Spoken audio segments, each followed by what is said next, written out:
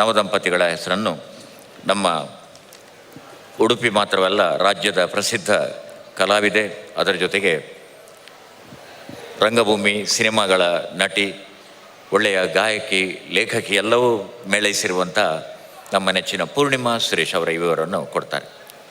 ವಂದನೆಗಳು. ಗೊಡೆಯ ಶ್ರೀಕೃಷ್ಣ ಭಗವಂತನ ಪಾದಾರವಿಂದಗಳಿಗೆ ಭಕ್ತಿಪೂರ್ವಕ ಪ್ರಣಾಮಗಳನ್ನು ಸಲ್ಲಿಸ್ತಾ ನವ ದಂಪತಿಗಳ ಹೆಸರನ್ನು ವಾಚನ ಮಾಡ್ತಾ ಇದ್ದೀನಿ. ಶ್ರೀಮತಿ ಸೌಜನ್ಯ,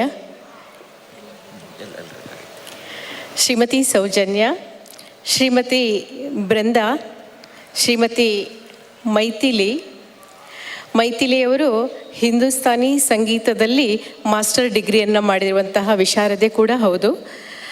ಶ್ರೀಮತಿ ನಿರ್ಮಿತಿ, ಶ್ರೀಮತಿ ಮಿತ್ರ, ಶ್ರೀಮತಿ ಭವ್ಯಶ್ರೀ, ಶ್ರೀಮತಿ ಆಶಾ, ಶ್ರೀಮತಿ ದೀಕ್ಷಾ, ಶ್ರೀಮತಿ ಡಾಕ್ಟರ್ ದಿವ್ಯಾ, ಇವರೆಲ್ಲರನ್ನ ತುಂಬು ಪ್ರೀತಿ ಗೌರವದಿಂದ ವೇದಿಕೆಗೆ ಆಮಂತ್ರಿಸ್ತೀವಿ.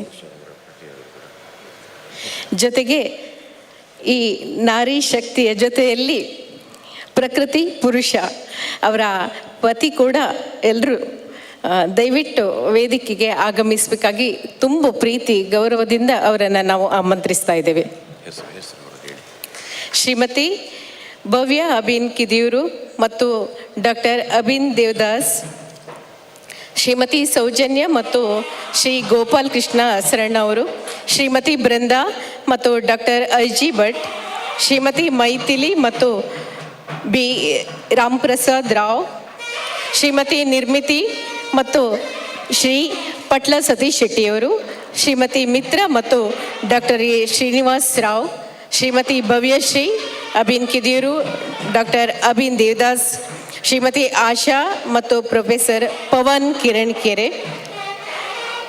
ಸತ್ಯಜಿತ್ ಭಾರ್ಗವ್ ಹಾಗೂ ಡಾಕ್ಟರ್ ದಿವ್ಯಾ, ಶ್ರೀಮತಿ ದೀಕ್ಷಾ ಮತ್ತು ಶ್ರೀ ಸುದರ್ಶನ್ ಭಟ್, ದಯವಿಟ್ಟು ಎಲ್ಲರೂ ವೇದಿಕೆಗೆ ಆಗಮಿಸಬೇಕು. ನವ ದಂಪತಿಗಳಿಗೆ ಪುತ್ತಿಗೆ ಮಠಾಧೀಶರ, ಪರ್ಯಾಯ ಮಠಾಧೀಶರ ಉಪಸ್ಥಿತಿಯಲ್ಲಿ ಗೌರವಪೂರ್ವಕ ಸ್ವಾಗತವನ್ನು ಬಯಸ್ತಾ ಇದ್ದೇವೆ. ಅವರ ಬಳಿಕ ಇಲ್ಲಿಯ ಬಹಳ ಪಂಚರತ್ನ ನಂದಾದೀಪವನ್ನು ಅವರು ಬೆಳಗಿಸುವರಿದ್ದಾರೆ. ಸ್ವಾಮೀಜಿಯವರ ಉಪಸ್ಥಿತಿಯಲ್ಲಿ, ಸ್ವಾಮೀಜಿಯವರ ಜೊತೆಯಲ್ಲಿ ಈ ನವ ದಂಪತಿಗಳು ಆ ಬಳಿಕ ನಂದಾದೀಪವನ್ನು, ಅಂದರೆ ಪಂಚದೀಪ ಅಂದರೆ ಪಂಚರತ್ನ ದೀಪ ಅಂತ ಕರೀತಾರೆ, ಅದನ್ನು ಅವರು ಅರಳಿಸುವರಿದ್ದಾರೆ, ಬೆಳಗಿಸುವರಿದ್ದಾರೆ. ಈ ಸಂದರ್ಭದಲ್ಲಿ ಒಂದು ಹೊಸ ಪರಿಕಲ್ಪನೆಯನ್ನು ಸುಧಾಕರ ಆಚಾರ್ಯ ಅವರು ಈ ನಾರಿ ಶಕ್ತಿ ಎಂಬ ಯಕ್ಷಗಾನ ತಾಳಮದ್ದಲೆಯ ಮೂಲಕ ಆಯೋಜಿಸಿದ್ದಾರೆ. ನಮ್ಮ ಸಭಾ ಕಾರ್ಯಕ್ರಮದ ಬಳಿಕ ಈ ತಾಳಮದ್ದಲೆ ನೆರವೇರುತ್ತದೆ. ಆದ್ಮೇಲೆ ಮೊನ್ನೆ ಅಂದರೆ 18ನೇ ತಾರೀಕಿನಂದು ನಮ್ಮ ನೆಚ್ಚಿನ ಗುರುಗಳಾದಂಥ ಪೂಜ್ಯರಾದಂಥ ಶ್ರೀ ಸುಗುಣೇಂದ್ರ ತೀರ್ಥ ಶ್ರೀಪಾದರು ಉಡುಪಿ ಶ್ರೀಕೃಷ್ಣ ಮಠದ ಪರ್ಯಾಯ ದೀಕ್ಷೆಯನ್ನು ಅವರು ಸ್ವೀಕಾರ ಮಾಡಿದರು. ಮುಂದಿನ 2 ವರ್ಷಗಳ ಕಾಲ ಅವರು ಶ್ರೀಕೃಷ್ಣನ ಸೇವೆಯನ್ನು ಸಮೀಪದಲ್ಲೇ ಪಕ್ಕದಲ್ಲೇ ಕುಳಿತು ನೋಡುವ ಸೌಭಾಗ್ಯ ಕೂಡ ನಮ್ಮದಾಗಿದೆ. ಒಂದು ವಿಶೇಷ ಅಂದರೆ ಇದು ಉಡುಪಿ ಶ್ರೀಕೃಷ್ಣ ಮಠದ 252ನೆಯ ದ್ವೈವಾರ್ಷಿಕ ಪರ್ಯಾಯ. ಇಲ್ಲಿನ ಪರಂಪರೆಯಲ್ಲಿ ಇದು 252ನೇ ವರ್ಷದ ಪರ್ಯಾಯ. ತಮಗೆಲ್ಲ ಒಂದು ಸಂತೋಷದ ವಿಚಾರ ಅಂದರೆ ನಮ್ಮ ಪುತ್ತಿಗೆ ಮಠಾಧೀಶರಿಗೆ ಇದು 4ನೆಯ ಪರ್ಯಾಯ. ಎಂಥ ಒಂದು ಸಂತೋಷದ ಸಂದರ್ಭ ಅಂದರೆ 4ನೆಯ ಪರ್ಯಾಯ ಅವರು ಸ್ವೀಕಾರ ಮಾಡ್ತಾರೆ. ಈಗ ನಮ್ಮ ಜೊತೆಗೆ ಕಿರಿಯ ಸ್ವಾಮೀಜಿಯವರು ಮತ್ತು ನಮ್ಮೆಲ್ಲರ ನೆಚ್ಚಿನ ಶ್ರೀ ಸುಶೀಂದ್ರ ತೀರ್ಥ ಸ್ವಾಮೀಜಿಯವರು ಆಗಮಿಸಿದ್ದಾರೆ. ಅವರನ್ನು ನಿಮ್ಮೆಲ್ಲರ ಪರವಾಗಿ ಸ್ವಾಗತಿಸ್ತಾ, ನಿರಂತರವಾಗಿ ಅವರು ಕೂಡ ಈ ಕಲಾ ಪೋಷಣೆಯನ್ನು ಮಾಡ್ತಾ ಬಂದಿರುವಂಥದ್ದು ನಮ್ಮ ಸೌಭಾಗ್ಯ.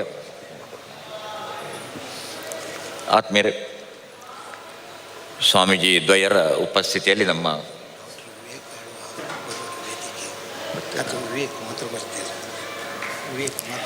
ಇಂದು ಸಭಾ ಕಾರ್ಯಕ್ರಮದ ನಂತರ ನಾರಿ ಶಕ್ತಿ ಮಾನಿನಿ ಮನ್ವಂತರ ವಿನೂತನವಾದ ಪ್ರಯೋಗಶೀಲವಾದಂತಹ ಯಕ್ಷಗಾನ ತಾಳಮದ್ದಲೆ ಪ್ರಸಂಗಾರ್ಪಣೆ ಆಗಲಿಕ್ಕಿದೆ.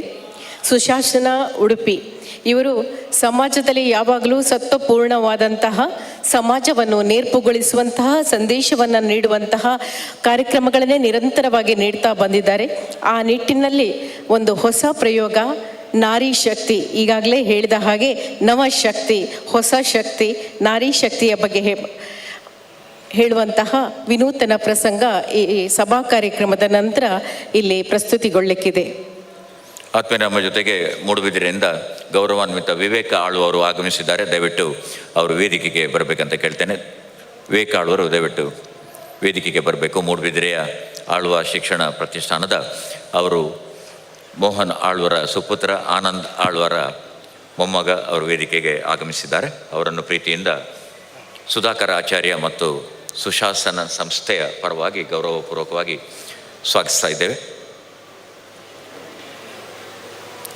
ಸಭಾ ಕಾರ್ಯಕ್ರಮದ ನಂತರ ಪೂರ್ಣಿಮಾ ಅವರು ತಿಳಿಸಿದಂತೆ ಒಂದು ಹೊಸ ಪ್ರಯೋಗ ತಮ್ಮ ಸಮ್ಮುಖದಲ್ಲಿ ಈ ದಿನ ಯಕ್ಷ ಕಲಾವಿದರಿಂದ ನಡೆಯಲಿಕ್ಕಿದೆ. ನಮ್ಮ ನಾಡಿನ ಪ್ರಸಿದ್ಧ ಕಲಾವಿದರು, ವಿಶೇಷವಾಗಿ ನಮ್ಮೆಲ್ಲರ ಗೌರವಾನ್ವಿತ ನೆಚ್ಚಿನ ಯಕ್ಷ ಗಾಯನ ಗಂಧರ್ವ ಪಟ್ಲ ಸತೀಶ್ ಶೆಟ್ಟಿ ಭಾಗವತರ ಅವರದರ ನೇತೃತ್ವದಲ್ಲಿ ಈ ಕಾರ್ಯಕ್ರಮವನ್ನು ಕೂಡ ನಾವು ಆ ಬಳಿಕ ನೋಡೋರಿದ್ದೇವೆ. ಮತ್ತೊಮ್ಮೆ ತಮಗೆಲ್ಲರಿಗೂ ಸ್ವಾಗತವನ್ನು ಬಯಸ್ತಾ ಈಗ ಪ್ರಾರ್ಥನೆಯ ಮೂಲಕ ನಮ್ಮ ಸಭಾ ಕಾರ್ಯಕ್ರಮ ಆರಂಭ ಮಾಡೋಣ. ನಮ್ಮ ಜೊತೆಗೆ ಪ್ರಸಿದ್ಧ ಯಕ್ಷಗಾನ ಭಾಗವತರು, ಸಣ್ಣ ಹುಡುಗಿ, ಒಳ್ಳೆಯ ಕಲಾವಿದೆ, ಸಂಗೀತ ಕಲಾವಿದೆ, ಬಹುಮುಖ ಪ್ರತಿಭೆಯ, ಆಮೇಲೆ ಈಗ ಪದವಿ ವಿದ್ಯಾರ್ಥಿನಿ ಕುಮಾರಿ ಶ್ರೀರಕ್ಷಾ ಹೆಗಡೆ, ಮೂಲತಃ ಉತ್ತರ ಕನ್ನಡದವರಿಗೆ ಉಡುಪಿಯಲ್ಲಿದ್ದಾರೆ. ಅವರ ಪ್ರಾರ್ಥನೆಯ ಮೂಲಕ ಇಂದಿನ ಸಭಾ ಕಾರ್ಯಕ್ರಮ ಆರಂಭ. ಶ್ರೀರಕ್ಷಾ.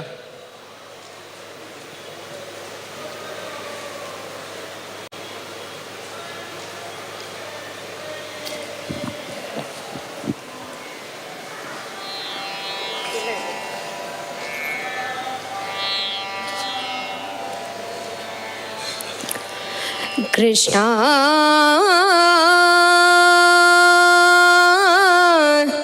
ಕೃಷ್ಣ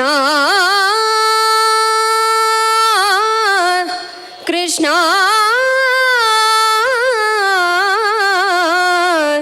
ಕೃಷ್ಣ ಜಗದ ಇರವು ಮೇಣಳಿವು ಹುಟ್ಟು ಐಸಿರಿಯ ಹಿರಿಯ ಯೋಗ ಬಾಳು ತಿಳಿವು ನಿಯಮನವು ಅಂತೆ ಅಜ್ಞಾನ ಬಂಧ ಮೋಕ್ಷ ಯಾವ ರಮೆಯ ಕಡೆಗಣ್ಣ ನೋಟಕಿ ಎಲ್ಲ ನಡೆಯುತ್ತಿಹುದೋ ಅಂಥವಳನು ತನ್ನ ಮೇಲು ನೋಟದಿಂದ ಕಾಪಿಡುವ ಹರಿಗೆ ನಮನಂ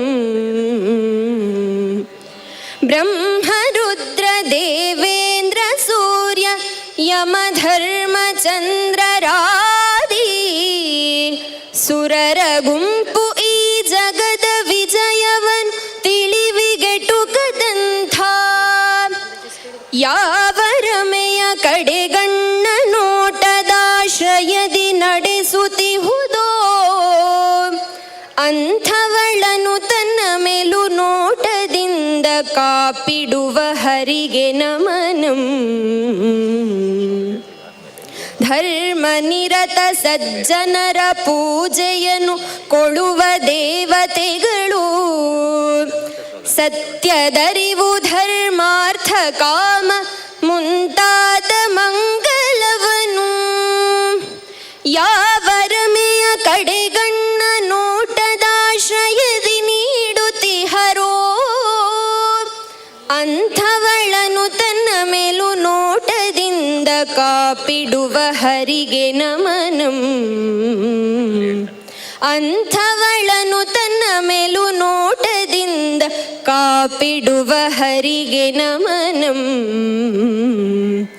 ಅಂಥವಳನು ತನ್ನ ಮೇಲು ನೋಟದಿಂದ ಕಾಪಿಡುವ ಹರಿಗೆ ನಮನಂ ತ್ವಮೇವ ಮಾತಾ ಚ ಪಿತಾ ತ್ವಮೇವ ತ್ವಮೇವ ಬಂಧುಶ್ಚ ಸಖಾ ತ್ವಮೇವ ತ್ವಮೇವ ವಿದ್ಯಾ ದ್ರವಿಣಂ ತ್ವಮೇವ ತ್ವಮೇವ ಸರ್ವಂ ಮಮ ದೇವ ದೇವ ಓಂ ಪೂರ್ಣಮದಃ ಪೂರ್ಣಮಿದಂ ಪೂರ್ಣಾತ್ ಪೂರ್ಣಮುದಚ್ಯತೆ ಪೂರ್ಣಸ್ಯ ಪೂರ್ಣಮಾದಾಯ ಪೂರ್ಣಮೇವಾವಶಿಷ್ಯತೆ ಓಂ ಶಾಂತಿ ಶಾಂತಿ ಶಾಂತಿ.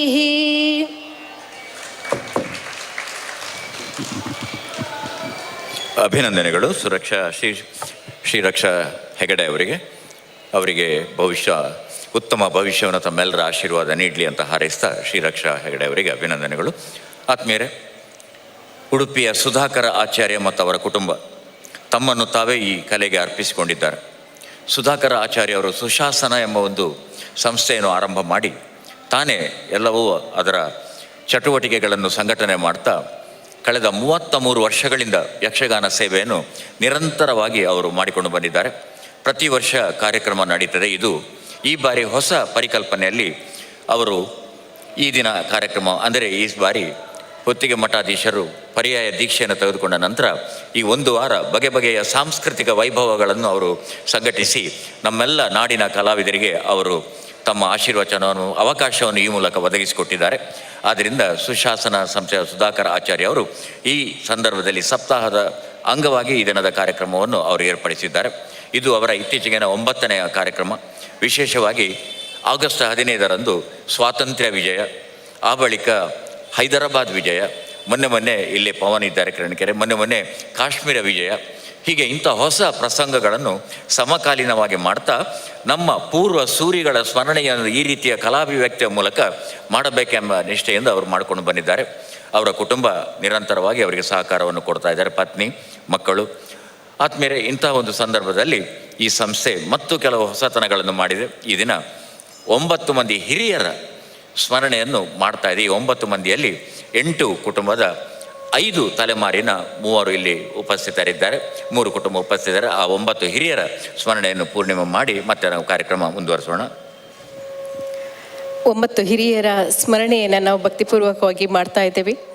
ಶತಾಯುಷಿಗಳಾದಂತಹ ಶ್ರೀ ಸುಧೀಂದ್ರ ತೀರ್ಥ ಶ್ರೀಪಾದರು ಪರ್ಯಾಯ ಪುತ್ತಿಗೆ ಮಠದ ಹಿರಿಯ ಸ್ವಾಮೀಜಿಗಳಾಗಿದ್ದವರು. ಪದ್ಮಶ್ರೀ ಪುರಸ್ಕೃತ ಡಾಕ್ಟರ್ ಬನ್ನಂಜೈ ಗೋವಿಂದಾಚಾರ್ಯರು, ಕಟೀಲು ಶ್ರೀ ಗೋಪಾಲ್ ಕೃಷ್ಣ ಅಸರಣ ಶ್ರೀ ಕ್ಷೇತ್ರ ಕಟೀಲು, ಶ್ರೀ ಮಲ್ಪೆ ಮಧ್ವರಾಜ್ ಮಲ್ಪೆಯ ಹಿರಿಯ ಉದ್ಯಮಿಗಳಾಗಿದ್ದವರು, ಶ್ರೀ ಗೋಪಾಲ್ ಕೃಷ್ಣ ರಾವ್ ಕೆಮ್ಮಣ್ಣು, ಮಿಜಾರುಗುತ್ತು ಶ್ರೀ ಆನಂದ ಆಳ್ವ ಅವರು, ಮಲ್ಪೆ ಶ್ರೀ ಶಂಕರನಾರಾಯಣ ಸಾಮಗ, ಕಡಂದಲೆ ಶ್ರೀ ಕೃಷ್ಣ ಭಟ್ ಅವರು, ವೇದಮೂರ್ತಿ ಇರುವತ್ತೂರು ಶ್ರೀ ಕೃಷ್ಣ ಭಟ್ ಅವರು. ಇವರನ್ನು ಅತ್ಯಂತ ಮಾನ್ಯವಾಗಿ ಗೌರವಪೂರ್ಣವಾಗಿ ನಾವೀಗ ಸ್ಮರಣೆಯನ್ನು ಮಾಡ್ತಾ ಇದ್ದೇವೆ. ಅಂತೆಯೇ ತಾವಿಲ್ಲಿ ಪಂಚರತ್ನ ದೀಪವನ್ನು ತಾವು ನೋಡ್ತಾ ಇದ್ದೀರಿ. ನಮ್ಮ ನಾಡಿನ 5 ಮಂದಿ ಸುಪ್ರಸಿದ್ಧ ಸಾಧಕರ ಸ್ಮರಣೀಯರ ನೆನಪಲ್ಲಿ ಸುಧಾಕರ ಆಚಾರ್ಯ ಅವರು ಅದರ ವಿನ್ಯಾಸವನ್ನು ರೂಪಿಸಿ ಅರ್ಪಣೆ ಮಾಡಿದ್ದಾರೆ. ಪ್ರತಿ ಅವರ ಕಾರ್ಯಕ್ರಮದ ಸಂದರ್ಭದಲ್ಲಿ ಈ ದೀಪವನ್ನು ಬೆಳಗುವ ಸಂಪ್ರದಾಯವಿದೆ. ಆದ್ಮೇಲೆ ಈ ರೀತಿಯಾಗಿ ಯಕ್ಷಗಾನ ಸಂಘಟನೆ, ಅದರ ಜೊತೆಗೆ ಸಾಮಾಜಿಕ ಸೇವೆ, ಹಿರಿಯರಿಗೆ ಸನ್ಮಾನ, ವಯೋವೃದ್ಧರಿಗೆ ಸನ್ಮಾನ, ಶತಾಯುಷಿಗಳಿಗೆ ಸನ್ಮಾನ, ಈ ರೀತಿಯ ಕಾರ್ಯಕ್ರಮಗಳನ್ನು ಅವರು ನಡೆಸ್ಕೊಂಡು ಬಂದಿದ್ದಾರೆ. ಈ ದಿನದ ನಮ್ಮ ಈ ಕಾರ್ಯಕ್ರಮದಲ್ಲಿ ನಮ್ಮೆಲ್ಲರ ನೆಚ್ಚಿನ, ಈಗ ತಾನೇ ಪರ್ಯಾಯ ದೀಕ್ಷೆ 4ನೆಯ ಬಾರಿಗೆ ಸ್ವೀಕಾರ ಮಾಡಿದಂಥ ಹೊತ್ತಿಗೆ ಪರ್ಯಾಯ ಮಠಾಧೀಶರಾಗಿರುವ ಶ್ರೀ ಸುಗುಣೇಂದ್ರ ತೀರ್ಥ ಶ್ರೀಪಾದರು ನಮ್ಮ ಜೊತೆಗೆ ಉಪಸ್ಥಿತರಿದ್ದಾರೆ. ಸದಾ ಕ್ರಿಯಾಶೀಲರು, ಜೊತೆಗೆ ಸಾಹಿತ್ಯ, ಸಂಸ್ಕೃತಿ, ಪರಂಪರೆ, ಯಕ್ಷಗಾನ, ಅದರ ಜೊತೆಯಲ್ಲಿ ಅವರು ಗೀತೆ, ಕೃಷ್ಣನ ಬಗ್ಗೆ ಅಪಾರವಾದಂಥ ಒಲವನ್ನು ಹೊಂದಿರುವವರು. ಇಲ್ಲಿ ಪಕ್ಕದಲ್ಲಿ ಗೀತಾ ಮಂದಿರ ಅವರ ನಿರ್ಮಾಣ. ತುಂಬ ಸಂತೋಷ ಅಂದರೆ ಆ ಕಾರ್ಯಕ್ರಮ ಮತ್ತು ಅವರ ಈ ಹಿಂದಿನ 3 ಪರ್ಯಾಯಗಳ ವರದಿ ಮಾಡುವ ಭಾಗ್ಯ ನನಗೆ ಉದಯವಾಣಿಗೆ ಸಿಕ್ಕಿತ್ತು. ಚಪ್ಪಾಳೆ ಹೊಡಿದಾರೆ, ಗಟ್ಟಿ ಹೊಡೆದು ಬಿಡಿ ಅಂತ ಸ್ವಲ್ಪ ಮಂಗಳೂರಿಗೆ ಕೇಳಲಿ ಅಂತ, ಹೀಗೆ ಒಂದಿಷ್ಟು ಸಂತೋಷ ಇರಲಿ ಅಂತ. ಆ ಥರ ಆ ಗೀತಾ ಮಂದಿರದ ಉದ್ಘಾಟನೆಗೆ ನೇಪಾಳದ ಆಗಿನ ದೊರೆ ಬಂದಿದ್ದರು.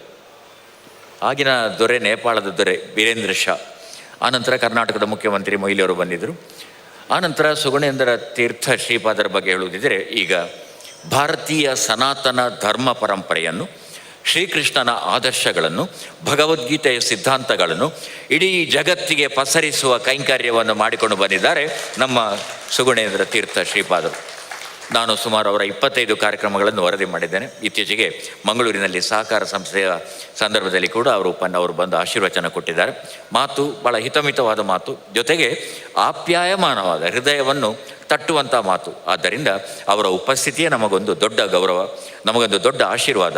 ಅವರನ್ನು ಈ ಸಂದರ್ಭದಲ್ಲಿ ನಿಮ್ಮೆಲ್ಲರ ಪರವಾಗಿ, ನಾನು ಅವರ ಬಗ್ಗೆ ಏನು ಹೇಳಿದಂತ ಆಗಲಿಲ್ಲ, ತಾವು ಹೆಕ್ಕಿದ್ದು ಮುತ್ತು ಉಳಿದದ್ದು ಸಾಗರ ಅಂತ ಭಾವಿಸಿಕೊಂಡು ಪೂಜ್ಯರನ್ನು ತಮ್ಮೆಲ್ಲರ ಪರವಾಗಿ ಗೌರವಪೂರ್ವಕವಾಗಿ ಸ್ವಾಗತ ಮಾಡ್ತಾ ಇದ್ದೇನೆ.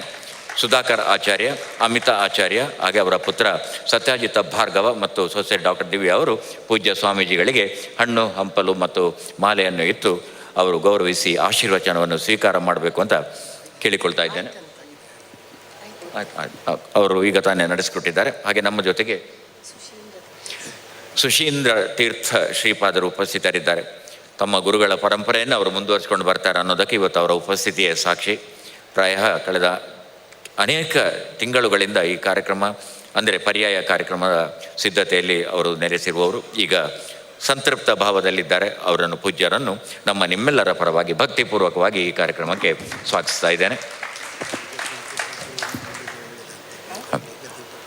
ಆತ್ಮೀಯರೇ, ನಮ್ಮ ಜೊತೆಗೆ ನವ ದಂಪತಿಗಳಿದ್ದಾರೆ. ಅವರನ್ನು ಮತ್ತೆ ಪ್ರತ್ಯೇಕವಾಗಿ ನಾವು ಅವರಿಗೆ ಸ್ವಾಗತ ಮಾಡಿ ಸ್ಮರಣಿಕೆಯನ್ನು ನೀಡುವವರಿದ್ದೇವೆ.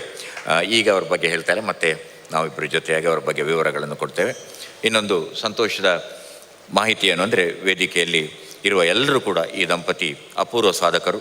ಅದಕ್ಕಾಗಿ ಇವತ್ತು 9 ಅವರು ಆಯ್ಕೆ ಮಾಡಿಕೊಂಡಿದ್ದಾರೆ. ಆಚಾರ್ಯರಿಗೆ 9 ಮೇಲೆ ಭಾಳ ಪ್ರೀತಿ.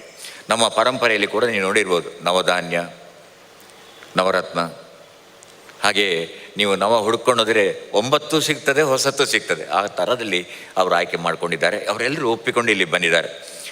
ನಾವು ಪೂಜ್ಯ ಸ್ವಾಮೀಜಿಯವರು ಅವರ ಕಾರ್ಯಕ್ರಮಗಳಿಗೆ ತೆರಳಬೇಕು ಅಂತ ಅವರು ಸೂಚನೆಯನ್ನು ಕೊಟ್ಟಿದ್ದಾರೆ. ಯಾಕಂದರೆ ಹಲವು ದಿನಗಳಿಂದ ರಾತ್ರಿ ಹಗಲು ಈ ಕಾರ್ಯದಲ್ಲೇ ಅವರು ನಿರತರಾಗಿರುವವರು. ಆದ್ದರಿಂದ ಮೊದಲಾಗಿ ನಾವು ಪೂಜ್ಯ ಸ್ವಾಮೀಜಿ ದ್ವಯರು ಮತ್ತು ವೇದಿಕೆಯಲ್ಲಿರುವ ನವ ದಂಪತಿಗಳು ಈ ವಿಶೇಷವಾದಂಥ ನವರತ್ನ ಸಂದರ್ಭದ ಈ ದೀಪಗಳನ್ನು ತಾವು ಪ್ರಜ್ವಲನಗೊಳಿಸಿ ಇಂದಿನ ಸಭಾ ಕಾರ್ಯಕ್ರಮಕ್ಕೆ ಚಾಲನೆಯನ್ನು ನೀಡಬೇಕು ಅಂತ ಸುಧಾಕರ ಆಚಾರ್ಯ ಅವರ ಪರವಾಗಿ ವಿನಂತಿ ಮಾಡಿಕೊಳ್ತಾ ಇದ್ದೇನೆ. ಪೂಜ್ಯ ಸ್ವಾಮೀಜಿ ದ್ವಯರು ಮತ್ತು ವೇದಿಕೆಯಲ್ಲಿರುವಂಥ ಎಲ್ಲ ನವ ದಂಪತಿಗಳು ಜೊತೆಯಾಗಿ ಬನ್ನಿ, ದೀಪ ಪ್ರಜ್ವಲನವನ್ನು ನಡೆಸುವ ಮೂಲಕ ಇಂದಿನ ಕಾರ್ಯಕ್ರಮವನ್ನು ನಾವು ಉದ್ಘಾಟನೆಯನ್ನು ಸಾಂಕೇತಿಸ್ತಾರೆ.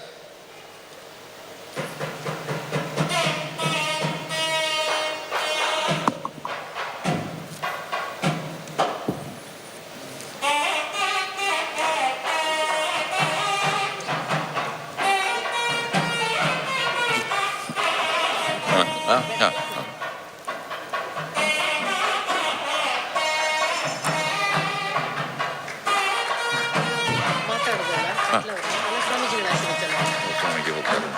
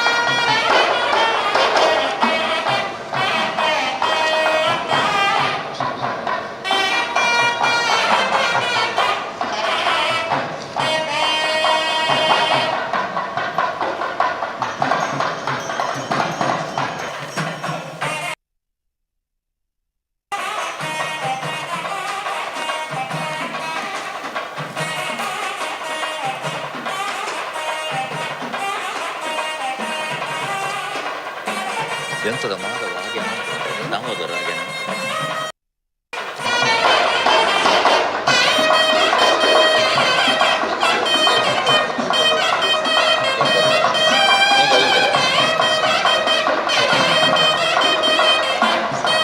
ಎಲ್ಲ ನವದಂಪತಿಗಳು ಒಂದು ಛಾಯಾಚಿತ್ರಣ ದಾಖಲೆಗೆ ತಾವು ಜೊತೆಯಾಗಿರ್ಬೇಕು ಅಂತ ಕೇಳಿಕೊಳ್ತಾ ಇದ್ದೇನೆ.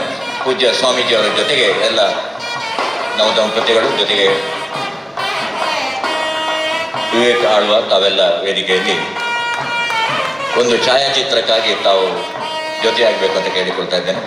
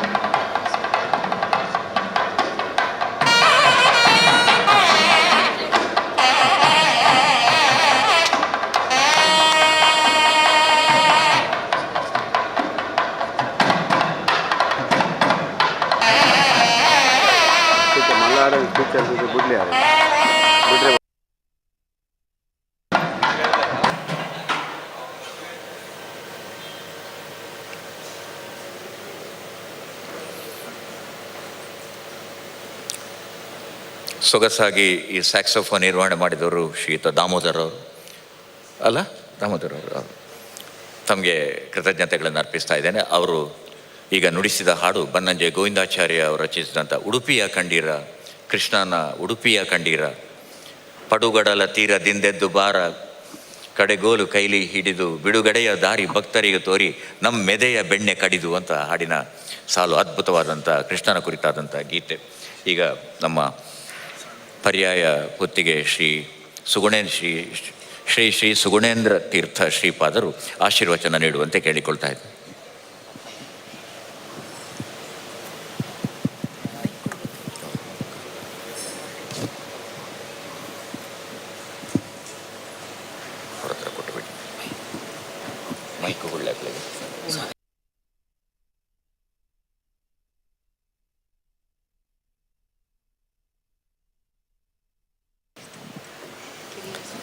ಕೃಷ್ಣಾಯ ವಾಸುದೇವಾಯ ಹರಯೇ ಪರಮಾತ್ಮನೇ ಪ್ರಣತಕ್ಲೇಶನಾಶಾಯ ಗೋವಿಂದಾಯ ನಮೋ ನಮಃ. ವ್ಯಾಸಾಯ ಭವನಾಶಾಯ ಶ್ರೀಶಾಯ ಗುಣರಾಶಯೇ ಹೃದ್ಯಾಯ ಶುದ್ಧವಿದ್ಯಾಯ ಮಧ್ವಾಯ ಚ ನಮೋ ನಮಃ. ಪ್ರಥಮೋ ಹನುಮನ್ನಾಮ ದ್ವಿತೀಯೋ ಭೀಮ ಏವ ಚ ಪೂರ್ಣಪ್ರಜ್ಞಃ ತೃತೀಯಸ್ತು ಭಗವತ್ಕಾರ್ಯಸಾಧಕಃ. ಬುದ್ಧಿರ್ಬಲಂ ಯಶೋಧೈರ್ಯಂ ನಿರ್ಭಯತ್ವಂ ಅರೋಗತ ಅಜಾಡ್ಯಂ ವಾಕ್ಪಟುತ್ವಂಚ ಹನುಮಸ್ಮರಣಾತ್ ಭವೇತ್. ಆಪಾದಮೌಲಿಪರ್ಯಂತಂ ಗುರುಣಾಂ ಆಕೃತಿಂ ಸ್ಮರೇತ್. ತೇನ ವಿಘ್ನಾಃ ಪ್ರಣಶ್ಯಂತಿ ಸಿದ್ಧ್ಯಂತಿ ಚ ಮನೋರಥಾಃ. ಶ್ರೀ ಗುರುಭ್ಯೋ ನಮಃ. ನಮ್ಮ ಚತುರ್ಥ ಪರ್ಯಾಯದ ಪ್ರಾರಂಭದಲ್ಲಿ ವಿನೂತನವಾದ ಈ ನಾರಿ ಶಕ್ತಿ ಈ ಒಂದು ಕಾರ್ಯಕ್ರಮವನ್ನು ಉದ್ಘಾಟಿಸಲಿಕ್ಕೆ ಬಹಳ ಸಂತೋಷವಾಗ್ತಾ ಇದೆ. ನಮ್ಮ ಪಟ್ಲ ಸತೀಶ್ ಶೆಟ್ಟಿಯವರ ನೇತೃತ್ವದಲ್ಲಿ ಹೊಸ ಕಲ್ಪನೆಯ ಈ ಒಂದು ಕಾರ್ಯಕ್ರಮ ಅದು ಅತ್ಯಂತ ಒಂದು ಆದರ್ಶಮಯವಾಗಿದೆ ಅಂತ ಹೇಳಿ ನಾವು ಭಾವಿಸ್ತಾ ಇದ್ದೇವೆ. ನಾರಿ ಶಕ್ತಿಯ ಒಂದು ಪ್ರದರ್ಶನಕ್ಕಾಗಿ 5 ದೀಪಗಳನ್ನು ಅದರ ಉದ್ಘಾಟನೆಗೋಸ್ಕರ ಇಟ್ಟಿದ್ದಾರೆ. ಇದನ್ನು ನೋಡಿದಾಗ ನಮಗೆ ನೆನಪು ಬರ್ತದೆ, ನಾವು ಪ್ರತಿನಿತ್ಯ ಹೇಳುವ ಶ್ಲೋಕ ಅಹಲ್ಯ ದ್ರೌಪದಿ ಸೀತಾ ತಾರಾ ಮಂಡೋದರಿ ತಥಾ ಪಂಚಕಂ ನಾಸ್ಮರೇ ನಿತ್ಯಂ ಮಹಾಪಾತಕನಾಶನಂ ಅಂತ ಹೇಳಿ 5 ಕನ್ಯೆಯರ ಸ್ಮರಣೆಯನ್ನು ನಿತ್ಯ ಮಾಡಬೇಕು ಅಂತ.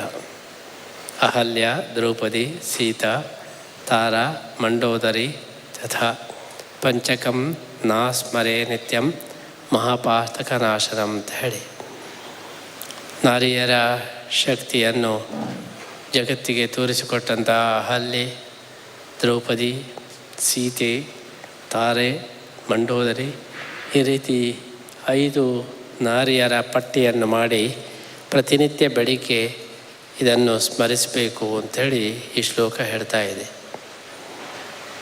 ಇಂತಹ ಒಂದು ಮಹಾನಾರಿಯರು, ಅವರ ಸ್ಮರಣೆ ಅಗತ್ಯ ಅಂಥೇಳಿ. ಅನೇಕರಿಗೆ ಈ ಒಂದು ಶ್ಲೋಕದಿಂದ ಅನೇಕ ಪ್ರಶ್ನೆಗಳು ಬರ್ತದೆ.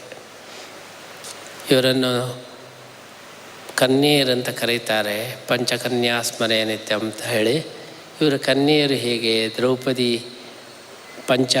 ಪತಿಯನ್ನು ಪಡೆದವಳು, ಅವಳನ್ನು ಕನ್ಯೆ ಅಂತ ಹೇಗೆ ಕರೀತಾರೆ? ಸೀತೆ ಶ್ರೀರಾಮನ ಪತ್ನಿ, ಹೀಗೆ ಇವರನ್ನು ಕನ್ಯೆ ಅಂತ ಹೇಗೆ ಕರೆದರು ಅಂತ ಈ ಒಂದು ಪ್ರಶ್ನೆ ಬಂದರೆ ಅದಕ್ಕೆ ಶಾಸ್ತ್ರದಲ್ಲಿ ಹೇಳ್ತಾರೆ, ನೀವು ಓದಿದ್ದು ತಪ್ಪಾಗಿದೆ. ಇಲ್ಲಿ ಪಂಚಕನ್ಯಾ ಅಂತ ಇರುವುದಲ್ಲ, ಪಂಚಕಂ ನಾ ಸ್ಮರೇ ನಿತ್ಯಂ ಅಂಥೇಳಿ. ಈ 5 ಜನರನ್ನು ನಾ ಅಂದರೆ ಪುರುಷರು ಸ್ಮರಣೆ ಮಾಡಬೇಕು ಅಂತ, ನಾರಿಯರ ಸ್ಮರಣೆಯನ್ನು ಪುರುಷರು ಮಾಡಬೇಕು ಅಂಥೇಳಿ ಈ ಶ್ಲೋಕದ ಅರ್ಥ. 5 ನಾರಿಯರ ಸ್ಮರಣೆಯನ್ನು ನಾರಿಯರು ಮಾಡಬೇಕಾಗಿಲ್ಲ, ಪುರುಷರು ಮಾಡಬೇಕು. ಯಾಕೆ ಅಂತೇಳಿ ಹೇಳಿದರೆ, ಈ 5 ನಾರಿಯರಿಗೂ ಕೂಡ ಒಂದು ವಿಶೇಷವಾದ ಕಷ್ಟಗಳು ಬಂದಿವೆ. ಆ ಕಷ್ಟಗಳನ್ನು ದಾಟಿ ಅವರು ಮೇಲೆ ಬಂದವರು. ಅಂತಹ ಕಷ್ಟಗಳನ್ನು ದಾಟಿ ಬರಬೇಕಾದರೆ ಪುರುಷರ ಕರ್ತವ್ಯ ಇದೆ ಅಂತ ಹೇಳಿ ಪಂಚಕಂ ನಾ ಸ್ಮರೇತ್. ಅಹಲ್ಯೆ ಶಾಪಗ್ರಸ್ತಳಾದವಳು, ದ್ರೌಪದಿ ದುಶ್ಯಾಸನನಿಂದ ಮಾನಭಂಗಕ್ಕೆ ಒಳಗಾದವಳು, ಸೀತೆ ರಾವಣನಿಂದ ಅಪಹೃತಳಾದವಳು, ತಾರ ಚಂದ್ರ ವಾಲಿಯ ಹೆಂಡತಿಯೂ ಆಗ್ಬೋದು, ಇನ್ನು ಬಲಾತ್ಕಾರಕ್ಕೆ ಒಳಗಾದವಳು, ಮಂಡೋದರಿ ಬಹಳ ಆಶ್ಚರ್ಯಕರವಾದಂಥ ಹೆಸರು, ದುಷ್ಟನ ಪತ್ನಿ. ಇಂತಹ ಒಂದು ಅನೇಕ ಸಮಸ್ಯೆಗಳು, ವಿವಿಧ ಸಮಸ್ಯೆಗಳ ಸುಳಿಯಲ್ಲಿ ಸಿಕ್ಕಿದಂತಹ ಈ 5 ನಾರಿಯರು, ಇವರು ಹೇಗೆ ಆ ಸಮಸ್ಯೆಗಳನ್ನು ದಾಟಿ ಬಂದರೋ ಅದನ್ನೆಲ್ಲ ಪುರುಷರು ಸ್ಮರಣೆ ಮಾಡಬೇಕು ಅಂತ ಹೇಳಿ ಈ ಶ್ಲೋಕ ಹೇಳ್ತಾ ಇದೆ. ಯಾಕೆಂದರೆ ಮಹಿಳೆಯರಿಗೆ ಏನಾದರೂ ಸಮಸ್ಯೆ ಬಂದರೆ ಆ ಸಮಸ್ಯೆಗೆ ಅದನ್ನು ಪ್ರಚಾರ ಮಾಡಿಬಿಟ್ರೆ ಅವರ ಲೈಫೇ ಹೋಗಿಬಿಡ್ತದೆ. ಅವರು ಹೀಗೆ ಅಂತೇಳಿ ಅಂತಹ ಪ್ರಚಾರ ಮಾಡುವವರು ದುಷ್ಟರು ಇದ್ದಾರೆ. ಅದಕ್ಕೋಸ್ಕರ ಯಾವುದೇ ಸಮಸ್ಯೆ ಬಂದರೂ ಕೂಡ ಅದನ್ನು ಮೆಟ್ಟಿ ನಿಲ್ಲತಕ್ಕಂತಹ ಒಂದು ಪೌರುಷ ಏನಿದೆ ಅದು ಬಹಳ ಮುಖ್ಯವಾದದ್ದು. ಅಂತಹ ಪೌರುಷವನ್ನು ಮೆರೆದವರು ಅಹಲ್ಯೆ, ದ್ರೌಪದಿ, ಸೀತೆ ಇವರೆಲ್ಲ ತಮಗೆ ಸಮಸ್ಯೆ ಎದುರಾದಾಗ ಅದನ್ನು ಹೇಗೆ ಮೆಟ್ಟಿ ನಿಂತು ಮತ್ತೆ ಪುನಃ ಶೋಭಿಸಿದರೋ ಆ ಒಂದು ಆದರ್ಶವನ್ನು ಪುರುಷರು ನೆನಪಿನಲ್ಲಿ ಇಟ್ಟುಕೊಳ್ಬೇಕು. ಮಹಿಳಾ ಶೋಷಣೆ ಮಾಡಬಾರದು ಎಂಬುದನ್ನು ತಿಳಿಸೋದಕ್ಕೋಸ್ಕರ ಪಂಚಕಂ ನಾ ಸ್ಮರೇ ನಿತ್ಯಂ ಅಂತ ಹೇಳಿ ಈ ಶ್ಲೋಕವನ್ನು ಹೇಳ್ತಾರೆ. ಹೀಗೆ 5 ಮಹಿಳೆಯರು ಅವರು ನಾರಿ ಶಕ್ತಿಯನ್ನು ಪ್ರದರ್ಶನ ಮಾಡಿದವರು ಅಂತ ಹೇಳಿ ಶಾಸ್ತ್ರದಲ್ಲಿ ಹೇಳಿದ ಹಾಗೆ ಅದಕ್ಕೆ ಅನುಗುಣವಾಗಿ ಇವತ್ತು 5 ದೀಪಗಳನ್ನು ಪಂಚನಾರಿಯರ ಸ್ಮರಣೆಗಾಗಿ ಈ ಒಂದು 5 ದೀಪಗಳನ್ನು ಹಚ್ಚುವ ಮೂಲಕ ಇವತ್ತು ಈ ವಿನೂತನ ಕಾರ್ಯಕ್ರಮವನ್ನು ಇಲ್ಲಿ ಉದ್ಘಾಟಿಸಲಾಗಿದೆ ಅಂತೇಳಿ ನಾವು ಭಾವಿಸ್ತಾ ಇದ್ದೇವೆ. ಎಲ್ಲ ದಂಪತಿಗಳನ್ನು ಇವತ್ತು ಕರೆಸಿ ಅವರ ಒಂದು ಪ್ರಸ್ತುತಿಯಲ್ಲಿ ಈ ಕಾರ್ಯಕ್ರಮ ನಡೀತಾ ಇದೆ. ಇದು ನಮ್ಮ ಸಂಸ್ಕೃತಿಯ ಬಹಳ ಮುಖ್ಯ ಅಂಶ. ಏನು ಹೇಳಿದರೆ ಯಾವಾಗಲೂ ಕೂಡ ಗಂಡ ಹೆಂಡಂದಿರನ್ನು ಒಂದಾಗಿ ನೋಡಬೇಕು ಅಂತ, ಸಪರೇಟಾಗಿ ನೋಡಬಾರ್ದು. ಕೆಲವರು ಇದ್ದಾರೆ ಗಂಡನನ್ನು ಬೈದು ಹೆಂಡತಿಯನ್ನು ಹೊಗಳುವವರು, ಅಥವಾ ಹೆಂಡತಿಯನ್ನು ಬೈದು ಗಂಡನನ್ನು ಹೊಗಳಿ ಎತ್ತಿ ಕಟ್ಟುವವರು, ಈ ಮೂಲಕ ತಮ್ಮ ಬೇಳೆಯನ್ನು ಬೇಯಿಸಿಕೊಳ್ಳುವವರು. ಹೀಗೆ ಈ ಪ್ರವೃತ್ತಿಯನ್ನು ಖಂಡನೆ ಮಾಡೋದಕ್ಕೋಸ್ಕರ ಶಾಸ್ತ್ರದಲ್ಲಿ ಹೇಳ್ತಾರೆ, ದಂಪತಿ ಎಂಬವರು ಜೊತೆಯಾಗಿ ನಾವು ನೋಡಬೇಕು. ಅವರ ಒಂದು ಒಗ್ಗಟ್ಟು ಏನಿದೆ ಅದನ್ನು ಯಾರೂ ಭಂಗಕ್ಕೆ ಮಾಡಬಾರದು.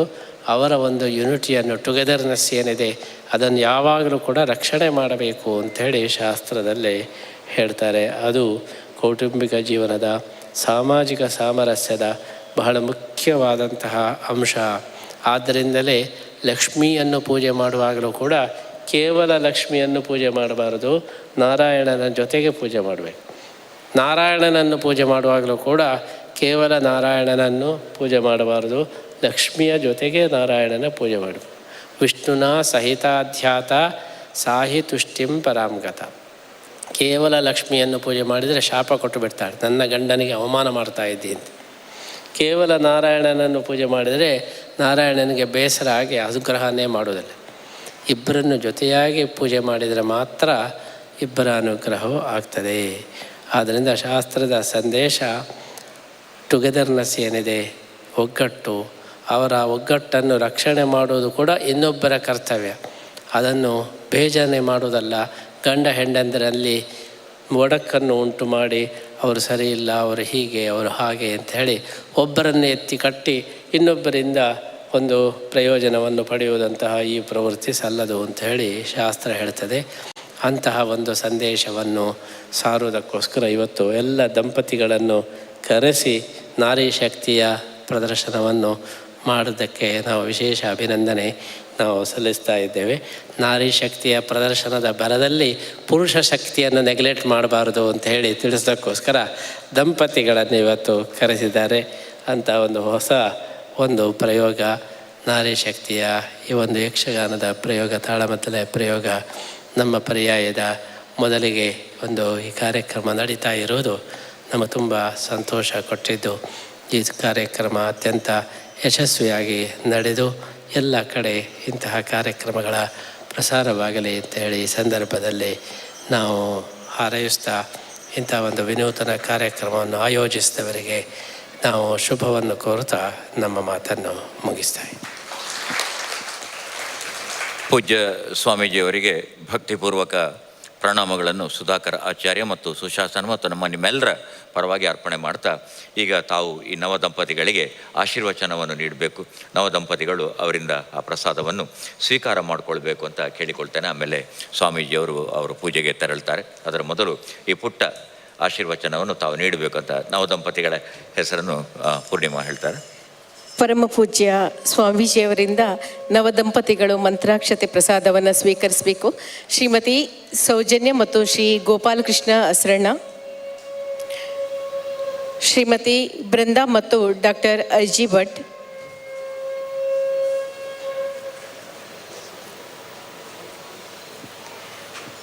ಶ್ರೀಮತಿ ಮೈಥಿಲಿ ಮತ್ತು ಶ್ರೀ ಬಿ ರಾಮಪ್ರಸಾದ್ ರಾವ್,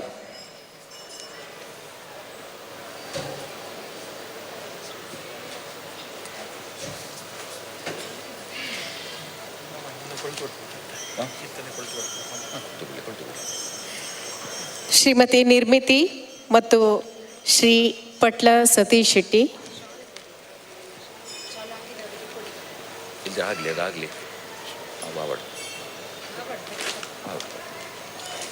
ಶ್ರೀಮತಿ ಮಿತ್ರ ಮತ್ತು ಡಾಕ್ಟರ್ ಎ ಶ್ರೀನಿವಾಸ್ ರಾವ್,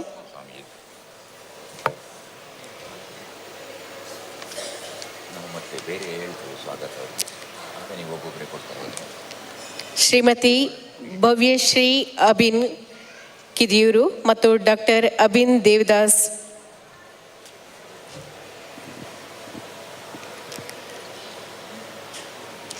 ಶ್ರೀಮತಿ ಆಶಾ ಮತ್ತು ಪ್ರೊಫೆಸರ್ ಪವನ್ ಕಿರಣ್ಕೆರೆ, ಶ್ರೀಮತಿ ದೀಕ್ಷಾ ಮತ್ತು ಶ್ರೀ ಸುದರ್ಶನ್ ಭಟ್ ಅಲಂಗಾರು,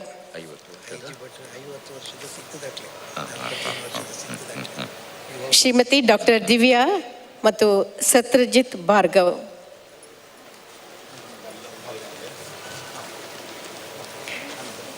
ಶ್ರೀಯುತ ವಿವೇಕ್ ಆಳ್ವಾ,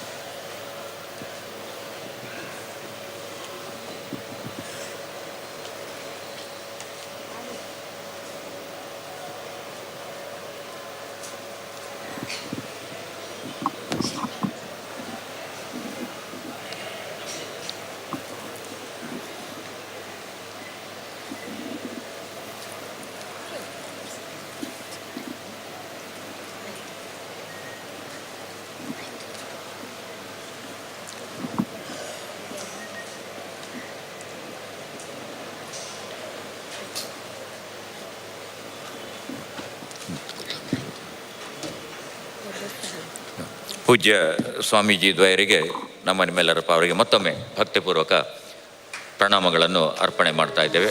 ನಿರಂತರವಾಗಿ ನಮಗೆ ಅವರಿಂದ ಮಾರ್ಗದರ್ಶನ ದೊರೆಯಲಿ. ನಮಗೆಲ್ಲ ನೆನಪು ಮಾಡೋದಿದ್ದರೆ ಅವರು ಹೋಗಲೇಬೇಕು, ಯಾಕಂದರೆ ಇವತ್ತು ಏಕಾದಶಿ ಕೂಡ.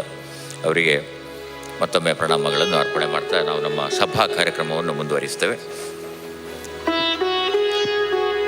ಇಂದಿನ ಈ ಕಾರ್ಯಕ್ರಮವನ್ನು ಜಗತ್ತಿನಾದ್ಯಂತ ವೀಕ್ಷಣೆ ಮಾಡುತ್ತಿರುವಂಥ ನಮ್ಮ ಸಾಮಾಜಿಕ ಜಾಲತಾಣದ ಪ್ರಸಾರ ಮತ್ತು ವೀಕ್ಷಕರಿಗೆ ಕೂಡ ನಮ್ಮ ಅಭಿನಂದನೆಗಳನ್ನು ಈ ಸಂದರ್ಭದಲ್ಲಿ ಅರ್ಪಣೆ ಮಾಡ್ತಾ ಇದ್ದೇನೆ.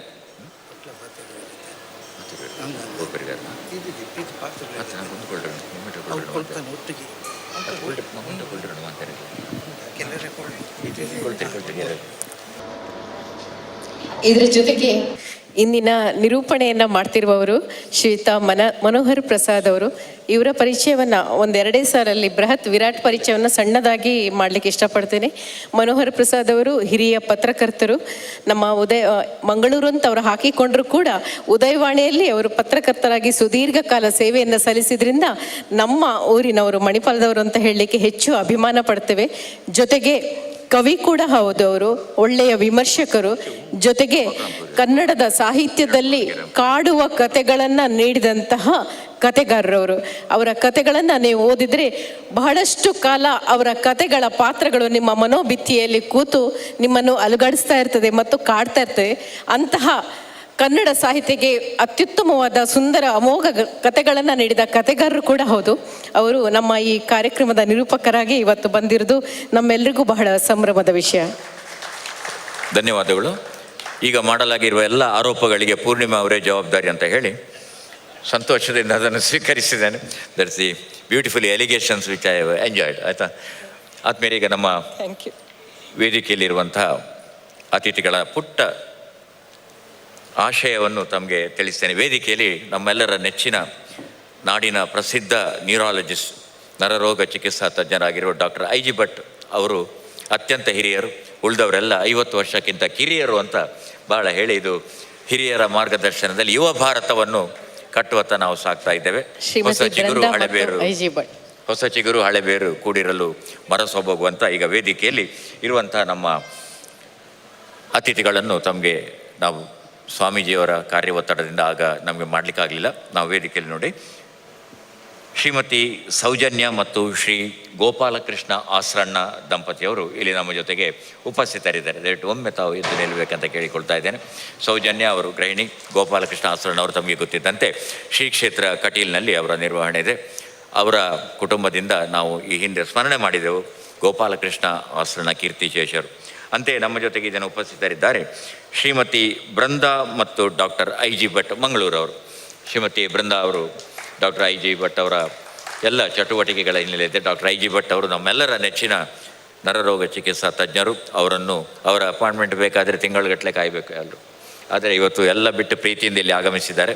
ಸಮಾಜಕ್ಕೆ ಅವರು ಕೊಡುವಂಥ ಸೇವೆಗೆ ನಾವು ಗೌರವಪೂರ್ವಕವಾದಂಥ ನಮನಗಳನ್ನು ಈ ಸಂದರ್ಭದಲ್ಲಿ ಅರ್ಪಣೆ ಮಾಡ್ತಾ ಇದ್ದೇವೆ. ಹಾಗೆ ನಮ್ಮ ಜೊತೆಗೆ ಶ್ರೀಮತಿ ಮೈಥಿಲಿ ಮತ್ತು ಬಿ ರಾಮಚಂದ್ರ ರಾವ್ ಮುಂಬೈ ಅವರು ಉಪಸ್ಥಿತರಿದ್ದಾರೆ. ಅವರು ಬೇರೆ ಕಾರ್ಯಕ್ರಮದಿಂದ ಅವರು ಮುಂಬೈಯಲ್ಲಿ ಉದ್ಯಮಿ ಆಗಿರುವರು. ಹಾಗೆ ಮತ್ತು ನಮ್ಮ ಜೊತೆಗೆ ಶ್ರೀಮತಿ ನಿರ್ಮಿತ ಮತ್ತು ಪಟ್ಲ ಸತೀಶ್ ಶೆಟ್ಟಿ ಭಾಗವತರು ವೇದಿಕೆಯಲ್ಲಿ ಉಪಸ್ಥಿತರಿರ್ತಾರೆ. ಪತ್ನಿ ಅವರೆಲ್ಲ ಚಟುವಟಿಕೆಗಳಿಗೆ ಬೆಂಬಲ. ಪಟ್ಲ ಅವರ ಬಗ್ಗೆ ನಾವು ಏನು ಹೇಳಬೇಕಾಗಿಲ್ಲ, ಅವರು ಮತ್ತೆ ಮಾತಾಡೋರಿದ್ದಾರೆ, ಆಗ ಅವ್ರ ಬಗ್ಗೆ ಹೇಳೋಣ. ಹಾಗೆ ಶ್ರೀಮತಿ ಮಿತ್ರ ಮತ್ತು ಡಾಕ್ಟರ್ ಎ ಶ್ರೀನಿವಾಸರಾವ್. ಪುಟ್ಟ ಕರೆಕ್ಷನ್ ಹೇಳೋದಾದರೆ ಪ್ರೊಫೆಸರ್ ಎಂಜಿನಿಯರ್ ಮಿತ್ರ ಮತ್ತು ಶ್ರೀನಿವಾಸರಾವ್, ಮಂಗಳೂರಿನ ಸುಪ್ರಸಿದ್ಧ Srinivas group of colleges, Srinivas group of ಇಂಡಸ್ಟ್ರೀಸ್ನ ನಿರ್ವಹಣೆಯನ್ನು ಮಾಡುವಂಥವರು. ಭಾಳ ಮುಖ್ಯ ಅಂದರೆ ಅವರು ನಡೆಸುವಂಥ ಸಂಸ್ಥೆ. ನಾನು ಶ್ರೀನಿವಾಸರಾಯರ ಭಾಳ ಒಡನಾಡಿ, ಭಾಳ ಆತ್ಮೀಯ ಒಡನಾಡಿ, ಸರಳ ಸಜ್ಜನ. ಇದಕ್ಕಿಂತ ಅವರು ಬೇರೆ ಸಜ್ಜನಿಕೆ ಯಾರೂ ತೋರಲಿಕ್ಕೆ ಸಾಧ್ಯ ಇಲ್ಲ, ಅಷ್ಟೊಂದು ಸಜ್ಜನ. ಹಾಗೆ ಮಿತ್ರ ಅವರು ಬಹುಮುಖ ಪ್ರತಿಭೆ. ಅವರದ್ದು ಮಾತುಗಳನ್ನು ಕೇಳುವುದು ಕೂಡ ಖುಷಿ. ಕನ್ನಡ ಮತ್ತು ಇಂಗ್ಲೀಷ್ ಎರಡೂ ಕೂಡ. ಮತ್ತೊಂದು ಗುಟ್ಟಲ್ಲಿ ಹೇಳೋದಿದ್ರೆ ಅವರ ಪ್ರೌಢಶಾಲೆ ಕಾಲೇಜ್ ದಿನಗಳಲ್ಲಿ ಭಾಳ ಪ್ರಸಿದ್ಧ ಕ್ರೀಡಾಪಟು ಆಗಿದ್ದರು ಅಂತ. ಹಾಗೆ ನಮ್ಮ ಜೊತೆಗೆ ಈ ದಿನ ಡಾಕ್ಟರ್ ಭವ್ಯಶ್ರೀ ಕಿದಿಯೂರು ಮತ್ತು ಡಾಕ್ಟರ್ ಅಭಿನ್ ದೇವದಾಶಿಯನ್ ಅವರು ಉಪಸ್ಥಿತರಿದ್ದಾರೆ. ಉಚ್ಚಾರದಲ್ಲಿ ತಪ್ಪಿದೆ, ಮುದ್ರಣ ದೋಷ ಅಂತ ಕ್ಷಮಿಸಬೇಕು ಸರ್. ಹಾಗೆ ಅಭಿನ್ ಅವರು ಪ್ರಸಿದ್ಧವಾದಂಥ ಮಲ್ಪೆ ಕುಟುಂಬದವರು. ಹಾಗಾಗಿ ಇಲ್ಲಿ ಮತ್ತೆ ನಾವು ಸ್ಮರಣೆ ಮಾಡಿದೆವು ತಮ್ಮ ಕುಟುಂಬದ ಹಿರಿಯರನ್ನು. ತಮಗೆ ಮತ್ತೊಮ್ಮೆ ಪ್ರೀತಿಯ ಅಭಿನಂದನೆಗಳು ನೀಡಿ ನಮ್ಮ ಜೊತೆಗೆ ಉಪಸ್ಥಿತರಿದ್ದಾರೆ. ಮೂಡುಬಿದಿರೆಯನ್ನು ಇವತ್ತು ಅಂತಾರಾಷ್ಟ್ರೀಯ ಮಟ್ಟಕ್ಕೆ ತಂದ ಡಾಕ್ಟರ್ ಮೋಹನ್ ಆಳ್ವ ಅವರ ಪುತ್ರ ನಮ್ಮ ವಿವೇಕ್ ಆಳ್ವ ಅವರು ಇವತ್ತು ನಮ್ಮ ಜೊತೆಗೆ ಭಾಳ ಪ್ರೀತಿಯಿಂದ ಬಂದಿದ್ದಾರೆ. ಅವರಿಗೆ ಕೂಡ ಅಭಿನಂದನೆಗಳು ಈ ಸಂದರ್ಭದಲ್ಲಿ ಅರ್ಪಣೆ ಮಾಡ್ತಾ, ನಮ್ಮ ಜೊತೆಗೆ ಮತ್ತೆ ಶ್ರೀಮತಿ ಆಶಾ ಮತ್ತು ಶ್ರೀ ಪವನ್ ಕಿರಣಕೆರೆ ಅವರು ಉಪಸ್ಥಿತರಿದ್ದಾರೆ. ಶ್ರೀಮತಿ ಆಶಾ ಮತ್ತು ಪವನ್ ಕಿರಣಕೆರೆ ಅವ್ರ ಬಗ್ಗೆ ನಿಮಗೆ ನಾನು ಹೇಳಿದೆ. ಇವತ್ತಿನ ಈ ನಾರಿ ಶಕ್ತಿಯನ್ನು ವಿನ್ಯಾಸ ಮತ್ತು ಪರಿಕಲ್ಪನೆಯನ್ನು ಕೂಡ ಅವರು ಮಾಡಿದವರು. ಕಾಶ್ಮೀರ ವಿಜಯದಲ್ಲಿ ಕೂಡ ಅವರ ಪಾತ್ರ ಇತ್ತು. ಬಹಳ ಶಿಕ್ಷಣ ತಜ್ಞ ಕೂಡ. ಅವರನ್ನು ಬಹಳ ಪ್ರೀತಿಯಿಂದ ಇಲ್ಲಿ ಅವರ ಉಪಸ್ಥಿತಿಯನ್ನು ಗೌರವಿಸಿ ಶ್ರೀಮತಿ ದೀಕ್ಷಾ ಮತ್ತು ಶ್ರೀ ಸುದರ್ಶನ್ ಭಟ್ ಅವರು ನಮ್ಮ ಜೊತೆಗೆ ಉಪಸ್ಥಿತರಿದ್ದರು. ಸುದರ್ಶನ್ ಭಟ್ ಅವರು ನಾವು ತಿಳಿದಂತೆ ಪ್ರಸಿದ್ಧ ಧಾರ್ಮಿಕ ಕ್ಷೇತ್ರದ ಧರ್ಮದರ್ಶಿಗಳು ಕೂಡ, ಸಾಮಾಜಿಕವಾಗಿ ವಿವಿಧ ಸಂಘಟನೆಗಳಲ್ಲಿ ಸಕ್ರಿಯರು. ಅವರನ್ನು ಕೂಡ ಭಾಳ ಪ್ರೀತಿಯಿಂದ ಸ್ವಾಗತವನ್ನು ಮಾಡ್ತಾ, ಇನ್ನು ನಮ್ಮವರೇ ಸತ್ರಜಿತ್ ಭಾರ್ಗವ ಮತ್ತು ಡಾಕ್ಟರ್ ಡಾಕ್ಟರ್ ದಿವ್ಯಾ, ಸತ್ರಜಿತ್ ಮತ್ತು ಡಾಕ್ಟರ್ ದಿವ್ಯಾ ಇವರು ನಮ್ಮ ಸುಧಾಕರ್ ಆಚಾರ್ಯ ಅಮಿತಾ ದಂಪತಿಯ ಪುತ್ರ ಮತ್ತು ಸೊಸೆ. ಎಲ್ಲ ಕಾರ್ಯಕ್ರಮಗಳಲ್ಲೂ ತಮ್ಮನ್ನು ತಾವು ತೊಡಗಿಸಿಕೊಂಡವರು.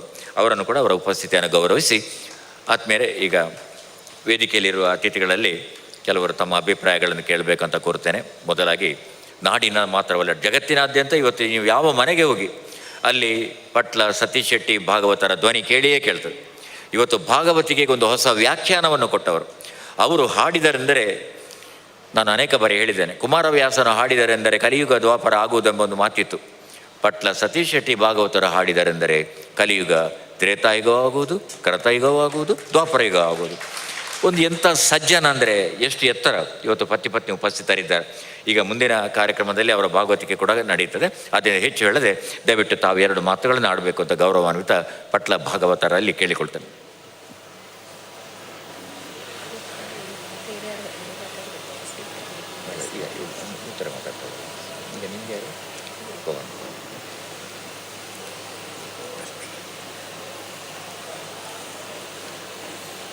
ಶ್ರೀಮತಿ ಸೌಜನ್ಯ ಮತ್ತು ಶ್ರೀ ಗೋಪಾಲಕೃಷ್ಣ ಆಸರಣ್ಣ ಶ್ರೀ ಕ್ಷೇತ್ರ ಕಟೀಲ್ ಅವರು ಮುಂದಿನ ಕಾರ್ಯಕ್ರಮಕ್ಕೆ ತೆರಳುತ್ತಾರೆ. ಅವರಿಗೆ ನಮ್ಮ ನಿಮ್ಮೆಲ್ಲರ ಪರವಾಗಿ, ಸುಶಾಸನದ ಪರವಾಗಿ ಅಭಿನಂದನೆ, ಧನ್ಯವಾದಗಳನ್ನು ಅರ್ಪಣೆ ಮಾಡ್ತಾ ಇದ್ದೇನೆ. ಈಗ ಪಟ್ಲ ಸತೀಶ್ ಶೆಟ್ಟಿ ಭಾಗವತರು. ತಾಯಿ ಕಟೀಲೇಶ್ವರಿ, ಜ್ಞಾನಶಕ್ತಿ ಸುಬ್ರಹ್ಮಣ್ಯ ಸ್ವಾಮಿ ಹಾಗೂ ಶ್ರೀಕೃಷ್ಣ ದೇವರನ್ನು ಸ್ಮರಿಸಿ, ಪರ್ಯಾಯ ಶ್ರೀ ಸುಗುಣೇಂದ್ರ ತೀರ್ಥ ಸ್ವಾಮೀಜಿಯವರ ಪರ್ಯಾಯ ಉತ್ಸವದಲ್ಲಿ ನಾವೆಲ್ಲರೂ ಬಹಳ ಸಂತೋಷಿತರಾಗಿದ್ದೇವೆ. ಸುಮಾರು ದಿನಗಳಿಂದ ಈ ಕಾರ್ಯಕ್ರಮಗಳು ನಡೀತಾ ಇದೆ. ಅದರಲ್ಲಿ ಇವತ್ತು ಈ ಪರ್ಯಾಯ ಉತ್ಸವದಲ್ಲಿ 2ನೇ ಬಾರಿಗೆ ನಾನು ಈ ವೇದಿಕೆಯನ್ನು ಹಂಚಿಕೊಳ್ತಾ ಇದ್ದೇನೆ ಎನ್ನುವುದೇ ನನ್ನದೊಂದು ಭಾಗ್ಯ ಎಂಬುದಾಗಿ ಭಾವಿಸ್ತೇನೆ. ಅದು ಕೂಡ ದಂಪತಿ ಸಮೇತ. ಎಲ್ಲ ವೇದಿಕೆಯ ಗಣ್ಯರಿಗೆ ವಂದಿಸಿ, ಇಂತಹ ಒಂದು ಪುಣ್ಯ ವೇದಿಕೆ ಸಿಗಬೇಕಿದ್ರೆ ಮನೋಹರ್ ಸರ್ ಹೇಳಿದಾಗೆ ನಮ್ಮ ಸಾಧನೆಗಳನ್ನು ಹೇಳಿದರು. ಅದು ಸಾಧನೆ ತುಂಬ ಜನ ಮಾಡಿರಬಹುದು, ಆದರೆ ಏನೋ ನಮ್ಮ ಹಿರಿಯವರು ಮಾಡಿದ ಪುಣ್ಯದ ಫಲವನ್ನು ನಾವೀಗ ಅನುಭವಿಸ್ತಾ ಇದ್ದೇವೆ ಎಂಬುದಾಗಿ ನಾನು ಭಾವಿಸ್ತೇನೆ. ಆದ ಕಾರಣ ಆ ಹಿರಿಯ ತಲೆಗಳಿಗೆ, ನನ್ನ ಯಕ್ಷಗಾನದಲ್ಲಿ ಯಾರೆಲ್ಲ ಹಿರಿಯ ಕೊಂಡಿಗಳು ನಮಗೆ ಈ ಸೌಭಾಗ್ಯವನ್ನು ಕರುಣಿಸಿದ್ದಾರಾ, ಈ ಯಕ್ಷಗಾನವನ್ನು ನಮಗೆ ದಾಟಿಸಿ ಹೋಗಿದ್ದಾರಾ, ಅವರಿಗೆ ಈ ಗೌರವ ಸಲ್ಲಬೇಕೆಂಬುದಾಗಿ ನಾನು ಅವರಿಗೆ ಈ ಗೌರವವನ್ನು ಸಮರ್ಪಿಸ್ತಾ ಇದ್ದೇನೆ. ಸುಧಾಕರಾಚಾರ್ಯರು ಅತ್ಯುತ್ತಮವಾಗಿ ಕಾರ್ಯನಿರ್ವಹಿಸಿ ಸುಮಾರು 33 ವರ್ಷಗಳಿಂದ ಬೇರೆ ಬೇರೆ ಕಾರ್ಯಕ್ರಮಗಳನ್ನು ಹಮ್ಮಿಕೊಂಡು ರಾಜ್ಯಾಂಗಣದಲ್ಲಿ ತೆಂಕುತಿಟ್ಟಿನ ಒಂದು ವಿಶೇಷ ಕಲ್ಪನೆಯನ್ನು ಇಟ್ಟುಕೊಂಡು ಅನೇಕ ಕಾರ್ಯಕ್ರಮಗಳನ್ನು ಮಾಡಿದ್ದಾರೆ. ಅದರಲ್ಲಿ ಮನೋಹರ್ ಸರ್ ಹೇಳಿದ ಹಾಗೆ ಕಾಶ್ಮೀರ ವಿಜಯ ಆಗಲಿ, ಅದಕ್ಕೆಲ್ಲ ನಾವು ಒತ್ತು ಕೊಟ್ಟದ್ದು ಮಾತ್ರ. ರಾತ್ರಿ ಹಗಲು ದುಡಿದವರು ಸುಧಾಕರಾಚಾರ್ಯ ಅವರ ಮತ್ತು ಅವರ ಮನೆಯವರು ರಾತ್ರಿ ಹಗಲು ದುಡಿತಾರೆ. ನಾನೇ ಒಂದು ಸಲ ದಿಗ್ಭ್ರಮೆಗೊಳಗಾಗಿ ಕೇಳುವುದಿದೆ ಸುಧಾಕರಾಚಾರ್ಯರಲ್ಲಿ, ನೀವು ಎಷ್ಟೊತ್ತಿಗೆ ಏನು ಮಾಡ್ತೀರಿ ಎಂಬುದಾಗಿ ಅರ್ಥ ಆಗ್ತಾ ಇಲ್ಲ. ಎಷ್ಟು ತಿರುಗಾಡ್ತಾರೆ ಪಾಪ, ಎಷ್ಟು ತಿರುಗಾಡ್ತಾರೆ, ಒದ್ದಾಡ್ತಾರೆ ಒಬ್ಬರೇ. ಆದರೆ ಅವರ ಮನೆಯವರ ಸಹಕಾರ, ನಾನು ಈಗಲೂ ನನ್ನ ಹೆಂಡತಿಯಲ್ಲಿ ಅದನ್ನೇ ಹೇಳಿದೆ, ಅವರ ಆ ಮನೆಯವರ ಸಹಕಾರ ಅದು ಹೇಳತೀರುವುದು. ಅವರಿಗೆ ದೊಡ್ಡ ಕೈ ಚಪ್ಪಾಳೆ ಒಂದು ಅವರಿಗೆ ಸಲ್ಲೇಬೇಕು, ಆ ಮನೆಯವರಿಗೆ ಸಲ್ಲಬೇಕು.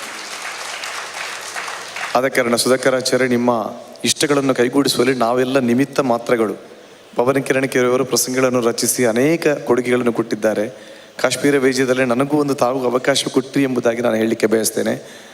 ನಮಗೆ ಅಮೇರಿಕದಲ್ಲಿ ಕೂಡ ಯಕ್ಷಗಾನ ಕಾರ್ಯಕ್ರಮವುದು ಅಮೇರಿಕದಲ್ಲಿ ಆಗಿದೆ ಎಂಬುದಾಗಿದ್ದರೆ ಅದಕ್ಕೆ ಪುತ್ತಿಗೆ ಶ್ರೀಗಳು ಕಾರಣ ಅಂತ, ಬೇರೆ ಯಾರು ಕಾರಣರಲ್ಲ. ನಾವು ಎಷ್ಟೇ ಪ್ರಯತ್ನ ಪಟ್ಟರೂ ಕೂಡ ಒಬ್ಬ ವ್ಯಕ್ತಿಗೆ ಅಲ್ಲಿ ಹೋಗಲಿಕ್ಕೆ ಸಾಧ್ಯ ಇಲ್ಲ.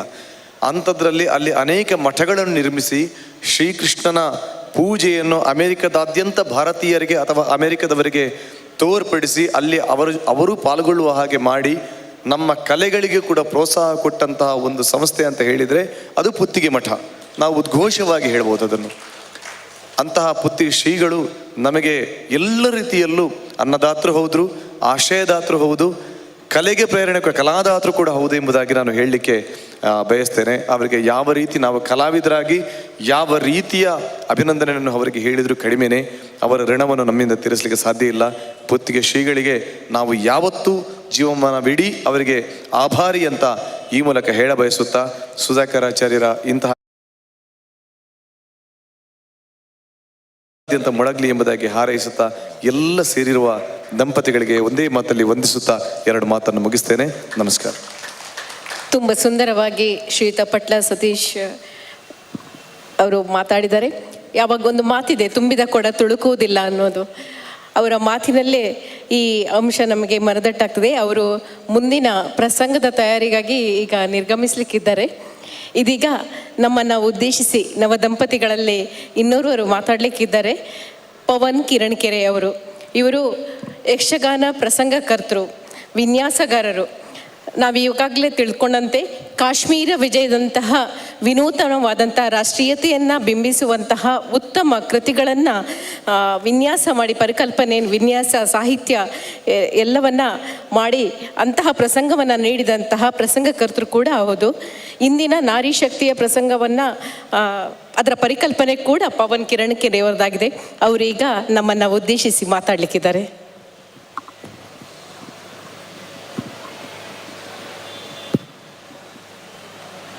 ಶಾರದಾ ಗುರುಭ್ಯೋ ನಮಃ.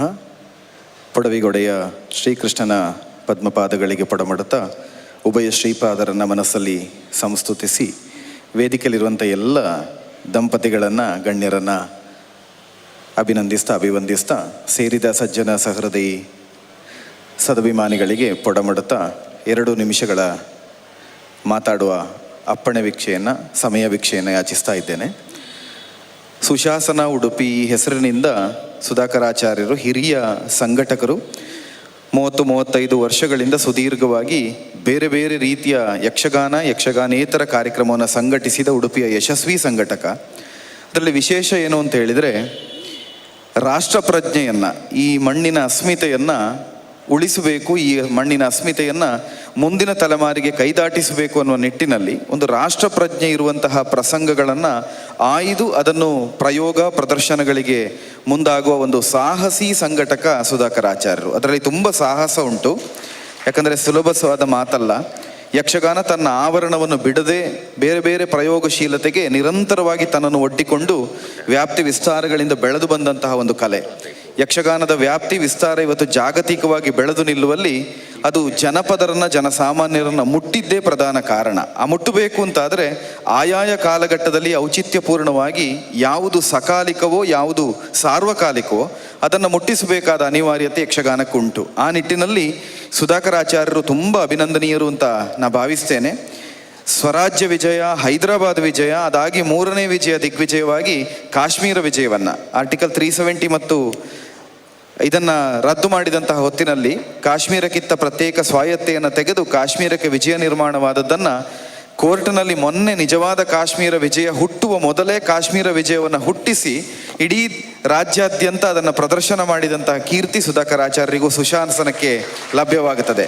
ನಿಜವಾಗಿ ಕಾನೂನಾತ್ಮಕವಾಗಿ ಮೊನ್ನೆ ಕಾಶ್ಮೀರ ವಿಜಯ ಲಭ್ಯ ಆಗಿದೆ. ಆದರೆ ನಾವು ಕಳೆದ ಜನವರಿ 14ನೇ ತಾರೀಕೆ ಕಾಶ್ಮೀರ ವಿಜಯವನ್ನು ಲೋಕಾರ್ಪಣೆ ಮಾಡಿ ಅನೇಕ ಪ್ರದರ್ಶನಗಳನ್ನು ಬೇರೆ ಬೇರೆ ಪ್ರದೇಶಗಳಲ್ಲಿ ಮಾಡಿದವರು.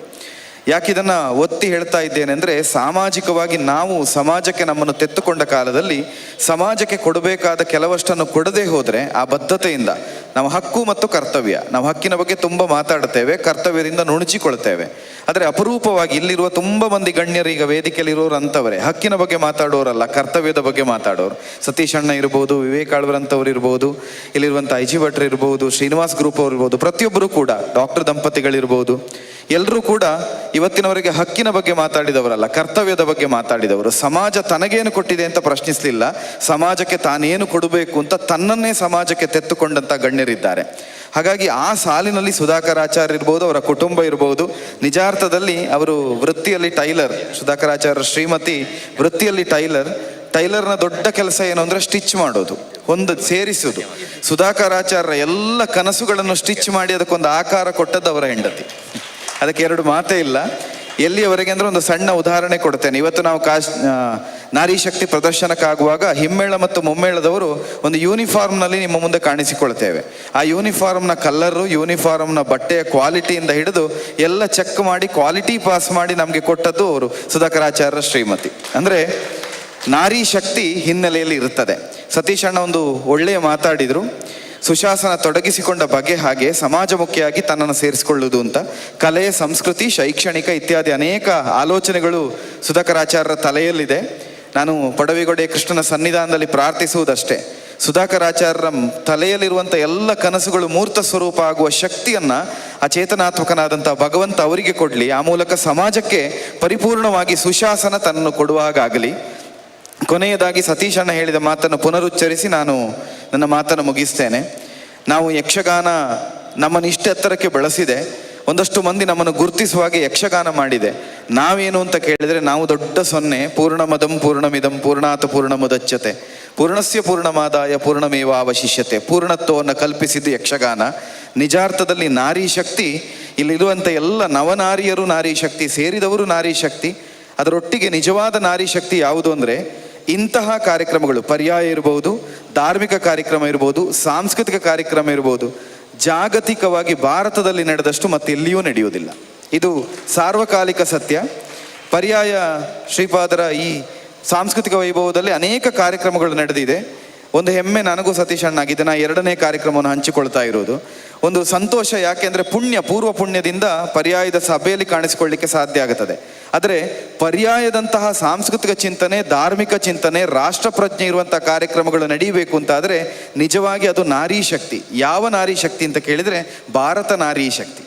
ಭಾರತದ ಮಣ್ಣಿನ ಅಸ್ಮಿತೆ, ಭಾರತದ ಮಣ್ಣಿನ ಶಕ್ತಿ, ಭಾರತ ತಾಯಿಯ ಶಕ್ತಿ. ಇದು ಅಖಂಡವಾಗಿ ಭಾರತ ಪರಿಕಲ್ಪನೆಯಿಂದ ಆಚೆ ಇದನ್ನು ಯೋಚಿಸಲಿಕ್ಕೆ ಸಾಧ್ಯ ಇಲ್ಲ. ಯಾವ ಪ್ರಪಂಚದ ಯಾವ ಮೂಲೆಯಲ್ಲಿ ಹೋದರೂ ಕೂಡ ಇಂತಹ ಒಂದು ಪರಿಕಲ್ಪನೆಯಿಂದ, ಸಾಂಸ್ಕೃತಿಕವಾಗಿ ಸಂಘಟಿತವಾಗುವ ಪರಿಕಲ್ಪನೆಯನ್ನು ಊಹಿಸಲಿಕ್ಕೆ ಸಾಧ್ಯ ಇಲ್ಲ. ನಮಗೆ ಸಾಕ್ಷಿಯಾಗಿ ಆಳ್ವಾಸ್ ನಿಲ್ತದೆ. ಆಳ್ವಾಸ್ನಲ್ಲಿ ಸಮಸ್ತ ಆಳ್ವಾಸ್ನ ಮಕ್ಕಳ ಪರಿಕಲ್ಪನೆ ಸಾಂಸ್ಕೃತಿಕವಾಗಿ ಸಂಘಟಿತವಾಗುತ್ತದೆ. ಅದು ಸಾಧ್ಯ ಆಗಲಿಕ್ಕೆ ಜಗತ್ತಿನಲ್ಲಿ ಇನ್ನೊಂದು ಎಲ್ಲಿಯಾದರೂ ತೋರಿಸಿಕೊಡಿ, ನೀವು ಕೊಡಲಿಕ್ಕೆ ಸಾಧ್ಯ ಇಲ್ಲ. ಅಂದರೆ ಅಂತಹ ಅಂತಸತ್ವ ಈ ಭಾರತದ ಮಣ್ಣಿನಲ್ಲಿದೆ. ಆ ಭಾರತ ನಾರಿಯ ಶಕ್ತಿ ಅವಿರತವಾಗಿ ಸಾಗುವುದಕ್ಕೆ ನಾವೊಂದು ನಾರಿ ಶಕ್ತಿ ಅನ್ನುವಂಥ ಒಂದು ಪುಷ್ಪವನ್ನು ಭಾರತೀಯ ತಾಯಿಯ ಪಾದಮುಡದಲ್ಲಿ ಇಡ್ತಾ ಇದ್ದೇವೆ. ಇವತ್ತದನ್ನು ನಿಮ್ಮ ಮುಂದೆ ಪ್ರದರ್ಶನ ಮಾಡ್ತಾ ಇದ್ದೇವೆ ಅಂತ ಹೇಳುವುದಕ್ಕಿಂತಲೂ ಪ್ರಯೋಗ ಮಾಡ್ತಾ ಇದ್ದೇವೆ. ಪ್ರದರ್ಶನ ಅಲ್ಲ, ಪ್ರಯೋಗವನ್ನು ಮಾಡ್ತಾ ಇದ್ದೇವೆ. First experiment. ಆ ಪ್ರಯೋಗದಲ್ಲಿ ತುಂಬ ತಪ್ಪುಗಳಾಗಬಹುದು, ಸರಿಗಳಾಗಬಹುದು, ಒಳ್ಳೆಯದಾಗಬಹುದು. ಆದರೆ ಇರುವಂಥ ಪ್ರತಿಯೊಬ್ಬರೂ ಕೂಡ ಹಂಸಕ್ಷೀರ ನ್ಯಾಯದಿಂದ ಅದನ್ನು ಸ್ವೀಕರಿಸಿ, ಒಳಿತನ್ನು ಸ್ವೀಕರಿಸಿ, ತಪ್ಪುಗಳಿದ್ದರೆ, ಲೋಪಗಳಿದ್ದರೆ, ದೋಷಗಳಿದ್ದರೆ, ನ್ಯೂನ್ಯಾತಿರೇಕಗಳಿದ್ದರೆ, ನ್ಯೂನ್ಯ ಇರ್ಬೋದು, ಅತಿರೇಕಗಳಿರ್ಬೋದು, ಸಂಬಂಧಪಟ್ಟ ನಮ್ಮನ್ನು ಸಂಪರ್ಕಿಸಿ ಹೇಳಿದರೆ ಖಂಡಿತವಾಗಿ ಅದನ್ನು ತಿದ್ದಿಕೊಳ್ತೇವೆ, ಮುಂದುವರಿಸ್ತೇವೆ. ಮಾತ್ರ ಅಲ್ಲ, ಸಮಗ್ರವಾಗಿ ನಾರಿ ಶಕ್ತಿ ಅನ್ನುವಂಥ ಕಲ್ಪನೆಯೇ ಒಂದು ಜಾಗತಿಕವಾಗಿ ಕಿಚ್ಚಿನ ಹಾಗೆ ಅದು ಉರಿತಾ ಸಾಗಬೇಕು ಅನ್ನೋ ಪರಿಕಲ್ಪನೆಯಲ್ಲಿ ಹಚ್ಚಿದ ಪಂಚದೀಪವೋ ನವರತ್ನ ದೀಪವೋ ಉರಿದ ಹಾಗೆ ನಾರಿ ಶಕ್ತಿ ಬೆಳಗಬೇಕು. ಇದು ಸುಧಾಕರಾಚಾರ್ಯರ ಆಶಯ. ಅದರಿಂದ ಆ ಆಶಯ ಸತ್ಯವಾಗಬೇಕು ಅಂತಾದರೆ ನಿಮ್ಮಂಥವರ ಹಾರೈಕೆ ಬೇಕು, ಭಗವಂತನ ಕರುಣೆ ಬೇಕು. ಇದೆಲ್ಲವೂ ಸುಧಾಕರಾಚಾರ್ಯರಿಗೆ ಲಭ್ಯವಾಗಿ ಅವರ ಸುಶಾಸನದಿಂದ ಇಂಥ ಅನೇಕ ಕಾರ್ಯಕ್ರಮಗಳು ನಡೆಯಲಿ ಅಂತ ಮತ್ತೊಮ್ಮೆ ಪ್ರಾರ್ಥಿಸ್ತಾ ನನಗೆ ಅವಕಾಶವನ್ನು ಕೊಟ್ಟದಕ್ಕೆ ಎಲ್ಲರಿಗೂ ಧನ್ಯವಾದವನ್ನು ಅರ್ಪಿಸಿ ನನ್ನ ಮಾತಿಗೆ ಪೂರ್ಣ ವಿರಾಮವನ್ನು ಇಡ್ತಾ ಇದ್ದೇನೆ. ಯಕ್ಷಗಾನಂ ಗೆಲ್ಗೆ, ಯಕ್ಷಗಾನಂ ಬಾಳ್ಗೆ. ಅಭಿನಂದನೆಗಳು ಪ್ರೊಫೆಸರ್ ಪಾವನ್ ಅವರಿಗೆ. ಅವರು ಮತ್ತು ವೇದಿಕೆಯಲ್ಲಿರುವವರೆಲ್ಲ ನಾರಿ ಶಕ್ತಿಯನ್ನು ಪ್ರತಿಪಾದಿಸುವವರು ಮತ್ತು ನಾರಿ ಶಕ್ತಿಯ ಗೌರವಿಸುವರಾದ್ದರಿಂದ ಓರ್ವ ನಾರಿಯಾದರೂ ಮಾತನಾಡದಿದ್ದರೆ ಹೇಗೆ ಅಂತ ಹಾಗೆ ವಿನಂತಿ ಮಾಡುವಾಗ ಎಲ್ಲರೂ ಸ್ವಲ್ಪ ಹಿಂಜರಿದರು. ಆದರೆ ಮಿತ್ರ ಅವರು ಮಾತ್ರ ಮಾತಾಡಲೇಬೇಕು. ಪ್ರೊಫೆಸರ್ ಎಂಜಿನಿಯರ್ ಮಿತ್ರ ಶ್ರೀನಿವಾಸರಾವ್ ಅವರು ಮಂಗಳೂರಿನ ಶ್ರೀನಿವಾಸ್ ಕಾಲೇಜ್ ಆಫ್ ಇನ್ಸ್ಟಿಟ್ಯೂಷನಲ್ಲಿ ಪ್ರೊಫೆಸರ್ ಆಗಿದ್ದಾರೆ. ಹಾಗೆ ಎ ಶಾಮರಾವ್ ಫೌಂಡೇಶನ್ನ ಕಾರ್ಯದರ್ಶಿ ಆಗಿದ್ದಾರೆ. ಅದೇ ರೀತಿ ಶ್ರೀನಿವಾಸ ಗ್ರೂಪ್ ಆಫ್ ಹೋಟೆಲ್ಸ್ ಮತ್ತು ಉದ್ಯಮದಲ್ಲಿ ಅವರು ಅದರ ನಿರ್ದೇಶಕಿಯಾಗಿದ್ದಾರೆ. ಜೊತೆಗೆ ಕನಿಷ್ಠ ಒಂದು 25 ಸಂಸ್ಥೆಗಳಲ್ಲಿ ಪದಾಧಿಕಾರಿ, ನಿರ್ದೇಶಕಿ, ಹೀಗೆ ಅವರ ಕಾರ್ಯವೈಖರಿ. ನಾನು ಆಗಲೇ ಹೇಳಿದೆ ಉತ್ತಮ ವಾಗ್ಮಿ ಅಂತ. ನಾನು ಉತ್ತಮ ವಾಗ್ಮಿ ಅಂತ ಹೇಳಿ ಆಗಿದೆ ಮಿತ್ರಕ್ಕ, ಹೌದು. ಅದರಿಂದ ತಾವೆರಡು ಮಾತನಾಡಬೇಕಂತ ಕೇಳಿಕೊಳ್ತಾರೆ. ಮಿತ್ರ ಶ್ರೀನಿವಾಸರಾವ್.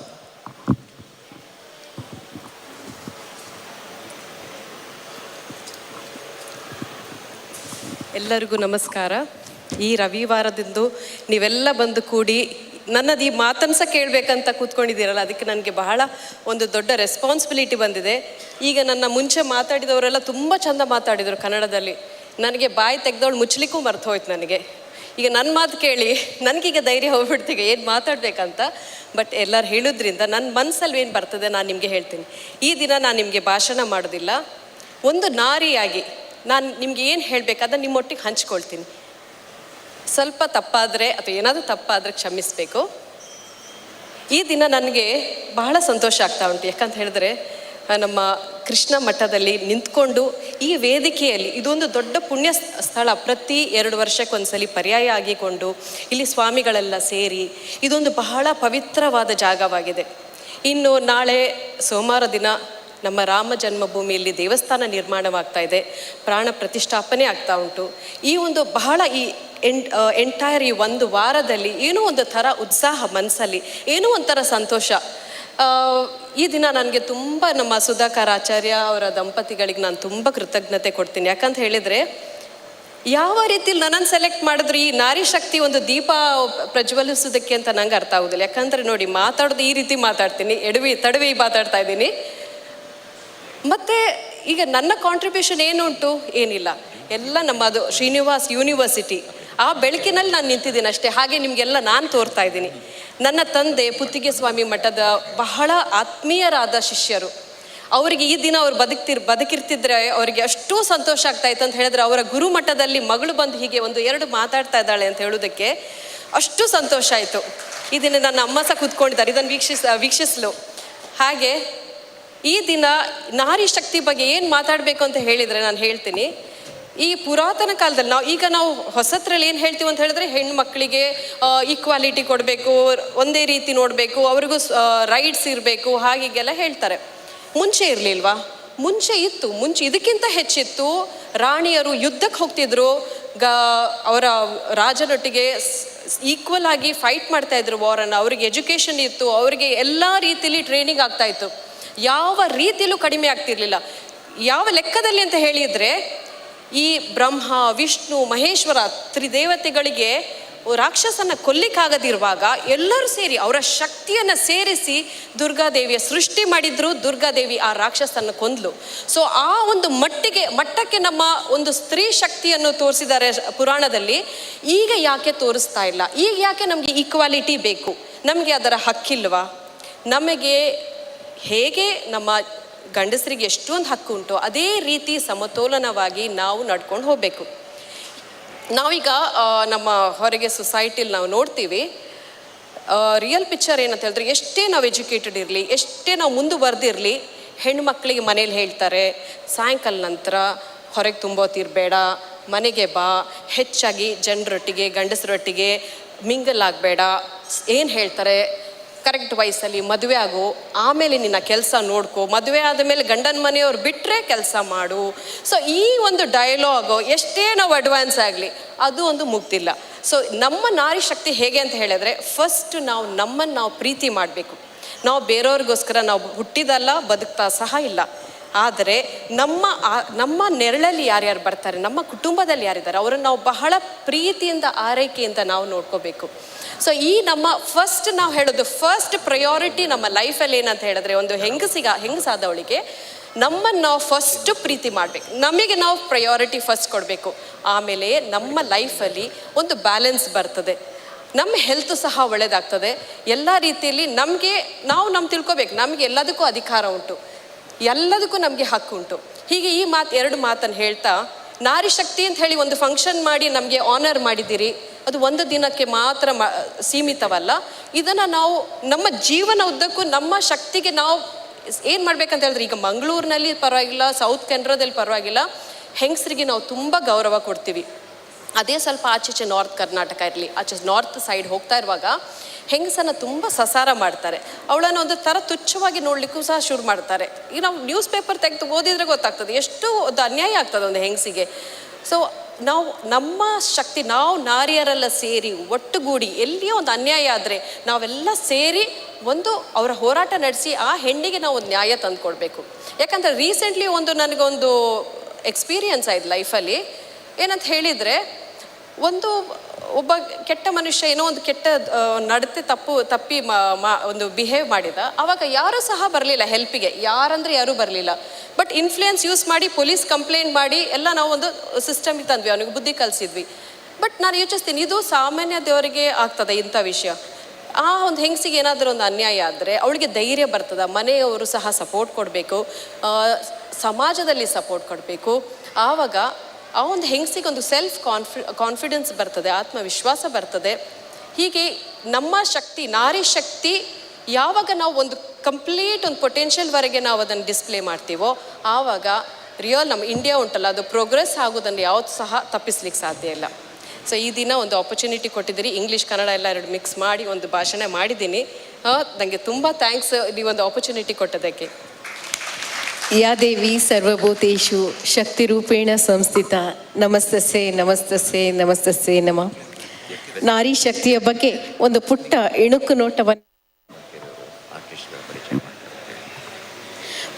ಇಣುಕು ನೋಟವನ್ನು ಬೀರಿದಂತಹ ಸೋದರಿ ಮಿತ್ರ ಅವರಿಗೆ ವಂದನೆಗಳು.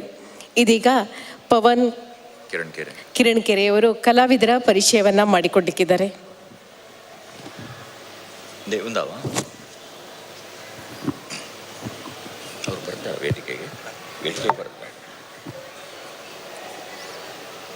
ಇವತ್ತು ನಾವು ಪ್ರಯೋಗಕ್ಕೆ ಸಿದ್ಧವಾಗಿರುವಂಥ ನಾರಿ ಶಕ್ತಿ ಈ ಪ್ರಸಂಗದಲ್ಲಿ ಹಿಮ್ಮೇಳದಲ್ಲಿ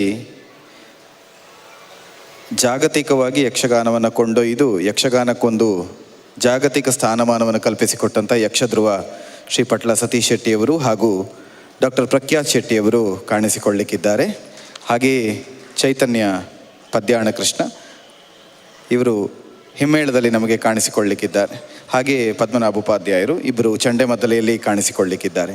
ಮುಮ್ಮೇಳದಲ್ಲಿ ಹಿರಿಯ ಅರ್ಥಧಾರಿಗಳಾದಂತಹ ಶ್ರೀಯುತ ML ಸಾಮಗ ಅವರು ಪ್ರಾರಂಭದಲ್ಲಿ ಧರ್ಮಪುರುಷನ ಪಾತ್ರವನ್ನು ಹಾಗೆ ಕೊನೆಯಲ್ಲಿ ಜೀಜಾಬಾಯಿಯ ಪಾತ್ರವನ್ನು ನಿರ್ವಹಿಸಲಿಕ್ಕಿದ್ದಾರೆ. ಹಾಗೆ ಇನ್ನೋರ್ವ ಹಿರಿಯ ಅರ್ಥಧಾರಿಗಳಂತ ಶ್ರೀಯುತ ಭಾಸ್ಕರ ಕುಕ್ಕೊಳ್ಳಿಯವರು ಪ್ರಾರಂಭದಲ್ಲಿ ಶ್ರೀದೇವಿಯ ಪಾತ್ರವನ್ನು ಕೊನೆಯಲ್ಲಿ ಶಿವಾಜಿಯ ಪಾತ್ರವನ್ನು ನಿರ್ವಹಿಸಲಿಕ್ಕಿದ್ದಾರೆ. ಹಾಗೆಯೇ ಧರ್ಮರಾಯನ ಪಾತ್ರವನ್ನು ಯಕ್ಷಗಾನದ ಹಿರಿಯ ಅರ್ಥಧಾರಿಗಳು ಶ್ರೀಯುತ ಹರೀಶ್ ಬೊಳಂತಿಮಗುರವರು ನಿರ್ವಹಿಸಲಿಕ್ಕಿದ್ದಾರೆ. ಭೀಮಸೇನ ಪಾತ್ರವನ್ನು ಕಾರ್ಕಳದ ನ್ಯಾಯವಾದಿಗಳಂತ ಶ್ರೀಯುತ ಶ್ರೀರಮಣ ಆಚಾರ್ಯ ಅವರು ನಿರ್ವಹಿಸಲಿಕ್ಕಿದ್ದಾರೆ. ಹಾಗೆ ಅಶ್ವತ್ಥಾಮನ ಪಾತ್ರವನ್ನು ಶ್ರೀಯುತ ಮಹೇಂದ್ರ ಆಚಾರ್ಯ ಹೇರಂಜಿಯವರು ನಿರ್ವಹಿಸಲಿಕ್ಕಿದ್ದಾರೆ. ದ್ರೌಪದಿಯ ಪಾತ್ರವನ್ನು ನಾನು ನಿಮ್ಮ ಮುಂದೆ ನಿರ್ವಹಿಸಲಿಕ್ಕಿದ್ದೇನೆ.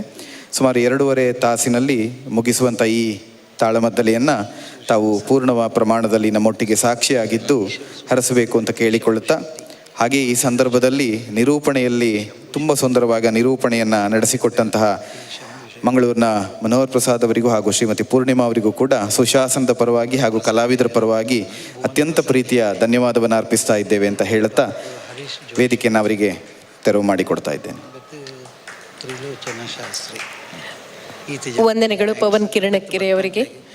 ಈ ಸಭಾ ಕಾರ್ಯಕ್ರಮದ ನಂತರ ನಾರಿ ಶಕ್ತಿ ಯತ್ರ ನಾರೇಸ್ತು ಪೂಜಂತೆ ರಮಂತೆ ತತ್ರ ದೇವತಾ ಎನ್ನುವಂತೆ ಕವಿ ಶಿವರುದ್ರಪ್ಪನವರ ಆಕಾಶದ ನೀಲಿಯಲ್ಲಿ ಚಂದ್ರತಾರೆ ತೊಟ್ಟಿಲಲ್ಲಿ ಬೆಳಕನಿಟ್ಟು ತೂಗಿದಾಕೆ ನಿನಗೆ ಬೇರೆ ಹೆಸರು ಬೇಕೆ, ಸ್ತ್ರೀ ಅಂದರೆ ಅಷ್ಟೇ ಸಾಕೆ ಕವನವನ್ನು ನೆನಪಿಸ್ತಾ ನಮ್ಮೊಳಗೆ ತುಂಬಿಕೊಳ್ತಾ ಸ್ತ್ರೀ ಶಕ್ತಿಯನ್ನು ಮತ್ತಷ್ಟು ಧಾರಣೆ ಮಾಡಿಕೊಳ್ತಾ ಸಭಾ ಕಾರ್ಯಕ್ರಮದ ಧನ್ಯವಾದಕ್ಕಾಗಿ ಮನೋಹರ್ ಪ್ರಸಾದ್ ಅವರಿಗೆ ಹಸ್ತಾಂತರಿಸ್ತಾರೆ.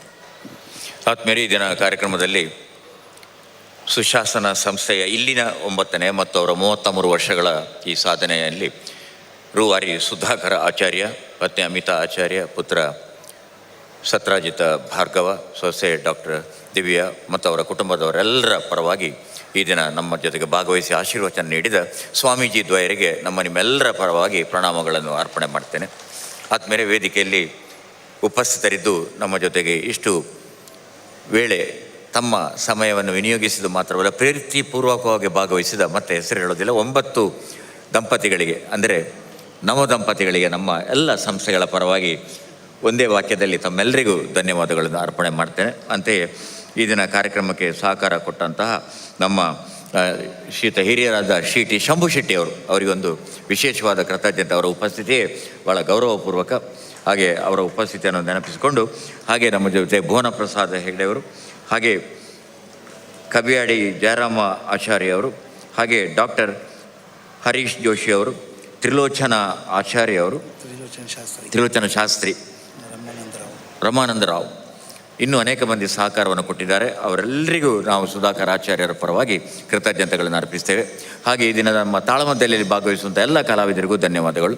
ಮತ್ತು ಈ ಮಾಧ್ಯಮದಲ್ಲಿ ನಮಗೆ ಸಹಕಾರ, ದೃಶ್ಯ ಮಾಧ್ಯಮ ಮತ್ತು ಬರಹ ಮಾಧ್ಯಮ ಎರಡರಲ್ಲಿ ನಮಗೆ ಸಹಕಾರ ನೀಡಿದ ಬಂಧುಗಳಿಗೆ, ಜೊತೆಗೆ ಸಾಕಷ್ಟು ಪ್ರಚಾರವನ್ನು ಈ ಕಾರ್ಯಕ್ರಮಗಳಲ್ಲಿ ನೀಡ್ತಾ ಬಂದ ಎಲ್ಲ ಮಾಧ್ಯಮದ ಬಂಧುಗಳಿಗೆ, ಮತ್ತು ಆರಂಭದಿಂದಲೂ ಇದ್ದು ತಾವೆಲ್ಲ ಈ ಕಾರ್ಯಕ್ರಮವನ್ನು ವೀಕ್ಷಣೆ ಮಾಡ್ತಾ ಇದ್ದೀರಿ, ಇಲ್ಲಿ ಬಂದಿರುವಂಥ ಎಲ್ಲ ಬಂಧು ಬಾಂಧವರಿಗೆ ಒಂದೇ ವಾಕ್ಯದಲ್ಲಿ ತಮ್ಮೆಲ್ಲರಿಗೂ ಕೂಡ ಧನ್ಯವಾದಗಳು. ನಮಸ್ಕಾರ.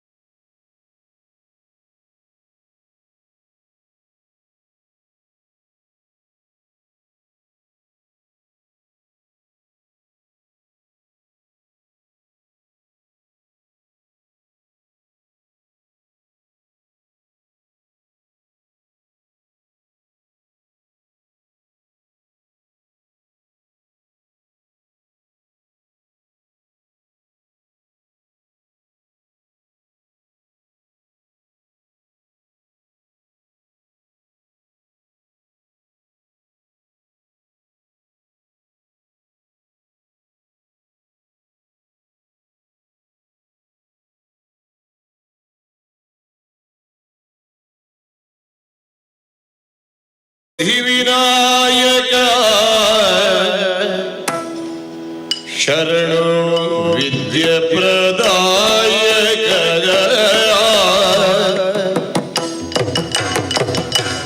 ಶರಣು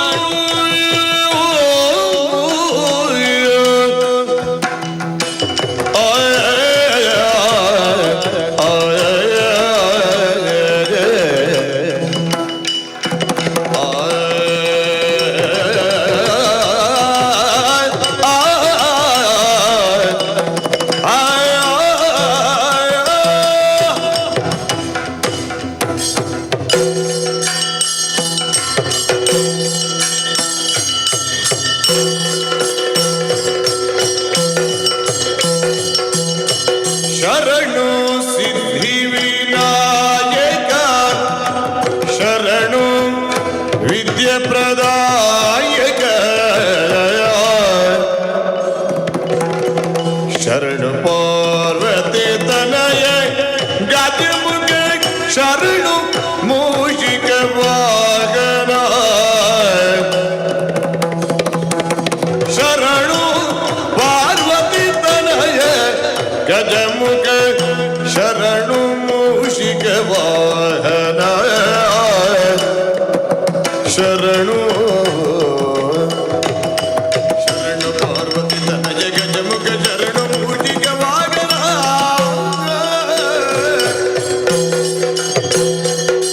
ಶರಣು ಸಿದ್ಧಿ ವಿನಾಯಕ ಶರಣು ವಿದ್ಯೆ ಪ್ರದಾಯಕ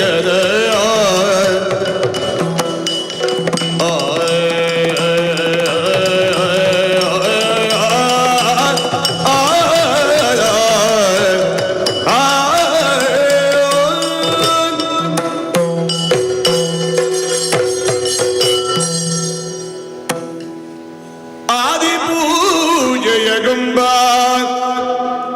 ಹೇರಂಬಗೊಂದಿಸುತ್ತ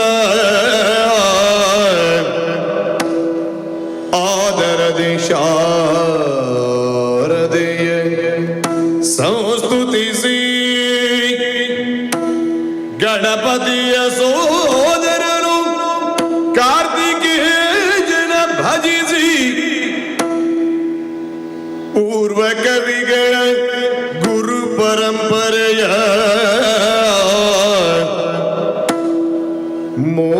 ಮೋದದಿನ್ನೆನೆನೆದು ಯತಿ ರಾಘವೇಂದ್ರರನು ಮೋದದೇವ್ ನೆನೆನೆನೆದು ಯತಿ ಸುಗುಣೇಂದ್ರರನು ವೇದನು ಧರಿ ಕಮಲ ಚಿಲೆ ಮಾತೆ ಬ್ರಹ್ಮಾಣಿ ಪಾದವನು ಬರಗುಡು ಯಕ್ಷಗಾನದಿ ಪೇರ್ವರಿ ಕಥೆಯ ಶುಭ ಮನದಿ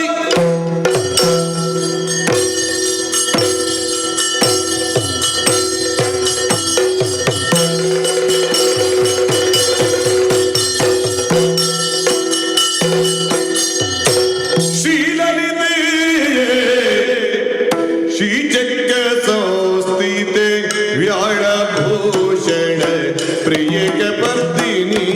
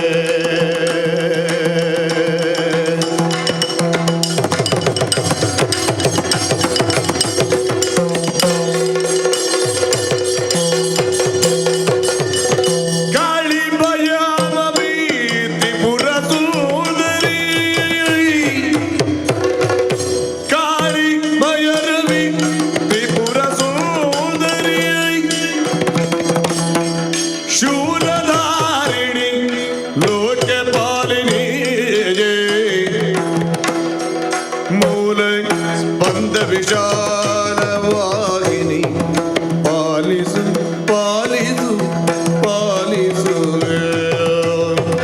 ಆ ಆ ಆ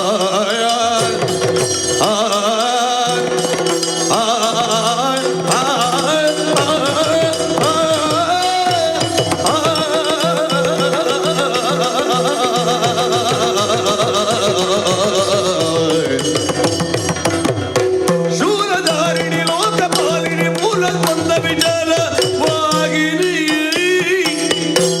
ಪಾಲಿದು ಶೀಲಲಿತಿ ಚಕ್ರೇ ಸಂಸ್ಥಿತೆ ವ್ಯಾಳಭೂಷಣ ಪ್ರಿಯಕ ಬರ್ದಿನಿ ಜಯ ಜಯ ಅಂಬಾ ಜಗದಂಬ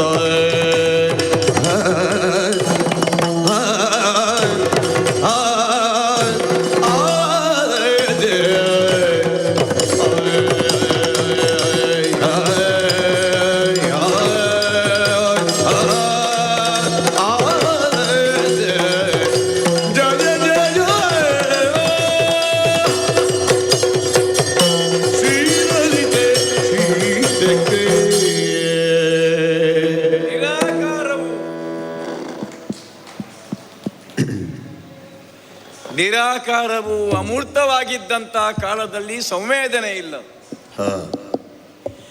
ಯಾವುದು ಅಮೂರ್ತವಾಗಿ ಗುಣಸ್ವರೂಪದಲ್ಲಿರುತ್ತದೋ ಆ ಕಾಲದಲ್ಲಿ ಏನು ಅಂತ ಅರ್ಥವಾಗುವುದಿಲ್ಲ, ಜಿಜ್ಞಾಸೆಯೂ ಮೂಡುವುದಿಲ್ಲ ಅಲ್ಲಿ.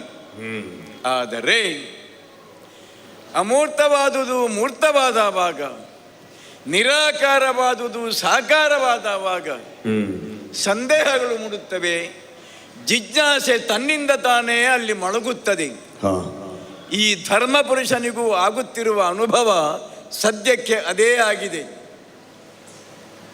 ಯಾವುದು ಧರ್ಮ ಅಂತ ಋಷಿಗಳು ಮುನಿಗಳು ವಿವರಿಸುವುದಕ್ಕೆ ಮುಂದಾದರು ಆ ಕಾಲಕ್ಕೆ ಒಂದು 10 ಲಕ್ಷಣವನ್ನು 10 ಗುಣಗಳನ್ನು ಹೇಳಿದರು.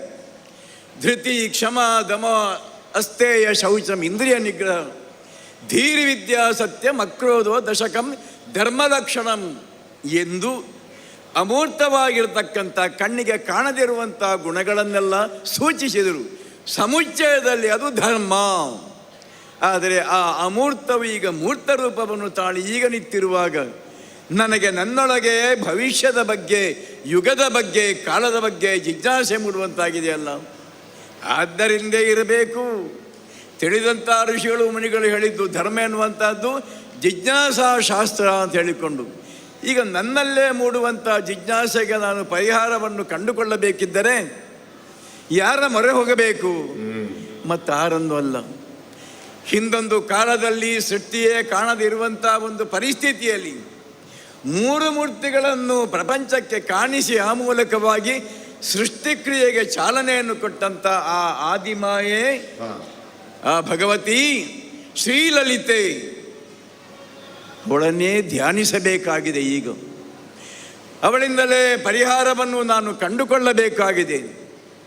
ಶ್ರೀಲಲಿತೆ ಮಂತ್ರವಾಗಿ, ತಂತ್ರವಾಗಿ, ಯಂತ್ರವಾಗಿ, ಯಾವ್ಯಾವುದೋ ರೂಪದಲ್ಲಿ ಪ್ರಪಂಚವನ್ನು ಪೊರೆಯುವಂಥ, ಪ್ರಪಂಚವನ್ನು ಪ್ರಸವಿಸುವಂಥ ಆ ಮಹಾಶಕ್ತಿ ಸ್ವರೂಪಿಣಿ ಶ್ರೀಲಲಿತೆ ಅಮ್ಮ ಕಾಳಿ, ಕರಾಳ ರೂಪದಲ್ಲಿ ಕಾಣಿಸಿಕೊಂಡಂಥ ನೀನು ತ್ರಿಪುರ ಸುಂದರಿಯೂ ಹೌದು.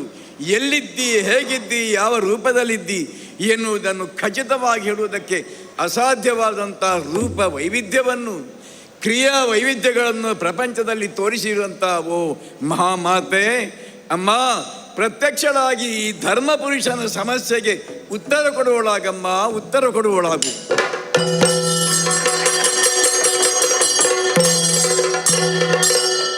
ಪುರುಷನೇ, ಧರ್ಮ ಪುರುಷನೇ, ಧ್ಯಾನ ಬಲದೊಲಿಸಿ ಏನಿದು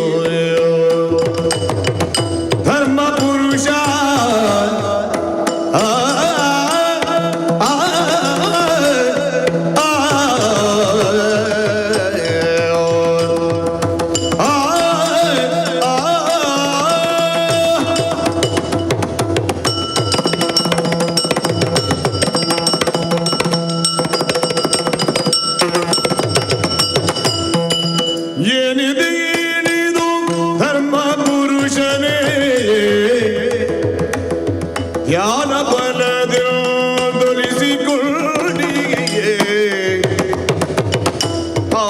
ಜೊತೆಗಿದುದೇನು ಎಂದರೆ ತಾಣವೀವೇ ಹಾರಿ ಒದಗಿದುದೇನು ಎಂದರೆ ತ್ರಾಣವೀವೇ ಧರ್ಮ ಪುರುಷ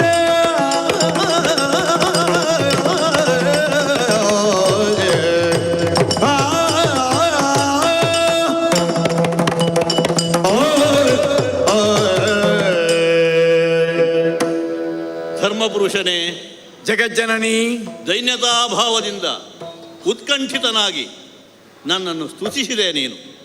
ಹೌದು, ನಿನ್ನೊಳಗೆ ಅವ್ಯಕ್ತಳಾಗಿದ್ದಂತಹ ನಾನು ಹಾ ಪ್ರಕಟ ರೂಪದಿಂದ ಬಂದಿದ್ದೇನಯ್ಯ. ಹಾ ಧರ್ಮಪುರುಷನಾದಂತಹ ನೀನು ಹ್ಮ್ ಕಾಲಾತೀತನೂ ಕರ್ಮಾತೀತನೂ ಹೌದು.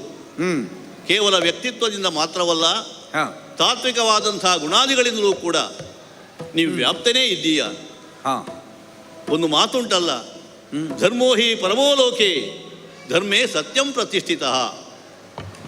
ಆತ್ಯಂತಿಕವಾದಂತಹ ಮಹತ್ವಿಕೆಯನ್ನು ಹೊಂದಿರುವಂತಹ ಧರ್ಮ ಕೂಡ ಅದು ಸತ್ಯದ ಮೇಲೆ ಸ್ಥಿತವಾಗಿರಬೇಕು ಎನ್ನುವ ಕಾರಣಕ್ಕಾಗಿ ಸತ್ಯಯುಗವಾದಂತಹ ಕೃತಯುಗದಲ್ಲಿ ನನ್ನ ಸಂಕಲ್ಪ ಮಾತ್ರದಿಂದಲೇ ವಿಷ್ಣುಮಾಯಾ ಸ್ವರೂಪಿಣಿಯಾಗಿ ಈ ಮೇದಿನಿಯ ನಿರ್ಮಾಣ ಆಯಿತು. ಯಾವಾಗ ಕರ್ಮ ಪ್ರಪಂಚದ ಅಸ್ತಿತ್ವ ಆಯಿತೋ ಆಗ ಧರ್ಮಾಧಿಕಾರಿಯಾದಂತಹ ನೀನು ಕರ್ಮ ರೂಪದಿಂದಲೂ ಪ್ರವಹಿಸಬೇಕಾದಂತಹ ಕರ್ತವ್ಯ ನಿನಗೆ ಬದ್ಧವಾಯಿತು. ನನ್ನಿಂದಲೇ ಆವಿರ್ಭವಿಸಲ್ಪಟ್ಟಂತಹ 3 ಶಕ್ತಿಗಳು, ಇಚ್ಛಾಶಕ್ತಿ, ಕ್ರಿಯಾಶಕ್ತಿ, ಜ್ಞಾನಶಕ್ತಿ, ಅದೆಲ್ಲವೂ ಕೂಡ ಪ್ರಾಪಂಚಿಕವಾದಂತಹ ವ್ಯಾಪ್ತಿಯೊಳಗೆ ಸರಿಯಾದ ರೀತಿಯಲ್ಲಿ ತಮ್ಮದಾದಂತಹ ವ್ಯವಹಾರವನ್ನು ಮಾಡುವುದಕ್ಕೆ ನೀನೇ ಆಧಾರ ಸ್ತಂಭವಾಗಿರಬೇಕು ಎನ್ನುವಂತಹ ಸಂಕಲ್ಪ ನನ್ನದಿತ್ತು. ಹಾಗೆಯೇ ನೀನು ನಡೆದುಕೊಂಡು ಬಂದಿದ್ದೀಯ. ಆದರೆ ಇವತ್ತು ನೋಡುತ್ತೇನೆ, ಬಹಳಷ್ಟು ದೀನ ಭಾವದಿಂದ ಯಾವುದೋ ಒಂದು ದುಃಖ ನಿನ್ನನ್ನು ಕಾಡುತ್ತಾ ಇದೆ ಅಂತ. ಎಲ್ಲ ಜೀವಿಗಳಲ್ಲಿಯೂ ಅಂತರ್ಭೂತರಾಗಿರತಕ್ಕಂಥ ನೀನು ಈ ರೀತಿಯಲ್ಲಿ ಮಾತೆಯಾದಂತಹ ನನ್ನನ್ನು ಸ್ತುತಿಸಬೇಕು ಅಂತ ಇದ್ರೆ ನಿನಗೆ ಬಂದದಕ್ಕಿಂತ ಆಪತ್ತಾದರೂ ಏನು? ಯಾಕೆ ಈ ದೀನ ಭಾವ? ಏನಾಗಿದೆ ಹೇಳ್ತೀಯಾ? ಅಮ್ಮ, ಒಂದು ಜಿಜ್ಞಾಸೆ. ಏನಪ್ಪ? ಪ್ರಣವ ಸ್ವರೂಪಿಣಿಯೇ ಅಮ್ಮ, ನಿನ್ನ ಕರುಣೆಯುದಯಲಿ ಲೋಕ ಅಮ್ಮ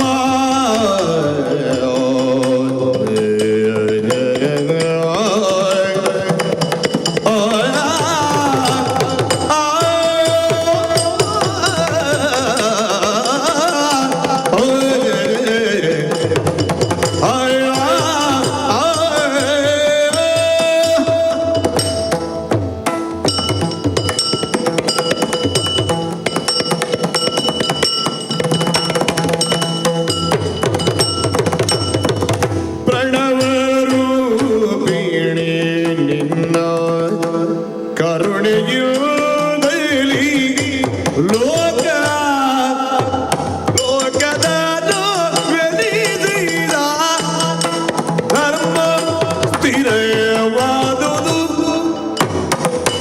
ಧರ್ಮವೀರಿಸಿದ ಧರ್ಮ ಸ್ಥಿರವಾದ ಅಮ್ಮ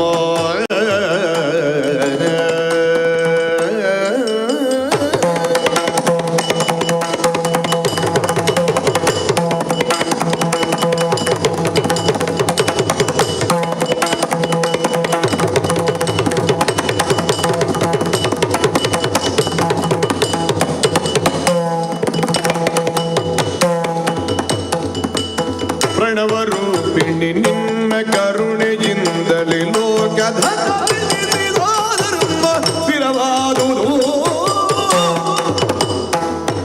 ಧನುಜ ಮಗಿಜನ ಸಹಿತ ಶುಂಭೋದಿ ಕುಲದ ಧನುಜ ಮಗಿಜನ ಸಹಿತ ಶುಂಭೋದಿ ಕುಲದ ಘನ ಪದವ ಕಳೆದಿರ್ಪೆ ಬೇಳಲೇನು ಘನ ಪದವ ಕಳೆದಿರ್ಪೆ ಬೇಳಲೇನು ಪ್ರಣವ ರೂಪಿಣಿ ಇಂದ ಕರುಣಿಯಿಂದ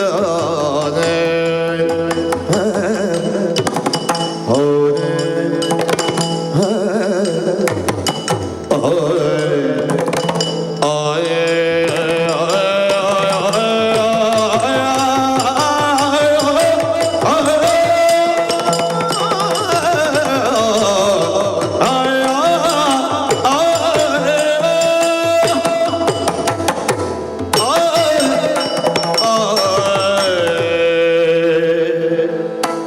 ಗಚ್ಚನನಿ. ಧರ್ಮನೇ. ಅಕಾರ ಉಕಾರ ಮಕಾರ ಆ, ಈ ಮೂರು ಒಂದಾದವಾಗ ಓಂಕಾರ. ಆ, ಇದನ್ನೇ ಪ್ರಣವ ಸ್ವರೂಪವೆಂದು ಗುರುತಿಸಿದ್ದಾರೆ ಪ್ರಾಜ್ಞರಾದವರು ಲೋಕದಲ್ಲಿ. ಹೌದು. ನೀನು ಪ್ರಣವ ಸ್ವರೂಪಿಣಿ. ಆ, ತಾತ್ಪರ್ಯದಲ್ಲಿ ಆತ್ಯಂತಿಕವಾದಂಥ ಸ್ಥಿತಿಯಲ್ಲಿ ಈಗ ನೀನು ಮೂರ್ತಿಯಾಗಿ ನನ್ನ ಮುಂದೆ ಕಾಣಿಸಿಕೊಂಡರೂ ಕೂಡ ಆ, ಕೊನೆಗೆ ನೀನು ಅಮೂರ್ತಳೆ, ಅವ್ಯಕ್ತಳೆ ಇರುತ್ತಿ. ನನ್ನ ಮೂಲ ಸ್ವರೂಪ ಅದೇ. ಸಗುಣೋಪಾಸನೆ ಎನ್ನುವುದು ಒಂದು ಹಂತದಲ್ಲಿ ಗ್ರಾಹ್ಯವಾದದ್ದು, ಬೇಕಾದದ್ದು, ಸ್ವೀಕರಿಸಬೇಕಾದದ್ದು. ಆಮೇಲೆ ಸಗುಣೋಪಾಸನೆಯಲ್ಲಿ ನಿಲ್ಲುವುದಿಲ್ಲವಲ್ಲ, ಅದು ನಿರ್ಗುಣೋಪಾಸನೆಗೆ ಮುಂದೆ ಸಾಗುತ್ತದೆ. ಆ, ನಿರ್ಗುಣೋಪಾಸನೆ ಎನ್ನುವಂತಹದ್ದು ಸಾಮಾನ್ಯ ಜನರಿಗೆ ಸುಲಭ ಸಾಧ್ಯವಾದುದಲ್ಲ ಅದು. ಆ, ಆದ್ದರಿಂದ ಯಾವುದು ನಿರಾಕಾರವಾಗಿದೆಯೋ, ಆ, ಯಾವುದೋ ನಿರ್ಗುಣವಾಗಿ ಆತ್ಯಂತಿಕ ಸ್ಥಿತಿಯಲ್ಲಿ ಇದೆಯೋ ಆ, ಅದನ್ನು ಆರಾಧನೆಗೆ ಬೇಕಾಗಿ, ಉಪಾಸನೆಗೆ ಬೇಕಾಗಿ ಸಗುಣ ಸ್ಥಿತಿಗೆ ತರುವುದು. ಅದನ್ನೇ ಪ್ರತಿಮೆ ಅಂತ ಹೇಳುವುದು. ಹಾಗಾಗಿ ಗುಣ ಭರಿತಳು ನೀನು. ಅಮ್ಮ, ಓ, ನಿನ್ನ ಕುರಿತೆ ಯೋಚಿಸುವಾಗ ಆ, ನನ್ನ ಸ್ವರೂಪದ ಬಗ್ಗೆ, ನನ್ನ ಅಸ್ತಿತ್ವದ ಔಚಿತ್ಯದ ಬಗ್ಗೆ ಒಂದು ಮಾತನ್ನು ನೆನಪಿಸಿದೆಯಮ್ಮ. ಏನಪ್ಪ? ಪ್ರಪಂಚ ನಿಂತಿರುವುದೇ ಧರ್ಮದ ಆಧಾರದಲ್ಲಿ ಅಂತ. ಹೌದು. ಹಾಗೆ ನನ್ನ ಕುರಿತು ಹೇಳ್ತಾರೆ, ಧಾರಣ ಧರ್ಮ ಮಿಥ್ಯಾಹು ಅಂತ. ಯಾವುದು ಧರಿಸುತ್ತದೋ ಅಂದ್ರೆ ಯಾವ ವ್ಯವಸ್ಥೆ ಈ ವಿಶ್ವವನ್ನು ಸರಿಯಾದ ಸಮತೋಲನದ ಸ್ಥಿತಿಯಲ್ಲಿ, ನಿಯತಿಯಲ್ಲಿ ನಿಲ್ಲಿಸುತ್ತದೋ ಆ ವ್ಯವಸ್ಥೆಯನ್ನೇ ನಾವು ಅನುಷ್ಠಾನದಲ್ಲಿ ಧರ್ಮವೆಂದು ಗುರುತಿಸುತ್ತಾನೆ. ಋತ ಬೇರೆ, ಧರ್ಮ ಬೇರೆ, ಸತ್ಯ ಬೇರೆ. ಇದು ಮೇಲ್ನೋಟಕ್ಕೆ ಬೇರೆ ಬೇರೆಯಾಗಿ ಕಂಡರೂ ಕೂಡ ಆಂತರ್ಯದಲ್ಲಿ ಒಂದಕ್ಕೊಂದು ಸಂಬಂಧವನ್ನು ಹೊಂದಿರುವಂತಹ ಸಂಗತಿಗಳೇ ತಾನೆ. ಧರ್ಮಸ್ಯ ಮುಖಾನಿ ಭಿನ್ನಾನಿ, ಅದೇ ಅಲ್ವಾ? ಹೌದೌದು. ಬೇರೆ ಬೇರೆ ರೀತಿಯಲ್ಲಿ ಕಾಣುತ್ತದೆ. ಅದಕ್ಕೆ ಭಿನ್ನ ಭಿನ್ನವಾದಂತ ಮುಖಗಳು ಇರುವುದರಿಂದ ಯಾವುದು ಅಂತ ಇತಿ ಅರ್ಥವನ್ನು ಸುಲಭದಲ್ಲಿ ಕೊಡುವುದಕ್ಕೆ ಆಗುವುದಿಲ್ಲ. ಜಿಜ್ಞಾಸೆಯಾಗಿ ಅದು ಉಳಿಯುತ್ತದೆ. ಆ ವಿಷಯವನ್ನು ಒತ್ತಟ್ಟಿಗೆ ಇಡೋಣ. ಆದರೆ ಅಮ್ಮ, ಏನಪ್ಪ? ಸೃಷ್ಟಿಯನ್ನು ನೀನು ಉಂಟು ಮಾಡಿದ ಬಳಿಕ ನಡೆದ ಘಟನೆಗಳನ್ನೆಲ್ಲ ಕಾಣುವಾಗ ಒಂದು ಕಡೆಗೆ ಧರ್ಮ, ಇನ್ನೊಂದು ಕಡೆಗೆ ಅಧರ್ಮ, ಇವುಗಳೊಳಗಿನ ಸಂಘರ್ಷ ನಿರಂತರವಾಗಿ ಸಾಗುತ್ತಾ ಉಂಟು. ಅಧರ್ಮವೇ ತಾಂಡವಾಡುವಂತಹ ಕಾಲದಲ್ಲಿ ನೀನೇ ವಿವಿಧ ರೂಪಗಳನ್ನು ಧರಿಸಿ ಬಂದಿದ್ದೀಯ. ಹೌದು. ಹಳೆಯ ಕಥೆ ಉಂಟಲ್ಲ, ಮಹಿಷನ ವಧೆ ಇರಬಹುದು, ಶುಂಭದಾನವನ ನಾಶ ಇರಬಹುದು, ಮತ್ತು ಆ ಪರಂಪರೆಯಲ್ಲಿ ಬಂದಂತ ದುಷ್ಟರನ್ನೆಲ್ಲ ವಧಿಸುವುದಕ್ಕೆ ನೀನು ತೋರಿದಂತ ಬೇರೆ ಬೇರೆ ರೂಪಗಳು. ಬರೇ ರೂಪಗಳು ಮಾತ್ರವಲ್ಲ, ಮಾಧ್ಯಮದಲ್ಲಿ ನೀನು ಅನುಸರಿಸಿಕೊಂಡು ಬಂತಹ ತಂತ್ರಗಳು, ಯುಕ್ತಿಗಳು, ಇವನ್ನೆಲ್ಲ ಎಣಿಸುವಾಗ ಗೊಂದಲವಾಗುತ್ತದೆ. ಏನಪ್ಪ? ನಾನೊಬ್ಬ ಉತ್ತರವನ್ನು ಕಂಡುಕೊಂಡರೂ ಕೂಡ ಧಾರ್ಮಿಕರಾದವರು ಧರ್ಮ ದಾರಿಯಲ್ಲಿ ಸಾಗಬೇಕೆನ್ನುವವರಿಗೆ ಇನ್ನೂ ಗೊಂದಲವಾಗುತ್ತದೆ. ಏಕೆಂದರೆ ನೀನು ಒಮ್ಮೆ ಹೆಣ್ಣಾಗುತ್ತಿ ಅಥವಾ ಮತ್ತೊಮ್ಮೆ ಗಂಡಾಗುತ್ತಿ, ಏನು ಅಂತ ಗೊತ್ತಾಗುವುದಿಲ್ಲ ಸರ್. ಆದ್ದರಿಂದ ಅಮ್ಮ, ನಿನ್ನಲ್ಲಿ ಒಂದು ವಿಜ್ಞಾಪನೆ. ಏನು? ಪ್ರಪಂಚವನ್ನು ಪ್ರಸವಿಸಿ ಪೊರೆಯುವ ಮತ್ತೆ ಕೊನೆಗೆ ಅದನ್ನು ನಾಶ ಮಾಡುವ ಸಕಲ ಶಕ್ತಿಗಳನ್ನು ಹೊಂದಿರುವಂತ ನೀನು ಏನು ಅಂತ. ಯಾಕೆಂದ್ರೆ ಮಹಿಷಾಸುರನ ವಧೆಗೆ ನೀನು ದೇವಿಯಾಗಿ ಬಂದೆ, ಅಷ್ಟಭುಜದ ನಾರಿಯಾಗಿ ಪ್ರಪಂಚದಲ್ಲಿ ಕಾಣಿಸಿಕೊಂಡು ದುಷ್ಟರ ದಮನವನ್ನು ಮಾಡಿ ಲೋಕದಲ್ಲಿ ಪುನಃ ಧರ್ಮವನ್ನು ಸ್ಥಾಪಿಸಿದೆ. ಅದೇ ನನ್ನನ್ನು ಬದುಕುವುದಕ್ಕೆ ಬಿಟ್ಟವಳು ನೀನು. ಹೀಗೆ ಧರ್ಮ ಇರಬೇಕು, ಧರ್ಮನೂ ಹೀಗೆ ಇರಬೇಕು ಎನ್ನುವುದಕ್ಕೆ ದಾರಿ ಮಾಡಿಕೊಟ್ಟು ಅವಕಾಶವನ್ನು ಕಲ್ಪಿಸಿಕೊಟ್ಟವಳು ತಾಯೇ ನೀನು. ಈಗ ನಿನ್ನ ಬಗ್ಗೆ ನನಗೆ ಬರುವ ಸಂದೇಹ ಏನದು? ಏಕೆಂದರೆ ಸೃಷ್ಟಿಗೆ ಮೂಲ ಕಾರಣಗಳಾದಂತ ನೀನೆ ಆ ಕಡೆ ಹರಿಹರ ಬ್ರಹ್ಮ ಇವರನ್ನು ಸೃಷ್ಟಿಸಿದ್ದಿ, ಈ ಕಡೆಗೆ ದುಷ್ಟರಾದಂಥ ರಾಕ್ಷಸರಿಗೂ ಅವರ ಸೃಷ್ಟಿಗೂ ನೀನೇ ಕಾರಣವಲ್ಲವೇ ಅಮ್ಮ? ಹಾಗಿದ್ರೆ ನೀನು ಯಾರು, ನಿನ್ನ ಸ್ವರೂಪ ಏನು, ಹಾಗೆ ಗ್ರಹಿಸಬೇಕು. ಮುಂದಾಲೋಚನೆ ಉಳ್ಳವನಾಗಿ ನಾನು ಕೇಳುತ್ತಿರುವಂಥ ಪ್ರಶ್ನೆ, ಒಂದು ಖಚಿತವಾದಂಥ ಚಿತ್ರಣ ನಿನ್ನ ಬಗ್ಗೆ ಸರಿಯಾಗಿ ಸಿಕ್ಕಿದರೆ ನನಗೆ ಧರ್ಮ ಸ್ಥಾಪನೆಯಲ್ಲಿ ಹೊಂದಿಕೊಳ್ಳುವುದಕ್ಕೆ ಸುಲಭವಾಗುವುದಿಲ್ಲವೇ? ನಿನ್ನ ಜಿಜ್ಞಾಸೆ ಅರ್ಥ ಆಯಿತು. ಲೋಕದ ಧರ್ಮ ಜಿಜ್ಞಾಸೆಗಳಿಗೆ ಧರ್ಮ ಸೂಕ್ಷ್ಮಗಳನ್ನು ತಿಳಿಸಿ ಹೇಳುವಂತಹ ಸ್ಥಾನದಲ್ಲಿದ್ದವ ನೀನು. ಯಾಕಂದರೆ ನೀನೇ ಧರ್ಮ. ಅಂಥವನಿಗೆ ಸಮಸ್ಯೆ ಬಂತು ಅಂತಾದರೆ ಇದು ಕೇವಲ ನಿನ್ನ ವೈಯಕ್ತಿಕವಾದಂತಹ ಸಮಸ್ಯೆ ಅಲ್ಲ. ನಿನ್ನ ದ್ವಾರ ಪ್ರಪಂಚಕ್ಕೆ ತಿಳಿಯಪಡಿಸುವಂಥ ಅವಕಾಶವನ್ನು ನೀನು ಕಲ್ಪಿಸಿಕೊಟ್ಟಿದ್ದೀಯ ಅಂತ ನನಗೆ ಭಾಸವಾಗ್ತಾ ಇದೆ. ಎಲ್ಲವೂ ನನ್ನ ಸಂಕಲ್ಪ ಶಕ್ತಿಯಿಂದ ಅಲ್ವೇ? ನೀನು ಈಗಾಗಲೇ ಹೆಸರಿಸಿದೆಯಲ್ಲ ಅದೆಲ್ಲ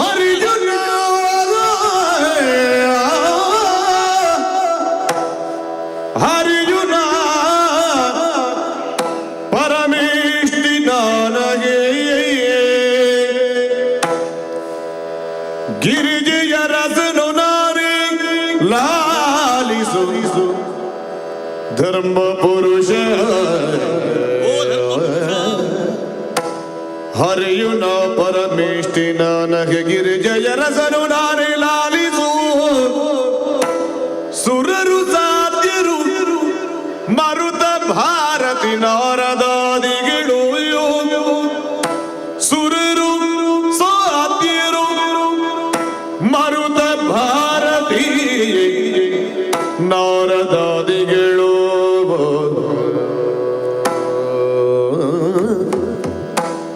ಧರಣಿ ವ್ಯೋಮವು ಪವನ ಪಾವಕರ ಧರಣಿ ವ್ಯೋ ಪವನ ಪಾವಕ ಸ್ಥಿರ ಜರಾದಿಗಳಿಲ್ಲ ನನಗೆ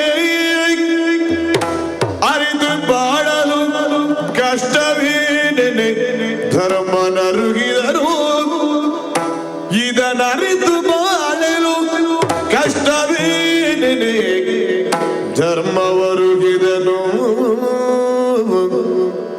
ಹರಿಯುನ ಪರಮೇಷ್ಠಿನ ಗಿರಿಜಯ ರಸನು ನಾ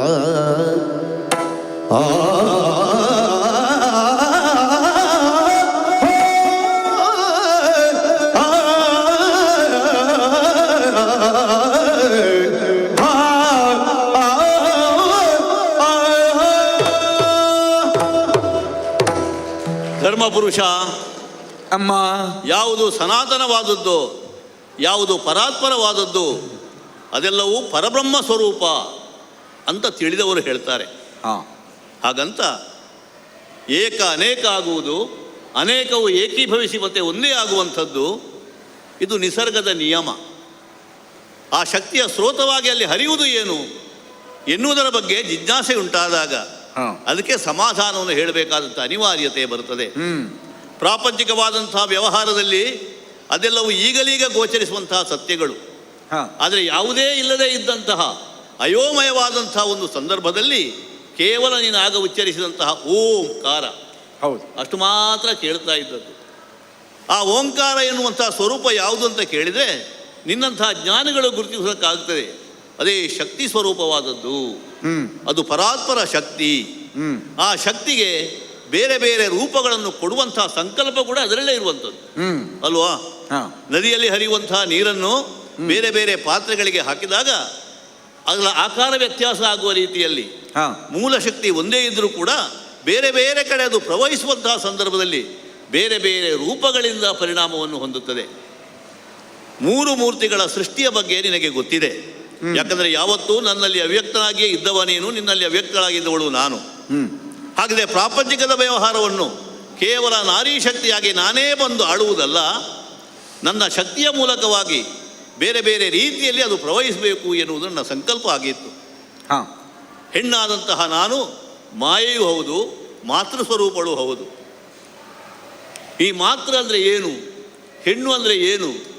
ಒಂದು ರೀತಿಯಲ್ಲಿ ಕರ್ತೃತ್ವ ಶಕ್ತಿ, ನೇತೃತ್ವ ಶಕ್ತಿ ಮತ್ತು ಮಾತೃತ್ವ ಶಕ್ತಿ, ಈ ಮೂರು ವಿಭಿನ್ನವಾದಂತಹ ಶಕ್ತಿ ಸ್ವರೂಪಗಳನ್ನು ಹೊಂದಿರುವಳು. ಆರಂಭದಲ್ಲಿ ನಾನು ತೋರಿಸಿದ್ದು ಅದನ್ನೇ. ಮಾತೃತ್ವ ಶಕ್ತಿಯ ಮೂಲಕವಾಗಿ ನನ್ನೊಳಗಿರತಕ್ಕಂತಹ ನನ್ನ ತೇಜಸ್ಸು ಏನುಂಟು ಅದನ್ನು ಹರಿಸಿ ಆ ಮೂಲಕವಾಗಿ ಮೂರು ಮೂರ್ತಿಗಳ ಸೃಷ್ಟಿಯನ್ನು ಮಾಡಿದೆ. ಕಾಣುವ ಪ್ರಪಂಚಕ್ಕೆ ಅದು ಬೇರೆ ಬೇರೆ, ಆದರೆ ಹರಿಯೂ ನಾನೇ, ಹರನೂ ನಾನೇ, ಪರಮೇಷ್ಠಿಯೂ ನಾನೇ. ಇಲ್ಲೊಂದು ಗೊಂದಲ ಮೂಡ್ತದಲ್ಲಮ್ಮ. ಏನಪ್ಪ? ನೀನು ಪ್ರತ್ಯಕ್ಷಳಾದಂಥ ಕಾಲದಲ್ಲಿ ಆ ಮೂರು ಮೂರ್ತಿಗಳು ಅಮ್ಮ ಅಮ್ಮ ಅಂತ ಸಂಬೋಧಿಸಿ ಹೌದು ನಿನ್ನನ್ನು ತಾಯಿಯ ಸ್ಥಾನದಲ್ಲಿ ನಿಲ್ಲಿಸಿದವು. ಆಮೇಲೆ ಸ್ವಲ್ಪ ಸಮಯದಲ್ಲಿ ನೀನು ಕೌಶಿಕಿಯಾಗಿ ಕಾಣಿಸಿಕೊಂಡೆ ಅಂತ. ಹೌದು. ಕೌಶಿಕಿ ಅಂದರೆ ಪಾರ್ವತಿಯ ಕೋಶದಿಂದ ಬಂದವಳು ಅಂತ ವ್ಯಾಖ್ಯಾನ ಮಾಡಿದವರು ಇದ್ದಾರೆ. ಹಾ ಶಿವನ ಮಡದಿಯೂ ನೀನೆ, ಹಾ ಶಿವನ ತಾಯಿಯೂ ನೀನೆ. ಹಾ ಸಗುಣೋಪಾಸನೆ ಮಾಡುವಂಥ ಲೋಕದಲ್ಲಿ ಧರ್ಮದ ದಾರಿಯಲ್ಲಿ ಸಾಗುವವರಿಗೆ ಹಾ ಈ ವಿವರಗಳೆಲ್ಲ ಗೊಂದಲಮಯವಾಗುತ್ತದಲ್ಲ. ಏನು ಗೊಂದಲ ಇಲ್ಲ. ಶಕ್ತಿ ಎನ್ನುವಂಥದ್ದು ಬೇರೆ ಬೇರೆ ರೀತಿಯಲ್ಲಿ ಪ್ರವಹಿಸ್ತದೆ ಅಂತ ನಾನು ಹೇಳಿದೆ. ಸ್ವರೂಪದಲ್ಲಿ ವ್ಯತ್ಯಸ್ತ ಉಂಟಾಗ್ತದೆ. ಹಾಗಂತ ಮೂಲ ಸ್ರೋತ ಒಂದೇ ಎನ್ನುವುದು ಅದರ ಅರ್ಥ. ಈಗ ದೇವಿಯಾಗಿ ಆದಿಮಾಯಾಗಿ ಮೂರು ಮೂರ್ತಿಗಳ ಸೃಷ್ಟಿಗೆ ಭೂತಳಾದಂತಹ ನಾನು ವಿಷ್ಣು ಮಾಯಾ ಸ್ವರೂಪಿಯಾಗಿ ಮಧುಕೈಠವರನ್ನು ವಧಿಸಿದೆ. ಹೌದಾ? ಮಧುಕೈಠವರು ಬೇರೆ ಎಲ್ಲಿಯೂ ಇರಲಿಲ್ಲ, ನಮ್ಮೊಳಗೇ ಇದ್ದದ್ದು, ವಿಷ್ಣುವಿನ ಒಳಗೇ ಇದ್ದದ್ದು. ಹೌದಾ? ವಿಷ್ಣುವಿನ ಒಳಗೇ ಇದ್ದಂತಹ ಮಧುಕೈಠವರು ಮದಾಂಧರಾಗಿ ಲೋಕಮಾರಕರಾಗಿ ಬಂದಂತಹ ಸಂದರ್ಭದಲ್ಲಿ ಅವರನ್ನು ವಧಿಸಬೇಕಾದಂಥ ಅನಿವಾರ್ಯತೆ ಬಂತು. ಮಾಯಾ ಸ್ವರೂಪದಿಂದ ಅದನ್ನು ನಾನು ನಿರ್ವಹಿಸಿದೆ. ವಿಷ್ಣು ಕೇವಲ ನಿಮಿತ್ತ ಮಾತ್ರ. ಆಲೆ ಮಹಿಷಾದಿ ದಾನವರು ಅಲ್ಲಿ ಅವರನ್ನು ವಧಿಸಬೇಕು ಅಂತ ಇದ್ದರೆ ಕೇವಲ ಸಾತ್ವಿಕವಾದಂತಹ ಶಕ್ತಿ ಸಾಕಾಗುವುದಿಲ್ಲ, ಉಗ್ರ ಸ್ವರೂಪವು ಬೇಕಾಗ್ತದೆ. ಅದನ್ನು ನಾನು ತೋರಿಸಿಕೊಟ್ಟವಳೇ ಹೌದು. ಕೌಶಿಕಿಯೂ ಆದೆ. ಕೌಶಿಕಿ ಎನ್ನುವುದು ಮೂಲಕೋಶದಿಂದ ಬಂದಂತಹ ಒಂದು ಸ್ವರೂಪವಾಗಿದ್ದರೂ ಕೂಡ ಅದು ಕೇವಲ ಸಾತ್ವಿಕ ಸ್ವರೂಪ ಅಲ್ಲ ಎನ್ನುವುದನ್ನು ನೀನೇ ಕಂಡಿದ್ದಿ ಅಲ್ವಾ? ಈಗ ರಕ್ತಬೀಜನನ್ನು ಕೊಲ್ಲಬೇಕು ಅಂತ ಇದ್ದರೆ ರಕ್ತೇಶ್ವರಿಯಾಗಿ ಬಂದೆ. ಚಂಡಮುಂಡನನ್ನು ವಧಿಸಬೇಕು ಅಂತಿದ್ರೆ ಮಹಾಕಾಳಿಯಾಗಿ ಬಂದೆ. ಶುಂಭನನ್ನು ವಧಿಸೋಕೆ ಶಾಂಭವಿಯಾಗಿ ಬಂದೆ. ಆಗಲಿಕ್ಕೆ ಅದನ್ನು ಮಹಾಸರಸ್ವತಿಯ ರೂಪ. ಅದು ಮಹಾಗೌರಿಯಾಗಿ, ಮಹಾಲಕ್ಷ್ಮಿಯಾಗಿ, ಮಹಾಸರಸ್ವತಿಯಾಗಿ ಈ ತ್ರಿಶಕ್ತಿಗಳು ಒಂದಾಗಿ ಬೇರೆ ಬೇರೆ ರೀತಿಯಲ್ಲಿ ದುಷ್ಟದ ಮನವನ್ನು ಮಾಡಿದ್ದಕ್ಕೆ ನೀವೆಲ್ಲ ಸಾಕ್ಷಿಗಳಿದ್ದೀರಿ. ಆರಂಭದಲ್ಲಿ ನಾನು ಹೇಳಿದ್ದೇನಲ್ಲ, ಸರಿ, ಕಷ್ಟಕಾಲದಲ್ಲೂ ಇಷ್ಟದಿಂದ ಎನ್ನನ್ನು ಭಜಿಸಿದರೆ ಕೊಟ್ಟು ಸಂದರ್ಶನದಿಂದ ಕಾಯುತ್ತೇನೆ. ಹಾಗಾಗಿ ಆಗಾಗ ಅವರು ಪ್ರಾರ್ಥನೆ ಮಾಡ್ತಾರೆ, ಬೇರೆ ಬೇರೆ ರೂಪದಿಂದ ನಾನು ಕಾಣಿಸಿಕೊಂಡೆ. ಈ ಎಲ್ಲ ವಿವರಣೆಗಳ ಮಥಿತ ಅರ್ಥವನ್ನು ನಾನು ಗ್ರಹಿಸಿ ಏನು ಒಂದು ಸರಳ ಮಾತಿನಲ್ಲಿ ನಿನ್ನನ್ನು ಅರ್ಥ ಮಾಡಿಕೊಳ್ಳುವ ತೀರ್ಮಾನಕ್ಕೆ ಬಂದಿದ್ದೇನೆ. ಹೇಗೆ ಅಂತ? ಗಂಡಿನೊಳಗಿರುವ ಹೆಣ್ಣು ನೀನೆ, ನಾನೇ. ಹೆಣ್ಣಿನೊಳಗಿರುವ ಗಂಡು ನೀನೆ. ಹೌದಪ್ಪ, ಇಷ್ಟು ಅರ್ಥ ಮಾಡಿಕೊಂಡೆ. ಹರಿಗೆ ಲಕ್ಷ್ಮಿಯಾಗಿ, ಬ್ರಹ್ಮನಿಗೆ ಬ್ರಹ್ಮಾಣಿಯಾಗಿ, ಶಿವನಿಗೆ ಶಕ್ತಿಯಾಗಿ ಇದ್ದವಳು ನಾನೇ. ಹೌದು. ನಿನ್ನ ಈ ನಾರಿ ಶಕ್ತಿಯು ಯಾವ ಯುಕ್ತಿಗಳಲ್ಲಿ ಅಭಿವ್ಯಕ್ತಿಯನ್ನು ಹೊಂದುತ್ತದೆ ಎನ್ನುವುದು ಮಾತ್ರ ಸುಲಭದಲ್ಲಿ ಗ್ರಹಿಸುವ ವಿಷಯವಲ್ಲ. ಇದೆಲ್ಲ ಆಗಿ ಹೋದಂತ ಘಟನೆ. ಹೌದು. ಅದ ಇನ್ನು ಮುಂದೆ ಯಾಕೆ ಧರ್ಮದ ಸ್ವರೂಪ ಈಗ ಹೇಗಿದೆ? ನಾಲ್ಕು ಪಾದ ಕಲಿಯುಗದಿ ಕಥನ ಬೇರಿಗುವುದು ಖೇದ. ಅಮ್ಮ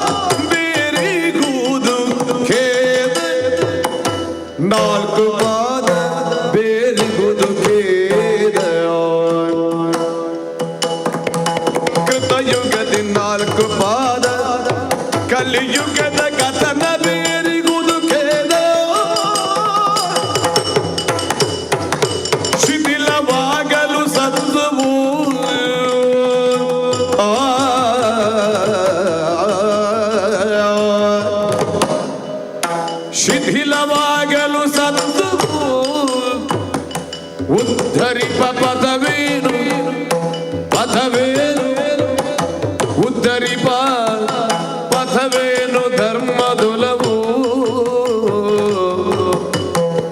ಅಮ್ಮ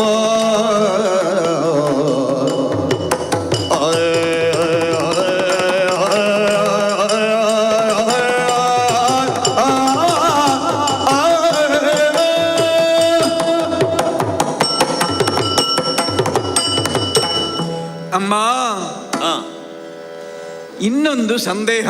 ಏನದು? ಕಾಲವೆಂದರೆ ಏನು? ಹಾ, ಕಣ್ಣಿಗೆ ಕಾಣುವುದಕ್ಕೆ ಸಿಗುವುದಿಲ್ಲ ಕಾಲ, ಇಲ್ಲ. ಅದು ಅಮೂರ್ತ. ಆದರೆ ಹಾ, ಕಾಲವು ಹರಿಯುತ್ತಿದೆ, ಪ್ರವಹಿಸುತ್ತಿದೆ, ಕಾಲವು ಉರುಳುತ್ತಿದೆ ಅನ್ನುವ ಈ ರೂಪ ಕಲ್ಪನೆಯಲ್ಲಿ ಹಾ, ಕಾಲ ಉರುಳುತ್ತಿದೆ ಎನ್ನುವುದೇ ಹೆಚ್ಚು ಯಥಾರ್ಥ. ಹೌದು. ನದಿಯ ಹಾಗೆ ಹರಿಯುವುದಕ್ಕಿಂತಲೂ ಕೂಡ ಕಾಲವು ಹಾ. ಚಕ್ರದಂತೆ ತಿರುಗುತ್ತಿದೆ. ಅದಕ್ಕೆ ಕಾಲಚಕ್ರ ಅಂತ ಹೇಳೋದು.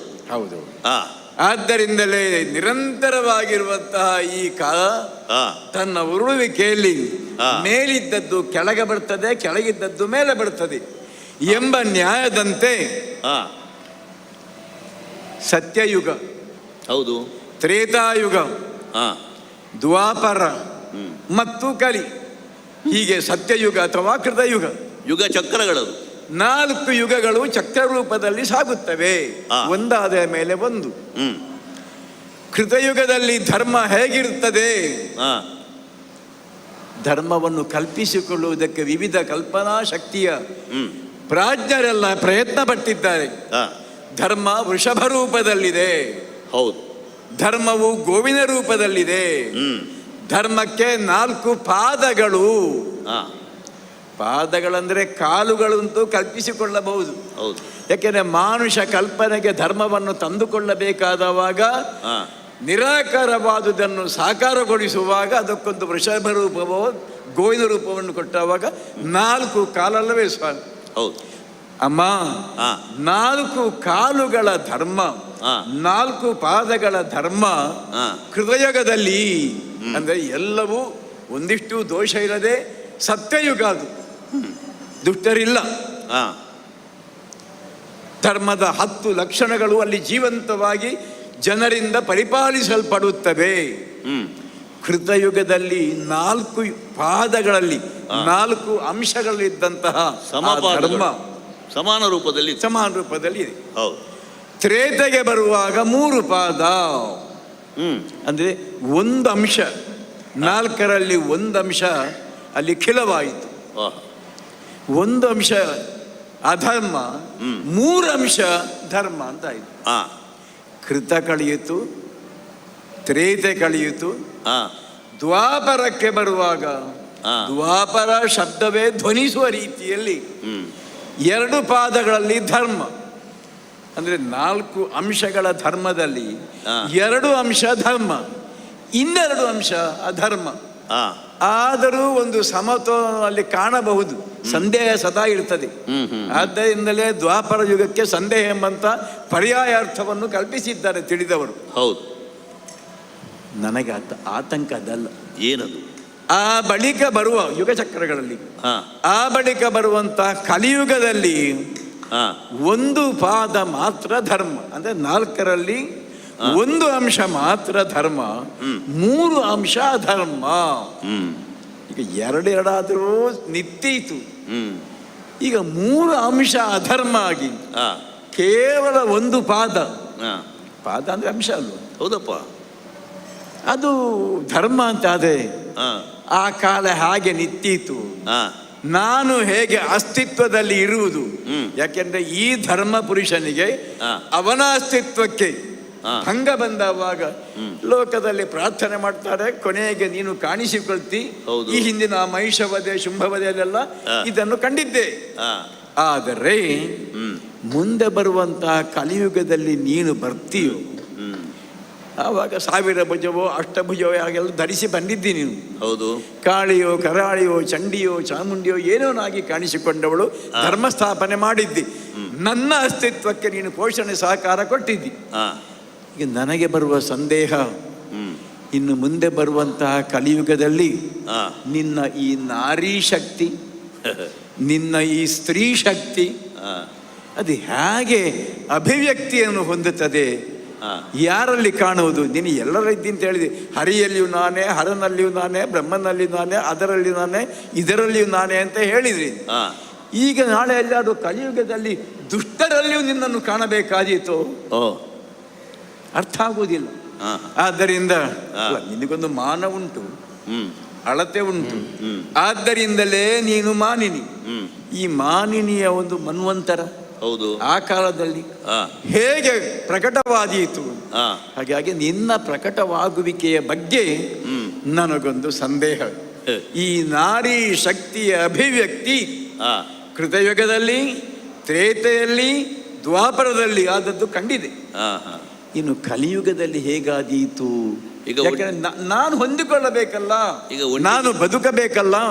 ಒಂಟಿ ಕಾಲಿನಲ್ಲಿ ಹೇಗೆ ನಿಲ್ಲುವುದಂತ ನಿನಗೆ ಆತಂಕ, ಹೌದು ಅಲ್ವಾ? ಒಂಟಿ ಕಾಲಿನಲ್ಲಿಯೂ 4 ಪಾದಗಳನ್ನು ಸೇರಿಸಿ ನಿಲ್ಲಿಕ್ಕಾಗ್ತದೆ. ಹೇಗೆ? ನೀನು ಹೇಳಿದ ನಾರಿ ಶಕ್ತಿಯಿಂದ.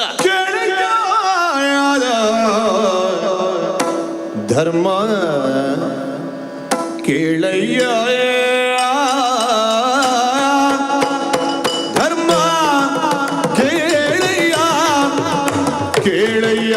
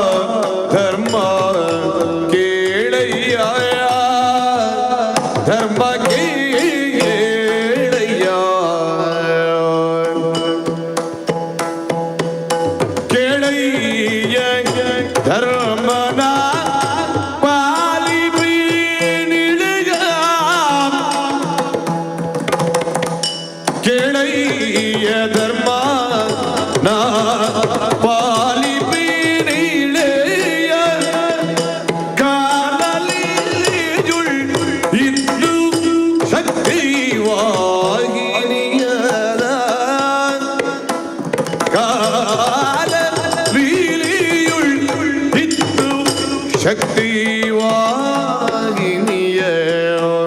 ಕೇಳಯ್ಯದ ಕೇಳಯ್ಯ ಧರ್ಮನ ಪಾಲಿಪೆ ನಿಳೆಯ ಕಾಲಲಿಲೆಯ ಒಲಿದು ಜಗ್ಮನಾದಿಯ ಕಾಲ ಲೀಲಿಯುಳ್ ಇದ್ದು ಶಕ್ತಿವಾಗಿನಿಯ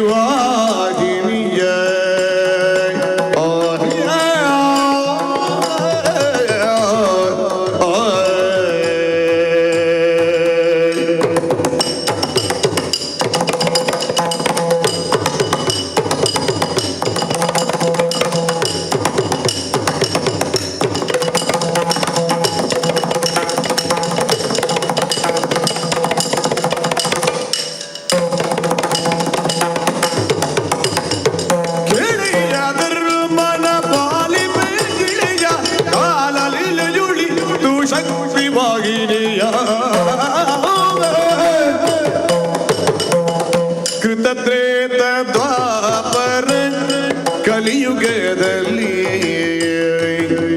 ಧರ್ಮ ಕೃತತ್ರೇತ ದ್ವಾಪರ ಕಲಿಯುಗದಲ್ಲಿ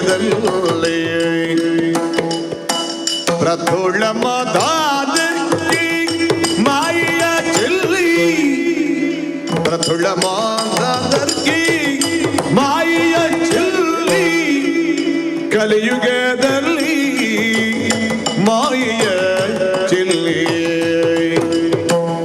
ಮತಿಸಲು ಮಾನಿನಿ ಆಗುವೆ ನೋಡು ಮತಿಸಲು ಮಾನಿನಿ ಆಗುವೆ ನೋಡು ವ್ಯತಿಸದಿ ನಾರಿಯ ಶಕ್ತಿ ಕುರುಡಾಡು ವ್ಯತಿಸದೆ ನಾರಿಯ ಶಕ್ತಿ ಕುರುಡಾಡು ನಾರಿ ಶಕ್ತಿ ಕೊಂಡಾಡು ಕೇಳಯ್ಯ ಧರ್ಮ ಕೇಳಯ್ಯ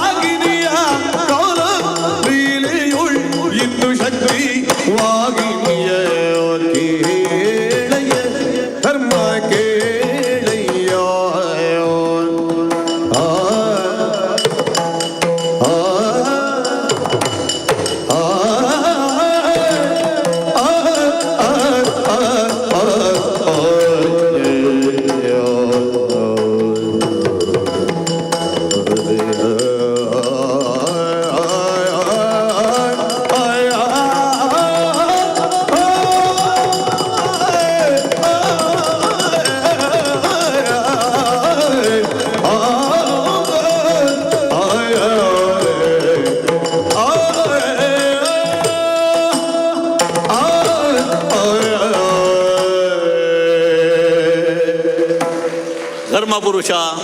ಅಮ್ಮ. ಯಾವುದು ಅಮೂರ್ತವೋ ಹಾ. ಆಗ ಯಾವುದೂ ದೃಷ್ಟಿಗೋಚರವಾಗುವುದಿಲ್ಲ. ಅದು ವ್ಯಕ್ತವಾಗಿ ಬಂದಾಗ ಈ ದ್ವಂದ್ವಗಳೆಲ್ಲ ಉಂಟಾಗುವಂಥದ್ದು. ಹೌದು. ಯಾವಾಗ ಪ್ರಪಂಚದ ಸೃಷ್ಟಿಯಾಯಿತು ಆಗ ಕಷ್ಟ ಸುಖ, ಹಗಲು ರಾತ್ರಿ, ಹುಟ್ಟು ಸಾವು ಇದೆಲ್ಲವೂ ಅದರ ಬೆನ್ನಿಗೆ ಅಂಟಿಕೊಂಡು ಬಂತು. ಆದರೆ ಯಾವುದು ಅದು ಸ್ವತಂತ್ರವಾಗಿ ವ್ಯವಹರಿಸುವಂಥದ್ದಲ್ಲ. ಅದರ ಹಿಂದೆ ಒಂದು ಶಕ್ತಿ ಇರ್ತದೆ. ಈ ವ್ಯಕ್ತಿ ಬೇರೆ, ಶಕ್ತಿ ಬೇರೆ. ವ್ಯಕ್ತಿಯನ್ನು ಪುರುಷ ಅಂತ ಕರೆದರೆ ಶಕ್ತಿಯನ್ನು ಸ್ತ್ರೀ ಅಂತ ಗುರುತಿಸಬಹುದು. ನೀನು ಹೇಳಿದಂಥ ನಾರಿ ಶಕ್ತಿಯಿಂದಲೇ ಪುರುಷನು ಪೌರುಷವಂತನಾಗ್ತಾನೆ. ಈ ಹಿಂದಿನ ಎಲ್ಲ ಘಟನೆಗಳನ್ನು ನೀನು ತಕ್ಕೋ. ಕೃತ, ತ್ರೇತ, ದ್ವಾಪರ, ಕಲಿ ಈ ಯುಗಚಕ್ರಗಳಲ್ಲಿ ಪ್ರತಿಯೊಂದು ಸಂದರ್ಭದಲ್ಲಿಯೂ ಕೂಡ ಈ ಶಕ್ತಿಯ ಸ್ರೋತ ಹರಿತಾ ಇರ್ತದೆ. ಹೌದು ಹೌದು. ನಾರಿ ಶಕ್ತಿ ಹೇಗೆ ಅಭಿವ್ಯಕ್ತಿ ಆಗುವುದರಲ್ಲಿ ಬಳಸಿಕೊಳ್ಳುವ ಮಾಧ್ಯಮ ಯಾವುದು? ಅದೇ ಮಾಧ್ಯಮಕ್ಕೆ ಧಾರ್ಮಿಕವಾದಂತಹ ನೆಲೆಗಟ್ಟಿನಲ್ಲಿ ಒಂದು ಸ್ವರೂಪದ ಸೃಷ್ಟಿ ಆಗಬೇಕಾಗ್ತದೆ. ಯಾಕೆಂದರೆ ಅರಣ್ಯದಲ್ಲಿ ಒಂದು ನಾರಿ ಶಕ್ತಿಯನ್ನು ಕಾಣ್ತೇವೆ ನಾವು. ಹೌದು. ಕೋಗಿಲೆ ಮೊಟ್ಟೆ ಇಡುತ್ತದೆ. ಯಾರ ಗೂಡಿನಲ್ಲಿ? ಕಾಗೆಯ ಗೂಡಿನಲ್ಲಿ. ಹೌದು. ಕಾಗೆ ಪಾಪ ತನ್ನದೇ ಮೊಟ್ಟೆ ಅಂತ ಎಣಿಸಿಕೊಂಡು ಭ್ರಮೆಯಿಂದ ಕಾವು ಕೊಡ್ತದೆ. ಕೊಟ್ಟ ಬಳಿಕ ಮರಿ ಮೊಟ್ಟೆ ಹೊಡೆದು ಹೊರಗೆ ಬಂದವಾಗ ಕೋಗಿಲೆ ಹಾರಿ ಹೋಗುತ್ತದೆ. ಹೌದು. ಈ ಹೆಣ್ಣು ಕೋಗಿಲೆಗೆ, ತಾಯಿಗೆ ಈ ಬುದ್ಧಿವಂತಿಕೆ, ಈ ಶಕ್ತಿ, ಈ ಯುಕ್ತಿ ಯಾರು ಕೊಟ್ಟದ್ದು? ಅದೇ ವಸಂತಕಾಲ ಬಂದಾಗ ಕಾಗೆಯೋ ಕೋಗಿಲೆಯೋ ಅಂತ ಗೊತ್ತಾಗ್ತದೆ. ಹಾಗಿದ್ರೆ ಈ ಶಕ್ತಿ ಎನ್ನುವಲ್ಲಿ, ನಾರಿ ಶಕ್ತಿ ಎನ್ನುವಲ್ಲಿ ಕೇವಲ ಭೌತಿಕವಾದಂತಹ ಶಕ್ತಿ ಅಲ್ಲ, ಬೌದ್ಧಿಕವಾದಂತಹ ಈ ಉಪಾಯದ ಶಕ್ತಿ ಉಂಟು ಅಂತ ಗ್ರಹಿಸಬೇಕಲ್ವೇ ನಾನು? ಖಂಡಿತ ಬೌದ್ಧಿಕವಾಗಿಯೂ ಉಂಟು, ಅಧ್ಯಾತ್ಮಕವಾಗಿಯೂ ಉಂಟು. ಆ ರೀತಿಯಾದಂತಹ ಶಕ್ತಿ ಬರಬೇಕು ಅಂತ ಇದ್ರೆ ಅದು ಸಂಕಲ್ಪ ಬೇಕಾಗ್ತದೆ. ಈಗ ನಾನು ಕೃತಯುಗದಲ್ಲಿ ಮಾಡಿದಂತಹ ಕೆಲಸಗಳೆಲ್ಲ ಅದು ದೇವಿ ಮಹಾತ್ಮೆ ಅಂತ ಪ್ರಖ್ಯಾತ ಆಯ್ತು. ಹೌದಾ? ಸಂಕಲ್ಪ ನಿನ್ನದೇ. ಆದ್ದರಿಂದ ನಾವು ಲೋಕದವರೆಲ್ಲ ಗುರುತಿಸೋದಕ್ಕೆ ಇದು ಲೀಲೆ, ಇದು ಆಟ. ಹಾಗಂತ ನಾನಾಡಿದಂತಹ ಲೀಲೆಗಳನ್ನೆಲ್ಲ ನೋಡಿದಂತಹ ದೇವತೆಗಳು ನನ್ನ ಶಕ್ತಿಯನ್ನೇ ಸಂಚಯನಗೊಳಿಸುವ ಮೂಲಕ ತಮ್ಮದಾದಂತಹ ಕೆಲಸಗಳನ್ನು ಮಾಡಿಕೊಂಡು ಬಂದರು. ಅಷ್ಟದಿಕ್ಪಾಲಕರು, ಒಬ್ಬ ಬೀಸುವುದು, ಒಬ್ಬ ಉರಿಯುವುದು, ಒಬ್ಬ ತಂಪು ಕೊಡುವಂಥದ್ದು, ಇದೆಲ್ಲ ಉಂಟಲ್ಲ, ಆ ಶಕ್ತಿಯ ಪ್ರತೀಕವಾಗಿ ನಡೆಯುವಂಥದ್ದು. ಲೋಕದ ವ್ಯವಹಾರವನ್ನು ನಿಯಂತ್ರಿಸುವಂತಹ ಶಕ್ತಿಗಳು ಬೇರೆ ಬೇರೆ ಸ್ವರೂಪದಿಂದ ಬೇರೆ ಬೇರೆ ವ್ಯಕ್ತಿಗಳಿಗೆ ಹಂಚಿ ಹೋಗ್ತದೆ. ಹಾಗಂತ ಅದು ಶಕ್ತಿ ಒಂದೇ ಅಲ್ವಾ? ಅದರಿಂದ ನಾರಿ ಶಕ್ತಿ ಅಂತ ಹೇಳೋದು. ಅದೇ ನನ್ನ ಆತಂಕ. ಹೌದೌದು. ಯಾಕೆಂದರೆ ಕಲಿಯುಗದಲ್ಲಿ 3 ಕಾಲು 3 ಪಾದಗಳನ್ನು ಕಳೆದುಕೊಂಡ ಬಳಿಕ ಧರ್ಮದ ಅಸ್ತಿತ್ವ ಹೇಗೆ, ಎಲ್ಲಿ ಉಳಿದುಕೊಳ್ಳಬಹುದು ಅಂತ ಯೋಚನೆ ಮಾಡುವಾಗ ಅಮ್ಮ ನಿನ್ನಿಂದ ಒಂದು ಭರವಸೆ ಸಿಕ್ಕಿತು. ನಾಯಿ ಶಕ್ತಿ ಬೇರೆ ರೂಪದಲ್ಲಿ, ರೂಪಾಂತರಗಳಲ್ಲಿ ಅಭಿವ್ಯಕ್ತಿಯನ್ನು ಹೊಂದಿ ಪ್ರಪಂಚ ಉಳಿಯುವಾಗೆ ಮಾಡ್ತೇವೆ. ಧರ್ಮ ಸಂಪೂರ್ಣವಾಗಿ ನಾಶವಾಗುವುದಿಲ್ಲವಲ್ಲ. ಮುಂದಿನದ್ದು ನಾರಿ ಮನ್ವಂತರವೇ ಆಗ್ತದೆ ಅಂತ ಹೇಳಿದ್ದು ನಾನು ಯಾವತ್ತೂ ಸುಮ್ಮನೆ ಕೂತುಕೊಳ್ಳುವವಳಲ್ಲ. ಅವ್ಯಕ್ತಳಾಗಿದ್ದರೂ ಕೂಡ ಪ್ರತಿಯೊಬ್ಬರಲ್ಲಿಯೂ ಕೂಡ ಏನನ್ನು ಮಾಡಿಸಬೇಕು ಅದನ್ನು ಬೇರೆ ಬೇರೆ ಶಕ್ತಿ ರೂಪದಲ್ಲಿ ಮಾಡ್ತೇನೆ. ಮಾತೆಯಾಗಿ, ಹೆಂಡತಿಯಾಗಿ, ಮಗಳಾಗಿ, ಸಹೋದರಿಯಾಗಿ, ದಾಸಿಯಾಗಿ, ಸಖಿಯಾಗಿ, ಈ ಎಲ್ಲ ರೂಪಗಳಿಂದ ಒಂದು ಸಮಾಜವನ್ನು ಒಂದು ರೀತಿಯಲ್ಲಿ ಸಂಗೋಪನೆ ಮಾಡುವಂಥ ವ್ಯವಸ್ಥೆ ಹೇಗೆ ಅಂತ ಕೇಳಿದರೆ ಅದು ನಾರಿಯಿಂದ ಮಾತ್ರ ಸಾಧ್ಯ. ಶಕ್ತಿ ಮಾನವತೆಯ ಪ್ರಪಂಚ, ಶಕ್ತಿ ವೈವಿಧ್ಯಗಳಲ್ಲಿ, ಶಕ್ತಿ ವೈವಿಧ್ಯ. ಹಾಗಾಗಿ ಈ ಶಕ್ತಿ ಯಾವ ಕಾಲಕ್ಕೆ ಹೇಗೆ ಪ್ರವಹಿಸ್ತದೆ ಎನ್ನುವುದು ಕಾಲದ ಓಟದಲ್ಲಿ ನೋಡಬೇಕು. ನಾವು ಹೀಗೆ ಅಂತ ಹೇಳಲಿಕ್ಕೆ ಬರುವುದಿಲ್ಲ. ಆದರೆ ನಿನ್ನ ಬೆನ್ನಿಗೆ ನಾನು ಯಾವತ್ತೂ ಇದ್ದೇನೆ ತಿಳ್ಕೊ. ಸರಿ. ಹಾಗಿದ್ರೆ ನಾನೀಗ ಮುಂದೆ ಬರುವಂತಹ ಕಲಿಯುಗದಲ್ಲಿ ನೀನು ಸೂಚಿಸಿದ ನಾರಿ ಶಕ್ತಿ ಹೇಗೆ ಪ್ರಕಟಗೊಳ್ಳುತ್ತದೆ ಅದರ ಪ್ರಾಕಟ್ಯದ ಆತುರದಲ್ಲಿ ನಾನಿದ್ದೇನೆ. ಅಧರ್ಮದ ವಿಜೃಂಭಣೆಯಾದಾಗ ಧರ್ಮದ ಪ್ರತಿಷ್ಠಾಪನೆಗೆ ನಿನ್ನ ಬೆನ್ನಿಗೆ ಶಕ್ತಿ ರೂಪವಾಗಿ ನಾರಿ ಯಾವತ್ತೂ ಇದ್ದಾಳೆ ಅಂತ ತಿಳ್ಕೊ. ಅಷ್ಟಾದರೆ ಸಾಕಮ್ಮ, ನನ್ನ ಸಮಸ್ಯೆಗಳು ತಾತ್ಕಾಲಿಕವಾಗಿ ಪರಿಹಾರಗೊಂಡಿವೆ. ಈಗ ಒಳ್ಳೆಯದು, ಶುಭವಾಗಲಿ ನಿನಗೆ.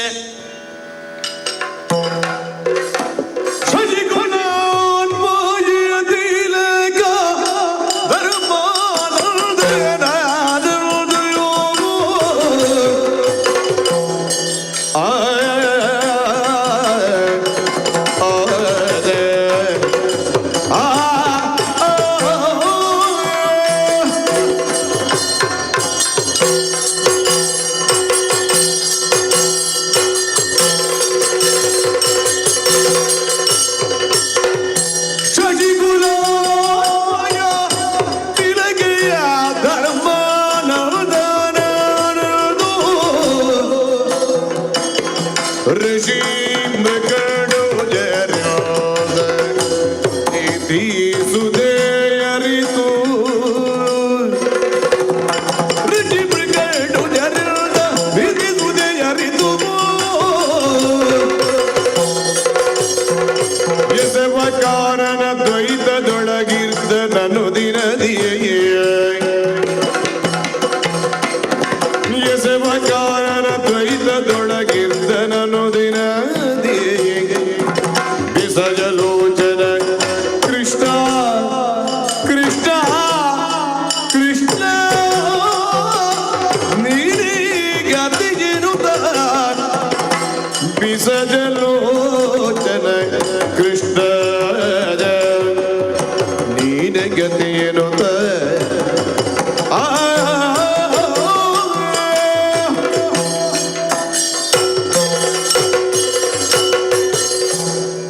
ಇಲ್ಲಿಯವರೆಗೆ ನಾವು ಬದುಕಿದ್ದೇವೆ ಎಂದಾದರೆ ಆ ವಾಸುದೇವನ ಶ್ರೀಕೃಷ್ಣನ ಕಾರಣದಿಂದ ಅವನ ಕೃಪೆಯಿಂದ ಅಂತ ತಿಳಿದವನು ನಾನು.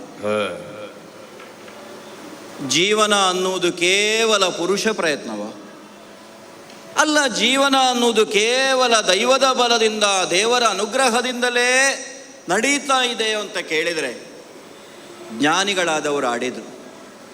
ನಾವು ಏರಿ ಸಾಗುವಂತಹ ರಥಕ್ಕೆ ಹೇಗೆ 2 ಚಕ್ರಗಳಿವೆ, ಒಂದು ರಥದಲ್ಲಿ 2 ಚಕ್ರಗಳಿರುವ ಕಾರಣಕ್ಕಾಗಿಯೇ ರಥ ಅನ್ನೋದು ಸುಗಮವಾಗಿ ಮುಂದುವರಿಯುವುದಕ್ಕೆ ಸಾಧ್ಯವಾಗುತ್ತದೆ. ಹಾಗೆ ಮಾನವನ ಬದುಕಿನಲ್ಲಿ ಒಂದು ಚಕ್ರವಾಗಿ ದೈವವು, ಇನ್ನೊಂದು ಚಕ್ರವಾಗಿ ಪುರುಷ ಪ್ರಯತ್ನವೂ ಇದೆ. ಎಷ್ಟೋ ಕಡೆ ಸಮಾನಾಂತರವಾಗಿ ತಿರುವುಗಳಲ್ಲಿ ಒಂದು ಚಕ್ರ ಮುಂದೆ ಹೋದಾಗೆ ಕಾಣ್ತದೆ, ಆದರೆ ಇರುವುದು ರಥದಲ್ಲೇ. ಆ ನೆಲೆಯಿಂದಲೇ ಪಾಂಡವರಲ್ಲಿ ಜ್ಯೇಷ್ಠನಾಗಿ ಯಮಧರ್ಮನ ಅನುಗ್ರಹದಿಂದ ಪಾಂಡು ಚಕ್ರವರ್ತಿಯ ಕ್ಷೇತ್ರಜನಾಗಿ ಜನಿಸಿದವ ಶಶಿವಂಶದ ಈ ಯುಧಿಷ್ಠಿರ. ಚಂದ್ರವಂಶದವನೇ ಆದರೂ ನನ್ನ ಜನನ ಅನ್ನುವುದು ಶತಶೃಂಗ ಪರ್ವತದಲ್ಲಾಯಿತು. ನಾನು ಅಂತಲ್ಲ, ನನ್ನ ಸಹೋದರರು ಜನಿಸಿದ್ದಲ್ಲಿಯೇ. ಒಬ್ಬೊಬ್ಬರು ಜನಿಸುವ ಕಾಲದಲ್ಲೂ ವಿಶೇಷವಾದಂತಹ ಅಶರೀರವಾಣಿ ಮೊಳಗಿತ್ತಂತೆ. ಅದರಲ್ಲೂ ಪಾರ್ಥ ಅನ್ನುವಂತಹ ನೆಗಳ್ತೆಯಿಂದಲೇ ಪ್ರಪಂಚಮುಖದಲ್ಲಿ ಪ್ರಸಿದ್ಧನಾಗಿರುವಂತಹ ನನ್ನ ಸಹೋದರ ಅರ್ಜುನ ಜನಿಸುವಾಗ ದೇವಾನು ದೇವತೆಗಳೆಲ್ಲರೂ ಸ್ವರ್ಗಲೋಕದಿಂದ ಇಳಿದು ಬಂದಿದ್ದರಂತೆ. ಏನನ್ನು ಸೂಚಿಸ್ತದೆ?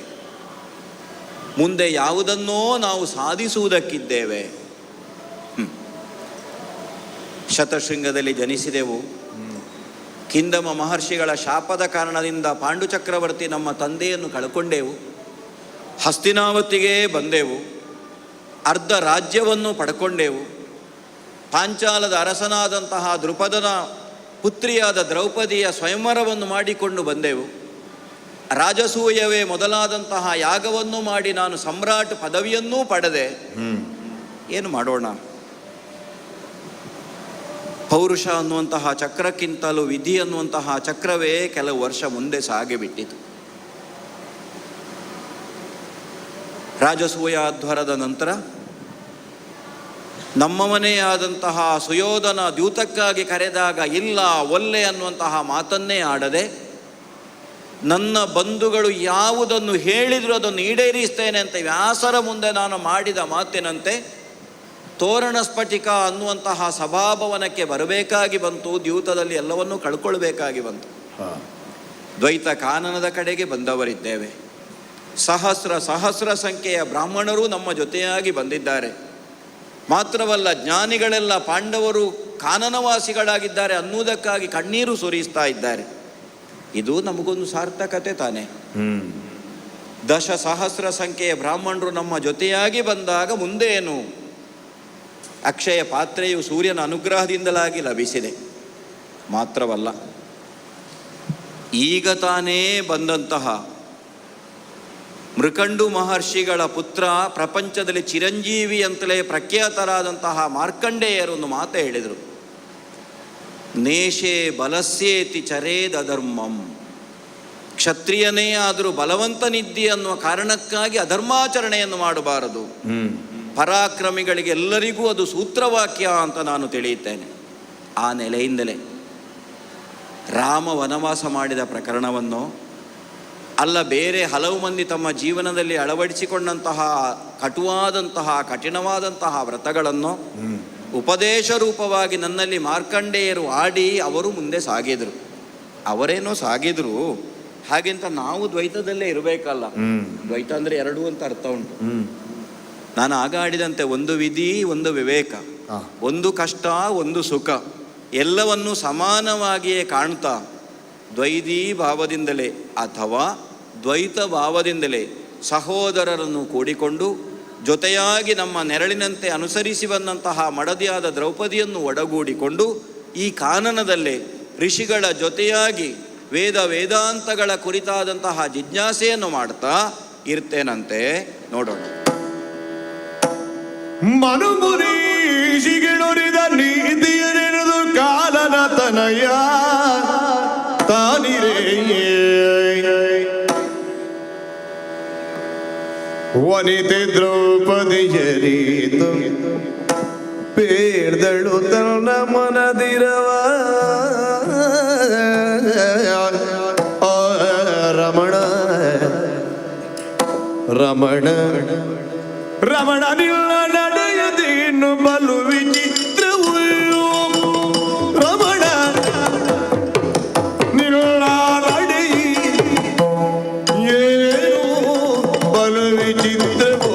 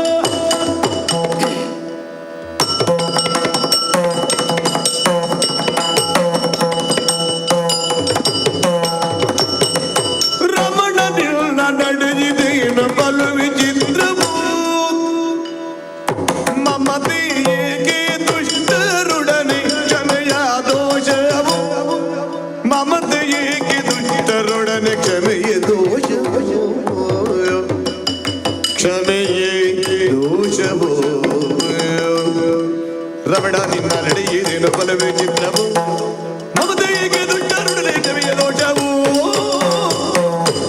ಕ್ಷಮತೆ ಜಿರ್ಪ ಭೂಮಿ ಪತಿಗೆ ಭೂಷಣ ಕ್ಷಮತೆ ಜಿರ್ಪ ಭೂಮಿ ಪತಿಗೆ ಕೋಪ ಭೂಷಣ ತುಮುಲವೇಕಿ ಶಕುನಿ ದ್ಯೂತ ಮೋಸದಂಗಣ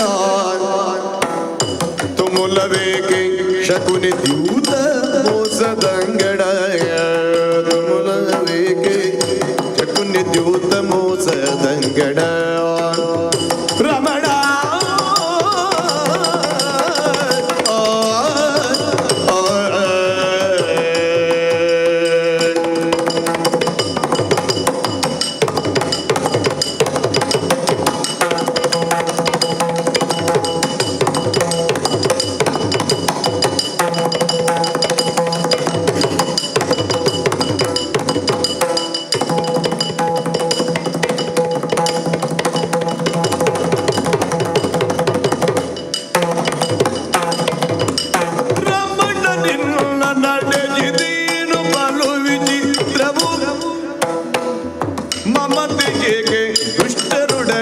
ಕ್ಷಮೆಯದು ರಮಣ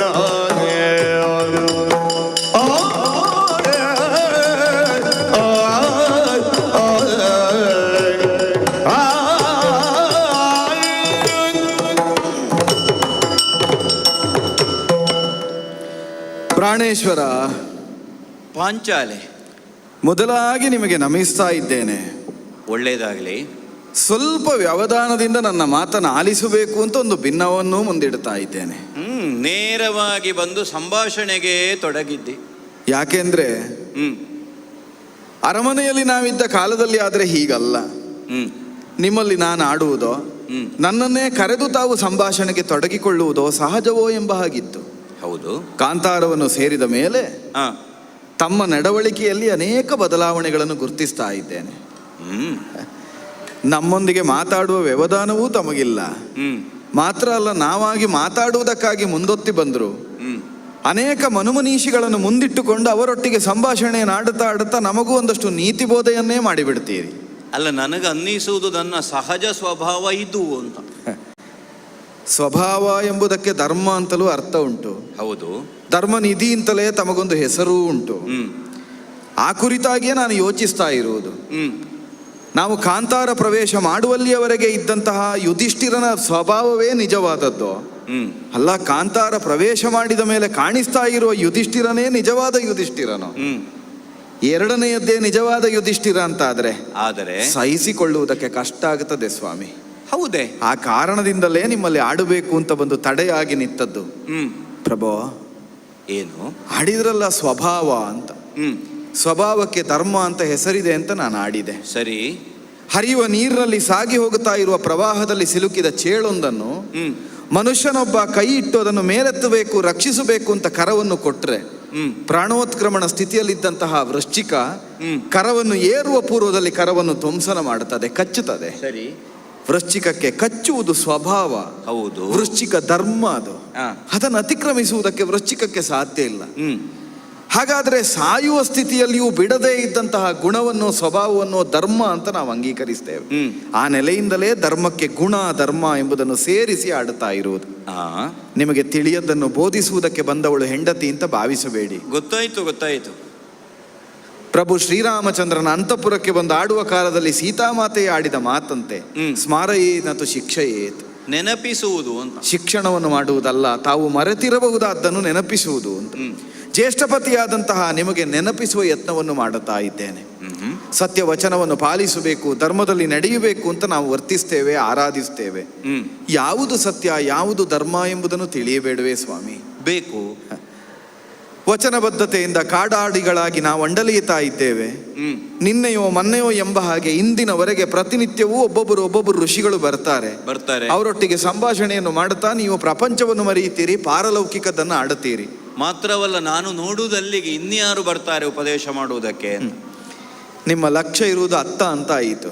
ಹಾಗಾದ್ರೆ ಇದೆಲ್ಲವನ್ನು ಬಿಟ್ಟು ನಾವು ಅತ್ತ ಸಾಗುತ್ತೇವೆ ಅಂತಾದ್ರೆ ನಾವು ಬಂದಂತಹ ನಮ್ಮ ಹಿನ್ನೆಲೆಯನ್ನು ಗಮನಿಸಬೇಡುವೋ ಸ್ವಾಮಿ? ಹಾಗಾದ್ರೆ ನಾವು ಮುಂದೆ ನೋಡಿದರೆ ಸಾಲದು, ಹಿಂದೆಯೂ ನೋಡಬೇಕು ಅಂತ ಹೇಳುದು. ಅದರಿಂದಲೇ ಹಿನ್ನೆಲೆ ಮತ್ತು ಮುನ್ನೆಲೆ ಅಂತ ಆಡುವುದು. ನಿಮ್ಮ ಮುನ್ನೆಲೆ ಯಾವುದೇ ಇರಲಿ ಸ್ವಾಮಿ, ಹಿನ್ನೆಲೆಯನ್ನು ನಾ ಎಚ್ಚರಿಸ್ತಾ ಇದ್ದೇನೆ. ಪಾಂಡು ಚಕ್ರವರ್ತಿಗೆ ತರಳರಾದವರು, ಸರಿ, ಶಶಿ ವಂಶದಲ್ಲಿ ಹುಟ್ಟಿ ಬಂದವರು, ಹೌದು, ಕ್ಷತ್ರಿಯರಾದವರು. ಒಪ್ಪಿದೆ. ನಿಮ್ಮ ಜಾತಿ ಯಾವುದು ಅಂತ ಪ್ರಶ್ನಿಸಿದರೆ ಬ್ರಾಹ್ಮಣರು ಅಂತ ಆಡುವುದಕ್ಕಿಲ್ವಲ್ಲ, ನೀವು ಕ್ಷತ್ರಿಯರವುದಲ್ವ? ಇಲ್ಲ, ಕ್ಷತ್ರಿಯರೇ, ಶಶಿ ವಂಶದವನೇ ನಾನು. ಹೌದಾ? ಹೌದು. ಮಾರ್ಕಾಂಡೇಯರನ್ನು, ಉಳಿದಂತಹ ಅನೇಕ ಋಷಿಗಳನ್ನು ಕೂಡುತ್ತಾ ಅವರೊಟ್ಟಿಗೆ ಅದೇ ತೆರನಾದ ಭಗವದ್ಧ್ಯಾನವನ್ನು ಮಾಡುವ ಕಾರಣದಿಂದ ನೀವು ಬ್ರಾಹ್ಮಣರಾಗುವುದಕ್ಕೆ ಸಾಧ್ಯ ಇಲ್ಲ.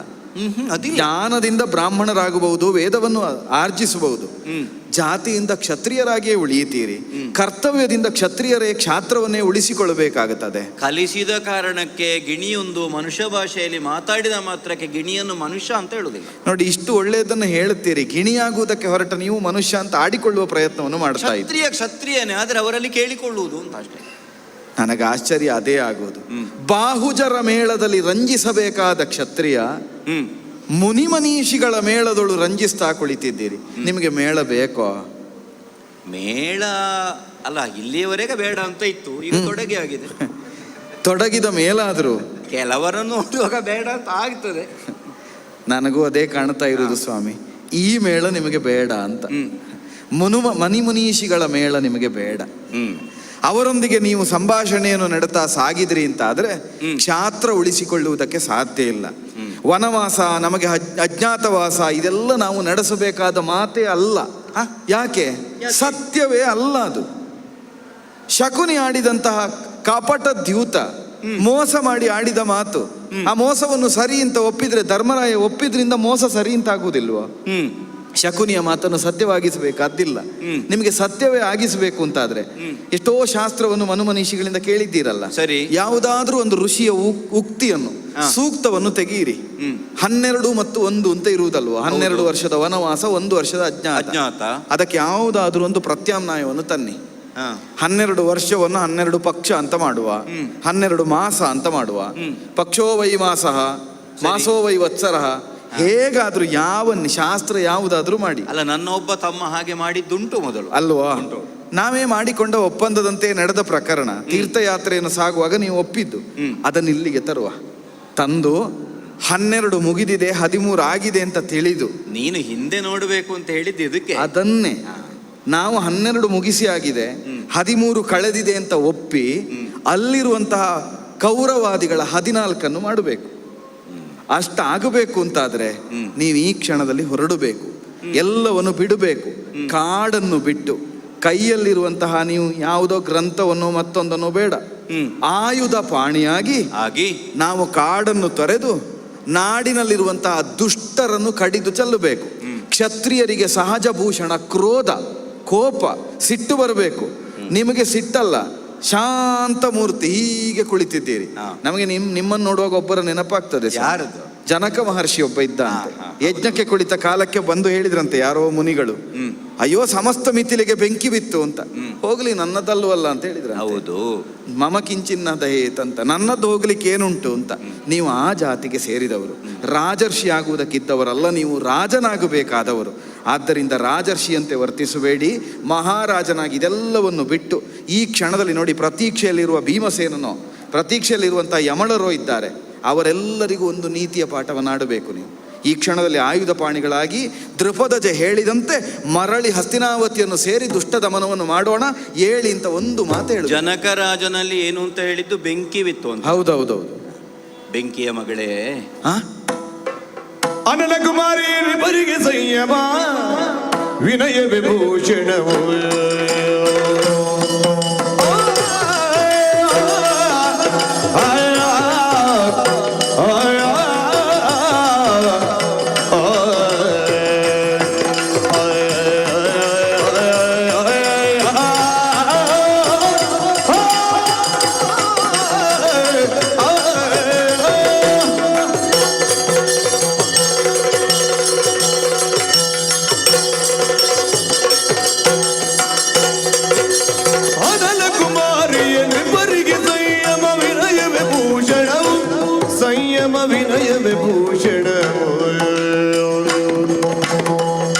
ಮನುಜನ ಮನವೇ ಬಂಧ ವಿಮೋಚನೆ,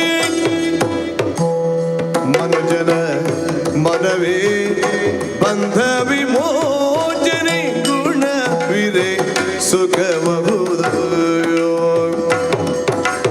ಮನುಜನ ಮನವೇ ಬಂಧ ವಿಮೋಚನೆ, ಗುಣವಿದೆ ಸುಖಬಹುದು.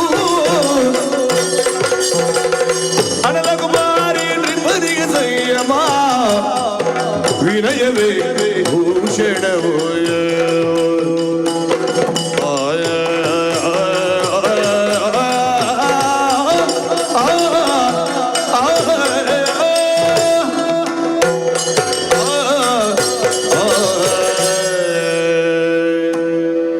ಕಾನನವಾಸಿಗಳಾಗಿದ್ದೇವೆ, ನೇರವಾಗಿ ಯಾವ ಪೀಠಿಕೆಯೂ ಇಲ್ಲದೆ ಮಾತಿಗೆ ತೊಡಗಿದೆ. ನನಗೆ ಪೀಠಿಕೆ ಬೇಡ, ಪೀಠ ಬೇಕು. ಅರ್ಥ ಆಯ್ತು? ನವಮಾಸಗಳ ಗರ್ಭವಾಸ ಇಲ್ಲದೆ ನೇರವಾಗಿ ಬೆಂಕಿಯಿಂದಲೇ, ಅರ್ಥಾತ್ ಯಜ್ಞಕುಂಡದಿಂದ ಸಂಭವಿಸಿದವಳು ನೀನು. ಷೋಡಶಿಯಾಗಿ ಸವಸ್ತ್ರ ಸಾಲಂಕೃತೆಯಾಗಿ ಮೇಲೆದ್ದು ಬಂದವಳು, ಯಜ್ಞ ಸಂಭವೆ. ಹೌದು, ಅನಲ ಕುಮಾರಿ, ಬೆಂಕಿಯ ಮಗಳು ನಾನು ಅಂತ ಹೇಳುದಲ್ವ ನೀವು? ನಿನ್ನ ಒಳಗೂ ಅದೇ ಬೆಂಕಿ ಉಂಟು ಅಂತ ತಿಳಿಯದವನಲ್ಲ ನಾನು. ಓಹ್, ಏನೆಲ್ಲ ಅಪಮಾನ ಆಗಿದೆ. ಹಸ್ತಿನಾವತಿಯ ರಾಜಸಭೆಯಲ್ಲಿ ನಡೆದಂತಹ ಘಟನೆ ಏನು, ಎಲ್ಲವನ್ನು ವಿಸ್ತಾರವಾಗಿ ವಿಸ್ತೃತವಾಗಿ ನಿನ್ನಲ್ಲಿ ಹೇಳಬೇಕು ಅಂತೆಲ್ಲ ನಾವು ಅನುಭವಿಸಿದ್ದ ಅಲ್ವೋ. ಆದರೆ ನೀನು ಹೇಳಿದ ಹಾಗೆ ಶಕುನಿ ಮಾಡಿದಂತಹ ಕಪಟದ ದ್ಯೂತ, ಅನುಮಾನವೇ ಇಲ್ಲ, ಅದು ಮೋಸ ಅಂತ ನಮಗೆ ತಿಳಿಲಿಲ್ಲ. ಅದು ಮೋಸ ಅಂತ ತಿಳಿದೇ ನಾವು ದ್ಯೂತ ಆಡುವುದಕ್ಕೆ ಹೋದೆವು. ಹೌದು, ನಾನೇ ಸಭೆಯಲ್ಲಿ ಹೇಳಲಿಲ್ಲ ಇವನು ಮಾಡಿದ್ದು ಮೋಸ ಅಂತ ನನಗೆ ಗೊತ್ತಿದೆ. ಆದರೂ ದೊಡ್ಡಪ್ಪನಾದಂತಹ ಧೃತರಾಷ್ಟ್ರ ಭೂಪತಿಗಳು ಹೇಳಿದ ಕಾರಣಕ್ಕಾಗಿ ನಾನು ಆಡ್ತೇನೆ. ಸರಿ, ಮಾತ್ರವಲ್ಲ, ದ್ಯೂತವನ್ನು ಆಡುವ ಹೊತ್ತಿಗೆ ಯಾರು ಆಡುತ್ತಾನೋ ಅವನೇ ದಾಳವನ್ನು ಹಾಕಬೇಕು, ಹೌದು, ಇನ್ನೊಬ್ಬ ಹಾಕಬಾರದು. ಹೌದು. ಆದರೂ ಶಕುನಿ ಹಾಕುತ್ತೇನೆ ಅಂತ ಹೇಳುವಾಗ ಅದನ್ನು ಶಾಸ್ತ್ರ ವಿರೋಧ ಅಂತ ನಾನು ಆಡಿದ್ದೆ. ನಮ್ಮ ತಂದೆಯ ಸ್ಥಾನದಲ್ಲಿರುವಂತಹ ಧೃತರಾಷ್ಟ್ರ ಭೂಪತಿ ಒಪ್ಪಿದರೆ ಇದನ್ನು ನಾನು ಮಗನ ಸ್ಥಾನದಲ್ಲಿದ್ದು ಮಾಡ್ತೇನೆ ಅಂತ. ದ್ರೌಪದಿ, ಒಂದು ಮಾತು ಹೇಳ, ಏನು? ಧರ್ಮ ಅಧರ್ಮಗಳ ವಿವೇಚನೆಯನ್ನು ಬಿಡುವ. ಹಿರಿಯ ಒಬ್ಬ ತಂದೆ ಮಗ ಏನೋ ತಪ್ಪು ಮಾಡಿದ, ತಪ್ಪು ಮಾಡ್ಲಿಲ್ಲ ಅಂತ ಇಟ್ಟು ತಪ್ಪು ಮಾಡಿದ್ದಾನೆ ಅಂತ ಭ್ರಮಿಸಿ ತಂದೆಯಾದವ ಮಗನಿಗೊಂದು ಏಟು ಕೊಟ್ಟ. ಹೊಡೆದ. ತಾನು ತಪ್ಪು ಮಾಡಲಿಲ್ಲ, ಹಾ. ಹಾಗಾಗಿ ತಂದೆ ತನಗೆ ಹೊಡೆದ ಅಂತ ಮಗನು ತಂದೆಗೆ ಕೊಟ್ಟರೆ ಅದಿತ್ತು. ಛೇ ಕೂಡುದು ಸ್ವಾಮಿ, ಅದು ಅಧರ್ಮ ಅಂತ ಆಗುವುದಿಲ್ವಾ? ಶಿಷ್ಯನೊಬ್ಬನನ್ನು ಕಂಡಾಗ ಅವನು ತಪ್ಪು ಮಾಡಿದ್ದಾನೆ ಅಂತ ತಿಳಿದು ಗುರುವಾದವನು ಅವನಿಗೆ ಶಿಕ್ಷೆಯನ್ನು ಕೊಡ್ತಾನೆ. ಸರಿ. ಗುರು ತನಗೆ ಶಿಕ್ಷೆಯನ್ನು ಕೊಟ್ಟ ಅನ್ನುವ ಕಾರಣಕ್ಕಾಗಿ ಶಿಷ್ಯ ಮರಳಿ ಅವನಿಗೆ ಕೊಟ್ರ ಅದಿತ್ತ? ಆಗುವುದಿಲ್ಲ. ಹಾಗಾದ್ರೆ ಹಾ. ಕ್ರೋಧ ಬೇಕು. ಕ್ಷತ್ರಿಯನಾದವನಿಗೆ ಕ್ರೋಧವೇ ಭೂಷಣ, ಹೌದು. ಆದ್ರೆ ಸ್ಥಾನ ಮತ್ತು ಅಸ್ಥಾನ ಅಂತ ಒಂದಿಲ್ವೇನೆ? ಹಾಗುಂಟು. ಈಗ ಎಲ್ಲಿ ಬರಬೇಕು, ಯಾಕೆ ಬರಬೇಕು, ಹೇಗೆ ಬರಬೇಕು ಅನ್ನುವಂತಹ ನಿರ್ಣಯ ಇರುವುದು ನಮ್ಮಲ್ಲಲ್ವೋ? ಹೇಗೆ ಸ್ವಾಮಿ? ಕೌರವಾದಿಗಳು ನಮಗೆ ಏನನ್ನೇ ಮಾಡಿದ್ರು, ತಂದೆಯ ಸ್ಥಾನದಲ್ಲಿರುವಂತಹ ಧೃತರಾಷ್ಟ್ರ ಭೂಪತಿಗಳು ಹೇಳಿದ್ದಕ್ಕೆ ಮಾಡಿದ್ದಲ್ವೇ? ಸರಿ. ಒಂದು. ಇನ್ನೊಂದು, ಅವರು ಏನೇ ಮಾಡಲಿ ಅವರಿಗದು ಸ್ವಭಾವ. ನೀನು ಆಡಿದಂತೆ ಸ್ವಭಾವ ಅಂದ್ರೆ ಧರ್ಮ. ಹಾರುವುದು ಹಕ್ಕಿಗೆ ಸ್ವಭಾವ, ಸರಿ. ಹರಿಯುವುದು ನೀರಿಗೆ ಸ್ವಭಾವ, ಸರಿ. ಸತ್ಯವನ್ನೇ ಆಡಬೇಕಾದ್ದು, ಧರ್ಮ ಮಾರ್ಗದಲ್ಲೇ ನಡೆಯಬೇಕಾದ್ದು ಜೀವನೋರ್ವನ ಸ್ವಭಾವ, ಸರಿ. ಅದನ್ನು ಮೀರಿ ಕೌರವ ಏನನ್ನೋ ಮಾಡಿದ, ಮೋಸವನ್ನು ಮಾಡಿದ ಅನ್ನುವ ನೆಲೆಯಿಂದ ನಾವು ಅದನ್ನೇ ಮಾಡಿದ್ರೆ ನಮ್ಮ ಮಟ್ಟ ಎಲ್ಲಿಗೆ ಇಳೀತದೆ? ನಿನಗೊಂದೇ ಹೇಳ, ಎರಡು ವಿಧಾನ ಉಂಟು. ಹೇಗೆ? ಒಂದು ದ್ರವ ಸ್ವಭಾವ, ಇನ್ನೊಂದು ಘನ ಸ್ವಭಾವ.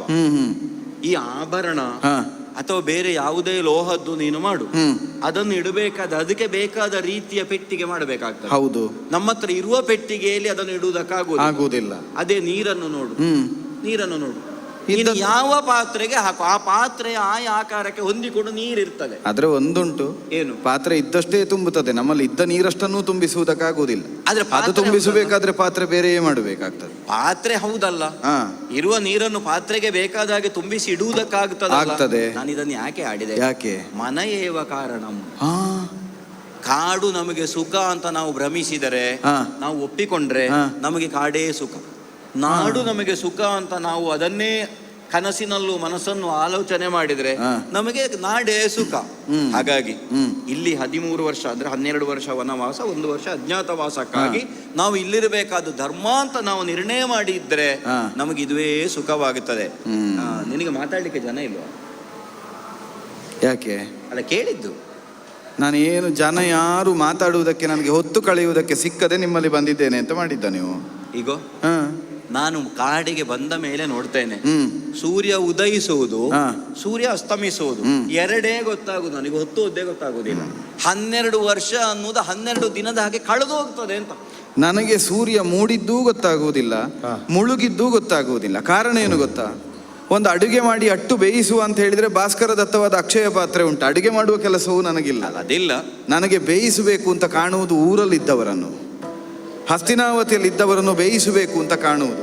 ಅದಕ್ಕೆ ವಿನಿಯೋಗವಾಗಬೇಕಾದ ಮಾಧ್ಯಮಕ್ಕೆ ಬಲ ಅಂತ ಹೆಸರು. ಬಲವಿರಲು ಪೃಥ್ವಿಯು ದೊರೆದು ದೇಶಾಂತಗಳು ಕಲುದರಂ ಅಸಾಧನೆಗೆ ದೇಹ ಮೂಲ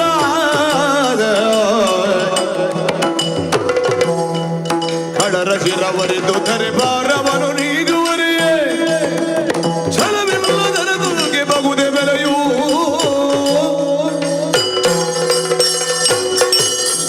ಸ್ವಾಮಿ, ನಿಮ್ಮಲ್ಲಿ ವಾದಕ್ಕೆ ತೊಡಗುತ್ತೇನೆ ಅಂತ ಅನ್ಯತಾ ಭಾವಿಸಬೇಡಿ.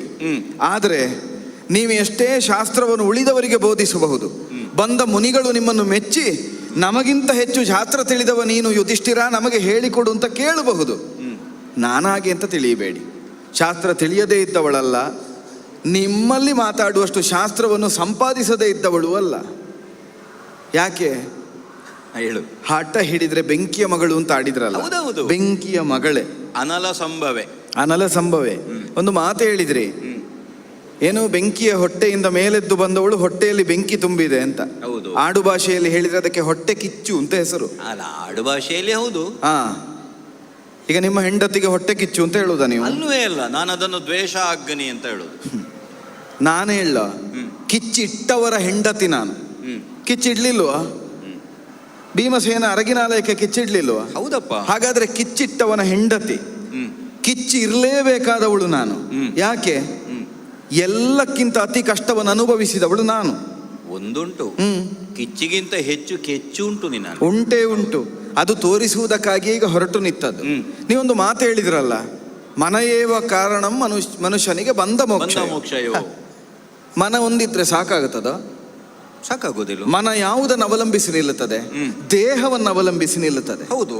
ಹಾಗಾದರೆ ಧರ್ಮ ಸಾಧನೆಗೆ ದೇಹವೇ ಮಾಧ್ಯಮ ಅಂತ ವಿಶ್ವಾಮಿತ್ರರಂತವರು ತೋರಿಸಿಕೊಟ್ರಂತೆ. ಶರೀರ ಮಾಧ್ಯಮ ಕಲು ಧರ್ಮ ಸಾಧನ ಅಲ್ಲ, ಹಾಗೆ ಹೇಳಿದವರು ಇದ್ದಾರೆ ಅಲ್ವಾ? ಹೌದು. ಧಾರ್ಮಿಕವಾದಂಥ ಯಾವುದನ್ನಾದರೂ ಧರ್ಮವನ್ನು ಸಾಧಿಸಬೇಕು ಅಂತಾದರೆ ಮಾಧ್ಯಮವಾಗಿ ವಿನಿಯೋಗವಾಗಬೇಕಾದ್ದು ದೇಹ. ಒಬ್ಬ ಬಲಿಷ್ಠನಾದವನಲ್ಲಿ ಬಲ ನಿಕ್ಷೇಪಗೊಂಡದ್ದು ಯಾವುದಕ್ಕೆ ಅಂತ ಪ್ರಶ್ನಿಸಿದ್ರೆ ಸರಳವಾಗಿ ಉತ್ತರಿಸುವುದಕ್ಕಾಗುತ್ತದೋ? ಶಾಸ್ತ್ರಗಳು ಉತ್ತರಿಸ್ತದೆ. ಬಲಿಷ್ಠನಾದವನಲ್ಲಿ ಬಲ ನಿಕ್ಷೇಪಗೊಂಡದ್ದು ದುರ್ಬಲರನ್ನು ಪರಿಪಾಲಿಸುವುದಕ್ಕೆ ಅಂತ. ಹೌದು. ದುರ್ಬಲರನ್ನು ಆಘಾತಗೊಳಿಸುವುದಕ್ಕಲ್ಲ. ಆಳುವ ಅರಸನೊಬ್ಬ ಸದ್ಧರ್ಮಿಯಾದರೆ, ಆಳುವ ಅರಸನೊಬ್ಬ ಶಾಸ್ತ್ರವೇತ್ತನಾದ್ರೆ, ಆಳುವ ಅರಸನೊಬ್ಬ ದೈವ ಭಕ್ತನಾದ್ರೆ, ಪರಿಪಾಲಿಸಲ್ಪಟ್ಟ ಪ್ರಜೆಗಳು ಅದೇ ನೆಲೆಯಲ್ಲಿ ಸಾಗುತ್ತಾರೆ. ಆಳುವ ಅರಸನೊಬ್ಬ ಶಾಂತಿಯನ್ನೇ ಪ್ರತಿಪಾದಿಸಿದ್ರೆ, ಆಳುವ ಅರಸನೊಬ್ಬ ಹೆಂಬೇಡಿಯಂತೆ ಅಂಡಲಿಯುವುದಕ್ಕೆ ತೊಡಗಿದ್ರೆ ಅವನ ಪ್ರಜಾವರ್ಗವು ಅದನ್ನೇ ಮಾಡುತ್ತದೆ. ಆರ್ತಪರಾಯಣೆ ಕ್ಷತ್ರಿಯರಿಗೆ ಕರ್ತವ್ಯ. ಶ್ರೀರಾಮಚಂದ್ರ ಹೇಳಿದ ಮಾತು ಸ್ವಾಮಿ, ನಾನು ಹೇಳಬೇಕು ಅಂತ ಇಲ್ಲ. ಕ್ಷತ್ರಿಯೈರ್ ದಾರ್ಯತೆ ಚಾಪ ನಾರ್ಥ ಶಬ್ದೋ ಭವೇದಿತಿ. ಲೋಕದಲ್ಲಿ ಆರ್ತರೆಂಬ ಶಬ್ದವನ್ನಿಲ್ಲವಾಗಿಸುವುದು ಅಂದ್ರೆ ಆರ್ತರೇ ಇಲ್ಲ ಅಂತ ಮಾಡುವುದಲ್ಲ, ಆರ್ತತ್ವ ಇಲ್ಲವಾಗಿಸುವುದಕ್ಕೆ. ಆರ್ತಪರಾಯಣೆಗಾಗಿ ಕ್ಷತ್ರಿಯರು ಚಾಪವನ್ನು ಧರಿಸಬೇಕು ಅಂತ ಶ್ರೀರಾಮಚಂದ್ರ ಆಡಿದ. ಕೊಲ್ಲಲಿಲ್ವೋ, ಹೋಗಲಿಲ್ವೋ, ಅಂಡಲಿಯಲಿಲ್ವೋ, ಮಾಡಲಿಲ್ವೋ? ಎಷ್ಟು ಹೇಳುವುದಕ್ಕೆ ಸಾಧ್ಯ? ಬಲಸ್ಯ ಪೃಥ್ವಿ ಅಂತ ಆಡುತ್ತಾರೆ, ನಾವಿಷ್ಣು ಪೃಥ್ವೀಪತಿ ಅಂತ ಹೇಳುತ್ತಾರೆ. ನನಗೆಲ್ಲ ಶಾಸ್ತ್ರವು ನಿಮ್ಮ ಮುಂಭಾಗದಲ್ಲಿ ನೆನಪಾಗುತ್ತದೆ. ಬಾಹುಜರಾದಂತಹ ನಿಮ್ಮ ಬಾವುಗಳಲ್ಲಿ ನೆಲೆ ನಿಂತವನನ್ನು ನಾರಾಯಣ ಅಂತ ನಿಕ್ಷೇಪಿಸ್ತಾರೆ. ಅದಕ್ಕೆ ಉದ್ದೇಶ ಏನು ಅಂತ ಕೇಳಿದ್ರೆ ಸ್ಪಷ್ಟವಾಗಿ ಒಂದು ವಾಕ್ಯದಲ್ಲಿ ಉತ್ತರಿಸ್ತಾರೆ. ಲೋಕದಲ್ಲಿರುವ ದುಷ್ಟ ದಮನವನ್ನು ಮಾಡಿ ಧರ್ಮವನ್ನು ಪ್ರತಿಪಾದಿಸುವುದು ಅಂತ. ಮನೆಗೆ ಬೆಂಕಿ ಇಡುತ್ತಾನೆ, ಉಣ್ಣುವ ಅನ್ನಕ್ಕೆ ವಿಷ ಕೊಡುತ್ತಾನೆ. ತನ್ನ ಕಣ್ಣ ಮುಂಭಾಗದಲ್ಲಿ ನಿಮ್ಮ ಹೆಂಡತಿಯಾದ ನನ್ನ ಸೀರೆಯ ಶಾಲೆಗೆ ಕೈ ಇಕ್ಕುತ್ತಾನೆ, ನನ್ನನ್ನು ವಿವಸ್ತ್ರಗೊಳಿಸುವ ಯತ್ನ ಮಾಡುತ್ತಾನೆ. ತುಂಬಿದ ಸಭೆಯಲ್ಲಿ ನನ್ನನ್ನು ಗೋವು, ನೀವು 5 ಮಂದಿಗಳು ಗೋವೃಷಗಳು, ಹಿಂಬಾಲಿಸಿ ಸಾಗುವ ದನಗಳು ಅಂತ ಹೇಳುತ್ತಾನೆ. ಇಂತಹ ದುರ್ಭಾಷೆಯನ್ನು ಮಾಡಿದ, ದುಷ್ಕೃತ್ಯವನ್ನೆಸಗಿದ, ಅಧರ್ಮವನ್ನೇ ಪ್ರತಿಪಾದಿಸಿದ, ಅನ್ಯಾಯವನ್ನು ಬದುಕಿನಲ್ಲಿ ಮಾಡಿದ ಒಬ್ಬನನ್ನು ಕ್ಷಮಿಸ್ತೇನೆ, ಒಬ್ಬನನ್ನು ಮರೆತು ಬಿಡುತ್ತೇನೆ, ನನಗೆ ಕಾಡು ಸುಖ, ನಾನು ಮನಸ್ಸಿನಂತೆ ಕಾಡಾಗುತ್ತದೆ, ಕಾಡಿನಲ್ಲಿ ನೆಮ್ಮದಿಯಲ್ಲಿ ಇರ್ತೇನೆ ಅಂತ ಹೇಳಿದ್ರೆ ಅದಕ್ಕೆ ಅರ್ಥ ಉಂಟೋ ಸ್ವಾಮಿ? ನೀವು ಹೇಳಿದ್ರಿ ತಂದೆಯೊಬ್ಬ ಮಗನನ್ನು ಹೊಡೆದ ಕಾರಣಕ್ಕೆ ಮಗ ಹಿಂತಿರುಗಿ ಹೊಡೆಯಕೂಡದು, ಗುರು ಒಬ್ಬ ಶಿಕ್ಷಿಸಿದ್ರೆ ಶಿಷ್ಯನೊಬ್ಬ ಗುರುವನ್ನು ಪ್ರಶ್ನಿಸಕೂಡದು. ಎಲ್ಲಿಯವರೆಗೆ ಸ್ವಾಮಿ? ಅರಿಯದೆಸಗಿದ ಪಾಪವನ್ನಾದರೂ ಮನ್ನಿಸುವುದಕ್ಕಾಗುತ್ತದೆ ಪ್ರಮಾದ ಎಂಬ ನೆಲೆಯಿಂದ. ಅರಿತೆಸಗಿದ್ರೆ ಪಾತಕ ಆಗುವುದಿಲ್ವ? ಒಬ್ಬ ಮಾಡಿದ್ದನ್ನೇ ಮಾಡುತ್ತಾನೆ.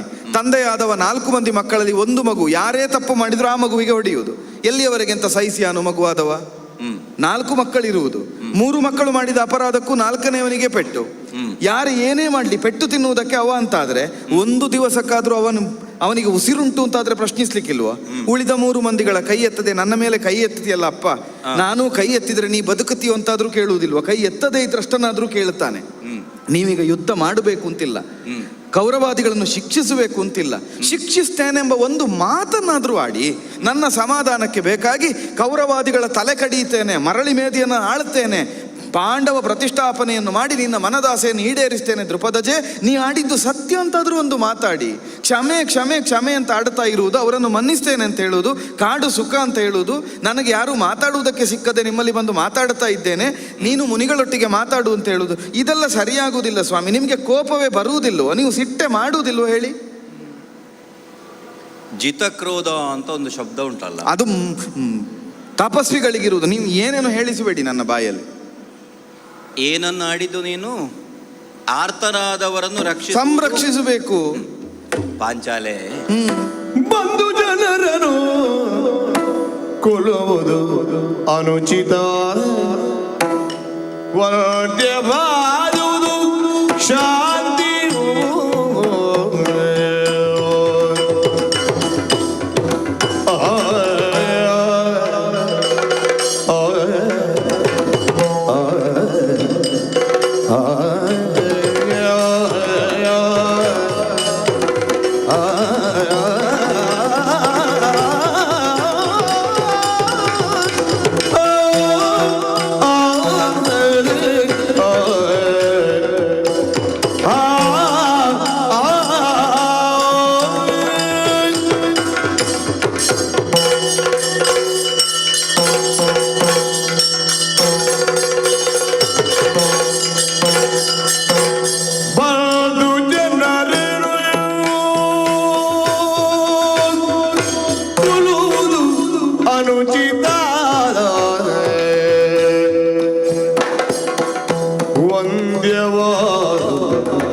ಶಾಂತಿಯೋ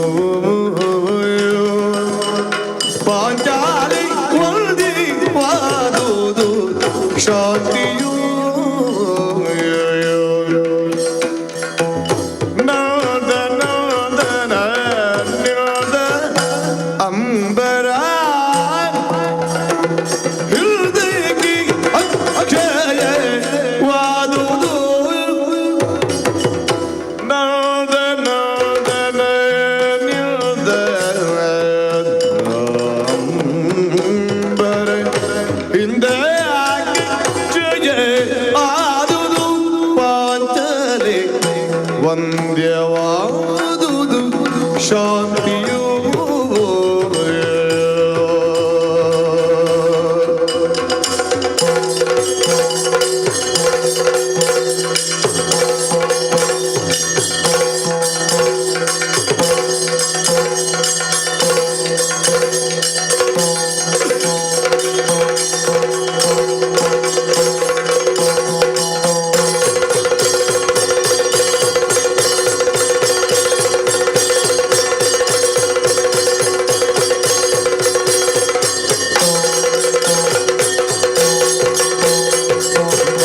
ಜನರನ್ನು ಕೊಲ್ಲುವುದು ಅನುಚಿತವಾದುದು ಶಾಂತಿಯು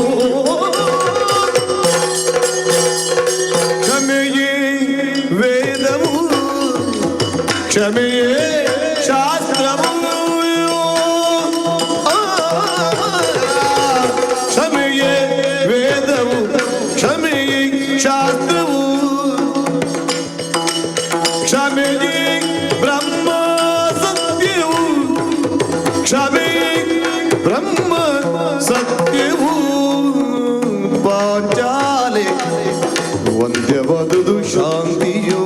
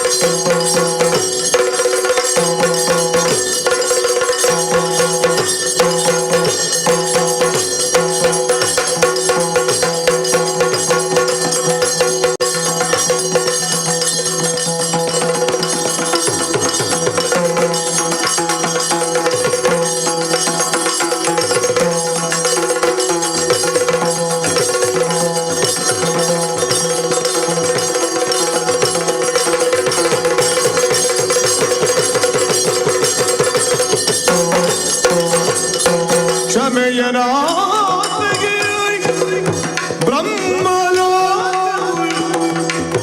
ಕ್ಷಮೆಗೆ ಧರಣಿ ಸಾಕಿಯು ಕ್ಷಮೆಗೆ ಹರಣಿ ಸಾಕಿಯು ಕ್ಷಮೆಯನಾಗಿ ಬ್ರಹ್ಮಲೋಕವು ಕ್ಷಮೆಗೆ ಧರಣಿಯೇ ಸಾಕಿಯು ಸಾಕಿಯು ಸಾಕಿಯು ಕ್ಷಮೆಯನಾಗಿ ಬ್ರಹ್ಮಲೋಕವು ಕ್ಷಮೆಗೆ ಧರಣಿಯೇ ಸಾಕಿಯು ಬಂದು ಜನರನ್ನು ಕೊಲ್ಲುವುದು ಅನುಚಿತ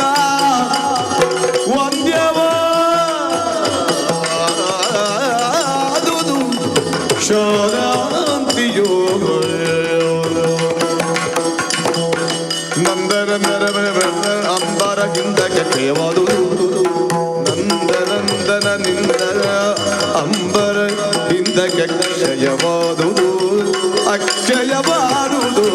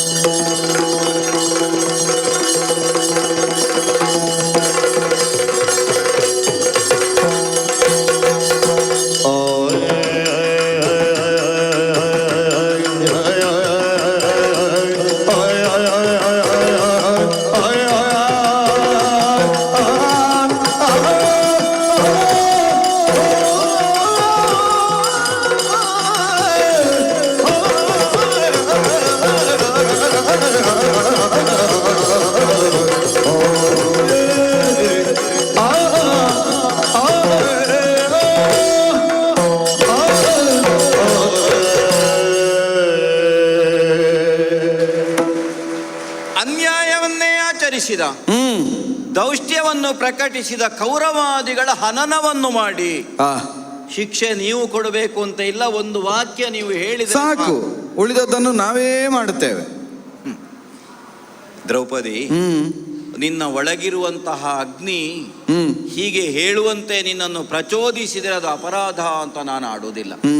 ಆದರೆ ಶಾಸನವನ್ನು ಮಾಡಬೇಕಾದವ, ಅರ್ಥಾತ್ ಅಧಿಕಾರದ ಪೀಠದಲ್ಲಿ ಇರುವವನು ಯಾವ ಮಾತುಗಳನ್ನು ಆಡಬೇಕಾದ್ರೂ, ಯಾವ ಕೃತಿಯನ್ನು ಆಚರಿಸಬೇಕಾದ್ರೂ 100 ಬಾರಿ ಆಲೋಚಿಸಬೇಕಾಗುತ್ತೆ. ಸತ್ಯ. ಕೌರವಾದಿಗಳನ್ನು ಕೊಲ್ಲಬೇಕು. ಯಾರವರು? ಯಾರು? ದುಷ್ಟರು, ನಮ್ಮ ಬಂಧುಗಳು, ನನ್ನ ದೊಡ್ಡಪ್ಪನ ಮಕ್ಕಳು, ನನ್ನ ತಮ್ಮಂದಿರವರು, ರಕ್ತ ಸಂಬಂಧಿಗಳು. ಶಾಸ್ತ್ರವನ್ನೆಲ್ಲ ನಾನು ತಿಳಿದವಳಿದ್ದೇನೆ, ನೀವು ಪ್ರತ್ಯೇಕ ಹೇಳಬೇಕು ಅಂತ ಇಲ್ಲ ಅಂತ ನೀನು ಆಡ್ತಿ. ಹೌದು. ಬಂಧು ಜನರ ಹತ್ಯೆ ಅನ್ನೋದು ಸಮ್ಮತವೋ ಶಾಸ್ತ್ರವೋ? ಬಂಧು ಜನರ ಹತ್ಯೆ ಸಮ್ಮತ ಅಲ್ಲ ಅಲ್ವೇ? ಇನ್ನೂ ಒಂದು ಅನ್ಯಾಯವನ್ನು ಮಾಡಿದ್ದಾರೆ, ಪ್ರತಿಯಾಗಿ ನಾವೇ ಅವರಿಗೆ ಶಿಕ್ಷೆಯನ್ನು ಕೊಡಬೇಕು. ಪಾಂಚಾಲೆ, ತುಂಬಿದ ಸಭೆಯಲ್ಲಿ ಅಹಿತಕರವಾದಂತಹ ಘಟನೆ ನಡೆದದ್ದನ್ನು ಆಲೋಚಿಸಿದ್ರೆ ಈ ಹೊತ್ತಿಗೂ ನನಗೆ ಸಂಕಟವಾಗುತ್ತದೆ, ಇಂಥದ್ದೊಂದು ಆಗಬಾರದಿತ್ತು ಅಂತ ಅನ್ನಿಸ್ತದೆ.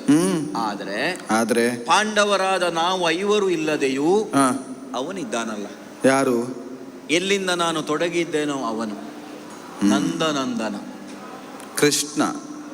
ಅನಾದಿ ಅನಂತ ಅಂತ ಯಾರ ಕುರಿತಾಗಿ ನಾವು ಆಡ್ತೇವೋ, ಯಾರ ಅನುಗ್ರಹದಿಂದಲೇ ಇಲ್ಲಿಯವರೆಗೆ ನಾವು ಸುಕ್ಷೇಮಿಗಳಾಗಿದ್ದೇವೋ, ಯಾಗವನ್ನು ಪೂರೈಸುತ್ತೀ ಭವಸಾಗರವನಿ ದಾಂಟಿಸುವಂತ ಯಾರ ಕಾಲಿಗೆರೆಗೆ ನಾವು ಬೇಡಿಕೊಂಡಿದ್ದೇವೋ ಅಂಥವನೇ ಬಂದ ಕಾಲದಲ್ಲಿ ಕ್ಷಯವಾದದ್ದು ಅಕ್ಷಯವಾಗುತ್ತದಂತೆ.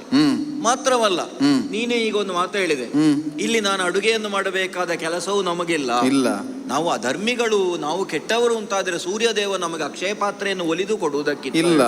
ಹಾಗಾದ್ರೆ ಪಾಕ ಮಾಡುವುದಕ್ಕೆ ಅಕ್ಷಯ, ಸಭೆಯಲ್ಲಿ ಅಪಮಾನ ಆಗುವ ಕಾಲದಲ್ಲಿ ಅಂಬರವು ಅಕ್ಷಯ ಆಗಿದೆ. ಬಟ್ಟೆ, ಹೌದು, ಬಟ್ಟೆ ಅಂದ್ರೆ ದಿಕ್ಕು ಅಂತಲೂ ಅರ್ಥ ಇಲ್ವಾ? ಉಂಟು, ದಾರಿ ಅಂತಲೂ ಅರ್ಥ ಇಲ್ಲ. ಹೌದು, ಭಗವಂತನು ಒಲಿದ್ರೆ ನಮ್ಮ ಬಟ್ಟೆಯೂ ಅಕ್ಷಯವಾಗುತ್ತದೆ, ನಮ್ಮ ದಾರಿಯೂ ಅಕ್ಷಯವಾಗುತ್ತದೆ, ನಾವು ಉಣ್ಣುವ ಪಾಕವೂ ಅಕ್ಷಯವಾಗುತ್ತದೆ. ಈ ನೆಲೆಯಿಂದ ಭಗವದ್ ಅನುಗ್ರಹದಿಂದ ನಾವು ಬದುಕಬೇಕು ಬಿಟ್ಟು ನಮ್ಮೊಳಗೆ ದ್ವೇಷವನ್ನು ತುಂಬಿಸಿಕೊಂಡು ನಮ್ಮ ಬಂಧುಗಳನ್ನು ಕೊಲ್ಲಬೇಕು. ನಿನಗೆ ಕಾಶ್ಯಪ ಗೀತೆ ಗೊತ್ತೇನೆ? ನನಗೊತ್ತಿಲ್ಲ. ಈಗ ಹೇಳ. ನನಗೆ ಸಂಗ್ರಾಮ ಗೀತೆ ಒಂದೇ ಗೊತ್ತಿರುವುದು. ಗೊತ್ತಾಯ್ತು. ಕ್ಷಮೆ ಒಂದು ಶಬ್ದ ಎಲ್ಲವನ್ನು ಸೂಚಿಸ್ತದೆ. ಧರ್ಮವೂ ಕ್ಷಮೆ, ಬ್ರಹ್ಮವೂ ಕ್ಷಮೆ, ಯಜ್ಞವೂ ಕ್ಷಮೆ, ಸತ್ಯವೂ ಕ್ಷಮೆ, ತಪಸ್ಸೂ ಕ್ಷಮೆ, ವೇದವೂ ಕ್ಷಮೆ, ಸ್ಮೃತಿಯೂ ಕ್ಷಮೆ, ಶ್ರುತಿಯೂ ಕ್ಷಮೆ, ಪ್ರತಿಯೊಂದು ಜಗತ್ತಿನಲ್ಲಿ ಇರುವುದೇ ಕ್ಷಮೆಯಿಂದಲಾಗಿ ಅಂತ ಕಾಶ್ಯಪರಾಡಿದ ಮಾತು. ಒಬ್ಬ ತಪಸ್ವಿಗೆ ಬ್ರಹ್ಮ ಯಾವುದು ಅಂತ ಕೇಳಿದ್ರೆ ಕ್ಷಮೆಯೇ ಬ್ರಹ್ಮ. ಒಬ್ಬ ಪರಾಕ್ರಮಿಗೆ ತೇಜಸ್ಸು ಯಾವುದು ಅಂತ ಕೇಳಿದ್ರೆ ಕ್ಷಮೆಯೇ ತೇಜಸ್ಸು. ಒಬ್ಬ ಸಂಪತ್ತು ಧನಿಕನಿಗೆ ಸಂಪತ್ತು ಯಾವುದು ಕೇಳಿದ್ರೆ ಕ್ಷಮೆಯೇ ಸಂಪತ್ತು. ಹಾಗಾಗಿ ಜಗತ್ತಿನಲ್ಲಿ ಭೂಮಿಗೆ ಕ್ಷಮೆ ಅಂತ ಹೆಸರಿಲ್ವ? ಉಂಟು. ಕ್ಷಮಯಾ ಧರಿತ್ರಿ ಸಮ ಅಂತ ಯಾಕೆ ಆಡುವುದು ನಾವು? ನೀನ್ ಆಡ್ತಿ, ಹೋಗಿ ಕೊಲ್ಲಿ. ಅಪರಾಧ ಮಾಡಿದವರಿಗೆ ಕ್ಷಮೆ ಕೊಡಬೇಕಾದ್ದು, ಅವರು ನಮಗೆ ಅಷ್ಟು ಕೆಟ್ಟದ್ದು ಮಾಡಿದ್ದಾರೆ ಹಾಗಾಗಿ ಅವರನ್ನು ಕೊಲ್ಲಿ. ಏನು ಮಾಡದವರಿಗೆ ಕ್ಷಮೆ ಯಾಕೆ ಕೊಡಬೇಕು? ಕ್ಷಮಾಶೀಲ ಅನ್ನುವ ಶಬ್ದ ಇರುವುದೇ ನಮ್ಮ ಕುರಿತಾಗಿ ಅಪರಾಧ ಮಾಡಿದವರನ್ನು ಮನ್ನಿಸುವುದಕ್ಕಾಗಿ. ಹಾಗಾಗಿ ಇದು ಕೆಲವು ವರ್ಷ ಕಳೀಲಿ, ನಾನು ಸ್ವಲ್ಪ ಇವರ ಹತ್ರ ಮಾತಾಡ್ತೇನೆ, ಮತ್ತೆ ನೀವು ಅವರ ಹತ್ರವೇ ಮಾತಾಡಿ, ಆದರೆ ನನ್ನದೊಂದು ಮುಗಿಸಿ ಮತ್ತೆ ಮಾತಾಡಿ. ಮುಗಿಲಿಲ್ಲೋ ನಿನ್ನದು? ಏನು ಹೇಳಿದ್ರಿ ನೀವು? ಕ್ಷಮೆಯೇ ಸರ್ವಸ್ವ. ಸರ್ವಸ್ವವು ಕ್ಷಮೆ. ಕಾಶ್ಯಪ ಗೀತೆ. ನಿಮಗೆ ವಿಶ್ವಗೀತ ಗೊತ್ತೋ? ಅದನ್ನು ನಾನು ಹೇಳ್ತೇನೆ. ಒದಗಿಸಿಕೊಟ್ಟವನಿಗೆ ಕೃಷ್ಣ ಮಾವನ ಕೃಷ್ಣ ಧರ್ಮವ ಬುರಿದ ಕಾಂತನ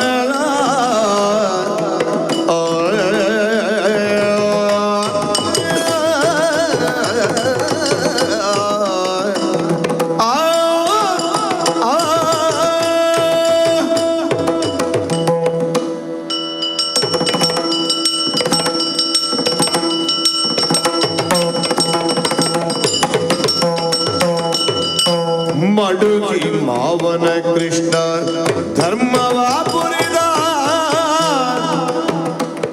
ಮೃಢನು ದಕ್ಕನ ಜಗವಂದ್ಯನಾದ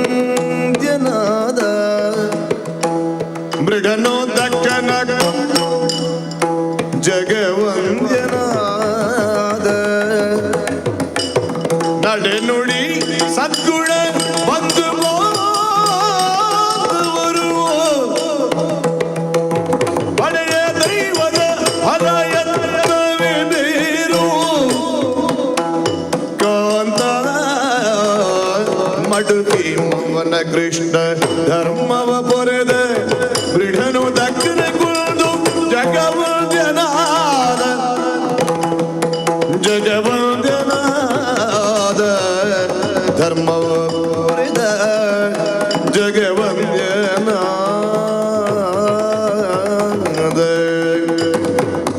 ಲಾಲಿಸು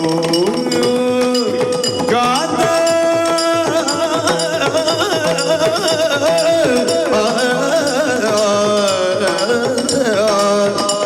ಲಾಲಿಸು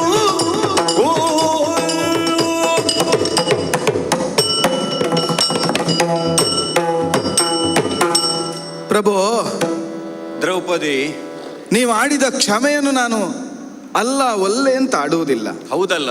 ಶಾಸ್ತ್ರ ಸರಿ ಕ್ಷಮೆ ಎನ್ನುವುದು, ಆದ್ರೆ ಎಲ್ಲಿ ಕ್ಷಮೆ ವಿನಿಯೋಗ ಆಗಬೇಕು, ಎಲ್ಲಿ ಕೋಪ ಕ್ರೋಧ ವಿನಿಯೋಗ ಆಗಬೇಕು, ಎಲ್ಲಿ ಶಿಕ್ಷೆ ಎಲ್ಲಿ ರಕ್ಷೆ, ಈ ವ್ಯವಧಾನವನ್ನು ವಿವೇಕವನ್ನು ಹೊಂದಿರಬೇಕಾದದ್ದು ಮನುಷ್ಯನಿಗೆ ಕರ್ತವ್ಯ.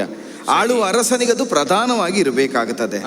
ನೀವು ಆಡಿದ್ರಿ ಕ್ಷಮಿಸಿ ಬಿಡುವುದು. ಬಂಧು ಬಾಂಧವರು, ನನ್ನ ಅಣ್ಣನ ಮಕ್ಕಳು, ತಮ್ಮನ ಮಕ್ಕಳು, ಭಾವಂದಿರೋ, ಚಿಕ್ಕಪ್ಪರೋ, ದೊಡ್ಡಪ್ಪರೋ, ನಮ್ಮ ರಕ್ತ ಸಂಬಂಧಿಗಳಲ್ವೇನೆ, ಅವರೆಲ್ಲರನ್ನು ನಾವು ಶಿಕ್ಷಿಸುವುದು, ಅಪರಾಧಿಗಳನ್ನೇ ಕ್ಷಮಿಸುವುದು ಶ್ರೇಷ್ಠತೆ. ಕ್ಷಮಯ ಧರಿತ್ರಿ ಎಲ್ಲ ಕೇಳುವುದಕ್ಕೆ ಹಿತವಾದದ್ದು ಸ್ವಾಮಿ. ಆಚರಣೆಯಲ್ಲಿ ಆಚರಿಸಬೇಕು ಅಂತ ಆದ್ರೆ ಎಲ್ಲಿ ಯಾವುದನ್ನು ಎಷ್ಟು ಒದಗಿಸಬೇಕು ಅನ್ನೋದನ್ನು ನಾವು ತಿಳಿಯಬೇಕು. ಬಿಡಿ ಮುನ್ನೆಲೆಯನ್ನು ಮರೆತು ಬಿಡೋಣ, ಸ್ವಲ್ಪ ಹಿನ್ನೆಲೆಗೆ ಹೋದ್ರೆ ಹಿಂದೆ ನಡೆದದ್ದನ್ನೇ ಇದ್ದವರನ್ನೇ ಆಧರಿಸಿಕೊಂಡು ಆಡಿದ್ರೆ. ನಾನು ಹಿಂದಿದ್ದವರ ಕತೆ ಹೇಳೋ ನಿಮಗೆ. ನಮ್ಮ ಹಿಂದಿದ್ದವರದ್ದ? ನಮ್ಮ ಹಿಂದಿದ್ದವರು ಅಂತಲ್ಲ, ನಮ್ಮ ಹಿನ್ನೆಲೆಯಲ್ಲಿ ಇದ್ದವರು, ನಮ್ಮ ಬದುಕಿಗೆ ಹಿನ್ನೆಲೆಯಾಗಿ ನಿಂತವರು. ನೀವೇ ಹೇಳಿದರಲ್ಲ, ಅಂಬರವು ಅಕ್ಷಯವಾದದ್ದು ಯಾರಿಂದ? ನೀಲಾಂಬರನ ತಮ್ಮನಿಂದ. ಹೌದಾ? ನಂದನಂದನನಿಂದಲಂಬರವು ಅಕ್ಷಯವಾಯಿತು ಅಲ್ವಾ? ಹೌದು. ಆ ನಂದನಂದನನ ಕಥೆಯನ್ನೇ ಹೇಳೋ. ಹೌದು. ಪದ್ಮನಾಭ. ಪದ್ಮನಾಭ. ಹೌದಾ? ಪದ್ಮನಾಭ ಏನು ಮಾಡಿದ? ಏನು ಮಾಡಿದ? ಪದ್ಮನಾಭ ಏನು ಮಾಡ್ಯಾನು? ಏನೂ ಮಾಡಿಯ. ಹೌದು. ಅದನ್ನೇ ಶಾಸ್ತ್ರ ಹೇಳಿದ್ದು, ಕರ್ತುಂ ಅಕರ್ತುಂ ಅನ್ಯತಾ ಕರ್ತುಂ. ಹೌದು. ಏನಕ್ಕೇನನ್ನೂ ಮಾಡಬಲ್ಲವನು ಪುಲ್ಲನಾಭನೆನಿಸಿದ ಪದ್ಮನಾಭ. ಹೌದಾ? ಮಾವ ಕಂಸ ಅಂತ ಗೊತ್ತಿರ್ಲಿಲ್ವಾ? ಓ ಹೌದಲ್ಲ. ಬಂದು ಅಲ್ವಾ ಮಾವ ಕಂಸ? ಸೋದರ ಮಾವನನ್ನು ತಂದೆಗೆ ಸಮಾನವಾಗಿ ಸ್ವೀಕರಿಸಬೇಕು ಅಂತ ಶಾಸ್ತ್ರ ಹೇಳ್ತದೆ. ಹೇಳ್ತದೆ. ಮಧುರೆಗೆ ಹೋಗಿ ಆಯುಧವೂ ಇಲ್ಲದೆ ತೊಡೆಯೇರಿ ಕುಳಿತು ಮುಷ್ಟಿ ಬಿಗಿದು ಮಾವನನ್ನು ಮಡುಹಿದಂತಹ ಕೃಷ್ಣನನ್ನು ಗುದ್ದಿ ಕೊಂದವನನ್ನು ಮಾತುಳಾಂತಕನೆಂದು ಲೋಕ ಪೂಜಿಸ್ತಾ ಇದೆ. ಮಾವನನ್ನು ಕೊಂದ ಪಾತಕಿ ಅಂತ ಆಡುವುದಿಲ್ಲ, ಮಾತುಳಾಂತಕನೆಂದು ಗೌರವಿಸ್ತದೆ, ಆರಾಧಿಸ್ತದೆ. ಹೌದು. ಹಾಗಾದ್ರೆ ಮಾವನನ್ನು ಬಂಧುವನ್ನು ಕೊಲ್ಲಬಹುದು ಅಂತ ಉಳಿತಾ ಇದ್ರೆ ಲೋಕವಂದ್ಯನಾಗುವುದಕ್ಕೆ ಸಾಧ್ಯ ಇಲ್ಲ. ಪದ್ಮನಾಭ ಮತ್ತೊಂದು ಪ್ರಕರಣವನ್ನು ನಿಮ್ಮ ಕಾರ್ಯದಲ್ಲಿಯೇ ಮಾಡಲಿಲ್ವಾ? ಯಾವುದು? ರಾಜಸೂಯಾಧ್ವರದಲ್ಲಿ ಭಾವನೆನಿಸಿಕೊಂಡವನು ಅತ್ತೆಯ ಮಗನೆನಿಸಿಕೊಂಡ ಶಿಶುಪಾಲನನ್ನು ಚಕ್ರವನ್ನು ಆರೋಪಿಸಿ ಶಿಶುಪಾಲನ ತಲೆಯನ್ನು ಕಡಿಯಲಿಲ್ವಾ? ಹೌದು. ಭಾವನನ್ನು ಕೊಲ್ಲಬಹುದೋ? ಅಯ್ಯೋ ನನ್ನ ಅತ್ತೆಯ ಮಗನಲ್ವೋ, ಬಂಧುತ್ವವನ್ನು ಆರೋಪಿಸಿದನು. ದುಷ್ಟನಾದ ಕಾರಣದಿಂದ ಮಡುಹಬಹುದು ಅಂತ ಪದ್ಮನಾಭ ತೋರಿಸಿಕೊಟ್ಟಿದ್ದಾನೆ. ಪದ್ಮನಾಭನನ್ನು ಬಿಡುವ, ಸತೀಶನನ್ನು ತೆಕ್ಕೊಳ್ಳುವ. ಅಂತೂ ನೀನು ಹಿಮ್ಮೇಳದಲ್ಲಿರುವ ಯಾರನ್ನು ಬಿಡುವ ಪ್ರಶ್ನೆಯೇ ಇಲ್ಲ. ತೆಕ್ಕೊಳ್ಳುವ, ಸತೀಶನನ್ನೇ ತೆಕ್ಕೊಳ್ಳು. ಸತೀಶ ಮಾಡಿದ ಒಂದು ಪ್ರಕರಣವನ್ನು ನೆನಪಿಸ್ಲೋ? ಯಾವುದದು? ದಕ್ಷ ಯಾರು? ದಾಕ್ಷಾಯಿಣಿಯ ತಂದೆ, ಸತಿಯ ತಂದೆ. ಹೆಂಡತಿಯನ್ನು ಕೊಟ್ಟವ, ಹೆಣ್ಣನ್ನು ಕೊಟ್ಟ ಮಾವ ಕಣ್ಣನ್ನು ಕೊಟ್ಟ ತಂದೆಯ ಹಾಗೆ ಬದುಕನ್ನು ಕೊಟ್ಟವನ ಹಾಗೆ ಭಾವಿಸಬೇಕು ಅಂತ ಶಾಸ್ತ್ರ ಹೇಳುವುದಿಲ್ವಾ? ಉಂಟಪ್ಪ. ದಕ್ಷ ಶಿರವನ್ನು ಚೆಂಡಾಡುವರೆ ವೀರಭದ್ರನನ್ನು ಸೃಜಿಸಿದ ಸತೀಶ ಏನನ್ನೆಸಗಿದ? ಬಂಧುತ್ವದ ಹಂಗನ್ನು ಕಳಚಿ ದುಷ್ಟನಾದವನನ್ನು ಮರ್ದಿಸಬೇಕು ಅಂತ ತೋರಿಸಿಕೊಟ್ಟ. ಇನ್ನೊಂದು ಪ್ರಕರಣ ಹೇಳುವ? ಅದ್ಯಾವುದು? ಸುಧಾಕರನದ್ದು ತೆಕ್ಕೊಳ್ಳುವ. ಆದೀತಾ? ಯಾವುದು? ಸುಧಾಕರ್ನ ಚಂದ್ರನ ಪ್ರಕರಣ. ಚಂದ್ರ ರೋಹಿಣಿಗೆ ಪಕ್ಷಪಾತವನ್ನು ಮಾಡುತ್ತಾನೆಂಬ ಕಾರಣಕ್ಕಾಗಿ ಉಳಿದ ಮಹಿಷಿಯರು ಹೋಗಿ ದೂರು ಕೊಟ್ಟ ಕಾಲದಲ್ಲಿ, ಹೌದು, ದಕ್ಷನೇ ಮಲೆತು ನಿಂತು ಚಂದ್ರನನ್ನು ಶಪಿಸಿದನಂತೆ. ಕುಷ್ಠರೋಗಿಯಾಗೂ ಕ್ಷಯವನ್ನು ಅಂತುಕೊಳ್ಳಬೇಕು ಅಂತ ಶಪಿಸಿದ. ನಮ್ಮ ವಂಶದ ಮೂಲ ಪುರುಷನಿಗೆ. ಹೌದಾ? ಮೂಲ ಪುರುಷನನ್ನೇ ಶಪಿಸಿದ ಕಾಲಕ್ಕೆ ದಕ್ಷನೆಸಗಿದ್ದನ ಅಪರಾಧ ಅಂತ ದಕ್ಷನ ತಲೆಯನ್ನು ಚೆಂಡಾಡಿದ್ರು ಯಾರಾದ್ರೂ? ಸುಧಾಕರ ಇಲ್ಲದಿರ್ತಿದ್ರೆ ನಾವೆಲ್ಲ ಇಲ್ಲಿ ಇರ್ಲಿಕ್ಕೆ ಇರ್ತಿರ್ಲಿಲ್ಲ. ಹೌದಾ? ಇದಕ್ಕೆ ಮೂಲ ಪುರುಷ, ನಿಮ್ಮ ಮೂಲ ಪುರುಷ ಸುಧಾಕರ. ಹೌದಾ? ಸುಧಾಕರನನ್ನಾದ್ರೂ ಶಪಿಸಬಹುದು, ಮಾವ ಅಳಿಯನನ್ನು ಶಪಿಸಬಹುದು, ಅಳಿಯ ಮಾವನ ತಲೆ ಕಡಿಯಬಹುದು, ಅಳಿಯ ಮಾವನನ್ನು ಕೊಲ್ಲಬಹುದು, ಪಾವನನ್ನು ಕೊಲ್ಲಬಹುದು, ಏನೂ ಮಾಡಬಹುದು ಎನ್ನುವುದನ್ನು ತೋರಿಸುವ ಮೂಲ ಆಶಯ ಏನು ಅಂತ ಪ್ರಶ್ನಿಸಿದ್ರೆ, ನಡೆನುಡಿ ಸದ್ಧರ್ಮದಿಂದಲೇ ಬಂಧು ಬಾಂಧವರು. ನಾವು ಯಾರನ್ನು ಬಂಧು ಬಾಂಧವರು ಅಂತ ಸ್ವೀಕರಿಸಬೇಕು ಅಂತ ಕೇಳಿದ್ರೆ, ಸದ್ಧರ್ಮದಲ್ಲಿರುವವರು ಸಜ್ಜನರನ್ನು ನಮ್ಮ ಬಂಧುಗಳು ಅಂತ ಸ್ವೀಕರಿಸಬೇಕು, ದುಷ್ಟರಾದವರನ್ನು ಮರ್ದಿಸ್ತಾ ಸಾಗಬೇಕು. ನಿಮಗೆ ಬಂಧು ಬಾಂಧವರು ಇಲ್ಲ ಅಂತ ಯೋಚಿಸುವುದು ಬೇಡ. 100 ಮಂದಿ ತಮ್ಮಂದರನ್ನು ಕಳ್ಕೊಳ್ಬೇಕಾಗ್ತದೆ ಅಂತಲ್ವ ಬೇಸರ ಇರುವುದು. ಸರಿ, ಇಲ್ಲಿರುವಂತಹ 10,000 ಮಂದಿ ಋಷಿಗಳಿಲ್ವಾ, ಇದ್ದಾರೆ. ಅವರೆಲ್ಲರನ್ನು ತಮ್ಮಂದಿರು ಅಂತ ಸ್ವೀಕರಿಸಿ. 100ಕ್ಕೆ 100 ಪಟ್ಟು ಹೆಚ್ಚಾಯಿತು, 10,000 ತಮ್ಮಂದಿರು. ನಿಮಗೆ ಕಳ್ಕೊಳ್ಳುವುದೆಷ್ಟು? ಅಲ್ಲಿದ್ದ ಕೌರವರು 100 ಮಂದಿಯನ್ನು, ಅದಕ್ಕಿಂತ ಹೆಚ್ಚಾಗಿ ಸಿಕ್ಕುವುದೆಷ್ಟು? 10,000. ಇವರನ್ನು ತಮ್ಮಂದಿರು ಅಂತ ಸ್ವೀಕರಿಸಿ. ಮೊನ್ನೆ ಬಂದಂತಹ ಮಾರ್ಕಂಡೇಯ ಮಹರ್ಷಿಗಳಿಲ್ವಾ, ಅವರನ್ನು ಧೃತರಾಷ್ಟ್ರನ ಸ್ಥಾನದಲ್ಲಿ ನಿಲ್ಲಿಸಿ. ಅವರನ್ನು ನೀವು ಅಪ್ಪಯ್ಯ ಅಂತಾದ್ರೂ ಹೇಳಿ, ಅಜ್ಜಯ್ಯ ಅಂತಾದ್ರೂ ಹೇಳಿ, ದೊಡ್ಡಪ್ಪ ಅಂತಾದ್ರೂ ಹೇಳಿ, ಹೇಗೂ ಕರೆಯಿರಿ. ಅಲ್ಲಿರುವ ಧೃತರಾಷ್ಟ್ರಾದಿಗಳನ್ನು ಒಪ್ಪಬೇಡಿ. ಶಕುನಿ ಭಾವ, ಅವನನ್ನು ಬಿಡಿ. ಇಲ್ಲಿರುವಂತಹ ಋಷಿಗಳನ್ನೇ ಭಾವ ಅಂತ ಸ್ವೀಕರಿಸಿ. ಎಲ್ಲವನ್ನು ಮಾಡಬೇಕಾದದ್ದು ಧರ್ಮವನ್ನು ಪಾಲಿಸುವುದಕ್ಕೆ. ನೀವೇ ಆಡಿದ ಹಾಗೆ ಆಚರಿಸಬೇಕಾದ ಧರ್ಮದಲ್ಲಿ ಕಾಣಿಸಬೇಕಾದದ್ದು ಧರ್ಮವೇ ಹೊರತು ವ್ಯಕ್ತಿ ಅಲ್ಲ. ಆದ್ರಿಂದ ಕೌರವಾದಿಗಳ ಕುರಿತಾಗಿ ಬಂಧುಗಳೆಂಬ ಮೋಹ ಬೇಡ. ಈ ಕ್ಷಣದಲ್ಲಿ ನೀವು ಮಾಡುವುದೂ ಬೇಡ. ಒಂದು ಮಾತು ಹೇಳಿದರೆ, ನನ್ನದಷ್ಟೇ, ನೀವು ಮಾಡುವುದು ಬೇಡ. ಒಂದು ಮಾತು ಭೀಮಸೇನನಿಗೆ ಹೇಳಿ, ಮಾಡಬಹುದು ಭೀಮಸೇನ ಅಂತ, ಉಳಿದದನ್ನು ನಾನು ಮಾಡ್ತೇನೆ. ದೇವಿ, ಹಿಂದೆ ನೋಡುವ ಅಂತ ನೀನೇ ಹೇಳಿದೆ. ಹೌದು, ಆದೀತು. ಈಗ ನೀನು ಹಿಂದೆ ನೋಡಿದಾಗ ಯಾವುದು ನಿನಗೆ ಕಾಣಿಸ್ತದೋ ಅದುವೇ ನನಗೂ ಕಾಣಬೇಕು ಅಂತ ಇಲ್ಲ. ಇಲ್ಲ, ನನಗೆ ಕಂಡದ್ದು ಶ್ರೀಕೃಷ್ಣ ಪರಮಾತ್ಮ, ಈಶ್ವರ. ನಿನ್ನ ಬೆನ್ನ ಹಿಂದೆ ನೀನು ನೋಡಿದೆ. ಹೌದು. ಒಂದು ಕೇಳಲ ನಿನ್ನಲ್ಲಿ, ಈಗ ದುಷ್ಟ ಕಂಸ, ಅವನ ಜೊತೆಗಿರುವವರೆಲ್ಲ ದುಷ್ಟರು. ಹೌದು. ಅವರನ್ನು ಕೊಲ್ಲುವುದಕ್ಕೆ ಯಾಕೆ 8ನೇ ಗರ್ಭದಲ್ಲೇ ಕೃಷ್ಣ ಹುಟ್ಟಿದ? ಮೊದಲೇ ಹುಟ್ಟಿ ಕೊಲ್ಲಬಹುದಿತ್ತಲ್ಲ ಅವನಿಗೆ? ಅದವನಿಗಿದ್ದ ವರವೋ ಶಾಪವೋ ಹಾಗೆ ಅಲ್ವಾ? ಅಂದ್ರೆ ಯಾವುದನ್ನೇ ಮಾಡುವುದಕ್ಕಾದ್ರೂ ಕಾಲ ಅನ್ನೋದು ಕೂಡಿ ಬರಬೇಕು. ಸರಿ, ಈ ಕಾಲ ಕೂಡಿ ಬಂದೇ ಒಳ್ಳೆಯದನ್ನು ಮಾಡಿದ ಕೆಲವರಿದ್ದಾರೆ. ಅವರ ಉದಾಹರಣೆಯನ್ನು ನೋಡುವನ? ನಿಮಗೂ ಬೇರೆ ಉದಾಹರಣೆ ಉಂಟಾ? ನಳಗರಿ ಆದರ್ಶ ನೆಲರಾಡ್ಮನುಸಗೆ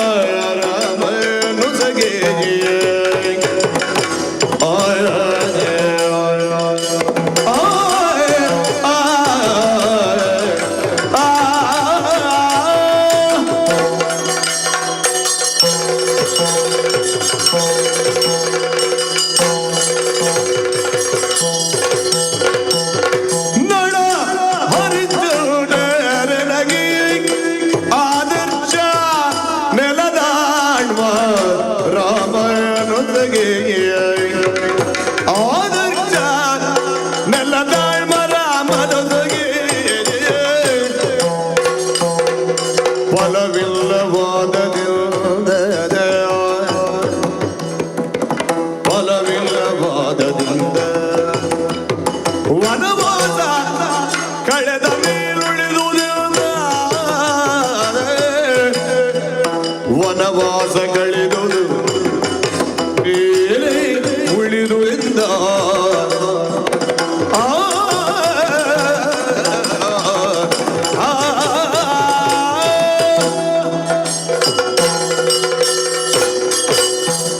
ಯಾವುದನ್ನೇ ನಾವು ಆಚರಿಸುವಲ್ಲ ಆದ್ರೂ ಕಾಲ ಅನ್ನೋದು ಕೂಡಿ ಬರಬೇಕು ಅನ್ನುವುದನ್ನು ನೀನು ಹೇಳಿದ ಉದಾಹರಣೆಯೇ ನಿರೂಪಿಸ್ತದೆ. ಸತ್ಯ. ದೇವಿ, ಒಂದು ನೆಲೆಯಿಂದ ನೋಡಿದ್ರೆ ಸರಿ, ಕೃಷ್ಣನಾಗಲಿ ಪರಮೇಶ್ವರನಾಗಲಿ ಯಾವುದನ್ನು ಮಾಡಿದರೂ ಅದು ನಡೀತದೆ. ಯಾಕಂದ್ರೆ ಅವರು ದೇವತೆಗಳು. ದೇವರು ಮಾಡುವಂತದ್ದನ್ನು ಮನುಷ್ಯರು ಮಾಡುವುದಕ್ಕಿಲ್ಲ ಅಂತಲೂ ಧರ್ಮ ಹೇಳೋದಿಲ್ವಾ? ಹೌದು. ದೇವಚರಿತಂ ಚರೇತ್. ಆ ದೇವರು ಮಾಡಿದಂತೆ ನಾವು ಮಾಡುವುದಕ್ಕಿದ್ದದಲ್ಲ. ಬೇಡ. ಮನುಷ್ಯರಾಗಿಯೇ ಜಗತ್ತಿನಲ್ಲಿ ಕಾಣಿಸಿಕೊಂಡು ಈ ಹೊತ್ತಿಗೂ ಕೀರ್ತಿ ಶೇಷರಾದವರು, ಅರ್ಥಾತ್ ಕೀರ್ತಿಯನ್ನು ಉಳಿಸಿ ಹೋದವರು, ಅವರ ಉದಾಹರಣೆ ನೋಡುವ. ಯಾರದ್ದು? ಸೂರ್ಯವಂಶೀಯನಾದಂತಹ ಹರಿಶ್ಚಂದ್ರನನ್ನು ಒಮ್ಮೆ ನೆನಪಿಸಿಕೊ. ವಿಶ್ವಾಮಿತ್ರರಿಗೆ ಕೊಟ್ಟ ಮಾತನ್ನು ಉಳಿಸುವುದಕ್ಕೆ ಬೇಕಾಗಿ ಎಷ್ಟೆಲ್ಲ ಕಷ್ಟವನ್ನು ಪಟ್ಟ. ತನ್ನ ಕನ್ಯೆಯರನ್ನು ವರಿಸುವಂತ ವಿಶ್ವಾಮಿತ್ರರು ಹೇಳಿದಾಗ, ಇಲ್ಲ, ಅದರ ಬದಲಾಗಿ ರಾಜ್ಯವನ್ನಾದ್ರೂ ಕೊಟ್ಟೇನು. ಹೇಳಿದವನು ಮತ್ತೆ ರಾಜ್ಯವನ್ನು ಕೊಟ್ಟನೋ? ನಾನು ಬಾಯಿ ಮಾತಿಗೆ ಹೇಳಿದ್ದಷ್ಟೇ, ಕೊಡುವುದಿಲ್ಲ ಅಂತ ಅವನು ಹೇಳಲಿಲ್ಲ. ಪ್ರಮಾದಕ್ಕಾಗಿ ಆಡಿದ ಮಾತನ್ನು ಪ್ರಮಾಣವಾಗಿ ಸ್ವೀಕರಿಸಿದ. ಸ್ವರ್ಣ ಯಜ್ಞದಲ್ಲಿ ಮೊದಲು ಪಡೆದಂತಹ ದಕ್ಷಿಣೆ ಅನ್ನುವುದು ಭಂಡಾರದಲ್ಲೇ ಉಳಿದಿದೆ, ಅದನ್ನು ನನಗೆ ಕೊಡುವುದು ಉಳಿದಿದೆ ಅಂತ ವಿಶ್ವಾಮಿತ್ರರು ಹೇಳುವಾಗ ನಿಜವಾಗಿ ಅದು ತಪ್ಪಲ್ವ? ಹೌದು. ಹಾಗೆ ಅಂತ ಹರಿಶ್ಚಂದ್ರ ವಾದ ಮಾಡಲಿಲ್ಲ. ನಾನು ಮಾತು ಕೊಟ್ಟಾಗಿದೆ, ಸತ್ಯ, ಹೌದಾ, ಅದನ್ನು ಉಳಿಸಿಕೊಳ್ಳುವುದಕ್ಕಾಗಿ ಎಷ್ಟು ಕಷ್ಟವನ್ನಾದ್ರೂ ಪಟ್ಟೇನು ಅನ್ನುವಾಗ ಏನನ್ನು ಮಾಡಿದ್ದಾನೆ ಅನ್ನುವುದನ್ನು ನೀನು ತಿಳಿದಿದ್ದಿ. ಬೇಡ, ನಮ್ಮ ವಂಶೀಯನೇ ಆದ ನಳ ಪುಷ್ಕಳನ ಜೊತೆಗೆ ದ್ಯೂತವನ್ನು ಆಡ್ತಾ ಎಲ್ಲವನ್ನೂ ಕಳ್ಕೊಂಡ. ಎಲ್ಲವನ್ನು ಪಡೆದ ಮೇಲೆ ಮತ್ತೆ ದ್ಯೂತವಾಡಿದ್ದಲ್ಲ, ಹೋರಾಟ ಮುಖೇನ ಅವನು ರಾಜ್ಯವನ್ನು ಪಡೆದ. ಬಲವಂತನಾದಂತಹ ಅವನಿಗೆ ತನ್ನ ಬಲದಿಂದಲೇ ಮೊದಲೇ ಹೋರಾಟ ಮಾಡಿ ಗೆಲ್ಲಬಹುದಿತ್ತಲ್ಲ, ಗೆಲ್ಲಿಲ್ಲ. ಬೇಡ. ಆಗ ನೀನು ರಾಮನ ಉದಾಹರಣೆ ಹೇಳಿದೆ. ಆಲೋಚಿಸು, 14 ವರ್ಷಗಳ ವನವಾಸ ಅಂತ ಕಾನನವಾಸಿಯಾದ ರಾಮನ ಬಳಿಗೆ ಚಿತ್ರಕೂಟದಲ್ಲೇ ಕೈಕೇಯೇ ಮೊದಲಾದವರು ಬಂದರಂತೆ. ಹೌದು. ಇಲ್ಲ, ನಾನು ಕೇಳಿದ್ದು ತಪ್ಪಾಯ್ತು, ಹಾಗೆ ಕೇಳಬಾರದಿತ್ತು, ನೀನು ಮರಳಿ ಅಯೋಧ್ಯೆಗೆ ಬಾ ಅಂತ ಬೇಡಿಕೊಂಡ್ರಂತೆ. ಚಿಕ್ಕಮ್ಮನೇ ಹೇಳಿ ಆಯ್ತು, ನಾನಿನ್ನು ಬರ್ತೇನೆ ಅಂತ ರಾಮ ಬಂದನು. ಧರ್ಮೋ ಹಿ ಪರಮೋ ಲೋಕೆ ಧರ್ಮೇ ಸತ್ಯಂ ಪ್ರತಿಷ್ಠಿತ ಅಂತ. ಹೌದಾ? ಹೌದು. ಆಡಿದ ಮಾತು 14 ವರ್ಷ ಕಳೆದು ನಾನು ಬಂದೇನು ಹೊರತು ಅದಕ್ಕೆ ಮೊದಲಾಗಿ ನಾನು ಬರಲಾರೆ. ತಂದೆಯ ಮಾತನ್ನು ಉಳಿಸಿಕೊಳ್ಳಬೇಕು. ಹೌದು. ಇಷ್ಟನ್ನೂ ನಾವು ಉದಾಹರಣೆಯಾಗಿ ಸ್ವೀಕರಿಸಿದ್ರೆ ಕೌರವಾದಿಗಳು ನಾಳೆಯ ದಿನವೂ ನಮಗೆ ರಾಜ್ಯವನ್ನು ಕೊಡುವುದಿಲ್ಲ, ಅಪಮಾನವನ್ನೇ ಮಾಡುತ್ತಾರೆ ಅಂತಾದ್ರೆ ಅವರಿಗೆ ಶಿಕ್ಷಿಸುವುದಿಲ್ಲ ಅಂತ ನಾನು ಹೇಳಿದನು. ನನ್ನ ಮಾತೇನು?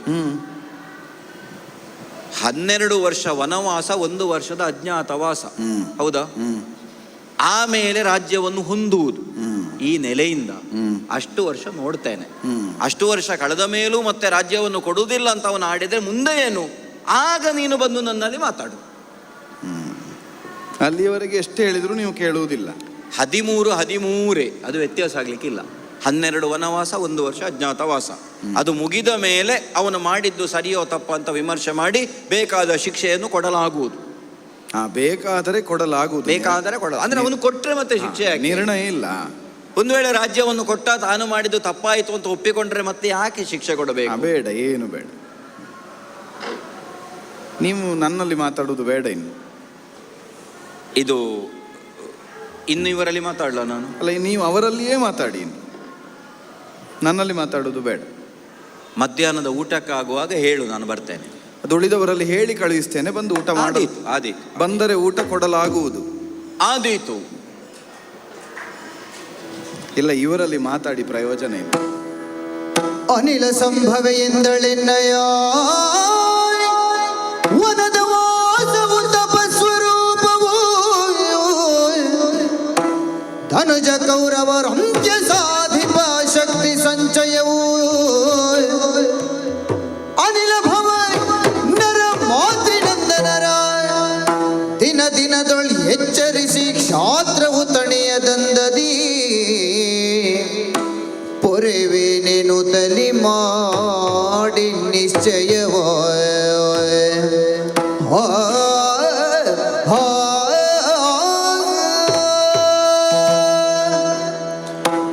ಸಾಧ್ಯಾದೀತೋ ಎಂಬ ಪ್ರಯತ್ನವನ್ನೆಸಗುವುದಕ್ಕಾಗಿ ಇಷ್ಟು ಹೊತ್ತು ಇಷ್ಟು ಬಗೆ ಬಗೆಯಾಗಿ ಶಾಸ್ತ್ರವನ್ನು ಆಡಿದ್ರೆ ಕೊನೆಗೂ ಆಡಿದ ನಿರ್ಣಯ ವಾಕ್ಯ ಸೂತ್ರವಾಕ್ಯ ಯಾವುದು ಅಂತ ಕೇಳಿದ್ರೆ ವನವಾಸ ಮುಗಿದ ಮೇಲೆ ಏನು ಅಂತ ನೋಡುವ. ಆಗ ನೀ ಬಂದು ಹೇಳಿದರೆ ಕೇಳಲಾಗುವುದು.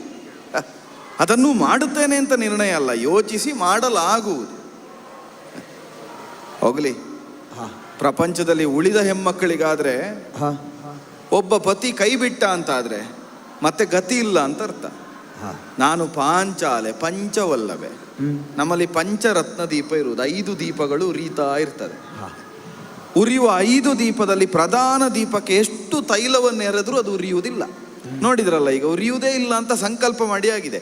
ತೈಲವನ್ನು ಯಥಾಸಾಧ್ಯ ಎರೆದಿದ್ದೇನೆ. ಎಷ್ಟು ತೈಲವನ್ನು ಎರೆದರೂ ಅಗ್ನಿ ಸಂಭವೆಯಾಗಿ ಕಿಚ್ಚನ್ನಿಟ್ಟರು ಅದು ಹೊತ್ತಿ ಉರಿಯುವುದಿಲ್ಲ, ಅದು ಶಾಂತವೇ. ಕೇಳುವುದು ಕ್ಷಮೆ ಕ್ಷಮೆ ಕ್ಷಮೆ ಕ್ಷಮೆ. ಉಳಿದ 4 ದೀಪಗಳುಂಟು. ಒಂದು ಗಾಳಿಯಲ್ಲಿ ಹುಟ್ಟಿದ ದೀಪ, ಒಂದು ಸುಮನಸವನ್ನೇ ಪರಿಪಾಲಿಸುವ ಸುಮನಸಾಧಿಪತನ ಅಂಶವೇ ಹುಟ್ಟಿಕೊಂಡಂತಹ ಇಂದ್ರಸೋನು, ಮತ್ತೆ ಲೋಕದಲ್ಲಿ ಯಮಳರೆನಿಸಿಕೊಂಡಂತಹ ನಕುಲ ಸಹದೇವರು. ಈ 4 ದೀಪಗಳುಂಟು. ಉಳಿದಂತಹ ವನವಾಸದ ಅವಧಿಯನ್ನು ವೀರ ತಪಸ್ವಿನಿಯಂತೆ ತಪಸ್ಸಿನಂತೆ ಕಳೆಯುತ್ತೇನೆ. ನನ್ನ ತಪಸ್ಸು ಯಾವುದು ಅಂತ ಕೇಳಿದರೆ ನನ್ನವರು ಮಾಡುವಂತಹ ಋಷಿಗಳಂತಹ ತಪಸ್ಸಲ್ಲವೇ ಅಲ್ಲ. ಮತ್ತೆ ಶ್ರೀಮನ್ನಾರಾಯಣನ ಧ್ಯಾನ ಮಾಡುತ್ತೇನೆ, ಖಂಡಿತ ಅಲ್ಲ. ಅದರ ಅರ್ಥ ಒಳಗೆ ಹರಿಯನ್ನು ನೆನೆಯುವುದಿಲ್ಲ ಅಂತಲ್ಲ. ಕೃಷ್ಣ ಧ್ಯಾನ ಉಂಟು, ಆದರೆ ನನ್ನ ತಪಸ್ಸದಲ್ಲ. ಈ 4 ದೀಪಗಳ ಆರದಂತೆ, ಅದರೊಳಗಿರುವ ಕ್ಷಾತ್ರದ ತೇಜ ಕುಗ್ಗದಂತೆ ಅಡಿಗಡಿಗೆ ಅವರನ್ನು ಎಚ್ಚರಿಸ್ತಾ ಕೌರವರ ಬಗೆಗಾದಂತಹ ಅನ್ಯಾಯದ ಕುರಿತಾಗಿ ಸಿಡಿದೇಳುವ ಕ್ಷಾತ್ರ ಜಾಗೃತವಾಗಿರುವ ಹಾಗೆ ಅನುಕ್ಷಣವೂ ಈ 4 ಮಂದಿಗಳನ್ನು ಎಚ್ಚರಿಸ್ತಾ ಇರುತ್ತೇನೆ. ಪರಿಣಾಮ ಏನಾದೀತು? ವನವಾಸವೋ ಅಜ್ಞಾತವೋ ಕಳೆದ ಬಳಿಕ ನನ್ನ ಹಿರಿಯ ಸ್ವಾಮಿ ಎನಿಸಿಕೊಂಡಂತಹ ಯುಧಿಷ್ಠಿರ ಭೂಪತಿಗಳು ಎಲ್ಲಿಯಾದರೂ ನಮಗೆ ಯುದ್ಧ ಬೇಡ, ಬಂಧುಗಳನ್ನು ಕ್ಷಮಿಸುವ ಅಂತ ಯೋಚಿಸಿದರೆ ಆ ಕಾಲಕ್ಕೆ ಮಧ್ಯದಲ್ಲಿರುವ ದೀಪವನ್ನು ಅತಿಕ್ರಮಿಸಿ 4 ದೀಪಗಳು ಉರಿಯುವುದಕ್ಕೆ ತೊಡಗುತ್ತದೆ. ಆಗ ಅಗ್ನಿ ಸಂಭವೇ ಇತ್ತಂತಹ ಅಗ್ನಿ ಉರಿದು ಜ್ವಾಲೆಯಾಗಿ ಮಧ್ಯದಲ್ಲಿರುವಂತಹ ದೀಪವು ಸಹಜವಾಗಿ ಉರಿಯಲೇಬೇಕಾಗುತ್ತದೆ. ಇಕ್ಕೆಲದಲ್ಲಿದ್ದಂತಹ ದೀಪದ್ವಯಗಳು ಉರಿಯುವುದಕ್ಕೆ ತೊಡಗಿದಾಗ ಮಧ್ಯದಲ್ಲಿದ್ದ ದೀಪ ಹೇಗೆ ಸಹಜವಾಗಿ ಉರಿಯಬೇಕು, ಹಾಗೆಯೇ ಈ 4 ಮಂದಿಗಳ ಕ್ಷಾತ್ರವನ್ನು ಜಾಗೃತಗೊಳಿಸಿ ಹಿರಿಯ ಪತಿ ಎನಿಸಿದ ಯುಧಿಷ್ಠಿರನ ಕ್ಷಾತ್ರವೂ ಜಾಗೃತವಾಗಿ ಉಳಿಯುವ ಹಾಗೆ ಪ್ರತಿ ಕ್ಷಣವೂ ಮಾಡುತ್ತೇನೆ. ಇಂದಿನಿಂದ ನನಗದೇ ವ್ರತ, ಇಂದಿನಿಂದ ನನಗದೇ ದೀಕ್ಷೆ, ಇಂದಿನಿಂದ ನನಗೆ ಪ್ರತಿ ಕ್ಷಣವೂ ಅದೇ ಬದುಕಿನ ತಪಸ್ಸು. ಆ ಕಾರ್ಯದಲ್ಲಿಯೇ ತೊಡಗಿಸಿಕೊಳ್ತೇನೆ.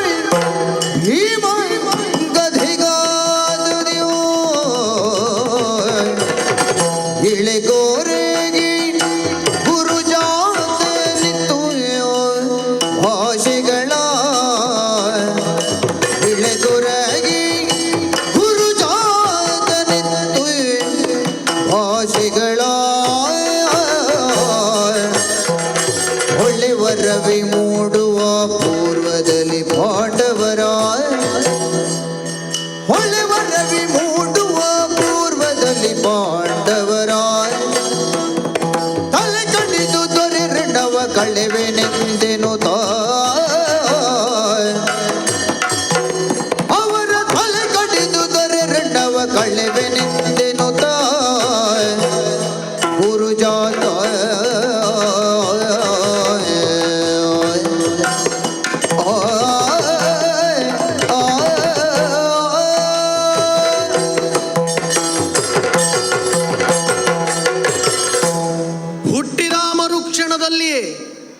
ದೇವಾಶ್ವವಾದಂತಹ ಉಚ್ಚಶ್ರವಸ್ಸು ಕೆನೆದ ಹಾಗೆ ನನ್ನ ಕೂಗಿತ್ತಂತೆ.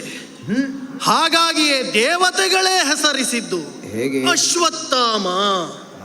ಸಾಮಾನ್ಯವಾಗಿ ಮಕ್ಕಳು ಹುಟ್ಟಿದರೆ ಹೆಸರಿಡುವ ಕರ್ತವ್ಯ ತಂದೆ ತಾಯಿಯರಿಗೆ, ಆದರೆ ನನಗೆ ಹೆಸರಿಡುವ ದೇವತೆಗಳಿಗೂ ಬಹುಶಃ ನನ್ನ ಭವಿಷ್ಯ ಗೊತ್ತಿತ್ತು ಕಾಣುತ್ತದೆ.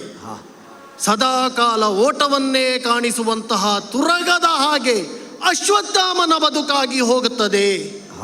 ಅದಲ್ಲ ಅಂತಾದ್ರೆ ಬಾಲ್ಯದಿಂದಲೇ ಪ್ರಾರಂಭವಾಗಿದೆ. ಹಾಲಿಗಾಗಿ ಓಟ, ಅನ್ನಕ್ಕಾಗಿ ಓಟ, ಸ್ಥಳಕ್ಕಾಗಿ ಓಟ, ಅವಕಾಶಕ್ಕಾಗಿ ಓಟ, ಕಾಣಿಸಿಕೊಳ್ಳುವುದಕ್ಕೆ ಬೇಕಾಗಿ ಓಟ. ಈಗಲೂ ಓಡೋಡಿಕೊಂಡೇ ಬಂದವ ನಾನು. ಯಾಕೆ? ಉತ್ಪನ್ನವನ್ನ ಇತ್ತಂತಹ ಅರಸನ ಋಣವನ್ನ ತೀರಿಸುವುದಕ್ಕೆ ಬೇಕಾಗಿ ದ್ವೈಪಾಯನ ಸರೋವರದ ತಪ್ಪಲಿನಿಂದ ಇಲ್ಲಿಯವರೆಗೆ ಓಡಿಕೊಂಡೇ ಬಂದಿದ್ದೇನೆ. ಕುರುಪಾಂಡವರ ಯುದ್ಧ ಅನಿವಾರ್ಯವಾಗಿ ಹೋಯಿತು ಈ ಕಾಲಕ್ಕೆ. ಅದೆಷ್ಟು ಮಂದಿಗೆ ಇದರಲ್ಲಿ ಆಸಕ್ತಿ ಇತ್ತೋ ನಿರಾಸಕ್ತಿ ಇತ್ತೋ ಗೊತ್ತಿಲ್ಲ. ಆದರೆ ಆಸಕ್ತಿ ಇದ್ದವರು ಇಲ್ಲದೇ ಇರುವವರು ಕೂಡ ಅನಿವಾರ್ಯವಾಗಿ ತಮ್ಮನ್ನು ತಾವು ತೊಡಗಿಸಿಕೊಳ್ಳಬೇಕಾದಂತಹ ಸ್ಥಿತಿ ಒದಗಿ ಬಂತು. ಯಾರಿಗೆ ತೃಪ್ತಿ ಉಂಟೋ ಇಲ್ವೋ, ಆದರೆ ಈ ಅಶ್ವತ್ಥಾಮ ಸದಾಕಾಲ ನಿರೀಕ್ಷೆಯಲ್ಲಿದ್ದಂತಹ ಮಹಾರಣ ಇದು. ಹೌದೇ ಹೌದು, ನಾನೆಷ್ಟು ಉತ್ಸುಕನಾಗಿದ್ದೆ ಯುದ್ಧಕ್ಕಾಗಿ ಅನ್ನುವುದನ್ನು, ಬೇರೆ ಕಾರಣಗಳು ಬೇಡ. ನನ್ನಯ್ಯನಾದಂತಹ ದ್ರೋಣಾಚಾರ್ಯರು ಅಳಿದ ಆ ದಿನವೇ ಕರ್ಮಾಂಗಗಳನ್ನೆಲ್ಲ ಪೂರೈಸಿ ಸಂಜೆಯ ರಾತ್ರಿಯಲ್ಲಿ ನಡೆಯುವಂತಹ ಸಭೆಯಲ್ಲಿ ನಾ ಪಾಲ್ಗೊಂಡಿದ್ದೆ. ಯಾರು ಸೇನಾಧಿಪತ್ಯವನ್ನ ವಹಿಸ್ತಾರೆ, ಮುಂದೇನು ನಡೆ ಎನ್ನುವುದಾಗಿ ಆ ಕಾತರಿಕೆ ನನ್ನಲ್ಲಿ ಸದಾಕಾಲ ಇತ್ತು. ಇಂದು ಸಿಗುತ್ತದೆ ಅವಕಾಶ, ನಾಳೆ ಸಿಗುತ್ತದೆ ಅವಕಾಶ. ದಿನವನ್ನು ಕ್ಷಣವನ್ನು ಕಾಯ್ತಾ ಇದ್ದವ. ಮತ್ತೆ ಈ ದೊಡ್ಡವರ ಕೂಟದಲ್ಲಿದ್ರೆ ಅದೊಂದು ಸಮಸ್ಯೆ ಉಂಟು, ಅನುಕೂಲವೂ ಉಂಟು ಅನಾನುಕೂಲವೂ ಉಂಟು. ಅನಾನುಕೂಲ ಏನು ಕೇಳಿದ್ರೆ ಅವಕಾಶ ಸಿಕ್ಕುವಾಗ ತಡ ಆಗಿ ಹೋಗುತ್ತದೆ.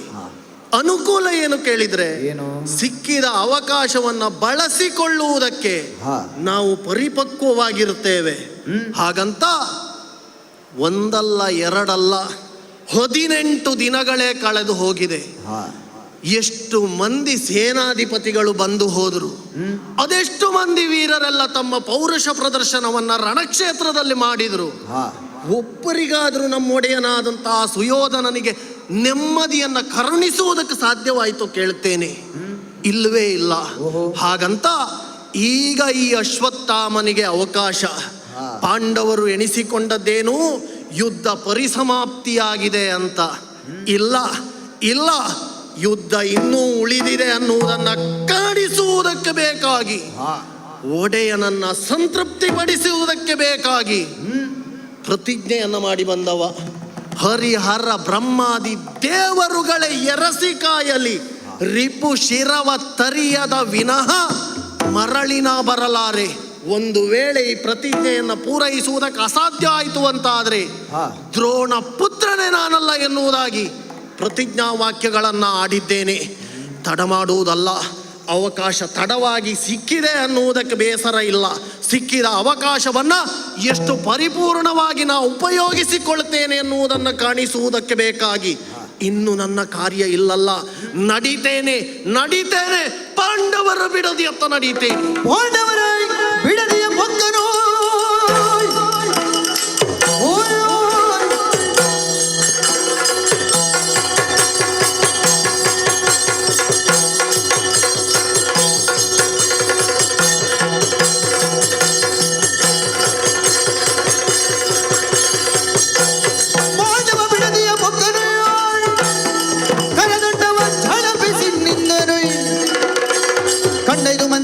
ಕೊಂದನು, ಹಾಗೆ ಗೆಡ್ಡ ವಿಷಮಿಸಲು ಸಾರ್ಧನು.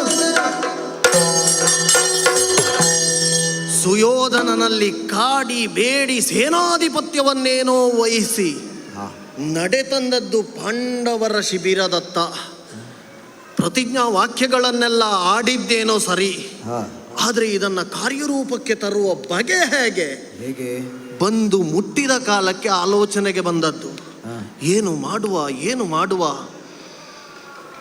ಎಣಿಸುತ್ತಾ ಮೇಲೆ ನೋಡಿದರೆ ಏನಿದು ಕೌತುಕ ಕಾಣುತ್ತಾ ಇದ್ದೇನೆ. ಮಧ್ಯರಾತ್ರಿಯ ಸಮಯ. ಆ ವಟವೃಕ್ಷದಲ್ಲಿ ಎಲ್ಲಿಂದಲೋ ಬಂದಂತಹ ಗೂಬೆಯೊಂದು ಅಲ್ಲಿಯೇ ನೆಲೆಸಿದಂತಹ ಕಾಗೆಯ ಮರಿಗಳನ್ನ ಕುಕ್ಕಿ ಕುಕ್ಕಿ ಕೊಲ್ಲುತ್ತಾ ಉಂಟು. ಪ್ರಕೃತಿಯಲ್ಲಿ ಇದೆಲ್ಲ ಸಾಮಾನ್ಯವೇ. ಆದರೆ ಅಶ್ವತ್ಥಾಮನಿಗೆ ಈ ಸಂದರ್ಭದಲ್ಲಿ ಈ ದೃಶ್ಯ ಬಹುಶಃ ಹೀಗಿರಬೇಕು. ಹೇಗೆ? ನನ್ನ ಸ್ಫೂರ್ತಿಯನ್ನ ಹೆಚ್ಚಿಸುವುದಕ್ಕೆ ಬೇಕಾಗಿ ಪ್ರಕೃತಿಯೇ ನನಗೆ ಪಾಠ ರೂಪವಾಗಿ ಇದನ್ನು ಯಾಕೆ ಕಾಣಿಸಿರಬಾರದು? ನನ್ನ ಕಾರ್ಯ ಸಾಧನೆಗೆ ಇದನ್ನೇ ಮಾರ್ಗವನ್ನಾಗಿಸಿ ಮುಂದುವರಿಯುತ್ತೇನೆ. ಮೆಲ್ಲಗೆ ಮೆಲ್ಲಗೆ ಹೆಜ್ಜೆಯನ್ನ ಇಡ್ತಾ ಮುಂದೊತ್ತಿ ಬಂದ್ರೆ ಅಗೋ ಅಗೋ ಮಲಗಿದ್ದಾನೆ ದೃಷ್ಟದ್ಯುಮ್ನ. ಪಾಪಿ, ನನ್ನಯ್ಯ ನನ್ನ ನಿಷ್ಕಾರುಣಿಯಾಗಿ ಕೊಚ್ಚಿ ಕೊಚ್ಚಿ ಕೊಂದಂತಹ ಅಧಮ. ಕಾಯ್ತಾ ಇದ್ದೆ ಇವನ ಹಸುವನ್ನು ಕಳೆಯುವುದಕ್ಕೆ ಬೇಕಾಗಿ. ಒಂದೊಳ್ಳೆಯ ಅವಕಾಶ, ಹತ್ತಿರಕ್ಕೆ ಸಮೀಪಿಸಿದ್ದೇನೆ. ಹೊರೆಯಿಂದ ಕೂರಸೆಯನ್ನು ಎತ್ತಿ ಕಡಿದು ಬಿಡೋಣವೇ? ಒಮ್ಮೆಗೆ ಪ್ರಾಣ ಪಕ್ಷಿ ಹಾರಿ ಹೋಗುತ್ತದೆ. ಒಮ್ಮೆಗೆ ಸಾಯುವಂತಹ ಅಂಥ ಸುಖಕರವಾದಂತಹ ಸಾವನ್ನು ಇವನಿಗಾದರೂ ನಾ ಕರುಣಿಸಬಾರದು. ಯಾಕೆ?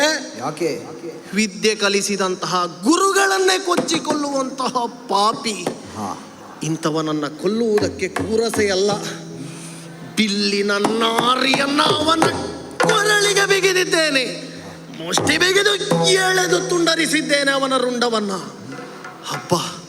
ಅಬ್ಬ ತಂದೆಯ ಸಾವಿಗೆ ಪ್ರತೀಕಾರವನ್ನು ತೀರಿಸಿದ್ದೇನೆ ಎನ್ನುವಂತಹ ನೆಮ್ಮದಿ.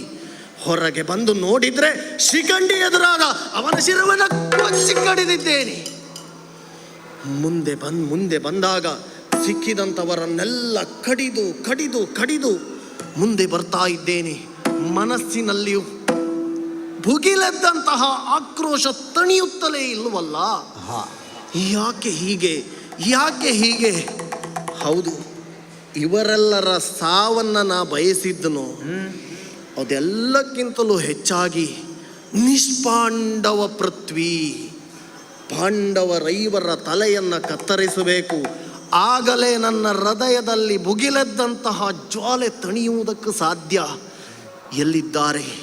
ಅರಸುತ್ತಾ ಸಮೀಪಿಸಿದ್ದೆ ಯುಧಿಷ್ಠಿರನ ಶಿಬಿರವನ್ನ. ಒಳ ನೋಡಿದ್ರೆ ಮಲಗಿದ್ದಾರೆ ನೋಡಿ ಪಂಚ ಪಾಂಡವರು. ಅದೆಷ್ಟು ನೆಮ್ಮದಿಯಿಂದ ಸುಖ ನಿದ್ರೆಯಲ್ಲಿದ್ದಾರೆ. ಅನ್ಯರ ನಿದ್ರೆಯನ್ನು ಹಾಳು ಮಾಡಿದವರಿಗಲ್ಲದೆ ಬೇರೆಯವರಿಗೆ ಈ ನಿದ್ರೆ ಬರುವುದಕ್ಕೆ ಸಾಧ್ಯ ಉಂಟು? ಅದೆಷ್ಟು ಮಾನಿನಿಯರ ಕೊರಳ ಮಾಂಗಲ್ಯ ಕಳಚಿ ಬೀಳುವ ಹಾಗೆ ಮಾಡಿದ್ದಾರೆ ಈ ಕುರುಕ್ಷೇತ್ರದಲ್ಲಿ. ಕೊಂಚವೂ ತಾವು ಮಾಡಿದಂತಹ ತಪ್ಪಿನ ಬಗ್ಗೆ ಪಾಪ ಪ್ರಜ್ಞೆಯೇ ಇಲ್ಲದೆ ಮಲಗಿ ನಿದ್ರಿಸ್ತಾ ಇದ್ದಾರಲ್ಲ. ತಡ ಮಾಡುವುದಲ್ಲ, ರಸಯನ್ನ ಎತ್ತಿ ಕೊಚ್ಚಿದ್ದೇನೆ. ಈ ರಾತ್ರಿ ಪಾಂಡವರ ಪಾಲಿಗೆ ಕೇವಲ ರಾತ್ರಿ ಅಲ್ಲ, ಇದು ರಕ್ತರಾತ್ರಿ. ಅಷ್ಟು ಸಮಯ ಇರುವಂತ ಕಾಣಿಸುತ್ತೆ. ಸರಿಯ ರಾತ್ರಿಯು ಶಿಬಿರ ಮಧ್ಯದಿ ತರಳರೈವರ ಶವವ ಕಾಣುತ್ತ, ತರಳರೈವರ ಶವವ ಕಾಣುತ್ತ ಮರುತ ನಂದನ ಮರುಗಿ ಕಾಂತೆಯ ಕರೆದು ನುಡಿದ.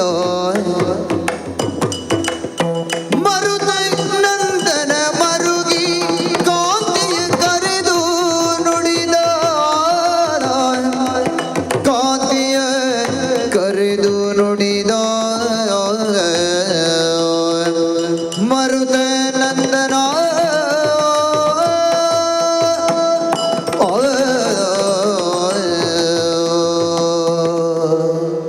ಭೀಮನಾಗಿ ಎಂದು ಕೌರವನನ್ನ ಘಾತಿಸಿದನೋ ಅಂದು ನಮಗೆ ಗೆಲುವು.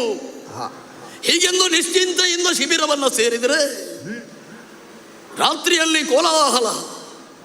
ವಿಚಾರಿಸಿದಾಗ ನಮ್ಮ ಸೇನಾಧಿಪತಿಯಾಗಿದ್ದಂತಹ ದುಷ್ಟದ್ಯುಮ್ನನನ್ನ ಹೀನಾಯವಾಗಿ ಅಶ್ವತ್ಥಾಮ ಕೊಂದನಂತೆ. ತದನಂತರ ಅಶ್ವತ್ಥಾಮರು ಶಿಬಿರದತ್ತ ನಡೆದರು.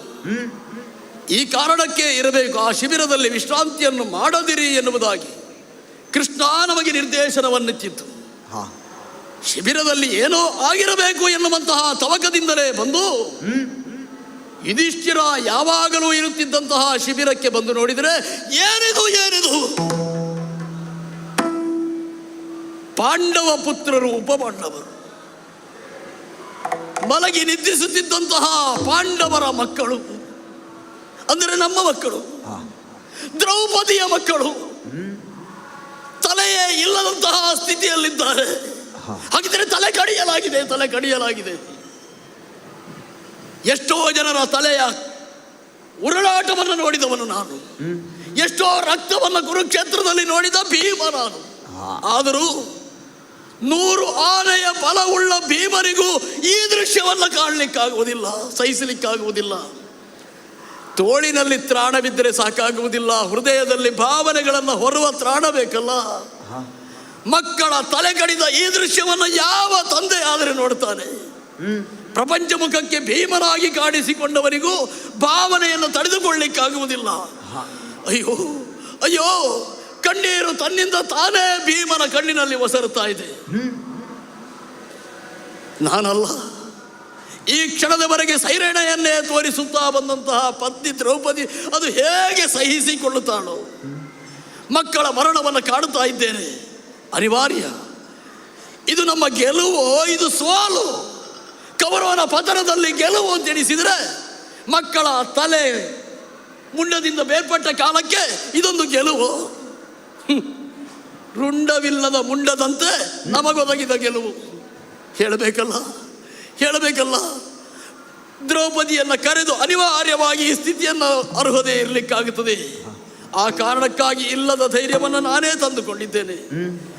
ದ್ರೌಪದಿ ದ್ರೌಪದಿ ದ್ರೌಪದಿ ಲಲನೆ ಧೈರ್ಯವತಾಳ್ ಕುಲದೀಪವಾರಿತು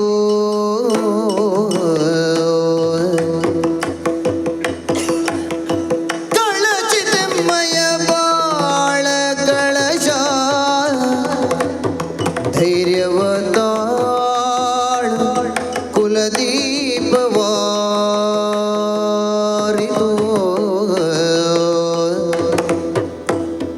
ಮಲಿನ ಮತ್ಸರದಿಂದ ಗುರುಜಾತನೆಮ್ಮಯ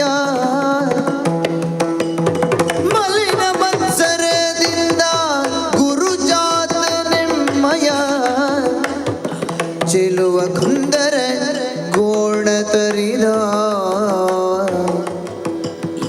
ಮಲಿನ ಮತ್ಸರದಿಂದ ಗುರುಜಾತನೆಮ್ಮಯ ಚೆಲುವ ಕಂದರ ಗೋಣ ತರಿದ ಲಲನೆ ಧೈರ್ಯವ ತಾಳು ಲಲನೆ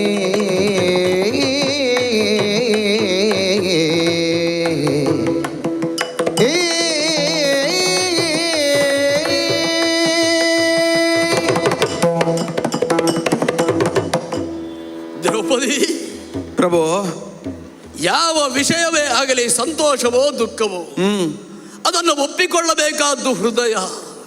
ಹೌದು. ಪಾಂಡವರ ಹೃದಯ ನೀನು. ವಸ್ತುಸ್ಥಿತಿಯನ್ನ ನಿನಗೆ ಹೇಳದೆ ವಿಧಿ ಇಲ್ಲ. ನಮಗೆ ಧೈರ್ಯವಾಗಿ ಉಳಿದವಳು ನೀನು. ಯಾಕೆ ಬೇರೆ ರೀತಿ ಮಾತಾಡ್ತಾ ಇದ್ದೀನಿ? ನೀನು ಈ ಕ್ಷಣದವರೆಗೆ ನಮಗೆಲ್ಲರಿಗೂ ಕೊಟ್ಟ ಧೈರ್ಯದಿಂದಲೇ ಹೇಳ್ತಾ ಇದ್ದೇನೆ. ನಿನಗೆ ಹೇಳುವ ಧೈರ್ಯ ನನಗಿಲ್ಲ. 18 ದಿನಗಳಲ್ಲಿ ನಾವು ಯುದ್ಧದಲ್ಲಿ ಗೆಲುವನ್ನು ಸಾಧಿಸಿದವರು, ನಿಮ್ಮ ಗದಾಘಾತದಿಂದಲೇ ಸುಯೋಧನನು ಧರಾಶಾಯಿಯಾದವನು, ಸರಿ, ವಿಜಯ ವರ್ತಮಾನವನ್ನು ಕೇಳಿ ಸಂತೃಪ್ತಿಯಿಂದ ಬಿಡದಿಯಲ್ಲಿ ಮಲಗಿಕೊಂಡವರು, ಹೇಳುವಾಗ ಬೇರೆ ರೀತಿಯಲ್ಲಿಯೂ ಮಾತಾಡುತ್ತಾ ಇದ್ದೀರಿ. ಏನಾಯ್ತು ಸ್ವಾಮಿ? ಅದೆಷ್ಟು ದಿನಗಳಾಯ್ತು ದ್ರೌಪದಿ ಹೀಗೆ ನಿದ್ರಿಸದೆ?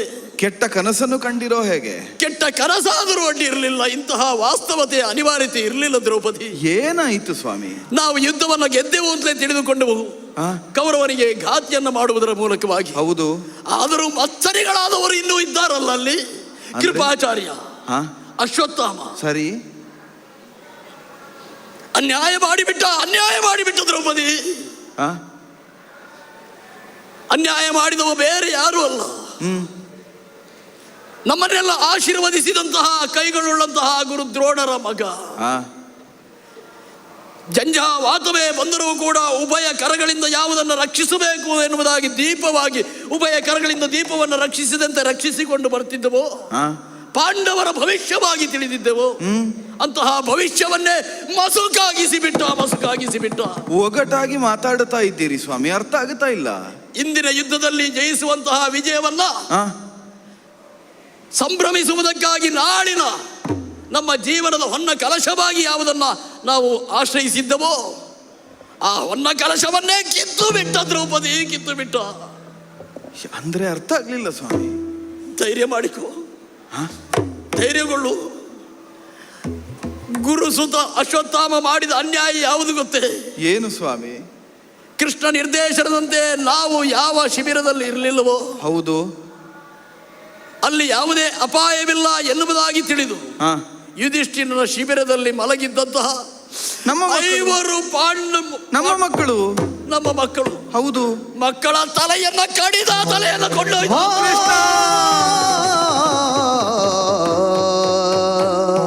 ಕೃಷ್ಣ ಕೃಷ್ಣ ಕೇಳಿ ಘಾತವಗೊಂಡು ಭಯದಲ್ಲಿ ಪೇಳಲಾರದೆ ತೊದಲಿ ನಡುಗುತ್ತ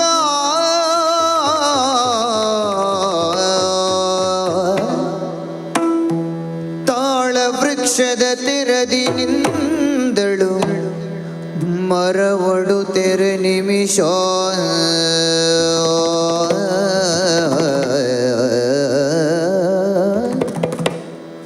ತಾಳ ವೃಕ್ಷದ ತೆರದಿ ನಿಂದಳು ಮರವಡು ತೆರೆ ನಿಮಿಷ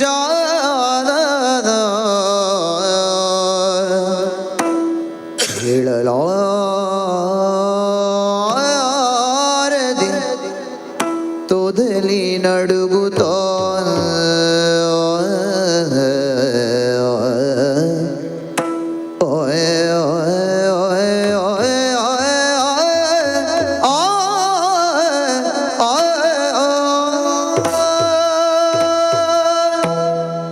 ಸ್ವಾಮಿ ಸ್ವಾಮಿ, ದ್ರೌಪದಿ ಎಂತಹ ಮಾತನಾಡುತ್ತಾ ಯಾವ ದೃಶ್ಯವನ್ನು ತೋರಿಸ್ತಾ ಇದ್ದೀರಿ?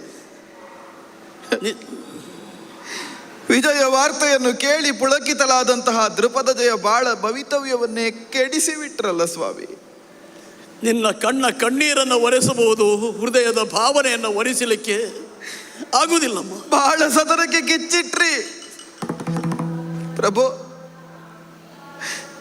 ಅಗ್ನಿಯಲ್ಲಿ ಹುಟ್ಟಿದವಳು ಬೆಂಕಿಯ ಮಗಳು ಪ್ರಪಂಚ ಆಡುತ್ತಾ ಇತ್ತು.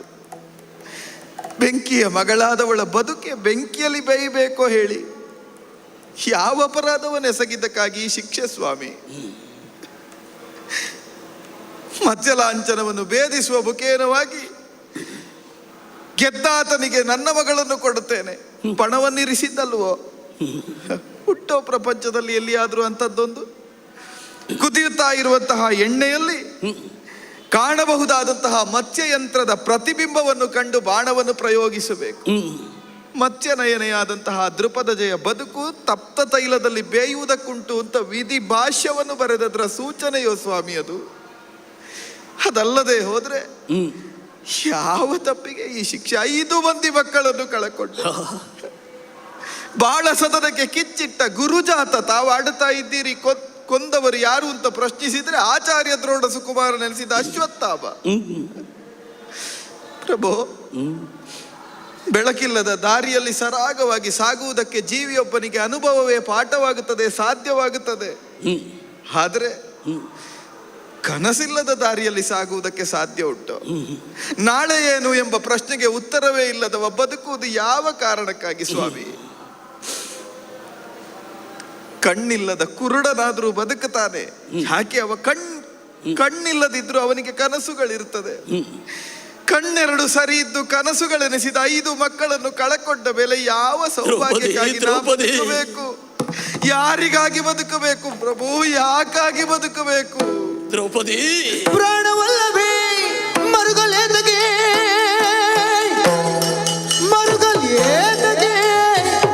ಅಳಬೇಡ.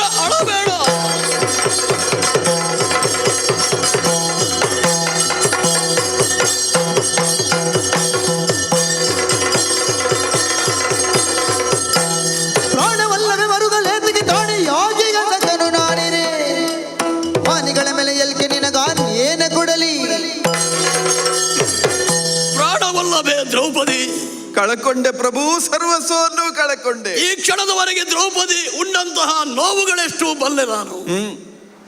ನಿನ್ನನ್ನು ಗೆಲ್ಲುವ ಕಾಲಕ್ಕೆ ನೀರಿನಿಂದ ಬಂದಂತಹ ಮೀನಿಗೆ ಚುಚ್ಚಿದ ಬಾಣವಲ್ಲ ಗೆಲುವಿನ ಬಾಣ, ನಿನ್ನ ಜೀವನದ ಪಥಕ್ಕೆ ಚುಚ್ಚಿದ ಬಾಣವಾಗಿ ಹೋಯಿತು. ಆನಂತರ ಉಂಡದ್ದು ನೀನು ನೋವೇ, ನೋವನ್ನೇ ಉಂಡದ್ದು. ಇಂದು ಮಕ್ಕಳನ್ನು ಕಳೆದುಕೊಂಡಂತಹ ನೀನು ವ್ಯಥಿಸ್ತಾ ಇದ್ದಿ. ನಿನ್ನ ನೋವನ್ನು ಪರಿಮಾರ್ಜನೆ ಮಾಡಲು ಭೀಮನಿಂದ ಆಗುವುದಿಲ್ಲ. 100 ಗಜಗಳ ಶಕ್ತಿ ಇದ್ದರೂ ಕೂಡ ಮಕ್ಕಳನ್ನು ತಂದು ಕೊಡಬಹುದಾದಂಥ ಶಕ್ತಿ ನನಗಿಲ್ಲಮ್ಮ. ಯಮನ ಮಗನಿಗೆ ಮರಣ ಉಂಟು ಅಂತಾದರೆ, ಯಮನ ಮಗನ ಮಗನಿಗೆ ಮರಣ ಇಲ್ಲಿ ಬಂದಿದೆ ಅಂತಾದರೆ, ಯಮನ ಮಗ ಧರ್ಮರಾಜನಲ್ಲವೇ? ಧರ್ಮರಾಜನ ಮಗನೂ ಅಲ್ಲಿಲ್ಲವೇ? ಹಾಗಿದ್ರೆ ಅವನಿಗೆ ಮರಣವನ್ನು ತಪ್ಪಿಸುವುದಕ್ಕಾಗಲಿಲ್ಲ ಅಂತ ಆದ ಮೇಲೆ ಭೀಮ ಯಾರು? ಇಷ್ಟು ಮಾಡಬಲ್ಲೆ? ಏನು? ಈ ನಿನ್ನ ದುಃಖ ಶಮನವಾಗಬೇಕು. ನಮ್ಮ ಹಿಂದಿರುವ ನಾರಿ ಶಕ್ತಿ ನೀನು. ನಿನ್ನ ದುಃಖ ಶಮನವಾಗದೆ ನಮಗೆ ಗೆಲುವಲ್ಲ. ನಿನ್ನ ದುಃಖ ಶಮನ ಆಗಬೇಕು ಅಂತಾದ್ರೆ, ನೀನು ಸುಪ್ರೀತಳಾಗಬೇಕು ಅಂತಾದ್ರೆ ಏನು ಮಾಡಬೇಕು ಹೇಳು? ಏನು ಮಾಡಬೇಕು ಹೇಳು? ನನ್ನ ಸಂಪ್ರೀತಿಗಾಗಿ ಏನು ಬೇಕಾದರೂ ಮಾಡ್ತೀರೋ? ಪ್ರಾಣಗಳದಿಗ ಧೂರ್ತತನದಲ್ಲಿ ಆ ದ್ರೋಣಿಯನ್ನು ನೀನೆನ್ನ ಪದದುಳು ಕಾಣಿಸೆನಲು.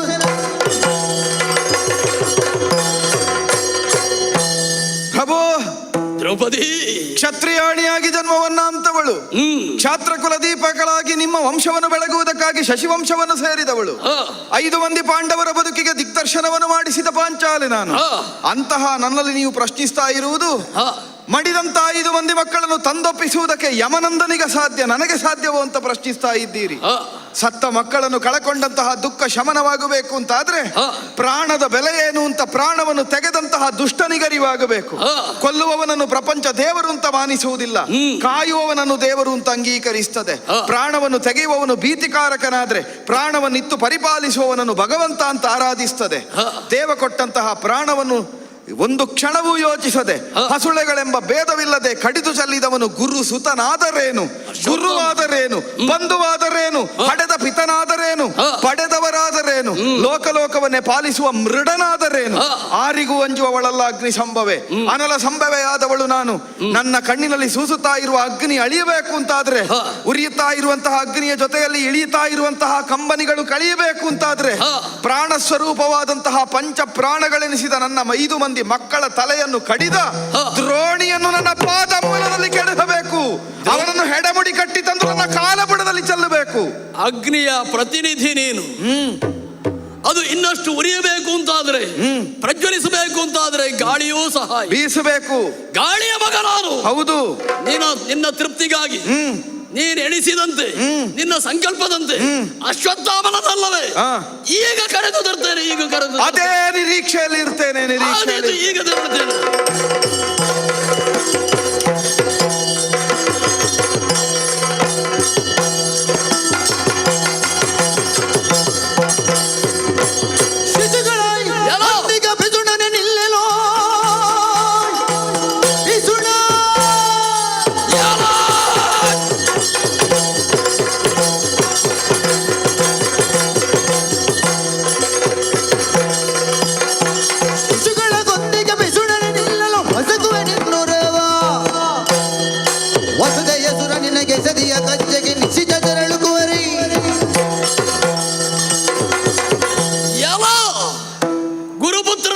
ಬ್ರಾಹ್ಮಣ ನೀನು ಎನ್ನುವುದನ್ನು ಹೇಳುವುದಕ್ಕೂ ಕೂಡ ನಾಚಿಕೆ ಆಗುತ್ತದೆ ನನಗೆ.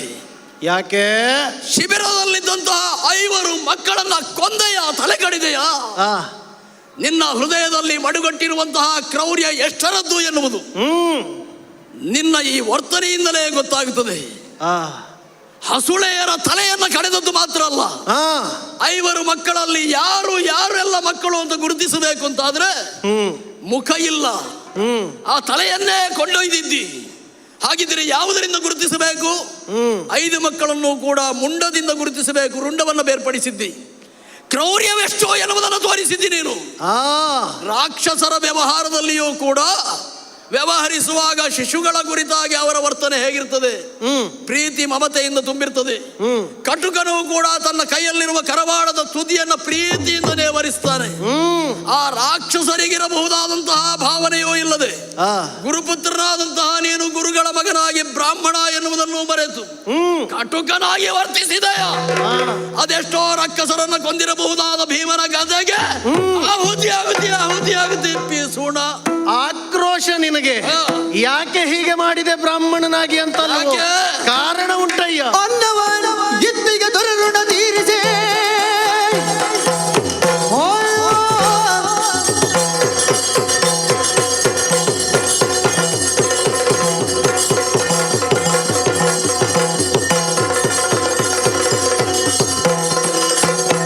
ಅನ್ನವನಿತ್ತಿಗೆ ದೊರೆರುಣ ತೀರಿಸಲೆನ್ನನೆ ಕೊಟ್ಟಿಗೇನು ಚಿಣ್ಣರ ಮರಣವನ ಆಲಿಸಿ ಕರುಪತಿಯುನ್ನತೆಗೆ ಏರಿಗನು.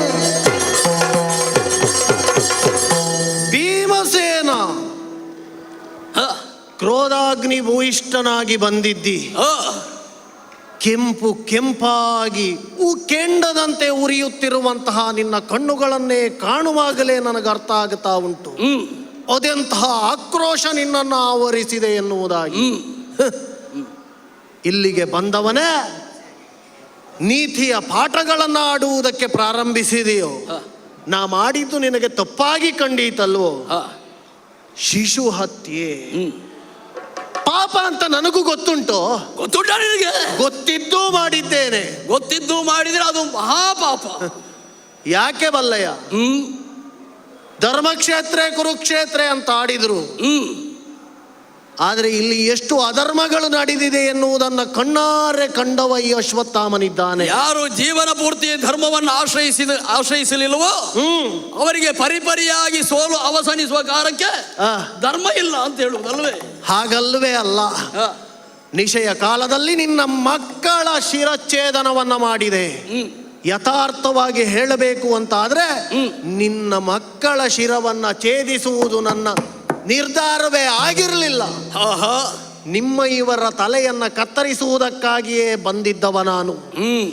ಆ ಕೃಷ್ಣ ತಂತ್ರದಿಂದಾಗಿ ರಾತ್ರಿ ಕಾಲದಲ್ಲಿ ತಪ್ಪಿ ಹೋದಿರಿ. ಬಿಡು. ರಾತ್ರಿಯ ಕಾಲದಲ್ಲಿ ಮಕ್ಕಳ ಶಿರವನ್ನ ತರಿದಿದ್ದೇನೆ. ಏನು ನೀವು ರಾತ್ರಿಯ ಕಾಲದಲ್ಲಿ ಇಂತಹ ಕಾರ್ಯವನ್ನು ಮಾಡಿದವರಲ್ವೋ? ರಾತ್ರಿ ಕಾಲದಲ್ಲಿ ಮಕ್ಕಳ ತಲೆ ಕಡಿದಿದ್ದೆಲ್ಲುಂಟು. 9 ದಿನಗಳ ಕಾಲ ಕಾಡಾಕಾಡಿಯಾಗಿ ಹೋರಾಡಿದರೂ ಕೂಡ ಭೀಷ್ಮರ ಸೇನಾಧಿಪತ್ಯದಲ್ಲಿ ಜಯವು ತಮಗೆ ಸಿಗುವುದಿಲ್ಲ ಎನ್ನುವುದು ಸ್ಪಷ್ಟವಾದ ಕಾಲಕ್ಕೆ 9ನೆಯ ದಿನದ ರಾತ್ರಿಯಂದು ಅಜ್ಜಯ್ಯನ ಬಿಡಾರಕ್ಕೆ ಹೋಗಲಿಲ್ವೋ?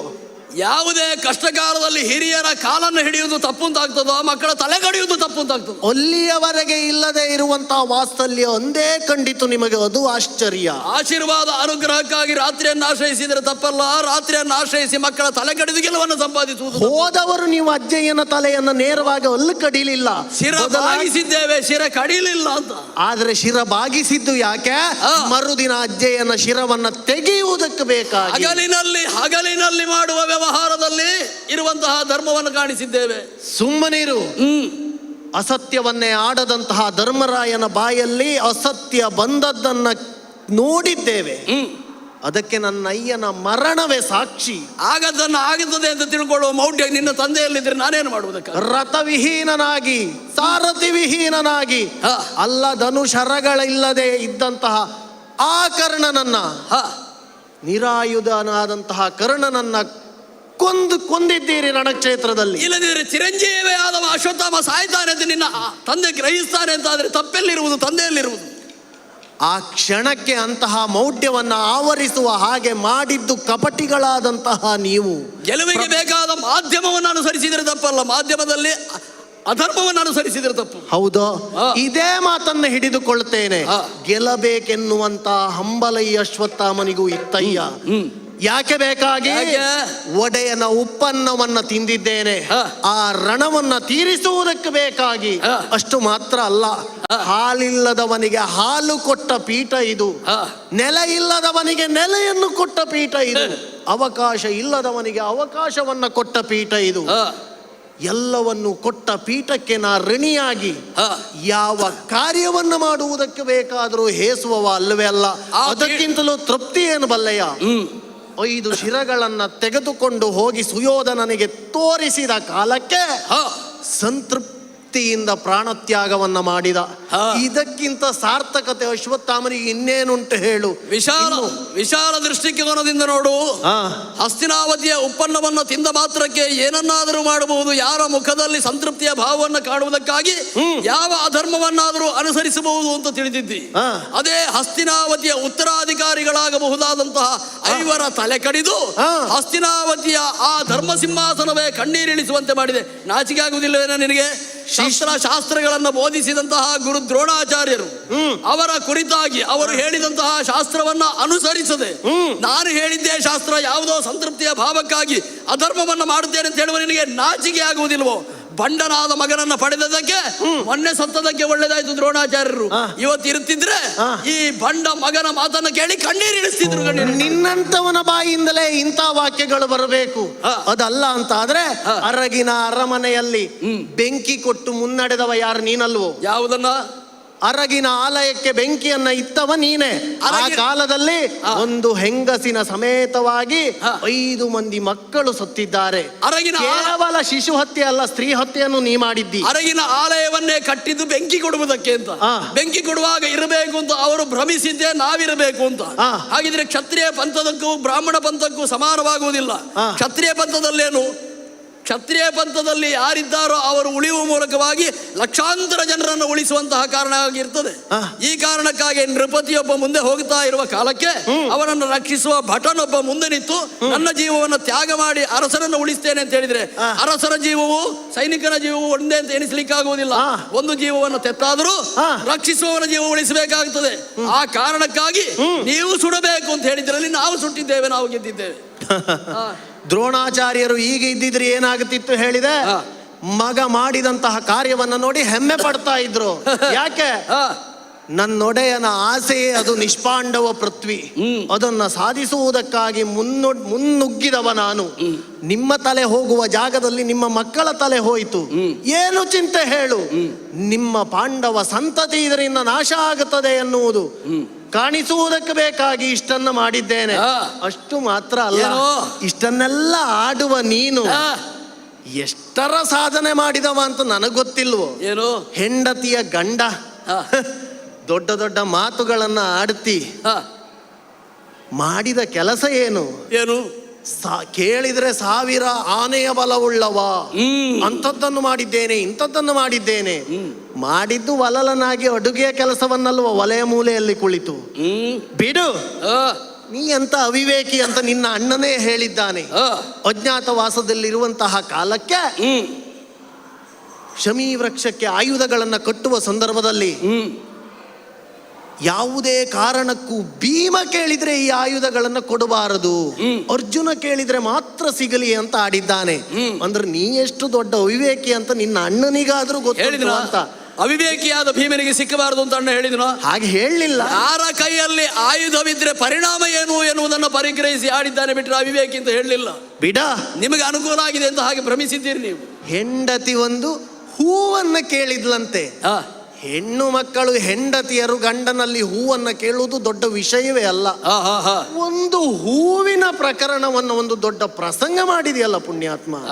ಅದಲ್ಲ ಅಂತ ಆದ್ರೆ ಅವಳೇನು ಸೌಗಂಧಿಕಾ ಪುಷ್ಪವನ್ನು ನೋಡಿದವಳು ಅಲ್ಲವೇ ಅಲ್ಲ. ಹೆಂಡತಿ ಕೇಳಿದ್ಲು, ಯಾವುದೋ ಒಂದು ಹೂವನ್ನ ತಂದು ಹೆಂಡತಿಗೆ ಕೊಡುವುದು, ಇದೇ ಸೌಗಂಧಿಕ ಪುಷ್ಪ ಅಂತ.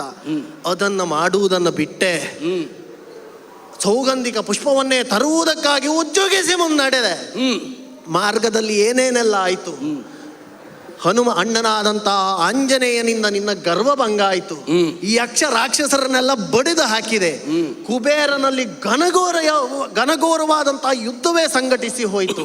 ಇಷ್ಟೆಲ್ಲ ಮಾಡಿ ಹೆಂಡತಿಯ ಮಾತನ್ನು ಉಳಿಸುವುದಕ್ಕೆ ಬೇಕಾಗಿ ಒಂದು ಹೂ ತರಲಿಕ್ಕೆ ಇಷ್ಟು ಶ್ರಮವನ್ನ ವ್ಯರ್ಥ ಮಾಡಬೇಕಿತ್ತು ಕೇಳುವುದು.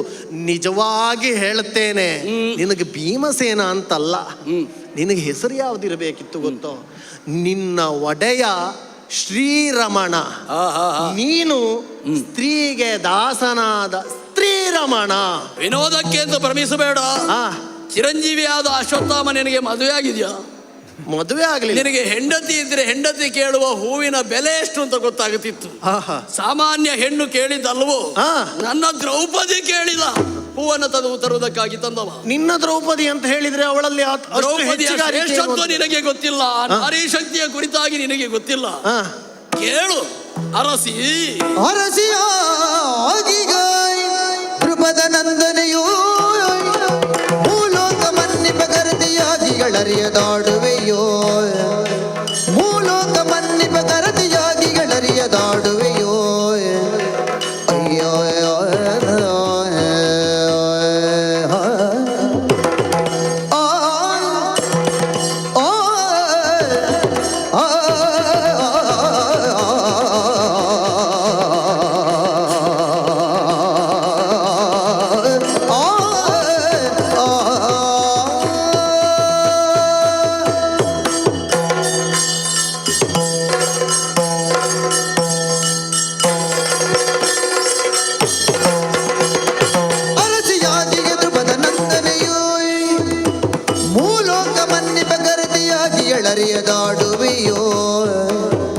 ಸೆರೆಗ ಸೆಳೆವರೆ ಮೌನವಾಗಿಗೆ ದೊರೆಗಳೆಮ್ಮನ ಕೂಡಿ,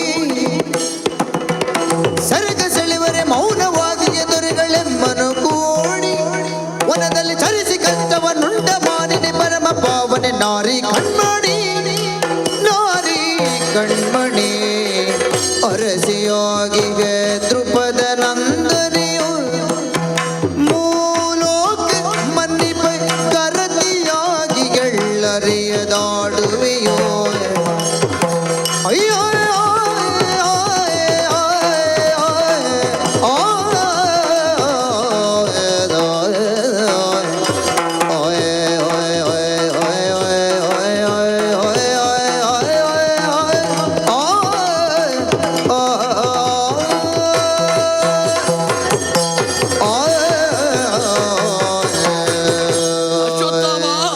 ಹೆಂಡತಿ ಗಂಡನೇ, ದ್ರೌಪದಿಯ ಬಯಕೆಯಾದ ಕೇವಲ ಹೂವೊಂದನ್ನು ತಂದು ಕೊಡುವುದಕ್ಕಾಗಿ ಕುಬೇರನ ಊರನ್ನು ಸೇರಬೇಕಾದ ಅನಿವಾರ್ಯ ಪರಿಸ್ಥಿತಿ ನಿನಗಿತ್ತೆ. ಪ್ರಶ್ನೆ ಶ್ರಮ ಅಂತ ಉಳಿದವರದ ಬಯಕೆಯೇ ಹೆಚ್ಚು, ನಾರಿಗಳ ಬಯಕೆಯೇ ಅದಮ್ಯವಾದದ್ದು. ಅದರಲ್ಲಿಯೂ ದ್ರೌಪದಿಯ ಬಯಕೆಯ ಸಂಕಲ್ಪ ಎನ್ನುವುದು ಉಳಿದಂತೆ ಅಲ್ಲ. ಯಾಕೆ ದ್ರೌಪದಿಯೇ ಉಳಿದವರಂತಲ್ಲ, ಆಲೋಚಿಸು. ಯಜ್ಞ ಕುಂಡದಿಂದ ಆವಿರ್ಭಾವಗೊಂಡಂತಹ ಆ ಯಜ್ಞ ಸೇನೆ ವಿವಾಹ ಕಾಲದಲ್ಲಿ ಪ್ರತಿಯೋರ್ವ ಸ್ತ್ರೀಯೂ ಕೂಡ ತನ್ನ ಭವ್ಯವಾದ ಭವಿಷ್ಯತ್ತನ್ನು ನಿರೀಕ್ಷಿಸ್ತಾಳೆ, ಪ್ರತೀಕ್ಷಿಸ್ತಾಳೆ. ಅಂತೆಯೇ ಮತ್ಸ್ಯಯಂತ್ರ ಲಾಂಛನವನ್ನು ಭೇದಿಸುವ ಕಾಲಕ್ಕೆ ಆಕೆಯ ಇನ್ನೊಂದು ಜೀವನದ ಭವಿಷ್ಯ ಪ್ರಾರಂಭವಾಯಿತು ಎನ್ನುವುದಾಗಿ ತಿಳಿದಿದ್ದರು. ಆದರೆ ಮತ್ಸ್ಯಯಂತ್ರ ಭೇದನದ ಕಾಲಕ್ಕೆ ಅವಳಿಗೆ ಆಘಾತವೇ ಆದದ್ದು. ಪ್ರಪಂಚದಲ್ಲಿ ಅಸಹಜವಾದ ಐವರನ್ನ ವರಿಸುವಂತಹ ಅನಿವಾರ್ಯ ಸ್ಥಿತಿ ಮಾತೆ ಕುಂತಿಯ ಉದ್ಗಾರದ ಮೂಲಕವಾಗಿ ಸಂಭವಿಸಿ ಬಂತು. ತನ್ನ ಭಾವನೆಯನ್ನು ಪ್ರಕಟಪಡಿಸಿದಳೆ. ಅದನ್ನು ಕೂಡ ನಮ್ರತೆಯಿಂದ ಸ್ವೀಕರಿಸಿದ ಆಕೆಯ ಯೋಗ್ಯತೆಯನ್ನು ತೋರ್ಪಡಿಸಿದಳು ಎನ್ನುವುದು ವ್ಯಾಸ ಉಕ್ತಿಯಿಂದ ತಿಳಿಯುತ್ತದೆ. ಆಕೆಯ ಹಿನ್ನೆಲೆ, ಅನಿವಾರ್ಯ ಪರಿಸ್ಥಿತಿ, ಐವರನ್ನು ಯಾಕೆ ವರಿಸಬೇಕು ಎನ್ನುವುದನ್ನು ಬಾದರಾಯಣರಾದಂತಹ ವ್ಯಾಸರು ನುಡಿದರು. ವ್ಯಾಸರಿಂದ ನಿರ್ದೇಶಿತವಾಗಬಲ್ಲಂತಹ ಯೋಗ್ಯತೆಯನ್ನು ಹೊಂದಿದಂತಹ ದ್ರೌಪದಿಯ ಬಯಕೆಯೋ ಅದು.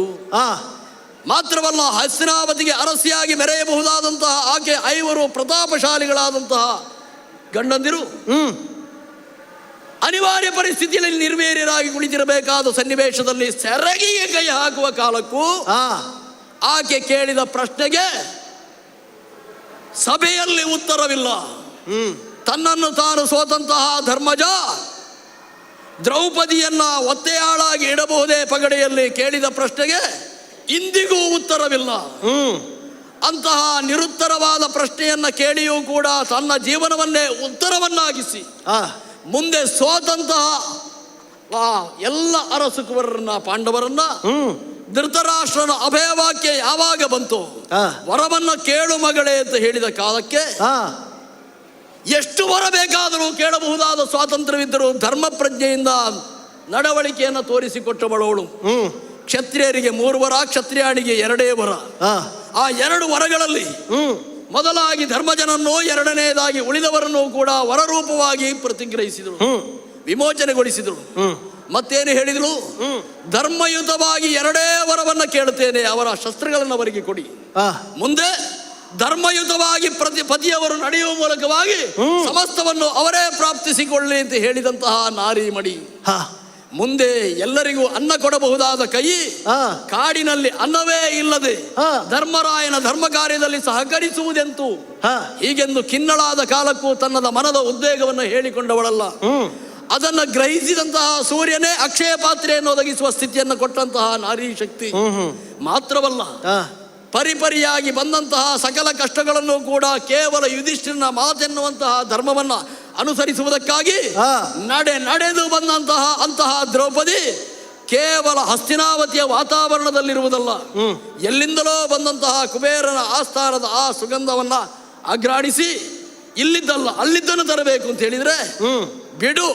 ಶತಗಜತ್ರಾಣಿಯಾದಂತಹ ಭೀಮನಲ್ಲ, ಯಾರೇ ಕೂಡ ದ್ರೌಪದಿಯನ್ನ ನಿಜ ಅರ್ಥದಲ್ಲಿ ಅರ್ಥವಿಸಿಕೊಂಡಿದ್ರೆ, ಆಕೆಯ ಭಾವನೆಯನ್ನ ತಿಳಿದುಕೊಂಡಿದ್ರೆ, ತನ್ನ ಮರಣವೇ ಆದರೂ ಕೂಡ ಆಕೆಯ ಬಯಕೆಯನ್ನ ಈಡೇರಿಸುವುದಕ್ಕಾಗಿ ಶುದ್ಧ ಸಂಕಲ್ಪನಾಗಿ ಹೊರಡುತ್ತಿದ್ದ ಅಂತಹ ದ್ರೌಪದಿಯ ಕುರಿತಾಗಿ ಕೇವಲವಾಗಿ ಹೆಂಡತಿಯ ಬಯಕೆ ಮಾತಾಡ್ತೀಯ?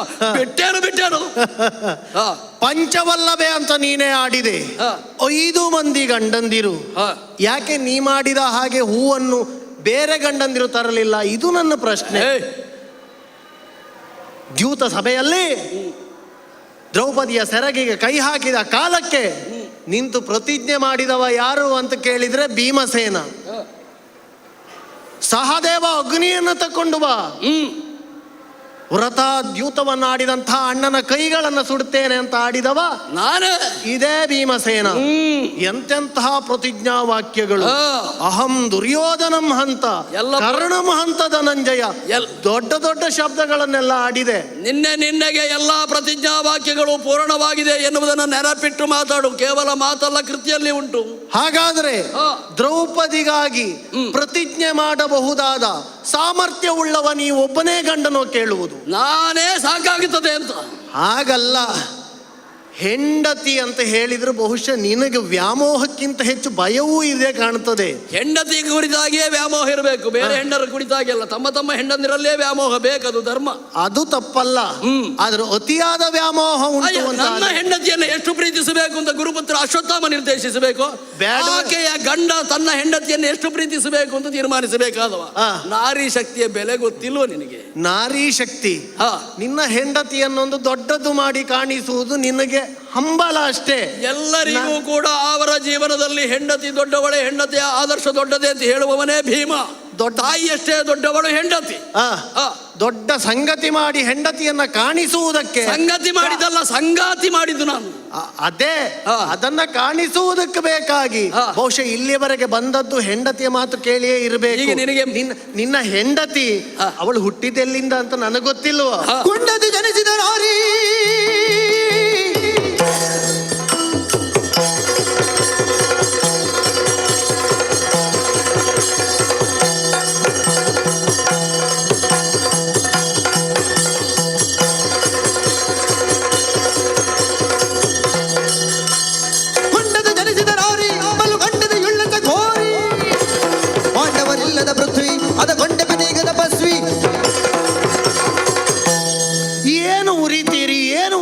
ಪುಣ್ಯಾತ್ಮ. ಉರಿಲೇಬೇಕು. ಯಾಕೆ? ಅವಳು ಅಗ್ನಿ ಸಂಭವೆ, ನೀನು ವಾಯುಜ. ಎರಡೂ ಸೇರಿ ಹಸ್ತಿನೆಯಲ್ಲಿ ವಿರೋಧಿಗಳನ್ನು ಸುಟ್ಟಿದ್ದೆಷ್ಟು ಪ್ರಮಾಣದಲ್ಲಿ ಗೊತ್ತಾಯ್ತಲ್ಲ? ವಿರೋಧಿಗಳನ್ನ ಸುಡ್ತೀರೋ ಇಲ್ವೋ ಗೊತ್ತಿಲ್ಲ, ಆದ್ರೆ ಎದುರಿ ನಿಂತವರಿಗೆ ಬಿಸಿಯ ಪ್ರಮಾಣ ತೊಟ್ಟುವುದಂತೂ ಸ್ಪಷ್ಟ. ಅದು ಗುರುಪುತ್ರರ ಹೊಟ್ಟೆಯಲ್ಲಿಷ್ಟು ಬಿಸಿ ಆಗ್ತದೆ, ಉರಿ ಆಗ್ತದೆ ಅಂತ ಕೇಳುವಾಗ ಸಂತೋಷ ಆಗ್ತದೆ. ವಿರೋಧ ಪಾಳೆಯದವನಂತ ಆಡುವುದಲ್ಲ. ನೆನಪಿಟ್ಟುಕೋ, ನೀನು ಒಂದು ಪಾಂಡವ ಪಕ್ಷದಲ್ಲಿ ನೀವಿಬ್ಬರು ಮನುಷ್ಯರಾಗ್ಲಿಕ್ಕೆ ಸಾಧ್ಯವೇ ಇಲ್ಲ ಅಂತ. ಎಂತೆಂಥದ್ದೆಲ್ಲ ಮಾಡಿದ್ದೀರಿ, ಎಂತೆಂಥದ್ದೆಲ್ಲ ಮಾಡಿದ್ದೀರಿ. ಒಂದೊಂದು ಸನ್ನಿವೇಶವನ್ನ ತೋರಿಸಿಕೊಡುವುದಕ್ಕೆ ಆ ಅಗ್ನಿ ಸಂಭವೆ. ಅದನ್ನ ಪ್ರಸಂಗ ಮಾಡ್ಲಿಕ್ಕೆ ನೀನು ಸರಿಯಾಯ್ತು ಜೋಡಿ ನಿಮ್ಮದು. ಈಗ ಗಂಡ ಹೆಂಡಿರ ಸಂಘ ಹೇಗಿದ್ರೆ ಅದು ಪ್ರಸಂಗ ಹೇಗಾಗ್ತದೆ ಅಂತ ತೋರಿಸಿಕೊಟ್ಟವರೇ ನಾವು. ಹೌದಾ? ಅಲ್ಲದೆ ಹೋದ್ರೆ ಅವಳಲ್ಲಿ ನೀ ಆಡುವುದಂತೆ, ಅದನ್ನ ತೀರಿಸುವುದಂತೆ. ರಣಕ್ಷೇತ್ರದಲ್ಲಿ ಒಬ್ಬನನ್ನ ಕೊಂದು ಅವನ ಉದರವನ್ನ ಬಗೆದು ಹಸಿ ಹಸಿ ರಕ್ತವನ್ನ ಕುಡಿದು ಅವನ ಕರುಳನ್ನ ತೆಗೆದು ಅವಳ ಹೆಂಡತಿಯ ಸೆರಗಿಗೆ ಕೈ ಇಟ್ಟಂತಹ ಅಪರಾಧಕ್ಕೆ ಅದಕ್ಕಿಂತ ಹೆಚ್ಚು ಏನು ಮಾಡಬಹುದು ಗಂಡನಾದವ? ಸತ್ತು ಬಿದ್ದವನ ದಂತ ಪಂಕ್ತಿಗಳನ್ನು ಬಿಡ್ಲಿಲ್ಲ. ಮನುಷ್ಯರು ಮಾಡುವ ಕೆಲಸವೆಲ್ಲ ನೀವು ಮಾಡಿದ್ದು ಅಲ್ಲ. ಮತ್ತು ರಾಕ್ಷಸಿಯ ಗಂಡ ನೀನು ಇಂಥದ್ದನ್ನೇ ಮಾಡಬೇಕು ಬಿಟ್ರೆ ಮತ್ತು ಒಳ್ಳೇದನ್ನು ಮಾಡ್ಲಿಕ್ಕೆ ಸಾಧ್ಯವೇ ಇಲ್ಲ. ಈಗ ಹೆಂಡತಿಯ ವಾಕ್ಯವನ್ನ ಮುಂದಿಟ್ಟುಕೊಂಡು ನಾ ಮಾಡಿದ್ದು ಸರಿ ನೀ ಮಾಡಿದ್ದು ತಪ್ಪು ಎನ್ನುವುದಾಗಿ ಬುದ್ಧಿ ಮಾತುಗಳನ್ನ ಹೇಳ್ತಾ ಮುಂದುವರಿದು ಬರ್ತಿ ಅಂತ ಆದ್ರೆ ನಿಂತದ್ದು ಅಶ್ವತ್ಥಾಮ. ಈಗಲೂ ಹೇಳುತ್ತೇನೆ, ಏನು ಒಳ್ಳೆಯದನ್ನೇ ಆಗಲಿ, ಒಳ್ಳೆಯ ನಿರ್ದೇಶನವನ್ನ ಹೆಂಡತಿಯೇ ಹೇಳಿದ್ರೆ ಮಾಡಿದ್ರೆ ತಪ್ಪೇನು? ಒಳ್ಳೇದು ಯಾರಾದ್ರೆ ಗುರು ಹೇಳಿದ್ರು ಆಗ್ತದೆ, ಹೆಂಡತಿ ಹೇಳಿದ್ರು ಆಗ್ತದೆ. ಹೆಂಡತಿ ಹೇಳಿದ್ದಾಳೆ ಎನ್ನುವ ಕಾರಣದಿಂದಲಾಗಿ ಒಳ್ಳೆಯದು ಮಾಡುವುದಿಲ್ಲ ನಾನು ಅಂತ ಯಾಕೆ ಹೇಳಬೇಕು?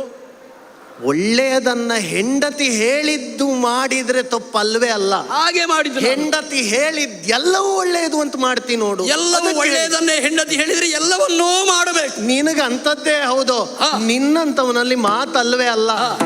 ತಪಸ್ವಿ ಇದ್ದೇನೆ, ತಪೋಬಲನಿಂದ ನನ್ನಲ್ಲಿರುವಂತಹ ತಪೋಬಲದಿಂದ ನಿನಗೆ ಇನ್ನಷ್ಟು ಹೊತ್ತು ಬಿಟ್ಟರು ನೀನು ಮಾತಾಡುದು ನಿನ್ನ ಹೆಂಡತಿಯದಲ್ಲ, ನನ್ನ ಹೆಂಡತಿಯ ವಿಷಯ. ಹಾಗಾಗಿ ನಿನಗೆ 4 ಬಡಿದ್ದೇನೆ. ಹೌದಾ ಹೌದಾ? ಅಷ್ಟು ಬಲ ಹಿಡಿದಿದ್ದೇನೆ.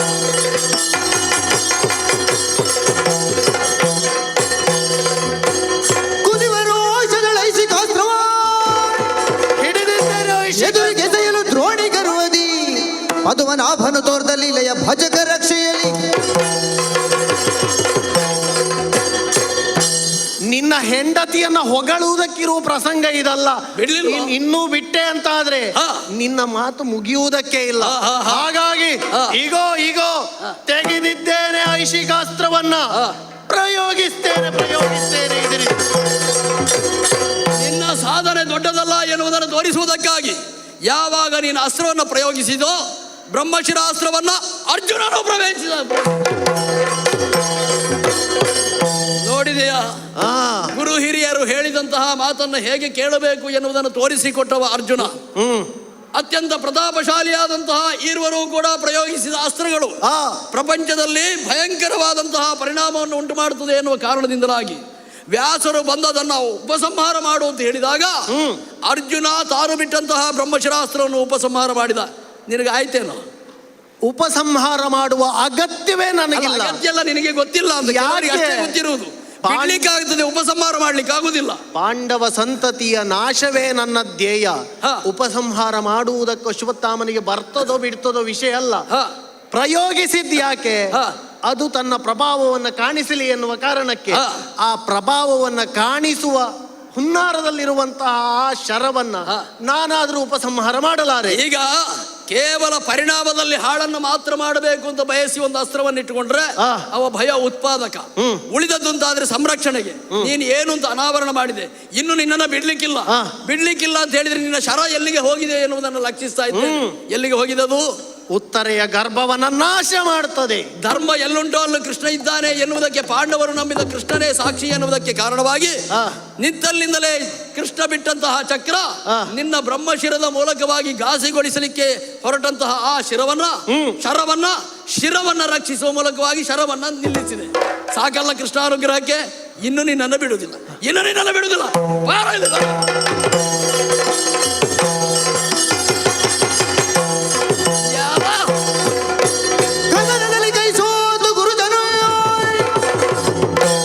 ನಿಂದಿರ ಗವನ ಕಟ್ಟುತ್ತಾ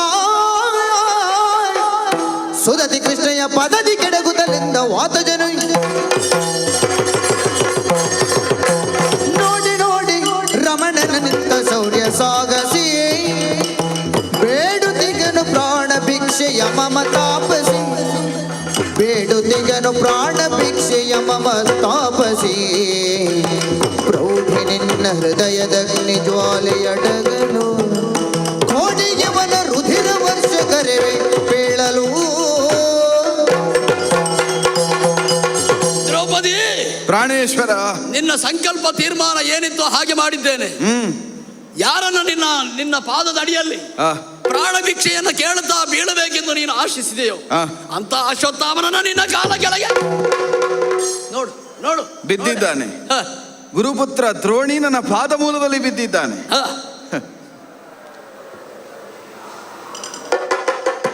ಅಮ್ಮ. ಓ ಅಮ್ಮ ಹಾಗೆ ಹೇಳಿದ, ಈಗ ಹೆಂಡತಿ ಗಂಡ ಅಂತ ಅಮ್ಮ. ಕ್ಷಣ ಕಾಲ ಏನಾಯ್ತು ಅನ್ನುವುದೇ ನನಗೆ ಗೊತ್ತಾಗದೆ ಹೋಯಿತು. ಅದು ಹೋದದ್ದು ನನ್ನ ಗಂಡ ಅಲ್ವ, ಅಷ್ಟು ಮಾಡದೆ ಬರ್ಲಿಕ್ಕೂ ಇಲ್ಲ. ಯುದ್ಧ ಆದದ್ದೊಂದು ಗೊತ್ತು. ನನ್ನ ನೆತ್ತಿಯಿಂದ ಮಣಿಯನ್ನ ತೆಗೆದ. ಮಣಿ ಇಲ್ಲುಂಟು, ಅದೇ ನಿನ್ನ ಸ್ವರ ಬದಲಾದದ್ದು. ಆ ಮಣಿ ನಿಮ್ಮ ಕರಕ್ಕೆ ಬಂದ ಮೇಲೆ ಇವ ಮಣಿಯುವುದಕ್ಕೆ ತೊಡಗಿದ್ದಾನೆ. ಆ ಕ್ಷಣದಲ್ಲಿ ನಿನ್ನ ಪದಮೂಲದಲ್ಲಿ ಮಣಿಬೇಕು ಅಂತ ನನ್ನ ಮನವೇ ಬಯಸ್ತಾ ಉಂಟು. ಅಮ್ಮ, ಓ ಅಗ್ನಿ ಸಂಭವೆ ನೀನು. ಬೆಂಕಿಯಲ್ಲಿ ಹುಟ್ಟಿದವಳು, ಬೆಂಕಿಯಲ್ಲಿ ಹುಟ್ಟಿದವಳು ಹೇಳಿದಲ್ಲ ಅವಾಗ. ಹೌದು, ಬೆಂಕಿಯಲ್ಲಿ ಹುಟ್ಟಿದವಳು, ಈಗ ಅಗ್ನಿ ಸಂಭವೆ. ಶಬ್ದ ಬದಲಾಗ್ತದೆ ನಿನಗೆ. ಅಗ್ನಿ ಸಂಭವೆ. ನಿನ್ನ ಹುಟ್ಟು ಯಾಕಾಗಿ ಆಗಿದೆ ಎನ್ನುವುದು ಜಗತ್ತಿನ ಜ್ಞಾನಿಗಳೆಲ್ಲ ಆಡಿದ್ದಾರೆ. ದುಷ್ಟ ಕ್ಷಾತ್ರಿಯರ ನಿರ್ಮೂಲನಕ್ಕೆ ಬೇಕಾಗಿ ನಿನ್ನ ಹುಟ್ಟಾಗಿದೆ ಕೃಷ್ಣಯ್ಯ ಹುಟ್ಟು. ಹಾಗಾದ್ರೆ ತನ್ನ 5 ಮಕ್ಕಳನ್ನ ಕೊಂದವನಿಗಾದರೂ ಕೂಡ ಸಾಯುವ ಶಿಕ್ಷೆಯನ್ನ ಕೊಡಬಾರದು. ನನ್ನ ಮುಂಭಾಗದಲ್ಲಿ ಎಳೆದು ತಂದು ನನ್ನ ಪದಮೂಲದಲ್ಲಿ ಬೀಳಿಸಬೇಕು ಅಂತ ನೀ ಆಡ್ತಿ ಅಂತ ಆದ್ರೆ ಎಂತಹ ಕರುಣಾಮಯಿ ಅಮ್ಮ ನೀನು, ಎಂತಹ ಕರುಣಾಮಯಿ. ನಾ ಮಾಡಿದಂತಹ ತಪ್ಪು ಏನು ಎನ್ನುವುದು ನನಗೀಗ ಅರ್ಥ ಆಗ್ತಾ ಇದೆ. ಪ್ರಪಂಚ ಮುಖಕ್ಕೆ ನಾರಿ ಶಕ್ತಿ ಏನು ಎನ್ನುವುದನ್ನು ಕಾಣಿಸುವುದಕ್ಕೆ ಬೇಕಾಗಿ ಈ ಪ್ರಸಂಗವನ್ನು ನಿರ್ಮಾಣ ಮಾಡಿದೆ ಎನ್ನುವುದು ಸ್ಪಷ್ಟವಾಗಿ ನನಗೆ ಅರ್ಥ ಆಗುತ್ತಾ ಇದೆ. ಅದಲ್ಲ ಅಂತಾದ್ರೆ ಕೊಲ್ಲುವವ ಅಲ್ಲ ದೇವರು, ಕಾಯುವವನಿಗೆ ದೇವರು ಅಂತ ಹೆಸರು. ಕೊಲ್ಲುವ ಸಾಮರ್ಥ್ಯ ಇದ್ರೂ ಕೂಡ ಇಲ್ಲ, ಕಾಯ್ತೇನೆ ನಾನು ಅಂತ ನೀ ನಿಲ್ತಿ ಅಂತಾದ್ರೆ ಇಂತಹ ಕ್ಷಮಾಗುಣ ಹೆಣ್ಣಾದವಳಿಗೆ ಮಾತ್ರ ಬರುವುದಕ್ಕೆ ಸಾಧ್ಯ. ಹಾಗಾಗಿ ಅಲ್ವ ಹೆಣ್ಣನ್ನ ಕ್ಷಮೆಯಾದರಿತ್ರಿ ಅಂತ ಕೊಂಡಾಡಿದ್ದು. ಆಚಾರ್ಯ ಪುತ್ರ, ಅಮ್ಮ ಅಮ್ಮ ಎಂಬ ನಿನ್ನ ಒಂದು ಧ್ವನಿ ಕಾರಣವಾಗಿಯೇ ಕ್ಷಮೆಯನ್ನ ಅಂತೂ ನಿತ್ತವಳು ನಾನು. ನಾ ಕ್ಷಮಿಸುವ ಪೂರ್ವದಲ್ಲಿಯೇ ಕ್ಷಮಿಸಬೇಕು ಎಂಬ ಭಾವದಿಂದಲೇ ಕ್ಷಮೆಯನ್ನು ಯಾಚಿಸುವುದಕ್ಕೆ ತೊಡಗಿದವ ನೀನು. ಸ್ಪಷ್ಟವಾಗಿ ಆಡುತ್ತಾ ಇದ್ದೇನೆ. ನಾರಿ ಶಕ್ತಿ, ನಾರಿ ಶಕ್ತಿ, ನಾರಿ ಶಕ್ತಿ ಎಂಬ ಹಾಗೆ ಸ್ತುತಿ ಮಾಡುವುದಕ್ಕೆ ತೊಡಗುತ್ತಾ ಇದ್ದಿ. ಯಾವುದು ನಾರಿ ಶಕ್ತಿ ಎಂಬ ಕಲ್ಪನೆಯಾದ್ರೂ ಉಂಟೋ ನಿನಗೆ? ಆಡಿದೆಲ್ಲ ಒಂದು ಮಾತು. 5 ಮಂದಿ ಮಕ್ಕಳ ತಲೆ ಕಡೆದವನನ್ನಾದ್ರೂ ಕಾಲಬುಡದಲ್ಲಿ ಬಿದ್ದ ಕಾಲಕ್ಕೆ ಅಮ್ಮ ಅಮ್ಮ ಅಂತ ಆಡುವುದಕ್ಕೆ ತೊಡಗಿದ್ದಿ. ಅದು ನಾರಿ ಶಕ್ತಿ. ಮಾತೃ ಸ್ವರೂಪವಾಗಿ ಪ್ರಪಂಚವನ್ನು ನಡೆಸಬಹುದಾದಂತಹ ಶಕ್ತಿ, ಚೇತನಕ್ಕೆ ನಾರಿ ಶಕ್ತಿ ಅಂತ ಹೆಸರು. ಮನಸ್ಸು ಮಾಡಿದೆ ಅಂತಾದ್ರೆ, ಒಂದು ಅಪ್ಪಣೆಯನ್ನು ಕೊಟ್ಟೆ ಅಂತಾದ್ರೆ, ಒಂದು ಕಣ್ಣ ಕೊನೆಯ ಕುಡಿನೋಟವನ್ನು ಕೊಂಕಿದೆ ಅಂತಾದ್ರೆ, ಶತಗಜತ್ರಾಣಿ ಎನಿಸಿದಂತಹ ರಕೋದರ ಚಿರಂಜೀವಿ ಎಂಬ ನೆಗಳತೆಯನ್ನು ಹೊಂದಿದ ನಿನ್ನ ತಲೆಯನ್ನಾದ್ರೂ ಕಡಿದು ಚೆಲ್ಲುತ್ತಾನೆ. ಮುಖ್ಯ ಪ್ರಾಣನೆನಿಸಿದಂತಹ ವಾಯುನಂದನನಿಗೆ ಆ ಶಕ್ತಿಯೂ ಉಂಟು, ಸಾಮರ್ಥ್ಯವೂ ಉಂಟು. ಹೌದು. ಹಾಗಾದ್ರೆ ಅಷ್ಟ ನೆಸಗದೆ ಕ್ಷಮೆಯನ್ನಂತೂ ನಿತ್ತದ್ದು ನನ್ನ ಸೂಚನೆ ಕಾರಣವಾಗಿ ಹಾಡುತ್ತಾ ಇದ್ದೇನೆ ಕೇಳು. ಯಾವ ಪಾಂಡವ ಪಂಚಕರನ್ನು ಯುದ್ಧಕ್ಕಾಗಿ ಪ್ರೇರೇಪಿಸಿದ ದ್ರುಪದಜೆಯ ಶಕ್ತಿ ನಾರಿ ಶಕ್ತಿಯೋ, ಅದೇ ದ್ರುಪದಜೆಯ ಒಡಲನ್ನು ಛೇದಿಸಿ 5 ಮಂದಿಗಳ ತಲೆ ಕಡೆದವನನ್ನಾದ್ರೂ ಕ್ಷಮಿಸುವ ಸಾಧ್ಯತೆಯನ್ನು ತೋರುವುದಕ್ಕೆ ನಾರಿ ಶಕ್ತಿ ಅಂತ ಹೆಸರು. ಹೆಣ್ಣು ಮನಸ್ಸು ಮಾಡಿದ್ರೆ ಪ್ರಪಂಚ ಸಮಸ್ತವನ್ನು ಸುಟ್ಟು ನೊಣೆಯಬಲ್ಲಂತಹ ಪ್ರಳಯಾಗ್ನಿಯಂತೆ ಕಾಣಿಸಿಕೊಳ್ಳಬಲ್ಲ ಆದಿಶಕ್ತಿಯೂ ಆದಾಳು. ಹೆಣ್ಣು ಮನಸ್ಸನ್ನು ಮಾಡಿದ್ರೆ ತನ್ನೊಡಲಿಗೆ ಕಿಚ್ಚಿಟ್ಟವನನ್ನಾದ್ರೂ ಮನ್ನಿಸಿ ಹಾಲುಣಿಸುವ ತಾಯಿಯೂ ಆದಾಳು. ಕರುಣೆಯ ಕಡಲೆನಿಸಿಕೊಳ್ಳುತ್ತದೆ ತಾಯ್ತನ, ಕರುಣೆಯ ಕಡಲೆನಿಸಿಕೊಳ್ಳುತ್ತದೆ ಹೆಣ್ಣಿನ ಗುಣ. ಆದ್ದರಿಂದಲೇ ಆಡುತ್ತಾ ಇರುವುದು. ಶಿಶುವೊಂದು ಜನಿಸುವ ಪೂರ್ವದಲ್ಲಿಯೇ ಹೆಣ್ಣಿನ ಸ್ತನದಲ್ಲಿ ಹಾಲು ಜಿನುಗುವುದಕ್ಕೆ ತೊಡಗುತ್ತದೆ. ದೇವಕಾರುಣ್ಯದ ಸಂಕೇತ. ಹೆರುವವಳು ಎಂಬ ಕಾರಣಕ್ಕಾಗಿ ಅವಳಿಗೆ ಹೆಣ್ಣು ಅಂತ ಹೆಸರು. ಯಾವ ಗಂಡಾದರೂ ಪ್ರಪಂಚದಲ್ಲಿ ಮೀಸೆಯ ಮೇಲೆ ಕೈ ಇಟ್ಟು ತಿರುಗುತ್ತಾ ತಿರುಗುತ್ತಾ ನಾನು ಗಂಡು ಅಂತ ಆಡುವುದಕ್ಕೆ ಸಾಧ್ಯ. ಒಂದು ಮಗುವಿಗೆ ತಂದೆ ಎನಿಸಬೇಕು ಅಂತಾದ್ರೆ ಹೆಣ್ಣೊಬ್ಬಳು ಹಡೆಯಬೇಕಾಗುತ್ತದೆ. ಹೆಣ್ಣು ಹಡೆದ ಮಗುವಿಗೆ ಪಡೆದಾತನಾಗಿ ತಂದೆಯಾಗುವ ಸಾಮರ್ಥ್ಯ ಮಾತ್ರವೇ ಗಂಡೊಬ್ಬನಿಗೆ ಸಾಧ್ಯವೇ ಹೊರತಾಗಿ ಹಡೆಯುವುದಕ್ಕೆ ಸಾಧ್ಯ ಇಲ್ಲ. ಆ ನೆಲೆಯಿಂದಲೇ ಆಡುತ್ತಾ ಇರುವುದು. ಹಡೆದ 5 ಮಕ್ಕಳನ್ನು ಕಡಿದ ನೀನಾದರೂ ಕೃಪೆ ಹಡೆದಂತಹ ಮಗು ಅಲ್ವ? ಆ ಕೃಪೆಯ ಒಡಲನ್ನು ಬಂಜೆಯಾಗಿಸಿದೆ ಅಂತಾದ್ರೆ ನಾನು ತಾಯಾಗುವುದಕ್ಕುಂಟು. ಆದ್ದರಿಂದ ನೀ ಸೋತದ್ರ ಪ್ರತೀಕವಾಗಿ, ನೀ ಮಣಿದದ್ರ ಪ್ರತೀಕವಾಗಿ ನನ್ನವರು ಸ್ವೀಕರಿಸಿದ ಮಣಿಯನ್ನು ಅರಸನಾದಂತಹ ಧರ್ಮಜನ ಮುಡಿಯಲ್ಲಿ ಇರಿಸುವ ಮುಖೇನವಾಗಿ ಗುರು ಪುತ್ರನಾದರೂ ಮಣಿಯಬೇಕು, ಧರ್ಮಕ್ಕೆ ಮಣಿಯಬೇಕೆಂಬುದನ್ನು ತೋರಿಸಿಕೊಟ್ಟಿದ್ದೇನೆ. ಕೃಷ್ಣನ ಶಾಪ ಒಂದುಂಟಲ್ಲ ಕೃಷ್ಣ, ಕೃಷ್ಣ ಕೊಟ್ಟಂತಹ ಶಾಪ, ಇವ ಮಾಡಿದಂತಹ ಅನ್ಯಾಯಕ್ಕೆ ಶಾಪವೇನು? ಮಣಿಯಿಂದ ವಿರಹಿತನಾದಂತಹ ಇವ ವ್ರಣದಿಂದಲಾಗಿ ಸೋರುವ ಮೈಯನ್ನು ಹೊಂದಿದವನಾಗಿದ್ದ. ಅದಾಗಬೇಕು. ಇದು ನಿರಂತರ. ಯಾಕೆ ಅಂತ ಹೇಳಿದ್ರೆ ಇವ ಚಿರಂಜೀವಿ, ಬದುಕಿದಷ್ಟು ಕಾಲವೂ ಈ ವ್ರಣ ಇರ್ತದೆ. ಹಾಗಿದ್ರೆ ಶಾಪವೇನು? ಸಹಸ್ರ ಮಂದಿಗಿಂತಲೂ ಹೆಚ್ಚು ಪಂಕ್ತಿಯಲ್ಲಿ ಭೋಜನ ಮಾಡುವಂತಹ ಸ್ಥಳದಲ್ಲಿ ವ್ರಣ ರೂಪದಿಂದಲಾಗಿ ಇವ ಕಾಣಿಸಿಕೊಳ್ಳಬೇಕು ಎನ್ನುವುದು ಕೃಷ್ಣ ಶಾಪ. ಸರಿ. ಹಾಗಿದ್ರೆ ಅದನ್ನು ಅನುಭವಿಸ್ಲಿ. ಸಣ್ಣ ಸಣ್ಣ ಮಕ್ಕಳನ್ನ ಕೊಂದರೆ ಏನು ಎನ್ನುವಂತಹದ್ದು ತಾಯಿಯ ಭಾವನೆಯ ಶಾಪದಿಂದಲಾಗಿ ಏನಾಗುತ್ತದೆ ಅಂತ ಅಶ್ವತ್ಥಾಮನಿಂದ ತಿಳಿಯಲಿ.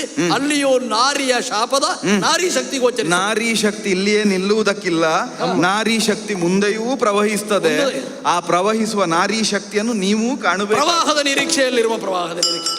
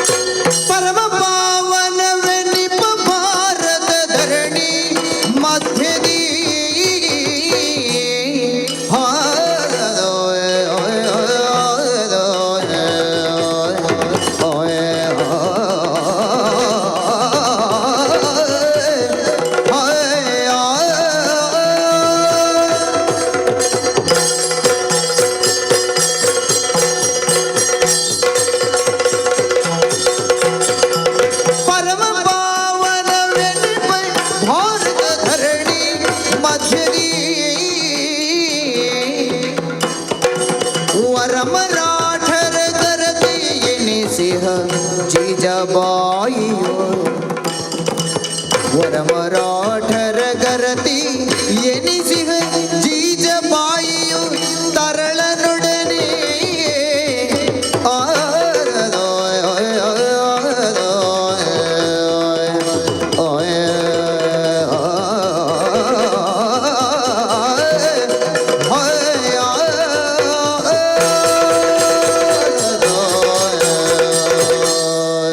ಮಗು ಶಿವಾಜಿ, ಅಮ್ಮ ಹತ್ತಿರ ಬಾಪ.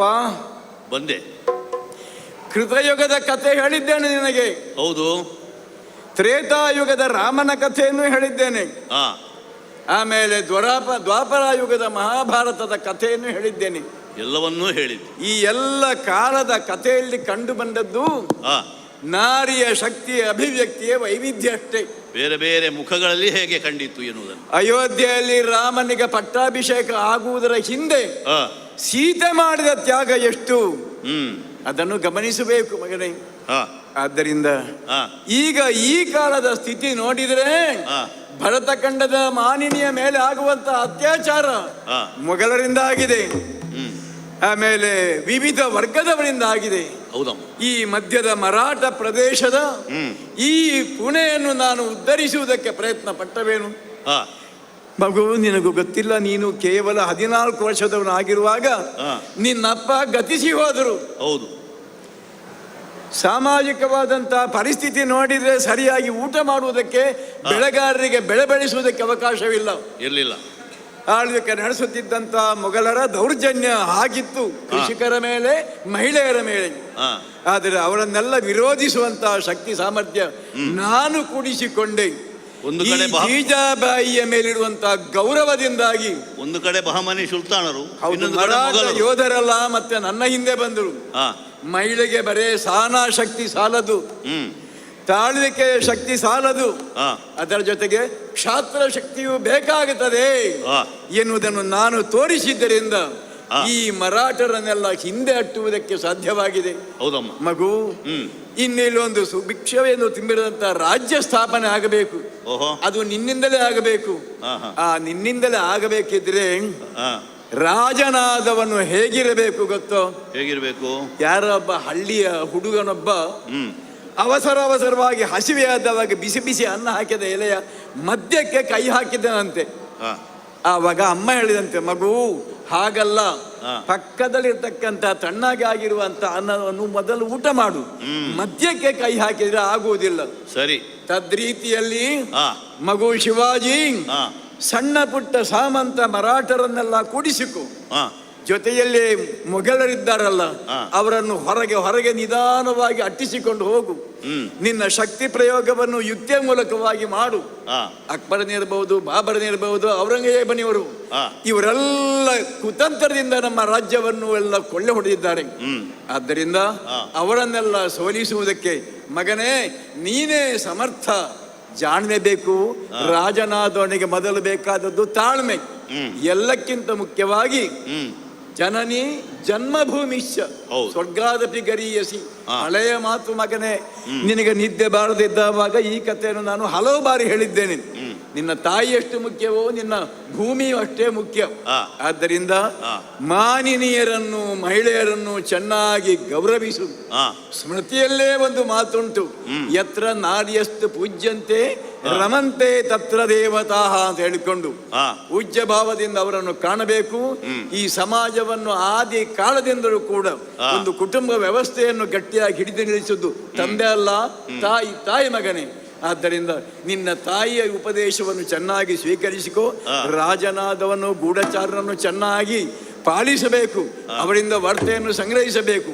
ಬಹಳ ಬುದ್ಧಿವಂತಿಕೆಯಿಂದ, ಬಹಳ ತಾಳ್ಮೆಯಿಂದ ಮಹಿಳೆಯರಿಗೆ ಗೌರವ ಕೊಟ್ಟು ರಾಜ್ಯ ಬೆಳೆಸುವ ದಿಸೆಯಲ್ಲಿ ನೀನು ಮುಂದಾಗಿ. ನೀನು ಬರೇ ಶಿವಾಜಿ ಅಲ್ಲ, ಛತ್ರಪತಿ ಶಿವಾಜಿ ಅನ್ನುವಂತ ಹೆಸರು ಕೇಳುವಂತಾಗಬೇಕು ಮಗನೇ. ನನಗೆ ನಿಮ್ಮ ಸಮಕ್ಷದಲ್ಲಿ ಪ್ರತಿಜ್ಞಾಬದ್ಧನಾಗಿ ಹೊರಡ್ತೇನೆ ನಾನು. ಜನನ ಜನ್ಮದ ಭೂಮಿಯಾಣೆಯು ಮನದ ಬಯಕೆಯ ಸಲ್ಲಿಸಿ ನಿನ್ನಯ ತನಯ ನೆನೆಸುವೆ ನೆನುತ ಶಪಥವಗೈದು ಪೊರವಂಟ. ಅನಯ ನೆನೆಸುವೆ ನೆನುತ ಶಪಥವಗೈದು ಪೊರವಂಟ. ಜನನಿ ಜನ್ಮದ ಭೂಮಿಯಾಣೆಯು ಮನದ ಬಯಕೆಯ ಸಲ್ಲಿಸುವೆ ಅಮ್ಮ. ಅಮ್ಮ ಮಗನೇ, ಎಳವೆಯಿಂದಲೇ ನನ್ನೊಳಗಿನ ಕ್ಷಾತ್ರ ತೇಜವನ್ನು ಉದ್ದೀಪನಗೊಳಿಸಿದವಳು ನೀನು. ಮಾತ್ರವಲ್ಲ, ನೀನು ಕೊಟ್ಟಂತಹ ಸಂಸ್ಕಾರ, ನೀನು ಹೇಳಿದಂತಹ ನೀತಿಕತೆಗಳು, ಪೌರಾಣಿಕವಾದಂತಹ ಆದರ್ಶಗಳು, ಅದೆಲ್ಲವನ್ನು ಕೇಳ್ತಾ ಕೇಳ್ತಾ ಬೆಳೆದವನು ನಾನು. ದಾದಾಜಿ ಕೊಂಡ ದೇವರಿಂದ ಶಸ್ತ್ರಾಸ್ತ್ರಗಳನ್ನು ಗಳಿಸಿದೆ. ಸಮರ್ಥ ರಾಮದಾಸರ ಶಿಷ್ಯನಾಗಿ ನೀನು ಹೇಳಿದ ಜನನೀ ಜನ್ಮಭೂಮಿಶ್ಚ ಸ್ವರ್ಗಾದಪಿ ಗರಿಯಸಿ. ಒಂದು ಕಾಲಕ್ಕೆ ರಾಮಾಯಣದಲ್ಲಿ ವಾಲ್ಮೀಕಿಯಿಂದ ಬಂದಂತಹ ಮಾತು, ಅದನ್ನು ಪುನರುಚ್ಚಿಸಿ ನನಗೆ ಆದರ್ಶದ ಗೆರೆಗಳನ್ನು ಹಾಕಿಕೊಟ್ರು. ಆ ಮೂಲಕವಾಗಿ ನಿನ್ನ ಅಂತೆವಾಸಿಯಾಗಿ ಬೆಳೆದಂತಹ ಈ ಶಿವಾಜಿ ನಿನ್ನ ಪಾಲಿನ ಶಿವಬ ಅಲ್ವೇ? ಬಿಜಾಪುರದ ಸುಲ್ತಾನನ ಅರಮನೆಗೆ ಹೋದಂತಹ ಸಂದರ್ಭದಲ್ಲಿ ನಮ್ಮ ತಂದೆಯಾದಂತಹ ಶಹಾಜಿ ಭೋಂಸ್ಲೆ ಅವರು ಹೇಳಿದರು, ನಮಸ್ಕಾರ ಮಾಡು ಅಂತ ಹೇಳಿದರು. ನನಗೆ ನಮಸ್ಕಾರ ಮಾಡಲಿಕ್ಕೆ ಮನಸ್ಸು ಬರಲಿಲ್ಲ. ಯಾಕೆ? ಸನಾತನವಾದಂತಹ ಭಾರತೀಯ ನಾನು, ಪರಕೀಯರ ಎದುರಲ್ಲಿ ತಲೆ ತಗ್ಗಿಸಲಾರೆ ಎನ್ನುವ ಹಾಗೆ ಬೆನ್ನು ಹಾಕಿ ಬಂದೆ. ಆ ಕಾರಣಕ್ಕಾಗಿ ಅಲ್ವೇ ತಂದೆಯವರನ್ನು ಸೆರೆಮನೆಯಲ್ಲಿ ಇಟ್ಟರು ಅಲ್ವಾ? ಬಿಡಿಸಿಕೊಂಡು ಬರಬೇಕಾಯಿತು. ಮಾವಳಿಗಳ ಪಡೆಯನ್ನು ಕಟ್ಟಿದೆ. ಗೆರಿಲ್ಲಾ ಯುದ್ಧ ತಂತ್ರದ ಮೂಲಕ ಸುಲ್ತಾನನ ಬಣ್ಣವನ್ನು ಅಡಗಿಸಬೇಕು ಅಂತ ಹೇಳಿ ಅನೇಕ ಸೈನಿಕರನ್ನು ಸೇರಿಸಿಕೊಂಡು ಅವರ ಸಮೂಲ ನಾಶ ಮಾಡಬೇಕು ಎಂದು ಪ್ರಯತ್ನ ಪಟ್ಟೆ. ಕೊನೆಗೇನು ಮಾಡಿದ? ಅಫ್ಜಲ್ ಖಾನನ್ನು ಕಳಿಸಿದ. ಹೌದಾ? ಅವನಿಗೆ ಅವರದೇ ತಿರುಮಂತ್ರ ಹಾಕಿದೆ. ವ್ಯಾಘ್ರ ನಖದಿಂದ ಅವರನ್ನು ಸಂಹರಿಸಿದೆ ಅಲ್ವೇ? ಈ ವರ್ತಮಾನವನ್ನು ಕೇಳಿದಂತ ಔರಂಗಜೇಬ, ಮೊಘಲ ಸಾಮ್ರಾಟ ಶಿವಾಜಿ ನಮ್ಮ ಹಳ್ಳೆಗೆ ಮುಳ್ಳಾಗಿದ್ದಾನೆ ಎನ್ನುವ ಕಾರಣಕ್ಕಾಗಿ ಬೇರೆ ಬೇರೆ ತಂತ್ರಗಾರಿಕೆಯಿಂದ ನನ್ನನ್ನು ಹೊಡೆದೊಡಿಸುವುದಕ್ಕೆ ನೋಡಿದ ಶೈಸ್ತಾ ಖಾನನ್ನು ಕಳಿಸಿದನಲ್ವಾ, ಬುಂದೇಲ್ಖಂಡದವರನ್ನು. ಆಗ 3 ಬೆರಳನ್ನು ಕರ್ಕೊಂಡು ಹೋದ ಅಲ್ವಾ? ಇಷ್ಟೆಲ್ಲ ಆದ ಮೇಲೆಯೂ ಕೂಡ ಮೊಘಲರು ಅಲ್ಲಿ ವಿಜೃಂಭಿಸ್ತಾ ಇದ್ದಾರೆ ಅಂತ ಆದ್ರೆ ಸುಮ್ಮನೆ ಬಿಡುವುದಿಲ್ಲಮ್ಮ. ನೀನು ಹೇಳಿದ ಹಾಗೆ ನಿನ್ನ ಪಾದದಾಣಿಯಾಗಿ ಛತ್ರಪತಿಯಾಗಿಯೇ ಬರ್ತೇನೆ. ಛತ್ರಪತಿಯಾಗಿ ಶಾಬಾಸ್. ನಿನ್ನ ವಿಜಯ ಗಾಥೆಯನ್ನು ಕೇಳುವಾಗ ಹಲವು ಮಕ್ಕಳನ್ನು ಹೆತ್ತು ನಾನು ಆ ಮಕ್ಕಳನ್ನು ಕಳೆದುಕೊಂಡು ನಿನ್ನೊಬ್ಬನನ್ನು ಉಳಿಸಿದರೂ ಸಂತೋಷವಾಗಿದೆ. ಇನ್ನು ಮುಂದೆ ನೀನು ಬರೇ ಶಿವಾಜಿ ಅಲ್ಲ, ನೀನು ಛತ್ರಪತಿ ಶಿವಾಜಿ ಮಗನೇ. ಶಿವಾಜಿ ಊರಿಗೆ ಅರಸನಾದರೂ ತಾಯಿಗೆ ಮಗ ನೀನು. ನನ್ನಿಂದಾಗಿ ಹೀಗೆ ಬೆಳೆದಿದ್ದಿ, ನೆನಪಿಟ್ಟುಕೋ. ನಿನ್ನ ಕನಸು ಈಡೇರಿತೋ ಇಲ್ವೋ? ಔರಂಗಜೇಬನ ಸೆರೆಮನೆಯಿಂದ ಮಿಠಾಯಿಯ ಬುಟ್ಟಿಯಲ್ಲಿ ಪಾರಾಗಿ ಬಂದವನು. ಹೌದಾ? ಮೊದಲಾಗಿ ತೋರಣದುರ್ಗವನ್ನು ವಶಪಡಿಸಿಕೊಂಡದ್ದು, ಆಮೇಲೆ ಸಿಂಹಗಡವನ್ನು, ಆಮೇಲೆ ರಾಯಗಡವನ್ನು. ಪುರಂದರಗಡ ಒಪ್ಪಂದದಲ್ಲಿ ಸ್ವಲ್ಪ ಸೋಲಾಯಿತು ನಮಗೆ, ಆದರೆ ಜಯಸಿಂಗನ ಕಾರಣಕ್ಕಾಗಿ ಆ ಸೋಲಾದದ್ದು. ಆ ಸೋಲನ್ನೇ ಸವಾಲನ್ನಾಗಿ ಸ್ವೀಕರಿಸಿ ಈ ಹೊತ್ತಿಗೆ ಔರಂಗಜೇಬ ಹೆದರುವ ಹಾಗೆ ಮಾಡಿದ್ದೇನೆ. ಮಾತ್ರ ಅಲ್ಲ, ರಾಯಗಢದ ಕೋಟೆಯಲ್ಲಿ ವಿದ್ಯುಕ್ತವಾದಂತಹ ಪಟ್ಟಾಭಿಷೇಕ ನನಗಾಗಿದೆ. ಛತ್ರಪತಿ ಶಿವಾಜಿ ಎನ್ನುವ ಹಾಗೆ ಜನ ಕೊಂಡಾಡುವ ಹಾಗೆ ಇಂದು ಸಮ್ರಾಟನಾಗಿ ಮೆರೆಯುತ್ತಾ ಇದ್ದೇನಮ್ಮ. ಕೋಲ ಗುರುವಾದಂತಹ ದ್ರೋಣಾಚಾರ್ಯರಲ್ಲಿ ಯುದ್ಧ ವಿದ್ಯೆ ವ್ಯೂಹವನ್ನು ಕಟ್ಟುವಲ್ಲಿ ಬಗೆ ಬಗೆಯ ಜಾಣ್ಮೆ ಇತ್ತಂತೆ. ಆದ್ರೆ ನಿನ್ನ ಯುದ್ಧ ತಂತ್ರ ಪ್ರತ್ಯೇಕವಾಗಿದೆ ಮಗನೇ. ಛತ್ರಪತಿ ಅಂದ್ರೆ ಪರಮ ಸಾರ್ವಭೌಮ ಅಂತ ಅರ್ಥ. ಹೈಂದವ ಧರ್ಮೋದ್ಧಾರಕ ಅಂತ ನನ್ನನ್ನು ಕರೀತಾರೆ. ಹಿಂದೂ ಸಾಮ್ರಾಜ್ಯಕ್ಕೆ ನಾಂದಿಯಾಯಿತು ನಮ್ಮದಾದಂತಹ ಮರಾಠ ಸಾಮ್ರಾಜ್ಯದಲ್ಲಿ. ಆ ಮೂಲಕ ಅಖಂಡ ಆರ್ಯಾವರ್ತದಲ್ಲಿ ನಾರಿ ಶಕ್ತಿ ಏನು ಎನ್ನುವುದು ಪ್ರಪಂಚಕ್ಕೆ ವೇದ್ಯ ಆಗಬೇಕು. ಭರತಾಂಬೆಗೆ ಸಂತೋಷದ ಕ್ಷಣ ಇದು ಮಗನೇ, ಸಂತೋಷದ ಕ್ಷಣ. ಮುಂದೆ ನಡೆಯುವುದು ಮಾನಿನಿ ಮನ್ವಂತರ. ಬೇರೆ ಬೇರೆ ರೀತಿಯಲ್ಲಿ ತಾಯಿಯಾಗಿ, ಪತ್ನಿಯಾಗಿ, ಸಹೋದರಿಯಾಗಿ, ಮಗಳಾಗಿ ಒಂದು ಹೆಣ್ಣು ಒಂದು ಗಂಡಸಿನ ಹಿಂದೆ ಇದ್ದರೆ ಶಕ್ತಿಯಾಗಿ ವಿಜೃಂಭಿಸ್ತಾಳೆ. ಆಮೇಲೆ ನಾವು ಕಂಡಂತಹ ಕನಸನ್ನು ನನಸಾಗಿಸುವುದಕ್ಕೆ ಆ ಮಾನಿನಿ ಕಾರಣ ಆಗ್ತಾಳೆ. ಆ ಕಾರಣಕ್ಕಾಗಿ ಇದು ಇವತ್ತು ನೀನೇ ಅಲ್ಲ, ಯುಗ ಯುಗದಲ್ಲಿ ಶುಭವಾಗಲಿ ಮಗನೇ ನಿನಗೆ. ಯುಗದಲ್ಲಿಯೂ ನಾರಿ ಶಕ್ತಿ ನಿನ್ನ ಹಾಗೆ ನಮ್ಮ ಹಿಂದೆ ಇರಬೇಕು. ಆ ಮೂಲಕವಾಗಿ ಶಿವಾಜಿ ಅಂತ ಸಾವಿರ ಸಾವಿರ ವೀರ ಮುಂದವರು ಭಾರತ ವರ್ಷದಲ್ಲಿ ನನ್ನ ನಂತರವೂ ಇರುತ್ತಾರೆ. ನಿರಂತರವಾಗಿ ನಾರಿ ಶಕ್ತಿ ಎನ್ನುವುದು ವಿಜೃಂಭಿಸ್ತದೆ.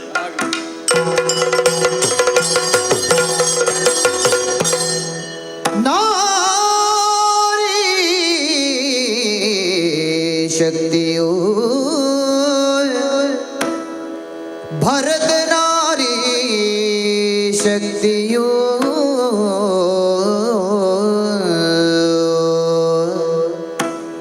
ನಾರಿ ಶಕ್ತಿಯು ಭರತ ನಾರಿ ಶಕ್ತಿಯು ಭರತ ನಾರಿ ಶಕ್ತಿಯು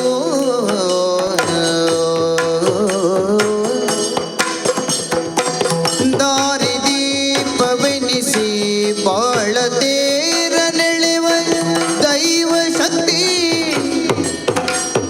ದಾರಿ ದೀಪವೆನಿಸಿ ಬಾಳತೇರ ನೆಳೆವ ದೈವ ಶಕ್ತಿ ನಾರಿ ಶಕ್ತಿಯು ಭರತ ನಾರಿ ಶಕ್ತಿಯೋ ಧರೆಯ ಸಹನೆ ಕಡಲ ಕರುಣೆ ನಿರತ ತ್ಯಾಗ ಪ್ರೇಮ ಸ್ಫುರಣೆ ಧರೆಯ ಸಗನೆ ಕಡಲ ಕರುಣೆ ನಿರತ ತ್ಯಾಗ ಪ್ರೇಮ ಸ್ಫುರಣೆ ಹರಿವ ಹೊನಲು ಶಾಸ್ತ್ರ ನೀತಿ ಪುರುಷರ್ ಹೇಳ್ತಿಳಿದ ಮೂರ್ತಿ ಹರಿವ ಹೊನಲು ಶಾಸ್ತ್ರ ನೀತಿ ಪುರುಷರ್ ಹೇಳ್ತಿಳಿದ ಮೂರ್ತಿ ನಾರಿ ಶಕ್ತಿಯು ಭರತ ನಾರಿ ಶಕ್ತಿಯು ಭರತ ನಾರಿ ಶಕ್ತಿಯೋ ಗಿರಿಜೆ ಲಕ್ಷ್ಮೀ ಗಿರಿಜೆ ಲಕ್ಷ್ಮೀ ವಾಣಿಯಂತೆ ಗಿರಿಜೆ ಗಿರಿಜೆ ಲಕ್ಷ್ಮೀ ಲಕ್ಷ್ಮೀ ವಾಣಿಯಂತೆ ತರುಣಿ ಸೀತೆ ಕೃಷ್ಣೆಯಂತೆ ಆ ತರುಣಿ ಸೀತೆ ಕೃಷ್ಣೆಯಂತೆ ಸರಸ ವಿರಸ ಮಮತೆಯಿಂದ ಭಾರತ ಭೂಮಿ ಧರ್ಮ ಮೆರೆದ ಸರಸ ವಿರಸ ಮಮತೆಯಿಂದ ಭಾರತ ಭೂಮಿ ಧರ್ಮ ಮೆರೆದ ಸರಸ ವಿರಸ ಮಮತೆಯಿಂದ ಭಾರತ ಭೂಮಿ ಧರ್ಮ ಮೆರೆದ ನಾರಿ ಶಕ್ತಿಯು ಭರತ ನಾರಿ ಶಕ್ತಿಯು ದಾರಿ ದೀಪವೆನಿಸಿ ಬಾಳತೀರ ನೆಳೆವ ದೈವ ಶಕ್ತಿ ನಾರಿ ಶಕ್ತಿಯೋ ಭರತ ನಾರಿ ಶಕ್ತಿಯೋ ಭರತ ನಾರಿ ಶಕ್ತಿಯೋ ನಾರಿ ಶಕ್ತಿಯೋ ಇದು ನಾರಿ ಶಕ್ತಿಯೋ ನಾರಿ ಶಕ್ತಿಯೋ ಭರತ ನಾರಿ ಶಕ್ತಿಯೋ ನಾರಿ ಶಕ್ತಿ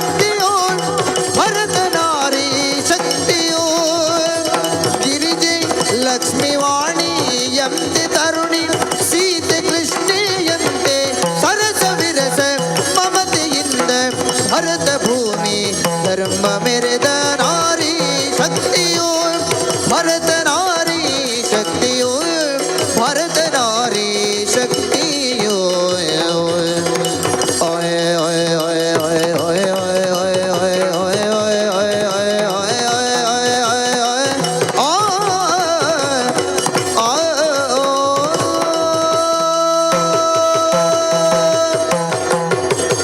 ಮಂಗಳ ಮಧುಪುರ ಕರಿಪುರಗೆ ಮಂಗಲ ಕಮಲ ಶಿಲಾಂಬಿಕೆಗೆ ಮಂಗಲ ಪದುಮಾನಾಭನಿಗೆ ಜಯ ಮಂಗಲ ಕಲೆಯದಿ ದೇವತೆಗೆ ಮಂಗಲಂ ಜಯ ಮಂಗಲಂ ಶುಭ ಮಂಗಲಂ ನಿತ್ಯ ಮಂಗಲೋ ಮಹಾಗಣಪಗೆ ಶ್ರೀ ಸುಬ್ರಹ್ಮಣ್ಯಗೆ ಭ್ರಮರಾಂಬಿಗೆ ಗೋಪಾಲ ಕೃಷ್ಣಗೆ ಮಂಗಲೋ ಜಯ ಮಂಗಲೋ ಮಂಗಲೋ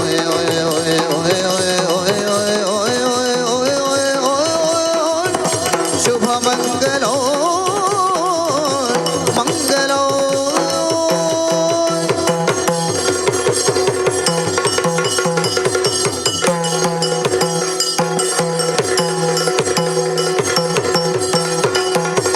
ಕರದುಳು ಪರಶುಪ ಶಾಂಕುಶಧಾರಿಗೆ ಹರುಷದಿ ಭಕ್ತರ ಪೊರೆವವಗೆ ಉರಗ ಭೂಷಣನ ಕುಮಾರ ಗಜವದನನ ಚರಣ ಕಮಲಗೆ ಆರತಿ ಎತ್ತಿರೆ ಆರತಿ ಬೆಳಗಿರೆ ಗಜಮುಖದವಗೆ ಗಣಪಗೆ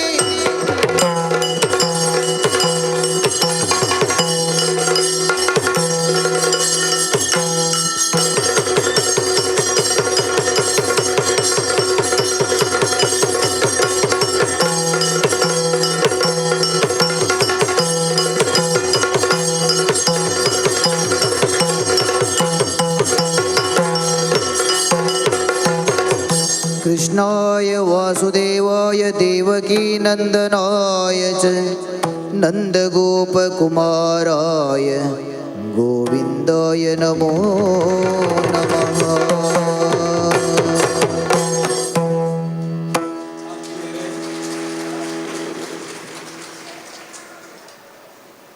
ವರೆಗೆ ಈ ವೇದಿಕೆಯಲ್ಲಿ ನಾರಿ ಶಕ್ತಿ ಎಂಬಂಥ ಹೊಸ ಪರಿಕಲ್ಪನೆಯ ಒಂದು ತಾಳಮದ್ದಳೆಯನ್ನು ನೀವು ಕೇಳಿದ್ದೀರಿ. ಪ್ರೊಫೆಸರ್ ಪವನ್ ಕೇರಣಕೆರೆ ಅವರು ಪ್ರಸಂಗವನ್ನು ರಚಿಸಿದವರು. ಆದರೆ ಈ ಪ್ರಸಂಗ ರಚನೆಗೆ ಪ್ರೇರಣೆ, ಸಂಕಲ್ಪ, ಪ್ರಚೋದನೆ ಎಲ್ಲ ನಮ್ಮ ಊರಿನ ಇಂಥ ಕಾರ್ಯಕ್ರಮಗಳಲ್ಲಿ ಅದ್ಭುತ ಸಂಘಟಕರಾಗಿರುವಂಥ ಸುಧಾಕರ್ ಆಚಾರ್ಯ ಅವರು ಈ ದಿನ ಪರ್ಯಾಯೋತ್ಸವದ ಸಾಂಸ್ಕೃತಿಕ ಕಾರ್ಯಕ್ರಮದ ಅಂಗವಾಗಿ ಪ್ರದರ್ಶಿಸುವುದಕ್ಕೆ, ಈ ತಾಳಮದ್ದಳೆಯನ್ನು ತಮ್ಮ ಮುಂದೆ ತೋರಿಸುವುದಕ್ಕೆ ಅವಕಾಶವನ್ನು ಕಲ್ಪಿಸಿಕೊಟ್ಟಂಥ ಮಠದ ಪೂಜ್ಯ ಸ್ವಾಮೀಜಿಯವರಿಗೆ ಹಾಗೆ ಎಲ್ಲರಿಗೂ ಕೂಡ ಕೃತಜ್ಞತೆಗಳು. ಈಗ ಇದೇ ವೇದಿಕೆಯಲ್ಲಿ ಸಭಾ ಕಾರ್ಯಕ್ರಮ ನಡೆಯುವುದಕ್ಕಿದೆ.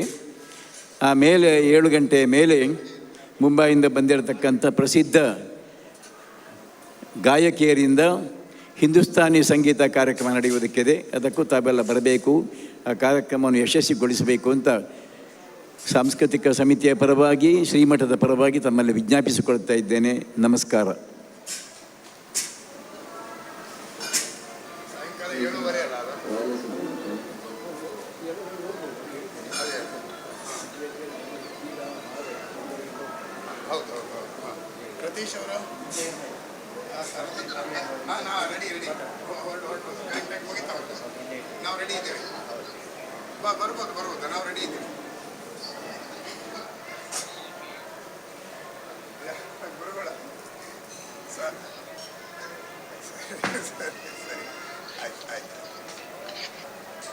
ಇದಕ್ಕೆ ಇಟ್ಬಿಡ.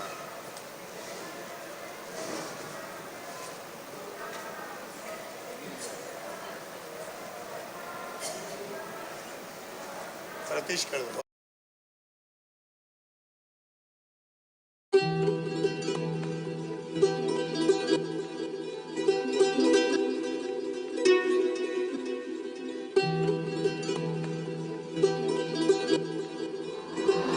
Music.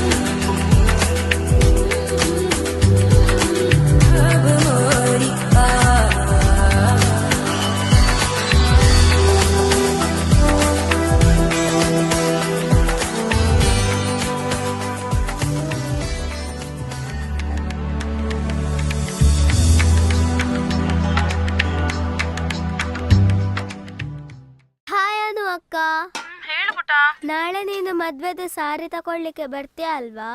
ಇಲ್ಲ ಪುಟ್ಟ, ನಾಳೆ ಮೀಟಿಂಗ್ ಇದೆ. ಪ್ಲೀಸ್ ಪ್ಲೀಸ್ ನೀನು ಬರ್ಬೇಕು.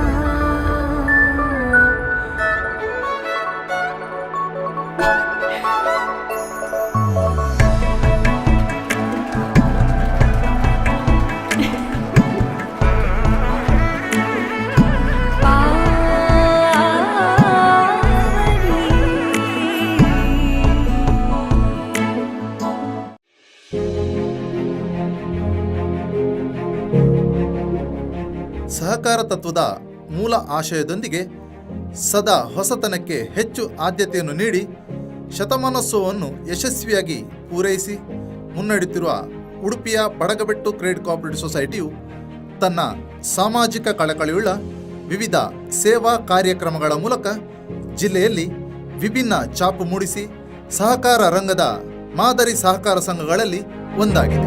ಪ್ರಧಾನ ವ್ಯವಸ್ಥಾಪಕರಾದ ಶ್ರೀ ಜಯಕರ್ ಶೆಟ್ಟಿ ಇಂದ್ರಾಳಿಯವರು ಮತ್ತು ಸಿಬ್ಬಂದಿ ವರ್ಗದವರ ನಿಸ್ವಾರ್ಥ ಸೇವೆಯಿಂದ ಸಂಘದ ಪ್ರಗತಿ ಹಾಗೂ ಬೆಳವಣಿಗೆಗೆ ಹೊಸ ಆಯಾಮ ದೊರೆಯಿತು. RTGS ನೆಫ್ಟ್ ಸೌಲಭ್ಯ, ವೆಸ್ಟರ್ನ್ ಯೂನಿಯನ್ ಮನಿ ಟ್ರಾನ್ಸ್ಫರ್ ಸೇವೆ, ವಿದ್ಯಾರ್ಥಿಗಳಿಗಾಗಿ ಝೀರೋ ಬ್ಯಾಲೆನ್ಸ್ನಲ್ಲಿ ವಿದ್ಯಾನಿಧಿ ಉಳಿತಾಯ ಖಾತೆ, ಸೇಫ್ ಲಾಕರ್ ಸೌಲಭ್ಯ, ಇ ಸ್ಟ್ಯಾಂಪಿಂಗ್ ಸೌಲಭ್ಯ, ಮಣಿಪಾಲ ಆರೋಗ್ಯ ಕಾರ್ಡ್ ಸೇವೆ, ಲೋಂಬಾರ್ಡ್ ಆರೋಗ್ಯ ಕಾರ್ಡ್ ಸೇವೆ, ಪಾನ್ ಕಾರ್ಡ್ ಸೌಲಭ್ಯ, ಜನರಲ್ ಇನ್ಶೂರೆನ್ಸ್ ಸೇವೆ, ಸ್ಟಾರ್ ಹೆಲ್ತ್ ಇನ್ಶೂರೆನ್ಸ್ ಸೇವೆ, ಸದಸ್ಯರಿಗೆ ಉಚಿತ SMS ಸೌಲಭ್ಯ. ಸಂಘವು ಬ್ಯಾಂಕಿಂಗ್ನೊಂದಿಗೆ ಇತರ ಸೇವೆಗಳನ್ನು ಗ್ರಾಹಕರಿಗೆ ನೀಡುತ್ತಿದೆ.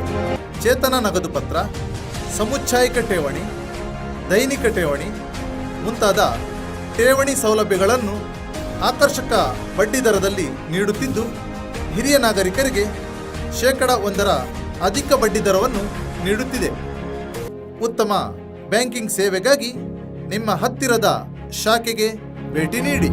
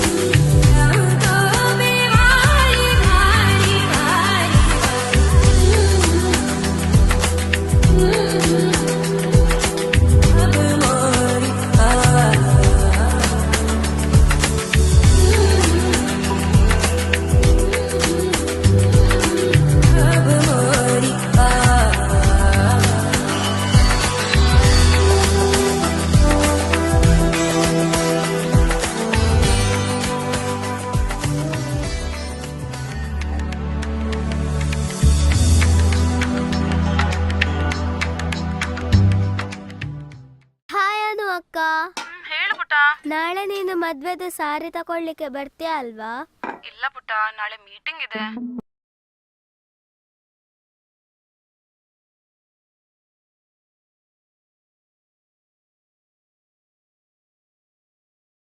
ಆಗಮಿಸಬೇಕು. ಆಚಾರ್ಯ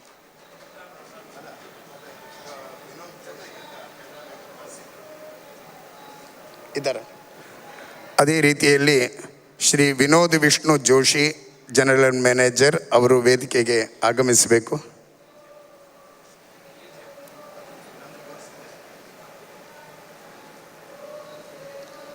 ಕ್ಷಮಿಸಬೇಕು. ವಿನೋದ್ ಜೋಶಿ ಅವರು AGM ಕೆನರಾ ಬ್ಯಾಂಕು, ಅವರನ್ನು ವೇದಿಕೆ ಕರಿತಾ ಇದ್ದೀವಿ. ಅದೇ ರೀತಿಯಲ್ಲಿ ಮಠ ರತ್ನಾಕರ್ ಹೆಗಡೆ ಅವರು ದಯಮಾಡಿ ವೇದಿಕೆಗೆ ಬರಬೇಕು. ಅದೇ ರೀತಿಯಲ್ಲಿ ಕಿಶನ್ ಕುಮಾರ್ ಹೆಗಡೆ ಅವರು ವೇದಿಕೆಗೆ ಬರಬೇಕಾಗಿ ಕೇಳಿಕೊಳ್ತಾ ಇದ್ದೀನಿ. ಸನ್ಮಾನ್ಯ ರಘುಪತಿ ಭಟ್ ಅವರು ವೇದಿಕೆಗೆ ಆಗಮಿಸಬೇಕು. ಸಮಿತಿಯ ಪರ್ಯಾಯೋತ್ಸವ ಸಮಿತಿಯ ಕಾರ್ಯಾಧ್ಯಕ್ಷರು.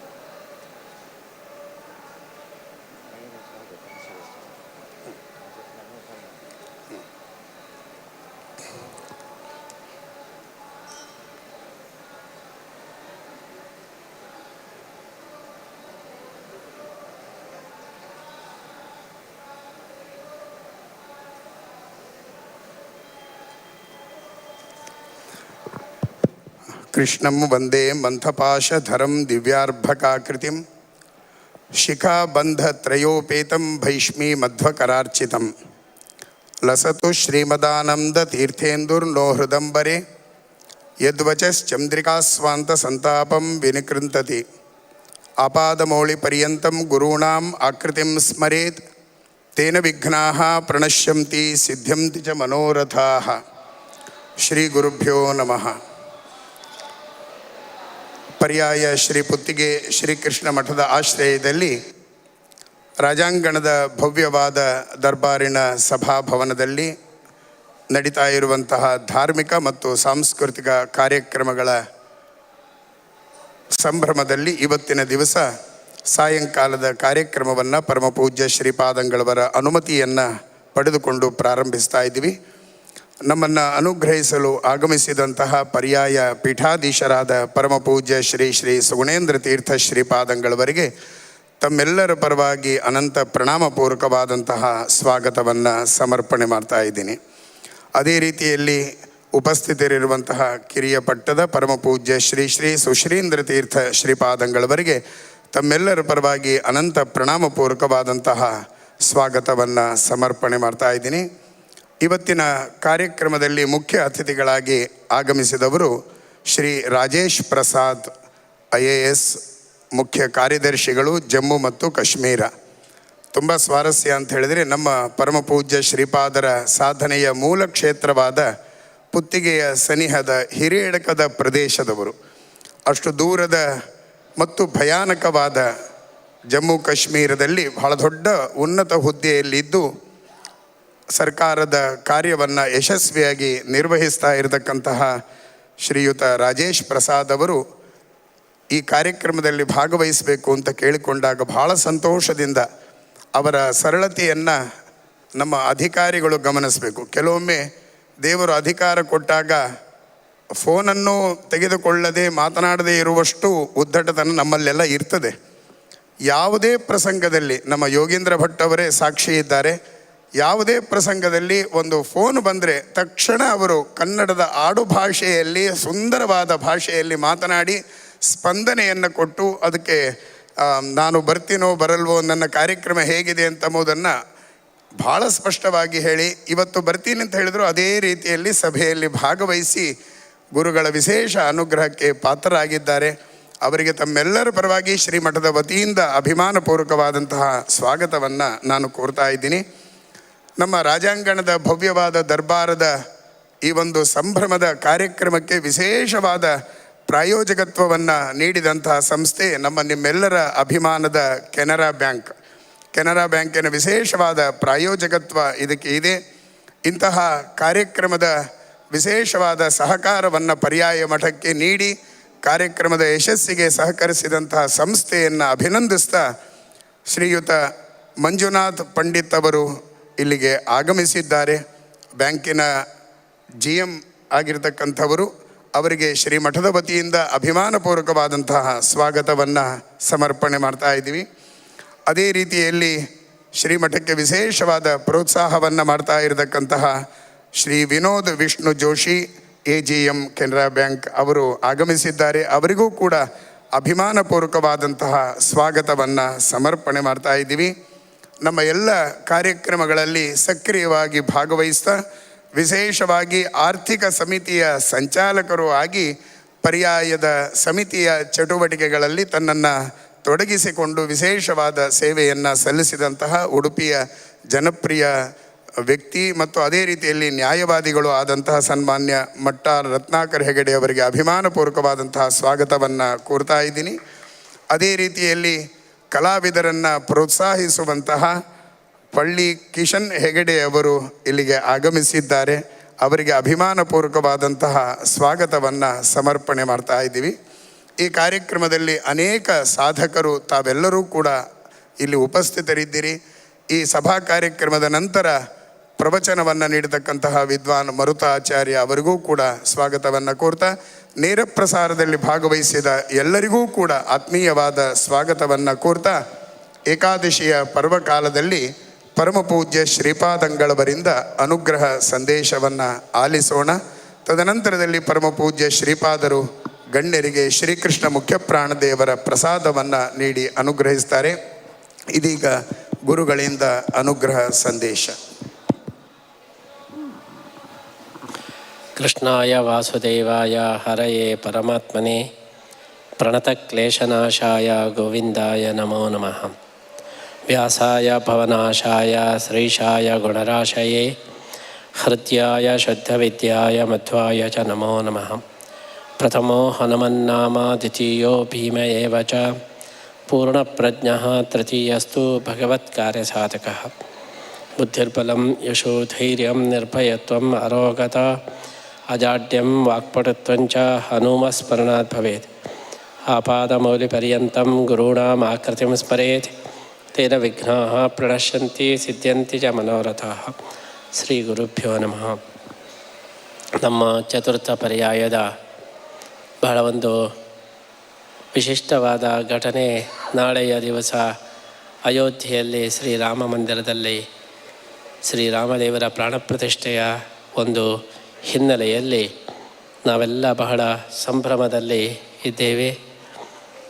ನೂರಾರು ವರ್ಷಗಳ ಹಿಂದೆ ಪ್ರಾರಂಭವಾದಂತಹ ಈ ಒಂದು ಆಂದೋಲನ ಇದೀಗ ಸುಖಾಂತವಾಗಿ ನಮ್ಮೆಲ್ಲರ ಅಪೇಕ್ಷೆಯಂತೆ ನಮ್ಮ ಸ್ವಾಭಿಮಾನದ ಸಂಕೇತವೂ ಆದಂತಹ ರಾಮ ಮಂದಿರದ ಒಂದು ಸ್ಥಾಪನೆ ಆಗ್ತಾ ಇರೋದು ಇಡೀ ದೇಶಕ್ಕೆ ಒಂದು ವಿಶೇಷವಾದಂತಹ ಸಂಚಲನವನ್ನು ಮೂಡಿಸಿ ನಾವೆಲ್ಲರೂ ಸಂತೋಷವನ್ನು ಪಡುವ ಹಾಗೆ ಆಗಿದೆ. ಅಂತಹ ಈ ಸುಸಂದರ್ಭದಲ್ಲಿ ಶ್ರೀರಾಮ ಮಂದಿರ ಒಂದು ಪ್ರಾಣಪ್ರತಿಷ್ಠೆಯ ಈ ಸುಸಂದರ್ಭದಲ್ಲಿ ಈ ಒಂದು ಸಡಗರವನ್ನು ಎಲ್ಲರೂ ಕೂಡ ಅದನ್ನು ಆಚರಿಸಬೇಕು ಎಂಬ ಹಿನ್ನೆಲೆಯಲ್ಲಿ ನಾವು ನಾಳೆಯ ದಿವಸ ಎಲ್ಲ ಭಕ್ತರನ್ನು ಕೂಡ ಕಳಿಸಿ ಕೃಷ್ಣರಾಮನ ಈ ಒಂದು ಪ್ರತಿಷ್ಠೆಯ ಸಂಭ್ರಮಾಚರಣೆಯನ್ನು ಪಾಯಸದ ವಿತರಣೆಯ ಮುಖಾಂತರ ಮಾಡೋದು ಅಂತ ಸಂಕಲ್ಪ ಮಾಡಿದ್ದೇವೆ. ಯಾಕೆ ಅಂತ ಹೇಳಿದರೆ ರಾಮಾಯಣ ಹೇಳುವಂತೆ ಶ್ರೀರಾಮದೇವರು ಪಾಯಸದ ಅವತಾರ, ಪಾಯಸವೇ ರಾಮನಾಗಿ ಅವತಾರ ಮಾಡಿತು ಅಂತ ಹೇಳಿ ದೈವಿ ಪುರುಷರು ಬಂದು ಯಾಗದಲ್ಲಿ ಆ ಪಾಯಸವನ್ನು ತಂದು ದಶರಥನಿಗೆ ಕೊಟ್ಟಾಗ ಆ ದಶರಥ ಆ ಪಾಯಸವನ್ನು ತನ್ನ ಹೆಂಡಂದರಿಗೆ ಹಂಚುತ್ತಾನೆ. ಅದರಲ್ಲಿ ಎಬವ್ 50% ಜಾಸ್ತಿ ಕೌಸಲ್ಯಗೆ ಕೊಟ್ಟಾಗ ಅಲ್ಲಿ ರಾಮದೇವರ ಅವತಾರ ಆಗ್ತದೆ. ಇನ್ನು ಅದನ್ನು 4 ಪಾಲು ಮಾಡಿ ಸುಮಿತ್ರೆಗೆ ಕೈಗೆ ಕೊಟ್ಟು ಅಲ್ಲಿ ಲಕ್ಷ್ಮಣ ಮತ್ತು ಭರತ ಶತ್ರುಘ್ನರ ಅವತಾರ ಆಯಿತು ಎಂಬಂತಹ ಈ ಒಂದು ಅಂಶವನ್ನು ನಾವೆಲ್ಲರೂ ಕೂಡ ಉಲ್ಲೇಖಿಸ್ತೇವೆ. ಅಂತೂ ಶ್ರೀರಾಮನ ಅವತಾರ ಅದು ಕ್ಷೀರ ಪಾಯಸದ ಅವತಾರ, ಪಾಯಸದ ಪ್ರತಿರೂಪ ಶ್ರೀರಾಮ. ಪಾಯಸ ಹೇಗೆ ಅದು ಎಲ್ಲರಿಗೂ ಕೂಡ ಮುದಜನಕವಾಗಿದೆಯೋ, ಎಲ್ಲರಿಗೂ ಕೂಡ ಸಂತೋಷದಾಯಕವಾಗಿದೆಯೋ, ಪಾಯಸದ ಹಾಗೆ ಶ್ರೀರಾಮನು ಕೂಡ ಎಲ್ಲರಿಗೂ ಕೂಡ ಅವನು ಅತ್ಯಂತ ಆಕರ್ಷಕನಾಗಿದ್ದ ಎಂಬಂಥ ಈ ಅಂಶವನ್ನು ಗುರುತಿಸಬಹುದು. ಇನ್ನೊಂದು ಅರ್ಥದಲ್ಲಿ ಶ್ರೀರಾಮದೇವರು ಪಾಯಸದ ಅವತಾರ ಅಂದರೆ, ಪಯಸ್ಸು ಅಂದರೆ ಕ್ಷೀರ ಸಮುದ್ರ, ಕ್ಷೀರ ಸಮುದ್ರದ ಅವತಾರ ಶ್ರೀರಾಮದೇವರು, ಸಾಕ್ಷಾತ್ ನಾರಾಯಣನೇ ಶ್ರೀರಾಮನಾಗಿ ಅವತಾರ ಮಾಡಿದ ಎಂಬಂತಹ ಈ ಒಂದು ಅಂಶವನ್ನು ಕೂಡ ನಾವು ಗುರುತಿಸಬಹುದು. ಅಂತೂ ಪಯಸ್ಸಂಬಂಧಿಯಾದಂತಹ ಅವತಾರ ಶ್ರೀರಾಮ ಅವತಾರ. ಕೃಷ್ಣನಿಗೂ ಇದೇ ಅನ್ವಯವಾಗ್ತದೆ. ಶ್ರೀಕೃಷ್ಣನು ಕೂಡ ಹಾಲಿನ ಹಿನ್ನೆಲೆಯಲ್ಲಿ ಬಂದಂತಹ ಅವತಾರ, ಗೋವಿನ ಒಂದು ಹಾಲಿನ ಹಿನ್ನೆಲೆಯಲ್ಲಿ ಕೃಷ್ಣ ಬಂದಿದ್ದಾನೆ. ಆದ್ದರಿಂದಲೇ ಗೋವಿನ ಹಾಲಿಗೆ ವಿಶೇಷ ಮಹತ್ವ. ಭಗವದ್ಗೀತೆಯನ್ನು ಕೂಡ ದುಗ್ಧಂ ಗೀತಾಮೃತಂ ಮಹತ್ ಅಂತ ಹೇಳಿ ಭಗವದ್ಗೀತೆಯೇ ಗೋವಿನ ಹಾಲು ಎಂಬುದಾಗಿ ವರ್ಣನೆ ಮಾಡ್ತಾರೆ.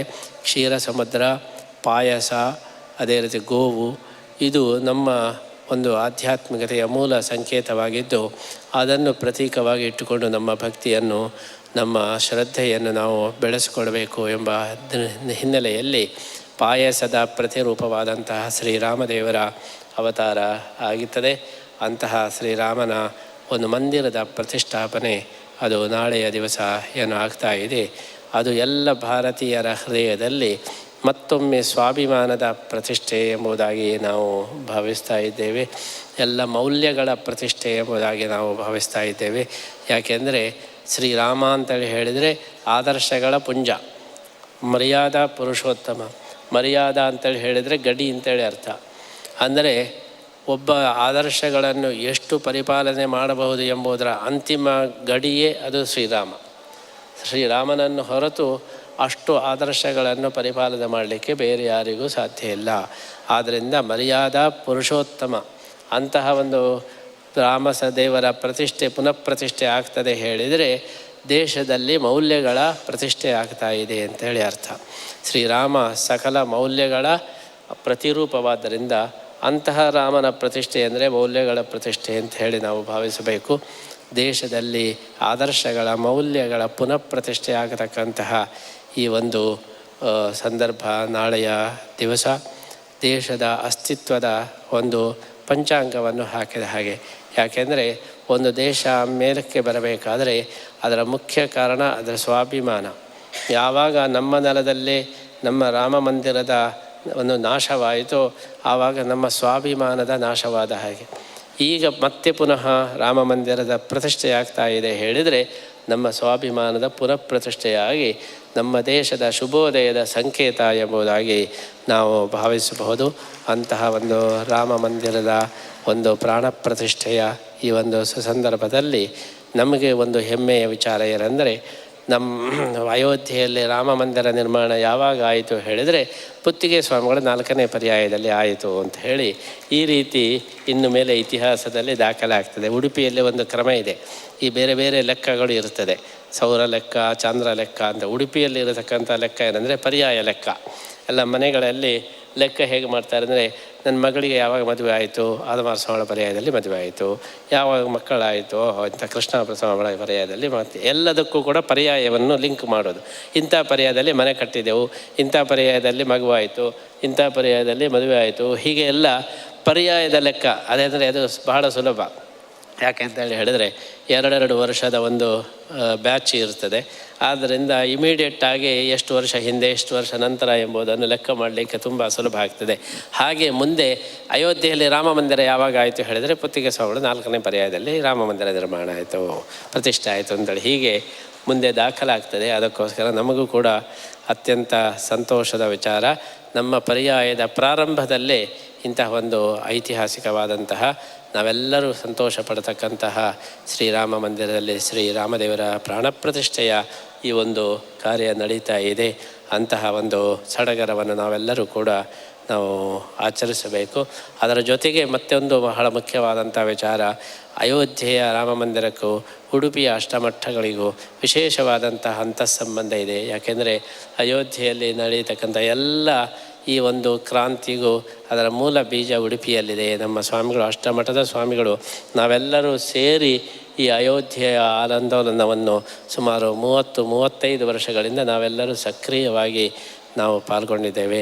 ಉಡುಪಿಯ ಸ್ವಾಮಿಗಳಷ್ಟು ಓಪನ್ ಆಗಿ ಈ ಒಂದು ಆಂದೋಲನದಲ್ಲಿ ಬೇರೆ ಯಾವ ಸ್ವಾಮಿಗಳು ಕೂಡ ಭಾಗವಹಿಸಲಿಲ್ಲ. ನಾವೆಲ್ಲರೂ ಧೈರ್ಯದಿಂದ ನಮ್ಮ ಹಿಂದೂ ಧರ್ಮದ ರಕ್ಷಣೆಗೋಸ್ಕರ ನಾವು ಯಾವುದೇ ಒಂದು ಬೇರೆ ಸೈಡ್ ಎಫೆಕ್ಟನ್ನು ನಾವು ಯಾವುದನ್ನು ಯೋಚಿಸದೆ ರಾಮ ಮಂದಿರದ ನಿರ್ಮಾಣ ಆಗಲೇಬೇಕು ಎಂಬಂತಹ ಈ ಒಂದು ಇರಾದೆಯಿಂದ ಇದರಲ್ಲಿ ನಾವು ಮುಕ್ತವಾಗಿ ಧುಮುಕಿ ಈ ಆಂದೋಲನದಲ್ಲಿ ನಾವು ಭಾಗವಹಿಸಿದ್ದೇವೆ. ಅಂತಹ ಒಂದು ನಮ್ಮ ಈ ಒಂದು ಆಂದೋಲನ ಇದೀಗ ಯಶಸ್ವಿ ಆಗ್ತಾ ಇರುವುದನ್ನು ನಾವು ತಿಳಿದು ಬಹಳ ಸಂತೋಷ ಪಡ್ತಾ ಇದ್ದೇವೆ. ವೈಯಕ್ತಿಕವಾಗಿ ನಮಗೂ ಒಂದು ಸಂತೋಷದ ವಿಚಾರ ಏನೆಂದರೆ 86ನೇ ಇಸವಿಯಲ್ಲಿ ಹೈಕೋರ್ಟು ಆದೇಶ ಮಾಡಿತು, ಅಲ್ಲಿಯ ವಿಗ್ರಹ ಏನಿದೆ ರಾಮಲಲ್ಲಾ ವಿಗ್ರಹ ಅದು ಜೈಲಿನಲ್ಲಿ ಇದ್ದದ್ದನ್ನು ಅದನ್ನು ಜೈಲಿನಿಂದ ಹೊರಗೆ ತರಬೇಕು ಅಂತ ಹೇಳಿ ಹೈಕೋರ್ಟ್ ಆದೇಶವಾಯಿತು. ಯಾಕೆಂದರೆ ನಮ್ಮ ದೊಡ್ಡ ಚಳವಳಿ ನಡೀತಾ ಇತ್ತು. ಆ ಚಳವಳಿಯ ಕಾವು ಜಾಸ್ತಿ ಇದ್ದ ಹಾಗೆ ತಕ್ಷಣ ಹೈಕೋರ್ಟು ಈ ಚಳವಳಿಯನ್ನು ಕಂಟ್ರೋಲ್ ತಪ್ತದೆ, ಆದ್ದರಿಂದ ತಕ್ಷಣ ಈ ಶ್ರೀರಾಮನ ವಿಗ್ರಹವನ್ನು ಜೈಲಿನಿಂದ ಹೊರತರಬೇಕಂತಹ ಅನಿವಾರ್ಯತೆ ಇದೆ ಅಂತ ಹೇಳಿ ಆದೇಶ ಹೊರಡಿಸಿತು.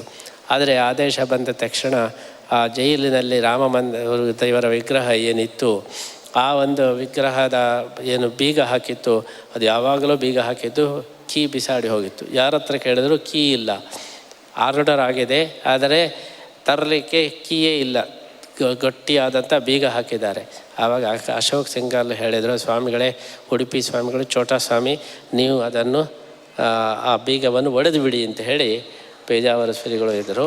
ನಾವು ಬಹಳ ಸಂತೋಷದಿಂದ ಒಂದು ದೊಡ್ಡ ಕಲ್ಲು ಹಿಡ್ಕೊಂಡು ಆ ಬೀಗಗಳನ್ನು ಒಡೆದು ಆ ರಾಮದೇವರ ವಿಗ್ರಹವನ್ನು ಜೈಲಿನಿಂದ ಹೊರಗೆ ತಂದು ರಾಮ ಜನ್ಮಭೂಮಿಯ ತಾತ್ಕಾಲಿಕ ಒಂದು ಮಂದಿರದಲ್ಲಿ ಅದನ್ನು ಸ್ಥಾಪನೆ ಅವತ್ತು ನಾವು ಮಾಡಿದ್ದು ಇವತ್ತಿಗೂ ಕೂಡ ನಮಗೆ ಹಚ್ಚ ಹಸುರಾಗಿ ನೆನಪಿನಲ್ಲಿದೆ. ಅದೇ ರೀತಿ ರಾಮ ಮಂದಿರದ ಎಲ್ಲ ಚಳವಳಿಗಳಲ್ಲಿಯೂ ಕೂಡ ನಾವು ಭಾಗವಹಿಸಿದ್ದು. ಜೈಲಿನಲ್ಲಿ ಕೂಡ ಶಾಲೆಯನ್ನೇ ಜೈಲು ಮಾಡಿ ನಾವು ಸ್ವಾಮಿಗಳನ್ನು ನಿಮ್ಮನ್ನು ಜೈಲಿನಲ್ಲಿ ಹಾಕಿದ್ದೇವೆ ಅಂತ ಹೇಳಿ ಜೈಲು ವಾಸವನ್ನು ಕೂಡ ಒಂದು ನಾವು ಬರುತ್ತೇವೆ. ಅದೇ ರೀತಿ ಅನೇಕ ಕಡೆ ಬೇರೆ ಬೇರೆ ತೊಂದರೆಗಳು ಬಂದಾಗಲೂ ಕೂಡ ನಾವು ಅದನ್ನು ಎದುರಿಸಿ ರಾಮ ಮಂದಿರ ನಿರ್ಮಾಣ ಆಗಲೇಬೇಕು ಎಂಬುದಾಗಿ ಪೇಜಾವರ ಶ್ರೀಗಳವರ ಜೊತೆಗೆ ನಾವು ಆ ಒಂದು ಚಳವಳಿಯಲ್ಲಿ ಸಕ್ರಿಯವಾಗಿ ಭಾಗವಹಿಸ್ತಾ ಇದ್ದೆವು. ಪೇಜಾವರ ಶ್ರೀಗಳವರು ಯಾವಾಗಲೂ ನನ್ನನ್ನು ನೀವು ಬರಬೇಕು, ನೀವು ಬಂದರೆ ನನಗೆ ಧೈರ್ಯ, ಆದ್ದರಿಂದ ನನಗೆ ನನ್ನ ಜೊತೆಗೆ ನೀವು ಯಾವಾಗಲೂ ಇರಬೇಕು ಎಂಬುದಾಗಿ ಪೇಜಾವರ ಶ್ರೀಗಳವರು ನನ್ನನ್ನು ಯಾವಾಗಲೂ ಕೂಡ ಎಲ್ಲ ಚಳವಳಿಗಳಲ್ಲಿಯೂ ಕೂಡ ನಮ್ಮನ್ನು ಕರೀತಾ ಇದ್ದರು. ಅದಕ್ಕೆ ಸಂಬಂಧಪಟ್ಟಂಥ ಎಲ್ಲ ಮಹತ್ವದ ನಿರ್ಧಾರಗಳು ಕೂಡ ಉಡುಪಿಯಲ್ಲಿ ಘೋಷಣೆಯಾದದ್ದು. ರಾಮ ಮಂದಿರದ ಅಯೋಧ್ಯೆಯಲ್ಲಿ ರಾಮ ಮಂದಿರ ನಿರ್ಮಾಣ ಆಗಬೇಕು ಎಂಬುದಾಗಿ ಇಲ್ಲಿ ವಿಶ್ವ ಹಿಂದೂ ಪರಿಷತ್ತಿನ ಸಮ್ಮೇಳನದಲ್ಲಿ ಘೋಷಣೆ ಆದ ಮೇಲೆ ಚಳವಳಿ ಪ್ರಾರಂಭವಾಯಿತು. ಅದೇ ರೀತಿ ಬೀಗ ಹೊಡಿಬೇಕು, ಅಲ್ಲಿ ನಿರ್ಮಾಣ ಮಾಡಬೇಕು, ಇಟ್ಟಿಗೆ ಪೂಜೆ, ಎಲ್ಲ ನಿರ್ಧಾರಗಳು ಕೂಡ ನಮ್ಮ ಉಡುಪಿಯಿಂದ ಅದು ಹೊರಟು ಅಲ್ಲಿ ನಡೆದಿದೆ. ಅದಕ್ಕೆ ಮೂಲ ಕಾರಣ ಏನು ಹೇಳಿದರೆ, ರಾಮ ಮಂದಿರವನ್ನು ನಿರ್ಮಾಣ ಮಾಡುವವರು ಯಾರು ಮಾಡಬೇಕು ಅಂದರೆ ಹನುಮಂತ ಮಾಡಬೇಕು. ಹನುಮಂತನ ಅಂತ ಒಂದು ಭಕ್ತ ಮತ್ತು ರಾಮದೇವರಿಗೆ ಬೇರೆ ಇಲ್ಲ. ಆದರೆ ಅಯೋಧ್ಯೆಯಲ್ಲಿ ಇರತಕ್ಕಂಥ ಹನುಮಂತ ನಮ್ಮ ಉಡುಪಿಯಲ್ಲಿದ್ದಾನೆ. ಉಡುಪಿಯಲ್ಲಿರತಕ್ಕಂತಹ ಹನುಮಂತನ ವಿಗ್ರಹ ಅದು ಅಯೋಧ್ಯೆಯಲ್ಲಿ ಅವತ್ತು ಬಾಬರಿ ಮಸೀದಿ ದೇವಸ್ಥಾನವನ್ನು ಧ್ವಂಸ ಮಾಡಿ ಮಸೀದಿ ಕಟ್ಟಿದಾಗ ಆ ಎರಡು ಮೂರ್ತಿ ಗರುಡ ಮತ್ತು ಹನುಮಂತನ ಮೂರ್ತಿಯನ್ನು ಎಸೆದಿದ್ದರು. ಆ ಸಮಯದಲ್ಲಿ ವಾದಿರಾಜರಲ್ಲಿ ಹೋದಾಗ ಆ ಎರಡು ಮೂರ್ತಿಯನ್ನು ತಂದು ಇಲ್ಲಿಗೆ ತಂದು ಪ್ರತಿಷ್ಠೆ ಮಾಡಿದರು ಅಂತ ಪ್ರತೀತಿ ಇದೆ. ಆದ್ದರಿಂದ ಪ್ರಾಣದೇವರು ಅಯೋಧ್ಯೆಯಿಂದ ಹೊರಗೆ ಬಂದು ಇಲ್ಲಿ ಎಲ್ಲ ಪ್ಲ್ಯಾನ್ ಮಾಡಿ ಮತ್ತೆ ಪುನಃ ಅಯೋಧ್ಯೆಯಲ್ಲಿ ರಾಮ ಮಂದಿರ ಆಗುವ ಹಾಗೆ ಮಾಡಿದ್ದು ಇಲ್ಲಿಯ ಪ್ರಾಣದೇವರು. ಹಾಗಾಗಿ ಉಡುಪಿಯಿಂದ ಎಲ್ಲ ನಿರ್ಧಾರಗಳು ಹೊರಡಲಿಕ್ಕೆ ಕಾರಣ ಏನೆಂದರೆ ಇಲ್ಲಿಯ ಪ್ರಾಣದೇವರು ಅಂಡರ್ಗ್ರೌಂಡ್ ವರ್ಕ್ ಮಾಡಿ ಈ ಒಂದು ರಾಮ ಮಂದಿರ ನಿರ್ಮಾಣ ಆಗೋ ಹಾಗೆ ಉಡುಪಿಯ ಪ್ರಾಣದೇವರ ಕೆಲಸ ಇದು. ಹಾಗಾಗಿ ಉಡುಪಿಗೂ ಅಯೋಧ್ಯೆಗೂ ವಿಶೇಷವಾದಂತಹ ನಂಟು ಇದೆ. ನಮಗೆಲ್ಲರಿಗೂ ಉಡುಪಿಯ ಎಲ್ಲ ಭಕ್ತರಿಗೂ ಇದು ಅತ್ಯಂತ ಸಂತಸದ ವಿಷಯ. ನಮ್ಮ ಪ್ರಾಣದೇವರು ಇಲ್ಲಿ ಕೂತುಕೊಂಡೇ ಅಲ್ಲಿ ರಾಮ ಮಂದಿರವನ್ನು ನಿರ್ಮಾಣ ಮಾಡಿಸಿದರು ಎಂಬಂತಹ ಈ ಒಂದು ವಿಚಾರ ನಮಗೆಲ್ಲರಿಗೂ ಕೂಡ ಅದು ಸಂತೋಷದಾಯಕವಾಗಿದೆ. ಹೇಗೆ ಪಂಡಿತರು ಕಾಶ್ಮೀರ ಪಂಡಿತರನ್ನು ಓಡಿಸಿ ಪಂಡಿತರು ಬಂದ ಮೇಲೆ ಮತ್ತು ಇಲ್ಲೇ ಕೂತು ಅಲ್ಲಿ ಮತ್ತೆ ಪುನಃ ಹೇಗೆ ಪುನಃ ಪ್ರತಿಷ್ಠೆ ಮಾಡುವುದು ಅಂತ ಪಂಡಿತರು ಯೋಚನೆ ಮಾಡ್ತಾರೋ ಹಾಗೆ ಹನುಮಂತ ದೇವರು ಕೂಡ ಅಲ್ಲಿಂದ ಬಂದವರು ಮತ್ತೆ ಪುನಃ ಅಲ್ಲಿ ರಾಮ ಮಂದಿರ ನಿರ್ಮಾಣ ಆಗಬೇಕು ಅಂತ ಹೇಳಿ ಪ್ಲ್ಯಾನ್ ಮಾಡಿ ನಮ್ಮನ್ನೆಲ್ಲ ಎಬ್ಬಿಸಿ ಹಾಕಿ, ಆದ್ದರಿಂದಲೇ ಇದರಲ್ಲಿ ಮಂಚೂಣಿಯಲ್ಲಿ ಉಡುಪಿ ಸ್ವಾಮಿಗಳೇ ಇರಲಿಕ್ಕೆ ಕಾರಣ ಏನೆಂದರೆ ಇಲ್ಲಿ ಉಡುಪಿಯ ಪ್ರಾಣದೇವರೇ ಎಲ್ಲರ ನಮ್ಮನ್ನು ಎಬ್ಬಿಸಿ ಹಾಕಿ ಈ ಒಂದು ದೊಡ್ಡ ಐತಿಹಾಸಿಕವಾದ ಆಧ್ಯಾತ್ಮಿಕ ಸಾಧನೆ ಆಗುವ ಹಾಗೆ ಮಾಡಿದ್ದಾರೆ. ನಾವು ತುಂಬ ಸಂತೋಷ ವ್ಯಕ್ತಪಡಿಸೋದು, ನಮ್ಮ 2ನೇ ಪರ್ಯಾಯದಲ್ಲಿ ವೇದಿಕೆ ತಯಾರಾಯಿತು. ಬಾಬರಿ ಮಸೀದಿಯ ಧ್ವಂಸ ಆಗಿ ಮಂದಿರ ನಿರ್ಮಾಣಕ್ಕೆ ಬೇಕಾದ ಜಾಗದ ಸ್ವಚ್ಛತೆ ಆಯಿತು. ಆಮೇಲೆ ಈಗ 4ನೇ ಪರ್ಯಾಯದಲ್ಲಿ ರಾಮ ಮಂದಿರ ನಿರ್ಮಾಣನೇ ಆಯಿತು. ಇನ್ನು 5ನೇ ಪರ್ಯಾಯದಲ್ಲಿ ಕೃಷ್ಣ ಮಂದಿರ ನಿರ್ಮಾಣ ಆಗಬೇಕು ಮಥುರೆಯಲ್ಲಿ ಎಂಬುದು ನಮ್ಮ ಸಂಕಲ್ಪ ಇದೆ. ಅದನ್ನು ಕೂಡ ಪ್ರಾಣದೇವರು ಮಾಡಿಸಬೇಕು. ನಮ್ಮ ದೇಶದಲ್ಲಿ ನಮ್ಮ ಧರ್ಮದ ಬಗ್ಗೆ ಸ್ವಾಭಿಮಾನದ ಜಾಗೃತಿ ಆಗಬೇಕು.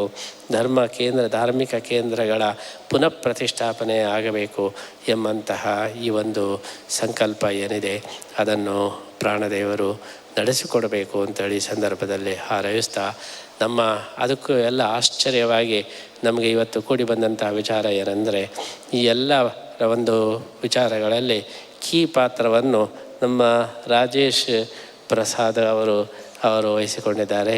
ನಮ್ಮ ದೇಶದ ಒಂದು ಕಾಶ್ಮೀರದ ಸಮಸ್ಯೆ ಇರಲಿ, ಅನೇಕ ಮಹತ್ವದ ನಿರ್ಧಾರದಲ್ಲಿ ನಮ್ಮ IAS ಆಫೀಸರ್ ಆದಂಥ ಪುತ್ತಿಗೆಯವರಾದಂತಹ ನಮ್ಮ ರಾಜೇಶ್ ಪ್ರಸಾದ್ ಅವರು ಇದರಲ್ಲಿ ಭಾಗಿಗಳಾಗಿದ್ದಾರೆ. ಹಾಗಾಗಿ ಶ್ರೀಕೃಷ್ಣನ ಪ್ರತಿನಿಧಿಯಾಗಿ, ಪ್ರಾಣದೇವರ ಪ್ರತಿನಿಧಿಯಾಗಿ ದೇಶದ ಮಹತ್ವದ ವಿಚಾರಗಳಲ್ಲಿ ಅವರು ಭಾಗವಹಿಸ್ತಾ ಇರುವುದು ನಮಗೆಲ್ಲರಿಗೂ ಕೂಡ ತುಂಬ ಸಂತೋಷದ ವಿಚಾರವಾಗಿದೆ. ನಮ್ಮ ಪುತ್ತಿಗೆ ಮಠದ ಹತ್ತಿರನೇ ಅವರ ಮನೆ ಇದ್ದು, ಪುತ್ತಿಗೆಯಲ್ಲಿ ನಮ್ಮ ಮಠದ ಶಾಲೆಯಲ್ಲೇ ಅವರು ಓದಿದವರು ಕೂಡ ಆಗಿದ್ದಾರೆ. ಆದರೆ ಇಷ್ಟು ವಿಚಾರ ಇದ್ದರೂ ಕೂಡ ಅವರ ಪರಿಚಯ, ಅವರಿಗೆ ನಮ್ಮ ಪರಿಚಯ ಇದ್ದರೂ ಕೂಡ ನಮಗೆ ಅವರ ಪರಿಚಯ ಇವತ್ತೇ ತಾನೇ ಒಂದು ವಾರದ ಮುಂಚೆ ಆಗಿದೆ. ಇಂತಹ ಒಂದು ವಿಶೇಷವಾದಂತಹ ಸೇವೆಯನ್ನು ಮಾಡ್ತಾ ಇರತಕ್ಕಂಥ ನಮ್ಮವರೇ ಆದ ರಾಜೇಶ್ ಪ್ರಸಾದ್ ಅವರನ್ನು ರಾಮ ಮಂದಿರದ ಈ ಪ್ರತಿಷ್ಠಾಪನಾ ಸಂದರ್ಭದಲ್ಲಿ ನಾವು ಗುರುತಿಸಿ ಅವರಿಗೆ ಶ್ರೀಕೃಷ್ಣನ ಪ್ರಸಾದವನ್ನು ಕೊಡಲಿಕ್ಕೆ ತುಂಬ ಸಂತೋಷ ಆಗ್ತಾ ಇದೆ. ಅವರ ಮುಖಾಂತರ ದೇಶದ ಅನೇಕ ಮಹತ್ವದ ನಿರ್ಧಾರಗಳು, ಮಹತ್ವದ ಸಾಧನೆಗಳು ಆಗಲಿ ಎಂಬುದಾಗಿ ನಾವು ಈ ಸಂದರ್ಭದಲ್ಲಿ ಹಾರೈಸ್ತಾ, ನಮ್ಮ ಪುತ್ತಿಗೆಯ ಒಂದು ಹೆಮ್ಮೆಯ ಸುಪುತ್ರರಾದಂತಹ ರಾಜೇಶ್ ಪ್ರಸಾದ್ ಅವರಿಗೆ ನಾವು ಈ ಸಂದರ್ಭದಲ್ಲಿ ನಮ್ಮ 4ನೇ ಪರ್ಯಾಯದ ಈ ಒಂದು ಸಮಾರಂಭದಲ್ಲಿ ಶ್ರೀಕೃಷ್ಣ ಅನುಗ್ರಹ ಪ್ರಶಸ್ತಿಯನ್ನು ಕೊಡಲಿಕ್ಕೆ ಬಹಳ ಸಂತೋಷವನ್ನು ವ್ಯಕ್ತಪಡಿಸ್ತಾ ಇದ್ದೇವೆ. ನಮ್ಮ ಕೃಷ್ಣನ ಅನುಗ್ರಹವನ್ನು ಪಡೆದು ನೀವು ಇನ್ನಷ್ಟು ಉನ್ನತ ಹುದ್ದೆಯನ್ನು ಅಲಂಕರಿಸಿ ದೇಶದ ಒಂದು ಉದ್ಧಾರಕ್ಕೆ, ದೇಶದ ಒಂದು ಅಭಿವೃದ್ಧಿಗೆ ನಿರ್ಣಾಯಕ ಪಾತ್ರವನ್ನು ವಹಿಸುವಂತಾಗಲಿ ಎಂಬ ಪ್ರಾರ್ಥನೆಯನ್ನು ಕೂಡ ಈ ಸಂದರ್ಭದಲ್ಲಿ ನಾವು ಸಲ್ಲಿಸ್ತಾ ನಮ್ಮ ಅವರಿಗೆ ನಾವು ಶ್ರೀಕೃಷ್ಣ ಅನುಗ್ರಹ ಪ್ರಶಸ್ತಿಯನ್ನು ಈಗ ಕೊಡ್ತಾ ಇದ್ದೇವೆ.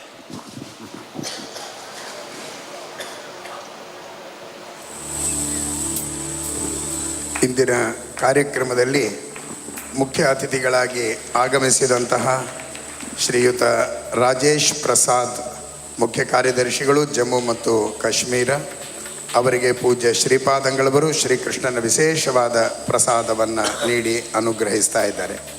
ರಾಜೇಶ್ ಪ್ರಸಾದ್ ಅವರ ಸಹಕಾರದಿಂದ ಕಾಶ್ಮೀರದಲ್ಲಿ ಒಂದು ಪುತ್ತಿಗೆ ಮಠದ ಬ್ರಾಂಚು ಓಪನ್ ಆಗುವ ಹಾಗೆ ಅವರ ಒಂದು ಪ್ರಯತ್ನ ನಡೆಯಲಿ. ನಾವು ವಿಶ್ವಾದ್ಯಂತ ಏನು ನಮ್ಮ ಶ್ರೀಕೃಷ್ಣ ವೃಂದಾವನದ ಪ್ರತಿಷ್ಠೆಯನ್ನು ಮಾಡ್ತಾ ಇದ್ದೇವೆ. ಮುಂದೆ ಅವರ ಒಂದು ಸಹಕಾರದಿಂದ ಕಾಶ್ಮೀರದಲ್ಲಿ ಎಲ್ಲ ಮಠಗಳ ಒಂದು ಬ್ರ್ಯಾಂಚು ಕೂಡ ಅಲ್ಲಿ ಇರಬೇಕು. ಹಾಗಿದ್ದರೆ ಮಾತ್ರ ನಮ್ಮ ಕಾಶ್ಮೀರದ ಈ ಸಮಸ್ಯೆಗೆ ತಕ್ಕ ಉತ್ತರವನ್ನು ಕೊಟ್ಟಾಗ್ತದೆ. ಅದಕ್ಕೋಸ್ಕರ ಎಲ್ಲ ಮಠಗಳ ಬ್ರಾಂಚು, ಎಲ್ಲ ಮಂದಿರಗಳ ಬ್ರಾಂಚು ಅಲ್ಲಿ ಇದ್ದರೆ ನಮ್ಮ ದೇಶದ ರಕ್ಷಣೆಗೆ ಅದು ಬಹಳ ಮುಖ್ಯವಾದಂತಹ ವಿಚಾರವಾಗ್ತದೆ. ಆ ದೃಷ್ಟಿಯಲ್ಲಿ ನಮ್ಮ ಉಡುಪಿ ಮಠಕ್ಕೂ ಕೂಡ ಅಲ್ಲಿ ಒಂದು ಸ್ಥಾನ ಆಗುವ ಹಾಗೆ ಅವರ ಒಂದು ಸಹಕಾರ ಬೇಕು. ಪರ್ಯಾಯದ ನಂತರ ಕಾಶ್ಮೀರದಲ್ಲಿಯೂ ಕೂಡ ಪುತ್ತಿಗೆ ಮಠ ಒಂದು ಬ್ರಾಂಚನ್ನು ಹೊಂದಬೇಕು ಎಂಬಂತಹ ಒಂದು ಸಂಕಲ್ಪ ನಮ್ಮದಾಗಿದೆ. ಅದರಲ್ಲಿ ರಾಜೇಶ್ ಪ್ರಸಾದ್ ಅವರ ಪಾತ್ರ ನಿರ್ಣಾಯಕವಾಗಲಿ ಅಂತ ಹೇಳಿ ನಾವು ಆಶಿಸ್ತಾ ಇದ್ದೇವೆ.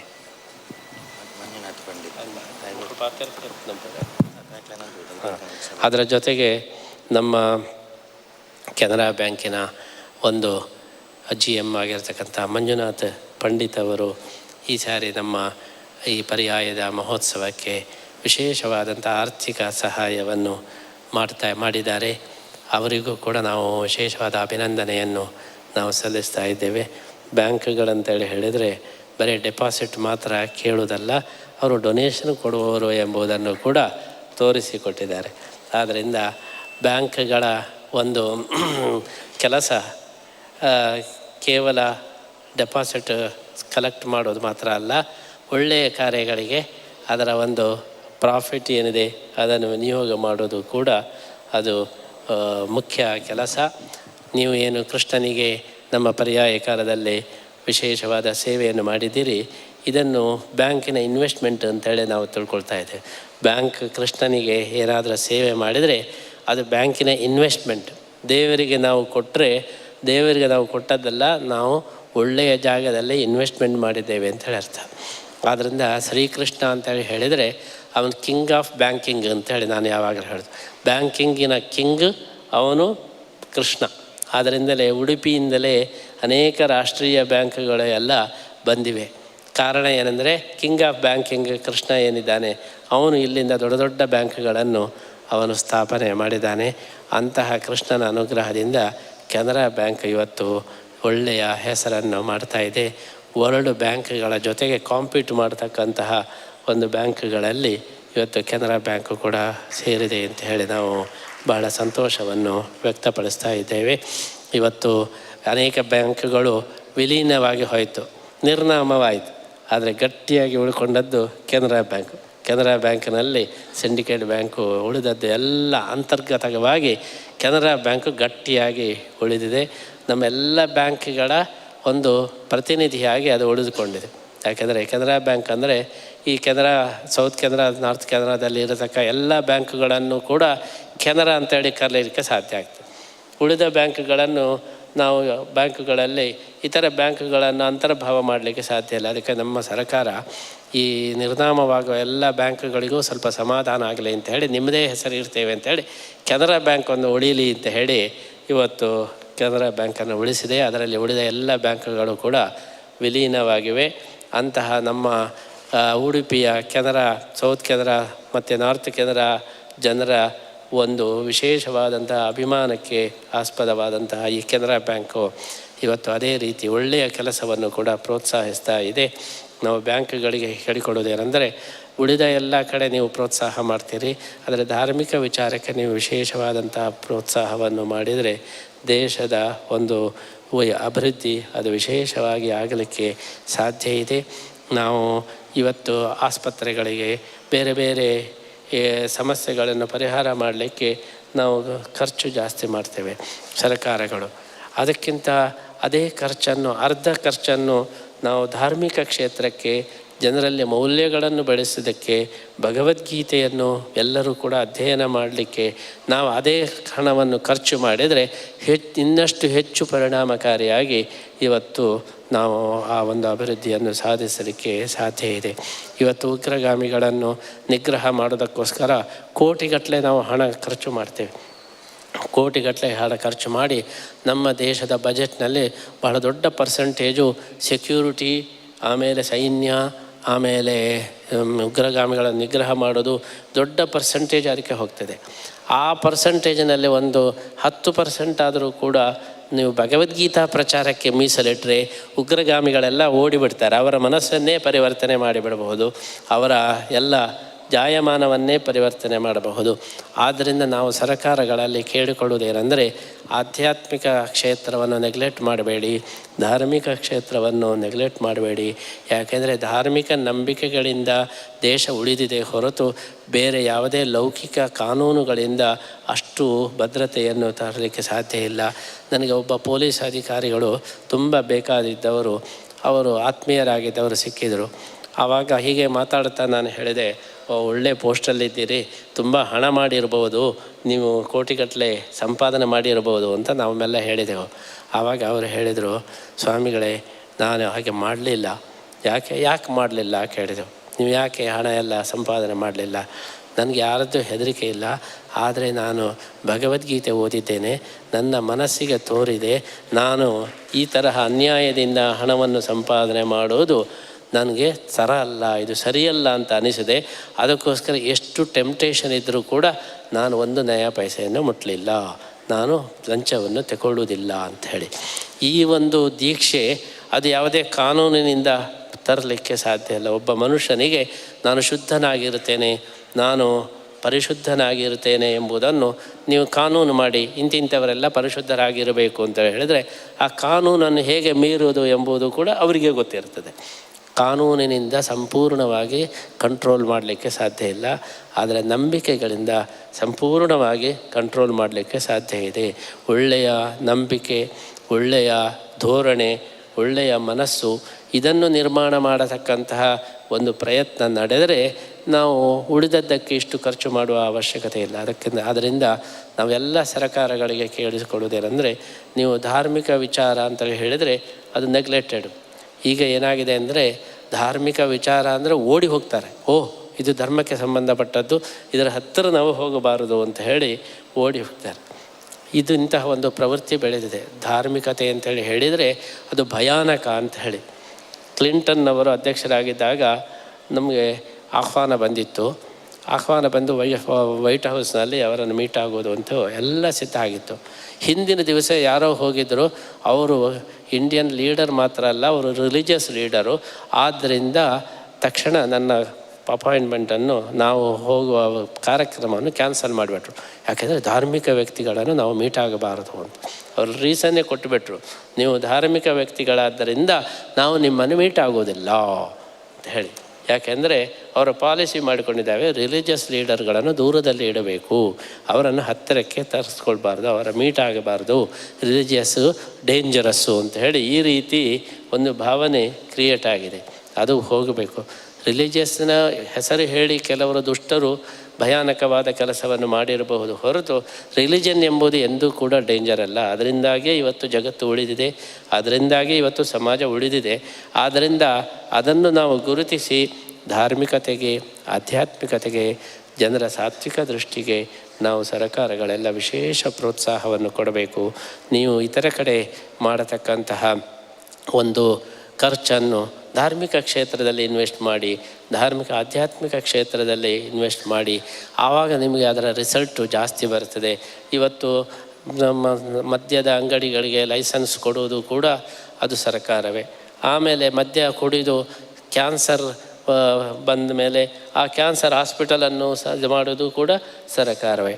ಆಮೇಲೆ ಮದ್ಯವರ್ಜನ ಶಿಬಿರಕ್ಕೂ ಕೂಡ ಪ್ರೋತ್ಸಾಹ ಕೊಡೋದು ಸರ್ಕಾರವೇ. ಈ ರೀತಿಯಾಗಿ ಎಲ್ಲದಕ್ಕೂ ಇದು ಮಾಡಿ ಅದರಿಂದ ಸರ್ಕಾರದ ಹಣ ಪೋಲಾಗ್ತದೆ. ಅದಕ್ಕೆ ಪ್ರತಿಯೊಬ್ಬರೂ ಕೂಡ ಧಾರ್ಮಿಕ ಭಾವನೆಯನ್ನು ಬೆಳೆಸ್ತಕ್ಕಂತಹ ಒಂದು ಕಾರ್ಯಚಟುವಟಿಕೆಗಳಿಗೆ ಸರ್ಕಾರ ಆರ್ಥಿಕವಾದಂತಹ ಸಹಾಯವನ್ನು ಮಾಡಿದರೆ ನಮಗೆ ಹಾಸ್ಪಿಟಲ್ ಸಂಖ್ಯೆ ಕಡಿಮೆ ಮಾಡ್ಬೋದು, ಪೊಲೀಸರ ಸಂಖ್ಯೆ ಕಡಿಮೆ ಮಾಡ್ಬೋದು, ಸೈನ್ಯದ ಸಂಖ್ಯೆ ಕಡಿಮೆ ಮಾಡ್ಬೋದು. ಆ ಮೂಲಕ ನಮ್ಮ ಬಜೆಟನ್ನು ನಾವು ಇನ್ನಷ್ಟು ಅಭಿವೃದ್ಧಿ ಕಾರ್ಯಗಳಿಗೆ ನಾವು ಯೋಜಿಸಬಹುದು. ಈ ದೃಷ್ಟಿಯಲ್ಲಿ ನಾವು ಎಲ್ಲ ಬ್ಯಾಂಕ್ಗಳಿಗೂ ಕೂಡ ನಾವು ಕೊಡುವ ಸೂಚನೆ ಏನು ಹೇಳಿದರೆ, ನೀವು ಆಧ್ಯಾತ್ಮಿಕ ಕ್ಷೇತ್ರಕ್ಕೆ, ಧಾರ್ಮಿಕ ಕ್ಷೇತ್ರಕ್ಕೆ ವಿಶೇಷವಾದ ಆರ್ಥಿಕ ಸಹಾಯವನ್ನು ಮಾಡಿ ಅದರಿಂದ ಆಧ್ಯಾತ್ಮಿಕ ಕ್ಷೇತ್ರದಿಂದ ಒಳಿತಾಗಲಿಕ್ಕೆ ಸಾಧ್ಯ ಇದೆ ಎಂಬುದನ್ನು ಎಲ್ಲ ಕ್ಷೇತ್ರದವರು ಕೂಡ ಮನಗಾಣಬೇಕು ಅಂತ ಹೇಳ್ತಾ, ನಾವು ಅಮೇರಿಕಾದಲ್ಲಿ ಫಿಲಡೆಲ್ಫಿಯಾದಲ್ಲಿ ಒಂದು ಮಠ ಮಾಡಬೇಕು ಅಂತ ಫಿಲಡೆಲ್ಫಿಯಾ ಸಿಟಿಗೆ ನಾವು ಹೋದೆವು. ಫಿಲಡೆಲ್ಫಿಯಾ ಸಿಟಿಗೆ ಹೋದಾಗ ಅಲ್ಲಿ ಹೋಗಿ ನೋಡ್ತೇವೆ, ಹೆದರಿ ಓಡಿ ಬಂದೆವು. ಅಲ್ಲಿ ಹೋಗಿ ಕಾರಿನಿಂದ ಇಳೀಲಿಕ್ಕೆ ಸಾಧ್ಯ ಇಲ್ಲ. ಎಲ್ಲ ದುಷ್ಟರುಗಳು ಅವರು ಗನ್ನು ಹಿಡ್ಕೊಂಡು ಆಚೆ ಈಚೆ ಓಡಾಡ್ತಾ ಇರುವುದನ್ನು ನೋಡಿ ಜೀವ ಕೈಯಲ್ಲಿ ಇದ್ದರೆ ಸಾಕು ಅಂತ ಹೇಳಿ ನಾವು ಅಲ್ಲಿಂದ ಬೇಗನೆ ವಾಪಸ್ ಬಂದೆವು.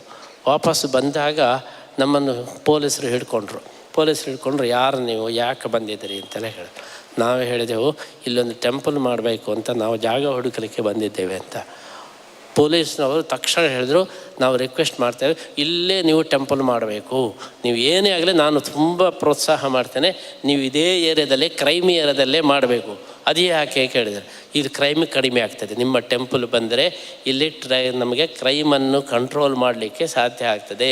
ಎಲ್ಲಿ ಟೆಂಪಲ್ ಇದೆ, ಎಲ್ಲಿ ಧಾರ್ಮಿಕ ಕ್ಷೇತ್ರಗಳಿದೆ, ಅಲ್ಲಿ ಕ್ರೈಮ್ ರೇಟ್ ಕಡಿಮೆ ಇದೆ. ಇದು ನಮ್ಮ ಒಂದು ಅನುಭವ. ಆದರೆ ನೀವು ಬೇರೆ ಎಲ್ಲೂ ಹೋಗಬೇಡಿ, ಈ ದುಷ್ಟ ಜನರ ಮಧ್ಯದಲ್ಲೇ ನೀವೊಂದು ಟೆಂಪಲ್ ಮಾಡಿ ನಮಗೆ ಅನುಕೂಲ ಆಗ್ತದೆ ಅಂತೇಳಿ ಅವರು ಹೇಳಿದರು. ಇದರಿಂದ ಅಮೇರಿಕದಲ್ಲಿ ಈ ಮಾತನ್ನು ನಾವು ಕೇಳಿದೆವು. ಎಲ್ಲಿ ಟೆಂಪಲು, ಎಲ್ಲಿ ಆಧ್ಯಾತ್ಮಿಕತೆ, ಎಲ್ಲಿ ಸಾತ್ವಿಕತೆ ಇರ್ತದೆ, ಅಲ್ಲಿ ಶಾಂತಿ, ಸಮಾಧಾನ, ಕಾನೂನುಗಳನ್ನೆಲ್ಲ ನಾವು ಇಂಪ್ಲಿಮೆಂಟ್ ಮಾಡಲಿಕ್ಕೆ ಸಾಧ್ಯ ಆಗ್ತದೆ.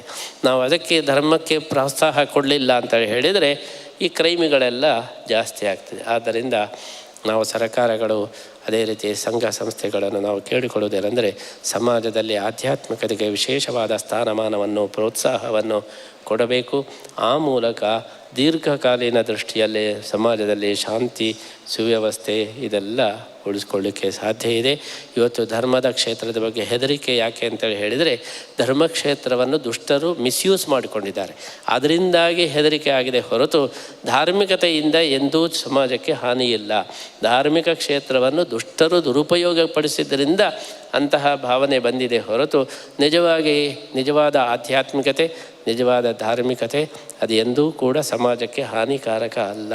ಆದ್ದರಿಂದ ಧರ್ಮ ಅಂತೇಳಿ ಹೇಳಿದರೆ ಹೆದರಬಾರ್ದು. ಇವತ್ತು ಏನಾದರೂ ಧಾರ್ಮಿಕ ಕೆಲಸ ಮಾಡಿದರೆ ಅದಕ್ಕೆ ಟ್ರಸ್ಟ್ನಲ್ಲಿ ನಮಗೆ ಎಕ್ಸಂಪ್ಷನ್ ಇಲ್ಲ. ಧಾರ್ಮಿಕ ಇದಕ್ಕೆ ನೀವು ಇನ್ವೆಸ್ಟ್ ಮಾಡಬೇಡಿ. ಬೇರೆದ್ದಕ್ಕಾದರೆ ನಾವು ಎಕ್ಸಂಪ್ಷನ್ ಕೊಡ್ತೇವೆ, ಅದು ತಪ್ಪು. ಧಾರ್ಮಿಕ ಕೆಲಸ ಮಾಡೋದಾದರೆ ಅದಕ್ಕೆ ಎಕ್ಸಂಪ್ಷನ್ ಬೇಕು. ಅಮೆರಿಕದಲ್ಲಿ ಧಾರ್ಮಿಕ ಕೆಲಸಕ್ಕೆ ಆಗುವಾಗ ಎಕ್ಸಂಪ್ಷನ್ ಇದೆ. ನಾವು ಧಾರ್ಮಿಕತೆಯನ್ನು ಪ್ರೋತ್ಸಾಹಿಸಬೇಕು ಹೊರತು ಧಾರ್ಮಿಕತೆಯನ್ನು ನಾವು ಡಿಸ್ಕರೇಜ್ ಮಾಡಬಾರದು. ಅಮೇರಿಕದಲ್ಲಿ ನಾವು ಗಮನಿಸಿದ ಒಂದು ಬಹಳ ಮುಖ್ಯ ವಿಚಾರ, ಪ್ರತಿಯೊಂದು $ನಲ್ಲಿ ಅವರು ಪ್ರಿಂಟ್ ಮಾಡ್ತಾರೆ, ವಿ ಟ್ರಸ್ಟ್ ಇನ್ ಗಾಡ್ ಅಂತೇಳಿ. ಇನ್ ಗಾಡ್ ವಿ ಟ್ರಸ್ಟ್.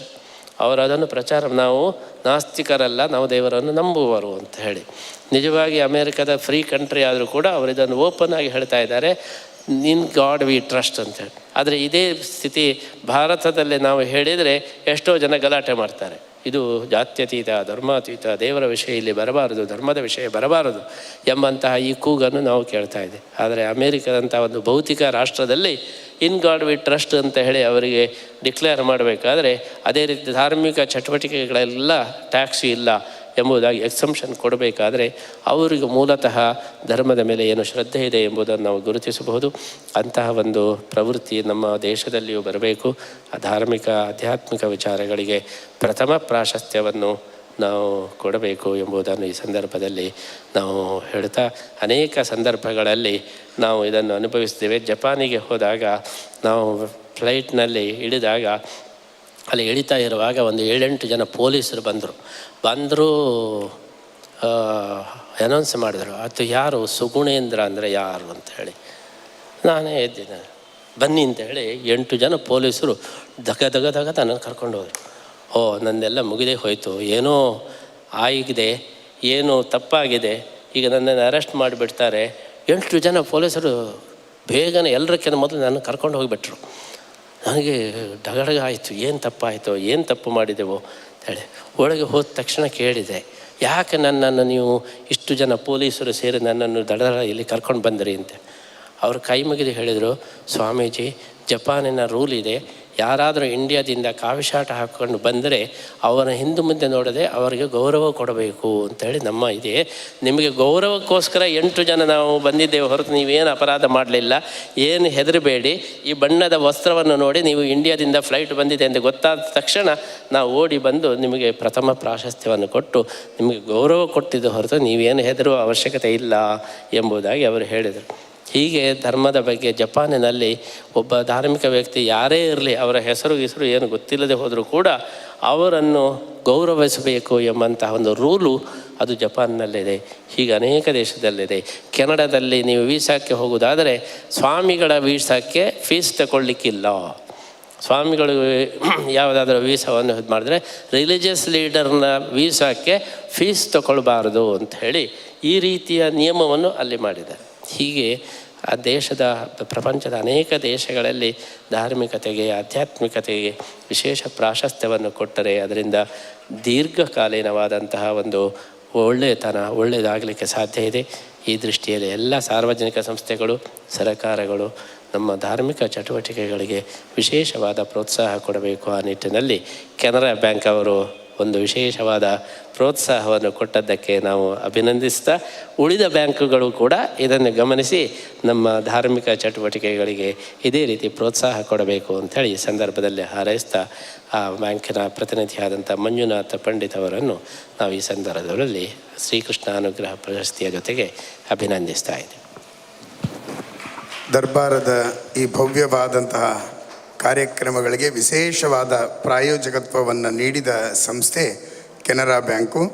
ಈ ಸಂಸ್ಥೆಯ GM ಆಗಿ ವಿಶೇಷವಾಗಿ ಸಹಕಾರವನ್ನು ನೀಡಿದಂತಹ ಮಂಜುನಾಥ್ ಪಂಡಿತ್ ಇವರಿಗೆ ಪರಮಪೂಜ್ಯ ಶ್ರೀಪಾದಂಗಳವರು ಈ ಭವ್ಯವಾದ ದರ್ಬಾರದ ವೇದಿಕೆಯಲ್ಲಿ ಕೃಷ್ಣ ಮುಖ್ಯ ಪ್ರಾಣದೇವರ ಅನುಗ್ರಹ ರೂಪವಾದ ಪ್ರಸಾದವನ್ನು ನೀಡಿ ಅನುಗ್ರಹಿಸ್ತಾ ಇದ್ದಾರೆ. ಅದೇ ರೀತಿಯಲ್ಲಿ ಶ್ರೀ ವಿನೋದ್ ವಿಷ್ಣು ಜೋಶಿ ಅವರು ಪೂಜ್ಯ ಶ್ರೀಪಾದರಿಂದ ಪ್ರಸಾದವನ್ನು ಪಡಿಬೇಕು. ವಿನೋದ್ ವಿಷ್ಣು ಜೋಶಿಯವರು ಈ ಒಂದು ಬ್ಯಾಂಕಿನ ಸಹಾಯವನ್ನು ತಲುಪಿಸುವುದರಲ್ಲಿ ವಿಶೇಷವಾದ ಒಂದು ಶ್ರದ್ಧೆಯನ್ನು, ಒಂದು ಆಸಕ್ತಿಯನ್ನು ತೋರಿಸಿದ್ದಾರೆ.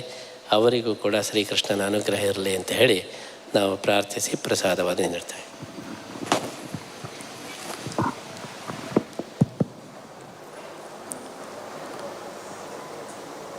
ಈ ಸಭಾ ಕಾರ್ಯಕ್ರಮದ ನಂತರ ಕೆಲವೇ ನಿಮಿಷಗಳಲ್ಲಿ ಸಾಂಸ್ಕೃತಿಕ ಕಾರ್ಯಕ್ರಮ ನಡೆಯಲಿದೆ. ಈ ಕಾರ್ಯಕ್ರಮವನ್ನು ನಡೆಸಿಕೊಡತಕ್ಕಂತಹ ಅಂತಾರಾಷ್ಟ್ರೀಯ ಖ್ಯಾತಿಯ ವಿದುಷಿ ಅಪೂರ್ವ ಗೋಖಲೆ ಮತ್ತು ವಿದುಷಿ ಪಲ್ಲವಿ ಜೋಶಿ ತಂಡದವರು ಪೂಜ್ಯ ಶ್ರೀಪಾದರಿಂದ ಪ್ರಸಾದವನ್ನು ಪಡೆದುಕೊಳ್ಳಬೇಕು. ಇವತ್ತಿನ ಸಾಂಸ್ಕೃತಿಕ ಕಾರ್ಯಕ್ರಮದ ಕಲಾವಿದರು ಆಗಮಿಸಿ ಪೂಜ್ಯ ಶ್ರೀಪಾದರಿಂದ ಪ್ರಸಾದವನ್ನು ಪಡೆಯಬೇಕು. ನಾವೆಲ್ಲರೂ ಚಪ್ಪಾಳೆಯನ್ನು ತಟ್ಟುವ ಮೂಲಕ ಇಂದಿನ ಕಾರ್ಯಕ್ರಮದ ಸಾಂಸ್ಕೃತಿಕ ಕಾರ್ಯಕ್ರಮವನ್ನು ನಡೆಸಿಕೊಡತಕ್ಕಂತಹ ಹಿಂದೂಸ್ತಾನಿ ಸಂಗೀತದ ಕಾರ್ಯಕ್ರಮ, ಅದನ್ನು ನಡೆಸಿಕೊಡತಕ್ಕಂತಹ ಸಂಗೀತಗಾರರಿಗೆ ವಿಶೇಷವಾದಂತಹ ಅಭಿನಂದನೆಗಳನ್ನು ಸಲ್ಲಿಸೋಣ.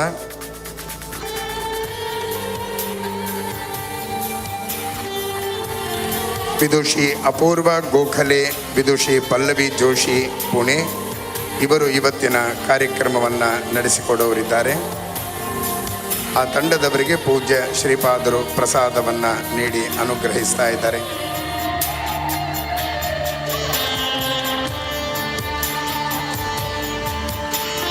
ಇವತ್ತಿನ ಕಾರ್ಯಕ್ರಮದ ಪ್ರಾಯೋಜಕರು ಶ್ರೀ ರಾಮ್ ಪ್ರಸಾದ್ ಅವರು. ಇಂದಿನ ಕಾರ್ಯಕ್ರಮದಲ್ಲಿ ಮುಖ್ಯ ಅತಿಥಿಗಳಾಗಿ ಆಗಮಿಸಿದ ಶ್ರೀ ರಾಜೇಶ್ ಪ್ರಸಾದ್ ಅವರು ತಮ್ಮ 2 ವಾಕ್ಕುಸುಮಗಳನ್ನು ಗುರುಗಳ ಸನ್ನಿಧಾನದಲ್ಲಿ ಸಮರ್ಪಿಸಬೇಕು. ತಮಗಾಗಿ ವೇದಿಕೆ.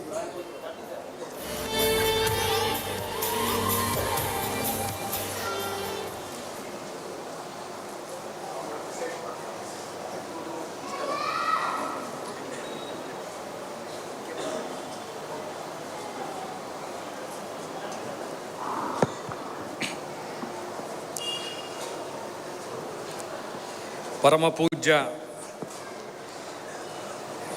ಪುತ್ತಿಗೆ ಪರ್ಯಾಯ ಮಠಾಧೀಶರಾದಂತಹ ಶ್ರೀ ಶ್ರೀ ಸುಗಣೇಂದ್ರ ತೀರ್ಥ ಸ್ವಾಮಿಗಳೇ, ಕಿರಿಯ ಸ್ವಾಮಿಗಳಾದ ಶ್ರೀ ಶ್ರೀ ಸುಶೀಂದ್ರ ತೀರ್ಥ ಸ್ವಾಮಿಗಳೇ, ಸ್ವಾಮೀಜಿಯವರ ಪಾದಾರವಿಂದಕ್ಕೆ ನಮಿಸುತ್ತಾ ವೇದಿಕೆಯಲ್ಲಿ ಇರುವಂಥ ಎಲ್ಲ ಗಣ್ಯರೇ ಹಾಗೂ ಇಲ್ಲಿ ನೆರೆದಿರುವಂತಹ ಎಲ್ಲ ಸಜ್ಜನರೇ, ಮಹಿಳೆಯರೇ ಹಾಗೂ ಮುದ್ದು ಮಕ್ಕಳೇ, ತಮಗೆಲ್ಲರಿಗೂ ತುಂಬು ಹೃದಯದ ನಮಸ್ಕಾರಗಳು. ಈ ಒಂದು ಸಂದರ್ಭದಲ್ಲಿ ಉಪಸ್ಥಿತನಿದ್ದು ಶ್ರೀ ಶ್ರೀ ಸ್ವಾಮಿಗಳಿಂದ ಆಶೀರ್ವಾದ ಪಡೆದು ಸನ್ಮಾನಿತರಾಗುವಂತಹ ಒಂದು ಸೌಭಾಗ್ಯ ನನ್ನ ಪಾಲಿಗೆ ಲಭಿಸಿದ್ದು ನನಗೆ ಒಂದು ತುಂಬ ಸಂತೋಷದಾಯಕವಾದಂತಹ ವಿಷಯ. ನಾನು ಶ್ರೀಕೃಷ್ಣನಲ್ಲಿ ಹಾಗೂ ಸ್ವಾಮೀಜಿಯವರಲ್ಲಿ ಬೇಡುವುದೇನೆಂದರೆ, ತಮ್ಮ ಆಶೀರ್ವಾದ ಸದಾ ನನ್ನ ಮೇಲೆ ಹಾಗೂ ಎಲ್ಲ ಜನರ ಮೇಲೆ ಸದಾ ಇರಲಿ ಅಂತ ಬೇಡುತ್ತಾ, ಈ ಸಂದರ್ಭದಲ್ಲಿ ಸ್ವಾಮೀಜಿಯವರು ನಮಗೆ ಎಲ್ಲರಿಗೂ ಆಶೀರ್ವಾದವನ್ನು ನೀಡಿದ್ದಾರೆ ಅವರ ಎದುರಿಗೆ ಇಲ್ಲಿ ನಿಂತು ನಾನು ಏನನ್ನು ಮಾತನಾಡುವುದೆಂದರೆ ಅದೊಂದು ನಾನು ಅನಿಸ್ಕೊಂಡಿದ್ದೇನೆ ಅದು ಉದ್ದಟತನದ ವಿಷಯವಾಗ್ತದೆ. ಆದರೂ ಒಂದು ಇಲ್ಲಿ 2 ವಾಕ್ಯಗಳನ್ನು ಮಾತನಾಡಲಿಕ್ಕೆ ಅವಕಾಶ ಕೊಟ್ಟದ್ದಕ್ಕೆ ಅದರ ಸದುಪಯೋಗವನ್ನು ಪಡಿಸುತ್ತಾ ಸ್ವಾಮೀಜಿಯವರು ಹೇಳಿದರು, ಧರ್ಮ, ಆಧ್ಯಾತ್ಮಿಕತೆ ಅದರ ಒಂದು ಎಷ್ಟು ಮಹತ್ವ ನಮ್ಮ ಸಮಾಜದ ಹಾಗೂ ರಾಷ್ಟ್ರದ ಒಂದು ಜೀವನದಲ್ಲಿ ಇದೆ ಅಂತ. ನಮಗೆಲ್ರಿಗೂ ತಿಳಿದ ವಿಷಯ, ನಮಗೆ ಶಾಲೆ ಕಾಲೇಜುಗಳಲ್ಲಿ ಸೆಕ್ಯುಲರ್ ಎಜುಕೇಷನ್ ಅಂತ ಎಲ್ಲ ಪಾಠಗಳ, ಗಣಿತ ಇರ್ಬೋದು, ಕನ್ನಡ ಇರ್ಬೋದು, ಅದರ ಜೊತೆಗೇ ಸಮಾಜ ಇರ್ಬೋದು, ಬೇರೆ ಎಲ್ಲ ವಿಷಯಗಳನ್ನು ನಮಗೆ ಕಲಿಸಿದ್ದಂತೂ ಸತ್ಯ. ಆದರೆ ನಮಗೆ ಆಧ್ಯಾತ್ಮಿಕದ ಬಗ್ಗೆ, ನಮ್ಮ ಧರ್ಮದ ಬಗ್ಗೆ, ನಮ್ಮ ದೇಶದ ಸಂಸ್ಕೃತಿ, ಅಪಾರವಾದಂಥ ವಿರಾಸತ್ತಿನ ಬಗ್ಗೆ ನಮ್ಮ ಒಂದು ಫಾರ್ಮಲ್ ಎಜುಕೇಷನ್ ಸಿಸ್ಟಮ್ನಲ್ಲಿ ಅದಕ್ಕೆ ಅವಕಾಶ ಇರದೇ ಇರುವಂಥದ್ದು ಒಂದು ದೊಡ್ಡ ನಾನು ಕೊರತೆ ಅಂತ ತಿಳ್ಕೊಂಡಿದ್ದೇನೆ. ಯಾಕಂದರೆ ನಮ್ಮ ಇವತ್ತಿನ ಮಾತ್ರ ಅಲ್ಲ, ನಮ್ಮ ಸ್ವಾತಂತ್ರ್ಯದ ನಂತರ ಬಂದಂತಹ ವಿವಿಧ ಪೀಳಿಗೆಗಳ ನಮ್ಮ ದೇಶದ ಬಗ್ಗೆ, ನಮ್ಮ ಸಂಸ್ಕೃತಿಯ ಬಗ್ಗೆ, ಭಾರತದ ಅಪಾರವಾದಂತಹ ಹೆರಿಟೇಜ್ ಏನಿದೆ ಅದರ ಬಗ್ಗೆ ನೋಡಿದರೆ, ಭಾರತೀಯತೆಯ ಬಗ್ಗೆ ನೋಡಿದರೆ ದೊಡ್ಡವಾದಂತಹ ಕೊರತೆ ಭಾರತೀಯರ ಮನಸ್ಸಿನಲ್ಲಿದೆ. ಅದೆಷ್ಟೋ ಜನರು, ಅದೆಷ್ಟೋ ಯುವಕರು ಪಾಶ್ಚಾತ್ಯ ಸಂಸ್ಕೃತಿಗೆ ಮಾರು ಹೋಗಿದ್ದು, ನಮ್ಮ ಸಂಸ್ಕೃತಿ, ನಮ್ಮ ಭಾಷೆ, ನಮ್ಮ ಹಿಂದೂ ಧರ್ಮದ ಬಗ್ಗೆ ಅದೆಷ್ಟು ಹೆಮ್ಮೆ ಇರಬೇಕಂತ ವಿಷಯವನ್ನು ಹೆಮ್ಮೆ ಇರದೆ ಕೆಲವರಂತೂ ಅದನ್ನ ಬಗ್ಗೆ ತಿರಸ್ಕಾರವಾದಂಥ ಭಾವನೆ ಇರುವಂಥದ್ದು ಅತ್ಯಂತ ಖೇದದಾಯಕವಾದಂತಹ ಸಂಗತಿಯಾಗಿದೆ.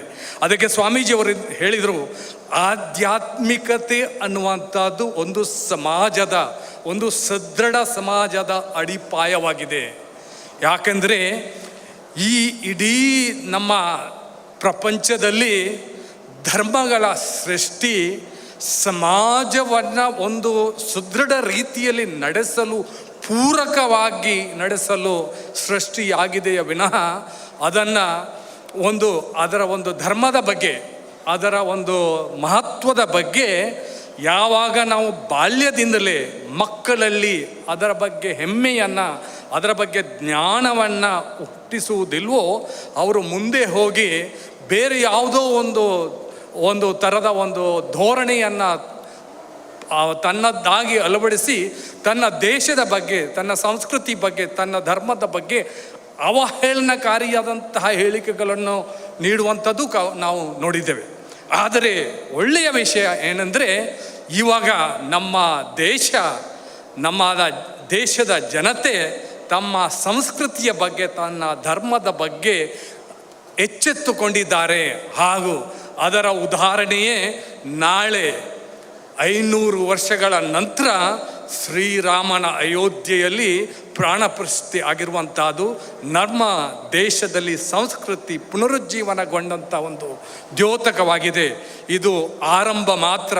ನಮ್ಮ ಸಂಸ್ಕೃತಿಯಲ್ಲಿ ನಮ್ಮ ಜನರು, ನಮ್ಮ ಯುವಕರು, ನಮ್ಮ ಮಕ್ಕಳಿಗೆ ನಾವು ಅಪಾರವಾದ ಗೌರವವನ್ನು ಉಂಟು ಮಾಡಬೇಕಾದ್ರೆ ಅದರ ಬಗ್ಗೆ ತಿಳುವಳಿಕೆ ಪ್ರತಿ ಮನೆಯಲ್ಲಿ, ಪ್ರತಿ ಶಾಲೆಯಲ್ಲಿ, ಕಾಲೇಜಿನಲ್ಲಿ, ಸಮಾಜದಲ್ಲಿ ಅಂತ ಅದನ್ನು ಕೊಡುವಂಥದ್ದು ಅತಿ ಅವಶ್ಯಕ.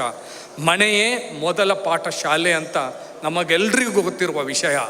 ಆದರೆ ಆಧ್ಯಾತ್ಮಿಕತೆ ಬರೀ ರಿಚುವಲ್ಸ್, ರೀತಿ ರಿವಾಜ್ ಆಗದೆ, ಆಧ್ಯಾತ್ಮಿಕತೆ ಅನ್ನುವಂಥದ್ದು ಭಗವಂತನಲ್ಲಿರುವ ಭಕ್ತಿ, ಭಗವಂತನನ್ನು ಪ್ರತಿ ಜೀವಿಯಲ್ಲಿ, ಪ್ರತಿ ಮಾನವನಲ್ಲಿ ಮಾತ್ರ ಅಲ್ಲ, ಪ್ರತಿ ಜೀವಿಯಲ್ಲಿ ಕೂಡ ಕಾಣುವಂತಹ ಭಗವಂತನ ಅಂಶವನ್ನು ಕಾಡುವಂತಹ ಧೋರಣೆ, ಅಂತಹ ಮನೋಭಾವ ಮಕ್ಕಳಲ್ಲಿ, ಎಲ್ಲ ಜನರಲ್ಲಿ ಉತ್ಪಾದನೆ ಆಗಬೇಕು.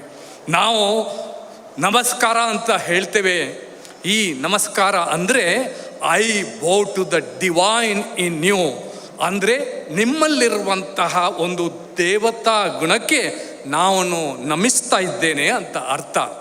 ಆದರೆ ಈ ಒಂದು ಅರ್ಥ ಪ್ರತಿಯೊಬ್ಬರಿಗೂ ಗೊತ್ತಿರಬೇಕು. ಅದು ಮಾತ್ರ ಅಲ್ಲ, ನಾವು ಯಾರಿಗೆ ನಮಸ್ಕಾರ ಮಾಡುತ್ತೇವೋ ಅಲ್ಲಿ ಆ ವ್ಯಕ್ತಿಯಲ್ಲಿ, ಆ ಜನರಲ್ಲಿ ಒಂದು ರೆಸ್ಪಾನ್ಸಿಬಿಲಿಟಿ, ಒಂದು ಆಬ್ಲಿಗೇಷನ್ ಅನ್ನುವಂಥದ್ದು ಉತ್ಪಾದನೆಯಾಗ್ತದೆ. ಯಾಕಂದರೆ ತಾವು ಯಾವತ್ತು ನಮಸ್ಕಾರ ಮಾಡಿ ನಾವು ಭಾಗಿಸ್ತೇವೆಯೋ, ನಾವು ನಮ್ಮನ್ನೇ ಒಂದು ಅವರ ದೇವತಾ ಗುಣಕ್ಕೆ ನಾವು ನಮಿಸುತ್ತೇವೋ, ಆ ವ್ಯಕ್ತಿ, ಆ ಜನರು ತಮ್ಮಲ್ಲಿ ದೇವತಾ ಗುಣಗಳನ್ನು ಬೆಳೆಸಿ ಆ ಒಂದು ನಮಸ್ಕಾರದ ಒಂದು ಅದಕ್ಕೆ ಅರ್ಹನಾಗುವಂತಹ ಒಂದು ವ್ಯಕ್ತಿತ್ವ ಬೆಳೆಸುವಂತಹ ಒಂದು ಆಬ್ಲಿಗೇಷನ್ ಕೂಡ ಜನರಲ್ಲಿ ಬರ್ತದೆ. ಅದು ನಮ್ಮ ಈ ಹಿಂದೂ ಧರ್ಮದ ಒಂದು ತತ್ವ. ಹಿಂದೂ ಧರ್ಮದ ತತ್ವಗಳನ್ನು ನೋಡಿದರೆ ಅದು ಸತ್ಯ, ನ್ಯಾಯ, ಅಹಿಂಸ, ಭಕ್ತಿ, ಎಲ್ಲರಲ್ಲೂ ಭಗವಂತನನ್ನು ಕಾಣುವಂತಹ ಇದು ಸಾರ್ವತ್ರಿಕವಾದಂತಹ ಒಂದು ತತ್ವಗಳು. ಇದು ಯಾವುದೇ ಒಂದು ಧರ್ಮಕ್ಕೆ ಅಲ್ಲ, ಇಡೀ ಮಾನವ ಕುಲಕ್ಕೆ ಸಂಬಂಧಪಟ್ಟಂತಹ ಹಿಂದೂ ಧರ್ಮ ಏನು ಅದು ಹಿಂದೂಗಳಿಗೆ ಮಾತ್ರ ಅಂತಲ್ಲ, ಆ ತತ್ವಗಳು ಎಲ್ಲ ಧರ್ಮದ, ಎಲ್ಲ ಸಂಸ್ಕೃತಿಯ ಅಡಿಪಾಯವಾಗಿದೆ. ಸತ್ಯ, ನ್ಯಾಯ, ಅಹಿಂಸೆ ಅನ್ನುವಂಥದ್ದು, ಅಹಿಂಸೋ ಪರಮೋ ಧರ್ಮ, ಸತ್ಯಮೇವ ಜಯತೆ. ಅದೇ ತರಹ ನ್ಯಾಯ ಅನ್ನುವಂಥದ್ದು ನಮ್ಮ ಭಾರತದ ಸಂಸ್ಕೃತಿಯ, ಭಾರತದ ಆಧ್ಯಾತ್ಮಿಕತೆಯ ಅಡಿಪಾಯ ಆಗಿದೆ. ಇದನ್ನು ಸಾರಬೇಕಾದ್ರೆ, ಇಡೀ ಭಾರತ ದೇಶಕ್ಕೆ, ಇಡೀ ವಿಶ್ವಕ್ಕೆ ಸಾರಬೇಕಾದ್ರೆ ನಮ್ಮ ಶ್ರೀಗಳವರು ವಿಶ್ವಾದ್ಯಂತ 15 ಮಠಗಳನ್ನು ಕಟ್ಟಿದ್ದಾರೆ. ಇನ್ನು ಅದನ್ನು 108 ಮಠಗಳನ್ನು ಕಟ್ಟುವಂತಹ ಒಂದು ಆಕಾಂಕ್ಷೆಯನ್ನು ಇಟ್ಕೊಂಡಿದ್ದಾರೆ ಅಂತ ನಾನು ತಿಳ್ಕೊಂಡಿದ್ದೇನೆ. ಶ್ರೀಕೃಷ್ಣನ ಆಶೀರ್ವಾದದಿಂದ, ಸ್ವಾಮಿಗಳ ಪ್ರಯತ್ನದಿಂದ ಖಂಡಿತ ಈ ಒಂದು ಮಹತ್ವದ ಕೆಲಸ ಪೂರೈಕೆ ಆಗ್ತದೆ. ಅದರ ಜೊತೆಗೇನೆ ಈ ಒಂದು ವಿಶ್ವಗೀತ ಪರ್ಯಾಯದಲ್ಲಿ ಶ್ರೀಗಳು 4ನೇ ಬಾರಿಗೆ ಪರ್ಯಾಯ ಪೀಠವನ್ನು ಏರ್ತಾ ಇದ್ದಾರೆ. 4ನೇ ಬಾರಿ ಪರ್ಯಾಯ ಪೀಠ ಏರುವಂಥ ಈ ಹೊತ್ತಿನಲ್ಲಿ ಒಂದು ಕೋಟಿ ಗೀತ ಲೇಖನ ಯಜ್ಞವನ್ನು ಇಟ್ಕೊಂಡಿದ್ದಾರೆ. ಅದರ ಅರ್ಥ ಈ ನಮ್ಮ ಹಿಂದೂ ಧರ್ಮದ ಪ್ರಥಮ ಹಾಗೂ ಮಹತ್ವದ, ಎಲ್ಲ ಹಿಂದೂ ಧರ್ಮದ ಸಾರಾಂಶವಾದಂಥ ಭಗವದ್ಗೀತೆಯ ತತ್ವವನ್ನು, ಭಗವದ್ಗೀತೆಯ ಜ್ಞಾನವನ್ನು ಇಡೀ ವಿಶ್ವಕ್ಕೆ ಕೊಂಡೊಯ್ಯುವಂಥ ಒಂದು ಮಹತ್ವದ ಕೆಲಸವನ್ನು ಇಟ್ಟುಕೊಂಡಿದ್ದಾರೆ. ಎಲ್ಲ ಭಕ್ತರ ಸಹಕಾರದಿಂದ, ಶ್ರೀಕೃಷ್ಣನ ಅನುಗ್ರಹದಿಂದ ಇದು ಒಂದು ಅತ್ಯಂತ ಒಳ್ಳೆಯ ಕೆಲಸ. ಜನರ ಕಲ್ಯಾಣಕ್ಕಾಗಿ, ಎಲ್ಲ ಜೀವಿಗಳ ಕಲ್ಯಾಣಕ್ಕಾಗಿ ಇದು ಮಹತ್ವದ ಪಾತ್ರ ವಹಿಸಲಿದೆ ಅಂತ ನನ್ನ ಅನಿಸಿಕೆ. 2 ಶಬ್ದಗಳನ್ನು ಹೇಳ್ತಾ ಶ್ರೀಗಳಿಗೆ ಮತ್ತೊಮ್ಮೆ ನಮಿಸುತ್ತಾ, ತಮಗೆಲ್ಲರಿಗೂ ನಮಿಸುತ್ತಾ 2 ಶಬ್ದಗಳನ್ನ ಮುಗಿಸ್ತೇನೆ. ಧನ್ಯವಾದಗಳು.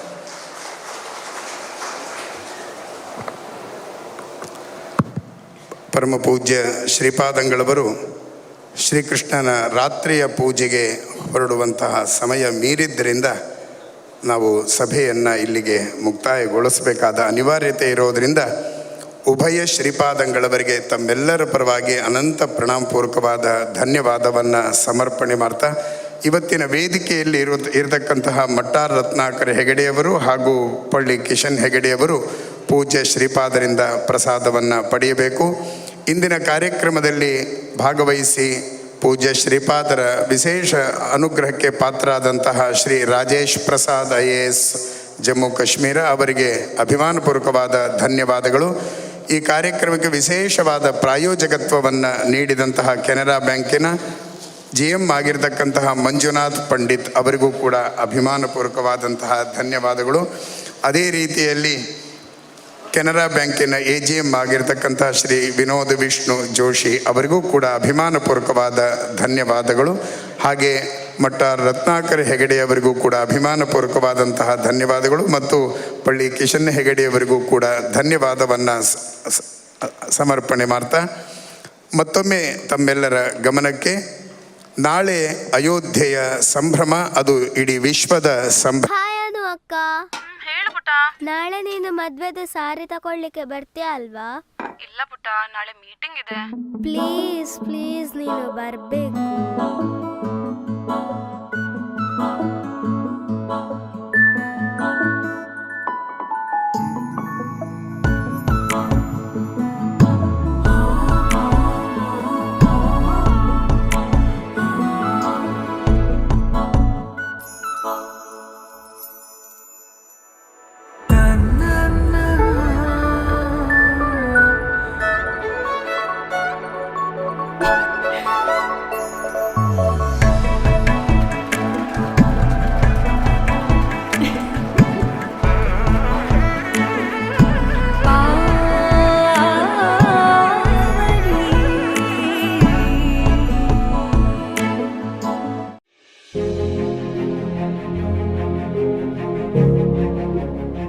ಸಹಕಾರ ತತ್ವದ ಮೂಲ ಆಶಯದೊಂದಿಗೆ ಸದಾ ಹೊಸತನಕ್ಕೆ ಹೆಚ್ಚು ಆದ್ಯತೆಯನ್ನು ನೀಡಿ ಶತಮಾನೋತ್ಸವವನ್ನು ಯಶಸ್ವಿಯಾಗಿ ಪೂರೈಸಿ ಮುನ್ನಡೆಯುತ್ತಿರುವ ಉಡುಪಿಯ ಬಡಗಬೆಟ್ಟು ಕ್ರೆಡಿಟ್ ಕೋಆಪರೇಟಿವ್ ಸೊಸೈಟಿಯು ತನ್ನ ಸಾಮಾಜಿಕ ಕಳಕಳಿಯುಳ್ಳ ವಿವಿಧ ಸೇವಾ ಕಾರ್ಯಕ್ರಮಗಳ ಮೂಲಕ ಜಿಲ್ಲೆಯಲ್ಲಿ ವಿಭಿನ್ನ ಛಾಪು ಮೂಡಿಸಿ ಸಹಕಾರ ರಂಗದ ಮಾದರಿ ಸಹಕಾರ ಸಂಘಗಳಲ್ಲಿ ಒಂದಾಗಿದೆ. ಪ್ರಧಾನ ವ್ಯವಸ್ಥಾಪಕರಾದ ಶ್ರೀ ಜಯಕರ್ ಶೆಟ್ಟಿ ಇಂದ್ರಾಳಿಯವರು ಮತ್ತು ಸಿಬ್ಬಂದಿ ವರ್ಗದವರ ನಿಸ್ವಾರ್ಥ ಸೇವೆಯಿಂದ ಸಂಘದ ಪ್ರಗತಿ ಹಾಗೂ ಬೆಳವಣಿಗೆಗೆ ಹೊಸ ಆಯಾಮ ದೊರೆಯಿತು.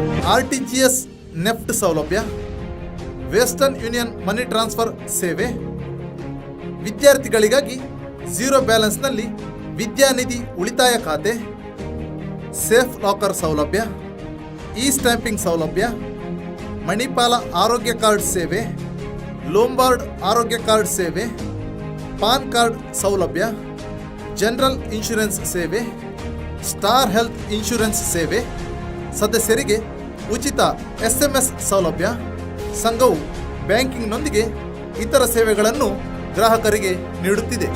ಚೇತನ ನಗದು ಪತ್ರ, ಸಮುಚ್ಛಾಯಿಕ ಠೇವಣಿ, ದೈನಿಕ ಠೇವಣಿ ಮುಂತಾದ ಠೇವಣಿ ಸೌಲಭ್ಯಗಳನ್ನು ಆಕರ್ಷಕ ಬಡ್ಡಿದರದಲ್ಲಿ ನೀಡುತ್ತಿದ್ದು, ಹಿರಿಯ ನಾಗರಿಕರಿಗೆ 1% ಅಧಿಕ ಬಡ್ಡಿದರವನ್ನು ನೀಡುತ್ತಿದೆ.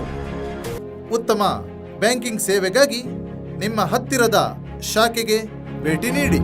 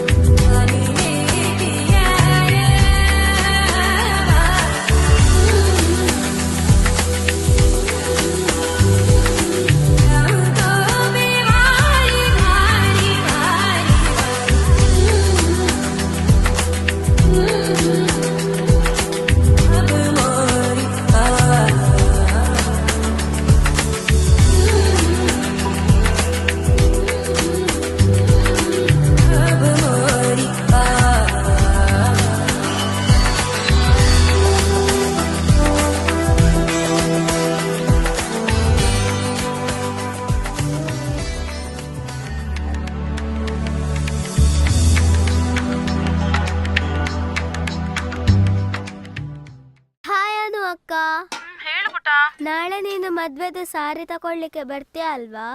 ಇಲ್ಲ ಪುಟ್ಟ, ನಾಳೆ ಮೀಟಿಂಗ್ ಇದೆ. ಪ್ಲೀಸ್ ಪ್ಲೀಸ್ ನೀನು ಬರ್ಬೇಕು.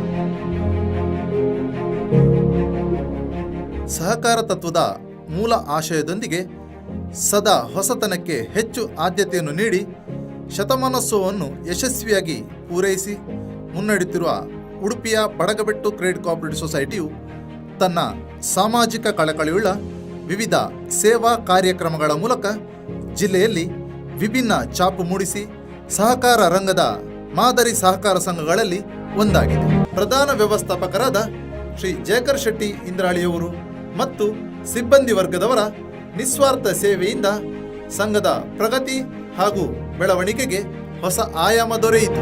RTGS ನೆಫ್ಟ್ ಸೌಲಭ್ಯ, ವೆಸ್ಟರ್ನ್ ಯೂನಿಯನ್ ಮನಿ ಟ್ರಾನ್ಸ್ಫರ್ ಸೇವೆ, ವಿದ್ಯಾರ್ಥಿಗಳಿಗಾಗಿ ಝೀರೋ ಬ್ಯಾಲೆನ್ಸ್ನಲ್ಲಿ ವಿದ್ಯಾನಿಧಿ ಉಳಿತಾಯ ಖಾತೆ, ಸೇಫ್ ಲಾಕರ್ ಸೌಲಭ್ಯ, ಇ ಸ್ಟ್ಯಾಂಪಿಂಗ್ ಸೌಲಭ್ಯ, ಮಣಿಪಾಲ ಆರೋಗ್ಯ ಕಾರ್ಡ್ ಸೇವೆ, ಲೋಂಬಾರ್ಡ್ ಆರೋಗ್ಯ ಕಾರ್ಡ್ ಸೇವೆ, ಪಾನ್ ಕಾರ್ಡ್ ಸೌಲಭ್ಯ, ಜನರಲ್ ಇನ್ಶೂರೆನ್ಸ್ ಸೇವೆ, ಸ್ಟಾರ್ ಹೆಲ್ತ್ ಇನ್ಶೂರೆನ್ಸ್ ಸೇವೆ, ಸದಸ್ಯರಿಗೆ ಉಚಿತ SMS ಸೌಲಭ್ಯ.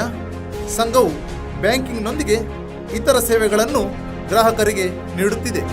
ಚೇತನ ನಗದು ಪತ್ರ, ಸಮುಚ್ಛಾಯಿಕ ಠೇವಣಿ, ದೈನಿಕ ಠೇವಣಿ ಮುಂತಾದ ಠೇವಣಿ ಸೌಲಭ್ಯಗಳನ್ನು ಆಕರ್ಷಕ ಬಡ್ಡಿ ದರದಲ್ಲಿ ನೀಡುತ್ತಿದ್ದು, ಹಿರಿಯ ನಾಗರಿಕರಿಗೆ 1% ಅಧಿಕ ಬಡ್ಡಿ ದರವನ್ನು ನೀಡುತ್ತಿದೆ. ಉತ್ತಮ ಬ್ಯಾಂಕಿಂಗ್ ಸೇವೆಗಾಗಿ ನಿಮ್ಮ ಹತ್ತಿರದ ಶಾಖೆಗೆ ಭೇಟಿ ನೀಡಿ.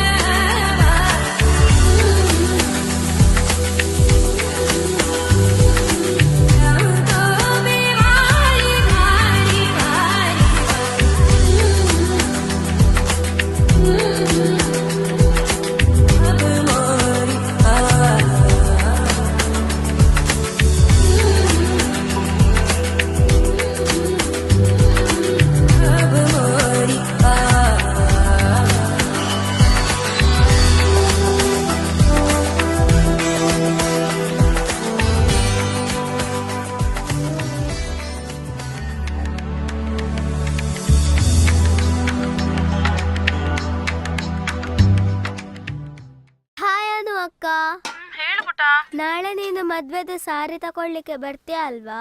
ಇಲ್ಲ ಪುಟ್ಟ, ನಾಳೆ ಮೀಟಿಂಗ್ ಇದೆ. ಪ್ಲೀಸ್ ಪ್ಲೀಸ್ ನೀನು ಬರ್ಬೇಕು.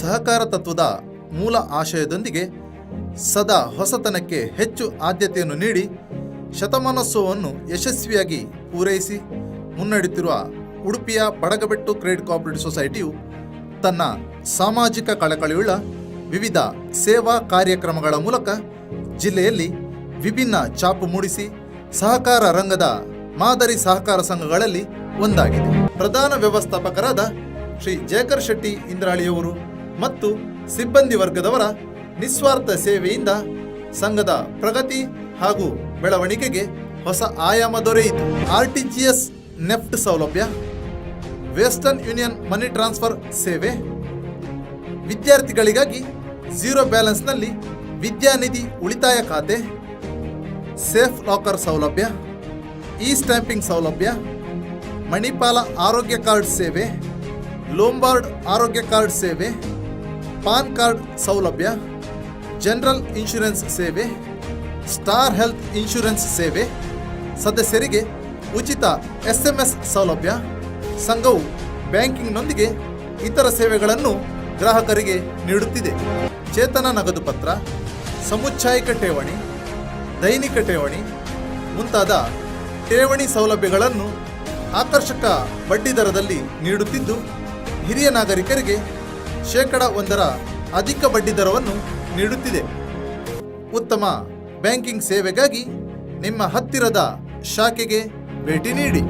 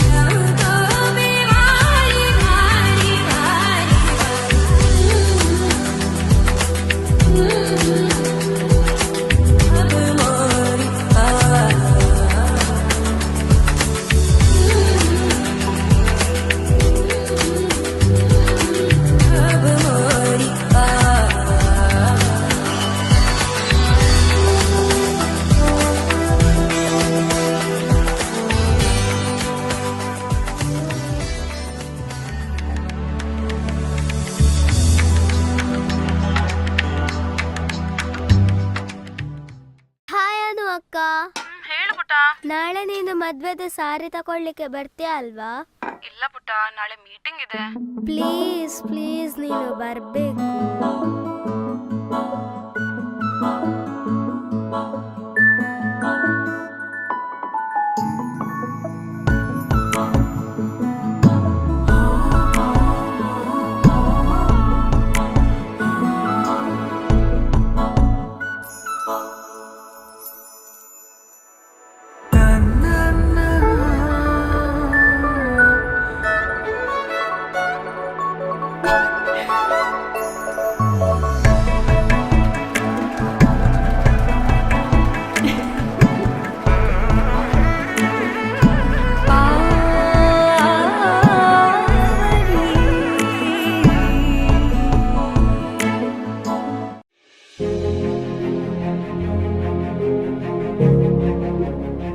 ಸಹಕಾರ ತತ್ವದ ಮೂಲ ಆಶಯದೊಂದಿಗೆ ಸದಾ ಹೊಸತನಕ್ಕೆ ಹೆಚ್ಚು ಆದ್ಯತೆಯನ್ನು ನೀಡಿ ಶತಮಾನೋತ್ಸವವನ್ನು ಯಶಸ್ವಿಯಾಗಿ ಪೂರೈಸಿ ಮುನ್ನಡೆಯುತ್ತಿರುವ ಉಡುಪಿಯ ಬಡಗಬೆಟ್ಟು ಕ್ರೆಡಿಟ್ ಕೋಆಪರೇಟಿವ್ ಸೊಸೈಟಿಯು ತನ್ನ ಸಾಮಾಜಿಕ ಕಳಕಳಿಯುಳ್ಳ ವಿವಿಧ ಸೇವಾ ಕಾರ್ಯಕ್ರಮಗಳ ಮೂಲಕ ಜಿಲ್ಲೆಯಲ್ಲಿ ವಿಭಿನ್ನ ಛಾಪು ಮೂಡಿಸಿ ಸಹಕಾರ ರಂಗದ ಮಾದರಿ ಸಹಕಾರ ಸಂಘಗಳಲ್ಲಿ ಒಂದಾಗಿದೆ. ಪ್ರಧಾನ ವ್ಯವಸ್ಥಾಪಕರಾದ ಶ್ರೀ ಜಯಕರ್ ಶೆಟ್ಟಿ ಇಂದ್ರಾಳಿಯವರು ಮತ್ತು ಸಿಬ್ಬಂದಿ ವರ್ಗದವರ ನಿಸ್ವಾರ್ಥ ಸೇವೆಯಿಂದ ಸಂಘದ ಪ್ರಗತಿ ಹಾಗೂ ಬೆಳವಣಿಗೆಗೆ ಹೊಸ ಆಯಾಮ ದೊರೆಯಿತು. RTGS ನೆಫ್ಟ್ ಸೌಲಭ್ಯ, ವೆಸ್ಟರ್ನ್ ಯೂನಿಯನ್ ಮನಿ ಟ್ರಾನ್ಸ್ಫರ್ ಸೇವೆ, ವಿದ್ಯಾರ್ಥಿಗಳಿಗಾಗಿ ಝೀರೋ ಬ್ಯಾಲೆನ್ಸ್ನಲ್ಲಿ ವಿದ್ಯಾನಿಧಿ ಉಳಿತಾಯ ಖಾತೆ, ಸೇಫ್ ಲಾಕರ್ ಸೌಲಭ್ಯ, ಇ ಸ್ಟ್ಯಾಂಪಿಂಗ್ ಸೌಲಭ್ಯ, ಮಣಿಪಾಲ ಆರೋಗ್ಯ ಕಾರ್ಡ್ ಸೇವೆ, ಲೋಂಬಾರ್ಡ್ ಆರೋಗ್ಯ ಕಾರ್ಡ್ ಸೇವೆ, ಪಾನ್ ಕಾರ್ಡ್ ಸೌಲಭ್ಯ, ಜನರಲ್ ಇನ್ಶೂರೆನ್ಸ್ ಸೇವೆ, ಸ್ಟಾರ್ ಹೆಲ್ತ್ ಇನ್ಶೂರೆನ್ಸ್ ಸೇವೆ, ಸದಸ್ಯರಿಗೆ ಉಚಿತ SMS ಸೌಲಭ್ಯ. ಸಂಘವು ಬ್ಯಾಂಕಿಂಗ್ನೊಂದಿಗೆ ಇತರ ಸೇವೆಗಳನ್ನು ಗ್ರಾಹಕರಿಗೆ ನೀಡುತ್ತಿದೆ. ಚೇತನ ನಗದು ಪತ್ರ, ಸಮುಚ್ಛಾಯಕ ಠೇವಣಿ, ದೈನಿಕ ಠೇವಣಿ ಮುಂತಾದ ಠೇವಣಿ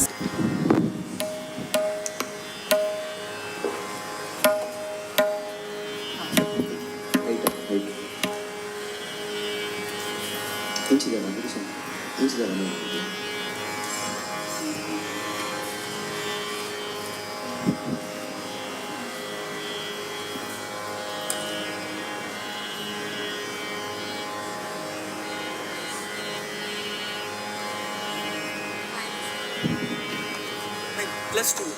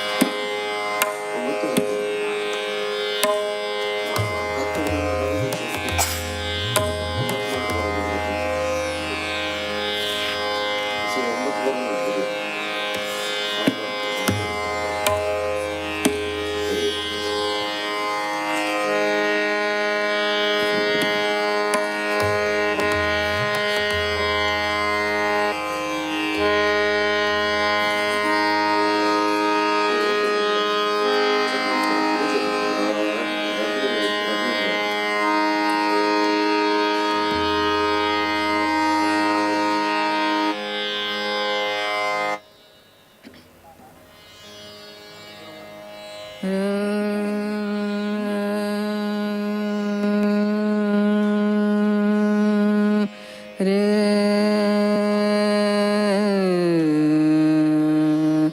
ರೇ मॉनिटर मॉनिटरली माइक ऑन बोल हेलो ऊपर है क्या increase the level in monitor रे रे I want more in monitor both the monitors re na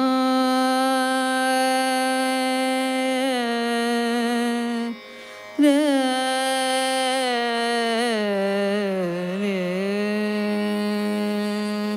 ठीक है re na a bit more in the monitors re na that's okay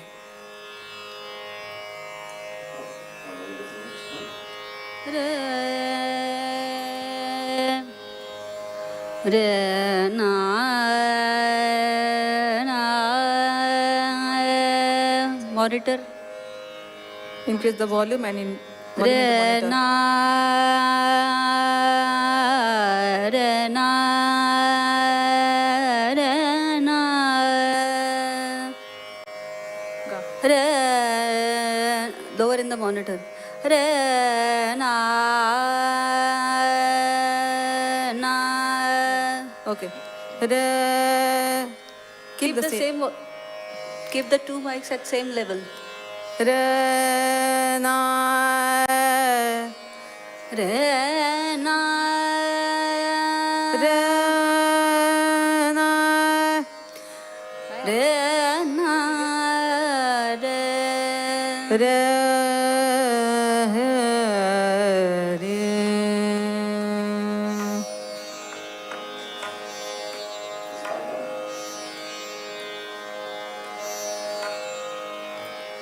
tabla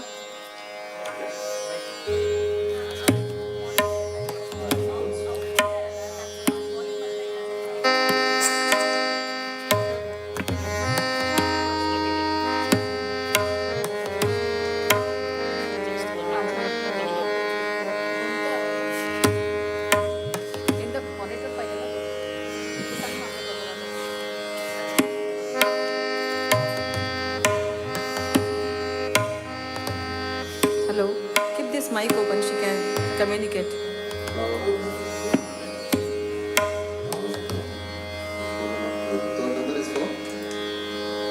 hello hello hello ಇಲ್ಲಿ ತಬಲಾ ಸ್ವಲ್ಪ boom ಬರ್ತಾ ಇದೆ, ಇಲ್ಲಿ ಸ್ಟೇಜಲ್ಲಿ ಬರ್ತಾ ಇದೆ. ಹಾಂ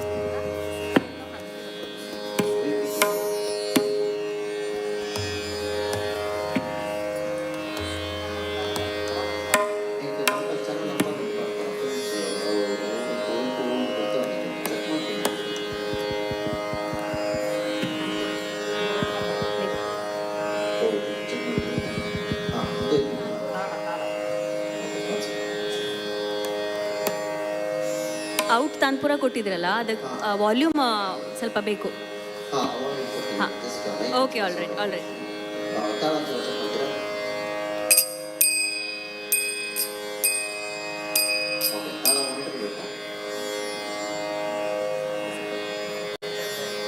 ಹೌದು ಹೌದು ಹೌದು ಬೇಕು ಬೇಕು ಬೇಕು.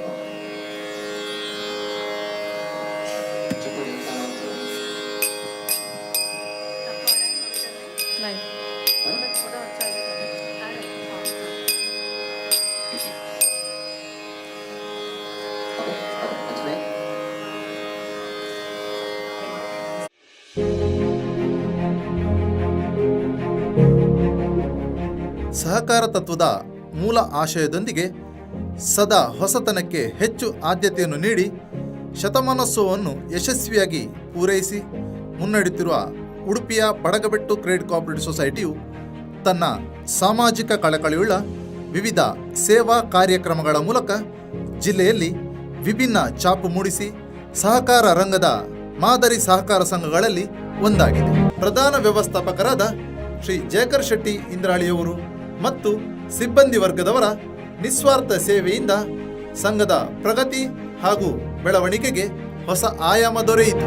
RTGS ನೆಫ್ಟ್ ಸೌಲಭ್ಯ, ವೆಸ್ಟರ್ನ್ ಯೂನಿಯನ್ ಮನಿ ಟ್ರಾನ್ಸ್ಫರ್ ಸೇವೆ, ವಿದ್ಯಾರ್ಥಿಗಳಿಗಾಗಿ 0 ಬ್ಯಾಲೆನ್ಸ್ನಲ್ಲಿ ವಿದ್ಯಾನಿಧಿ ಉಳಿತಾಯ ಖಾತೆ, ಸೇಫ್ ಲಾಕರ್ ಸೌಲಭ್ಯ, ಇ ಸ್ಟ್ಯಾಂಪಿಂಗ್ ಸೌಲಭ್ಯ, ಮಣಿಪಾಲ ಆರೋಗ್ಯ ಕಾರ್ಡ್ ಸೇವೆ, ಲೋಂಬಾರ್ಡ್ ಆರೋಗ್ಯ ಕಾರ್ಡ್ ಸೇವೆ, ಪಾನ್ ಕಾರ್ಡ್ ಸೌಲಭ್ಯ, ಜನರಲ್ ಇನ್ಶೂರೆನ್ಸ್ ಸೇವೆ, ಸ್ಟಾರ್ ಹೆಲ್ತ್ ಇನ್ಶೂರೆನ್ಸ್ ಸೇವೆ, ಸದಸ್ಯರಿಗೆ ಉಚಿತ SMS ಸೌಲಭ್ಯ. ಸಂಘವು ಬ್ಯಾಂಕಿಂಗ್ನೊಂದಿಗೆ ಇತರ ಸೇವೆಗಳನ್ನು ಗ್ರಾಹಕರಿಗೆ ನೀಡುತ್ತಿದೆ. ಚೇತನ ನಗದು ಪತ್ರ, ಸಮುಚ್ಛಾಯಿಕ ಠೇವಣಿ, ದೈನಿಕ ಠೇವಣಿ ಮುಂತಾದ ಠೇವಣಿ ಸೌಲಭ್ಯಗಳನ್ನು ಆಕರ್ಷಕ ಬಡ್ಡಿ ದರದಲ್ಲಿ ನೀಡುತ್ತಿದ್ದು, ಹಿರಿಯ ನಾಗರಿಕರಿಗೆ 1% ಅಧಿಕ ಬಡ್ಡಿ ದರವನ್ನು ನೀಡುತ್ತಿದೆ. ಉತ್ತಮ ಬ್ಯಾಂಕಿಂಗ್ ಸೇವೆಗಾಗಿ ನಿಮ್ಮ ಹತ್ತಿರದ ಶಾಖೆಗೆ ಭೇಟಿ ನೀಡಿ.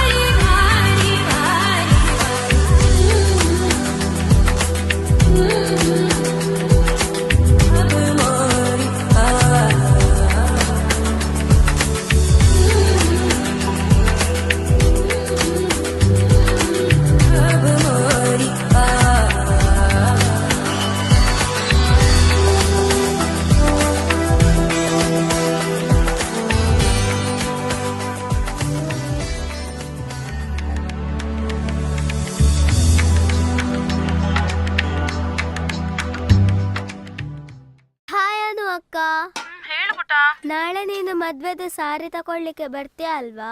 ಇಲ್ಲ ಪುಟ್ಟ, ನಾಳೆ ಮೀಟಿಂಗ್ ಇದೆ. ಪ್ಲೀಸ್ ಪ್ಲೀಸ್ ನೀನು ಬರ್ಬೇಕು.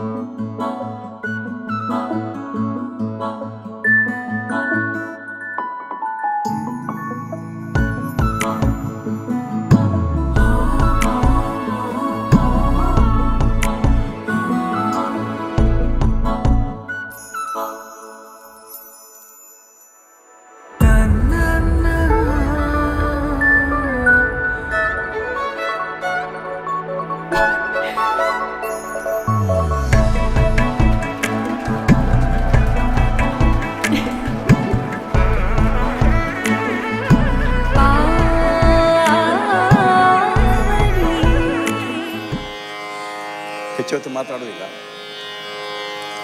ಇವರ ಮನೆತನವೇ ಸಂಗೀತಕ್ಕೆ ಪ್ರಸಿದ್ಧವಾದುದು. ಇವರಿಗೆ ಆ ಮನೆತನದಲ್ಲಿ 5ನೇ ತಲೆಮಾರಿನ ಕಲಾವಿದರು. ಮುಖ್ಯವಾಗಿ ಗ್ವಾಲಿಯರ್ ಘರಾನದ ಪಂಡಿತ್ ಮಧುಕರ್ ಜೋಶಿಯವರ ಶಿಷ್ಯರಿವರು. ಆರಂಭದಲ್ಲಿ ಇವರ ತಾತ ಇವರಿಗೆ ಗುರುಗಳು ಗಜಾನನ ಬೂವಾ ಜೋಶಿ ಅವರು. ಸುಮಾರು 25 ವರ್ಷ ಈ ಕ್ಷೇತ್ರದಲ್ಲಿ ಅಭ್ಯಾಸವನ್ನು ಮಾಡಿ ಈಗ ಇತರರಿಗೆ ಸಂಗೀತ ಶಿಕ್ಷಣವನ್ನು ನೀಡುತ್ತಾ ಇದ್ದಾರೆ. ಏಕವ್ಯಕ್ತಿ ಗಾಯನ ಸೋಲೋ ಪರ್ಫಾರ್ಮೆನ್ಸ್ ಮಾಡ್ತಾರೆ, ಜೊತೆಯಲ್ಲಿ ಡ್ಯುಯೆಟ್ ಆಗಿ ದ್ವಂದ್ವ ಗಾಯನದಲ್ಲಿಯೂ ಅವರು ಪ್ರಸಿದ್ಧರಾಗಿದ್ದಾರೆ.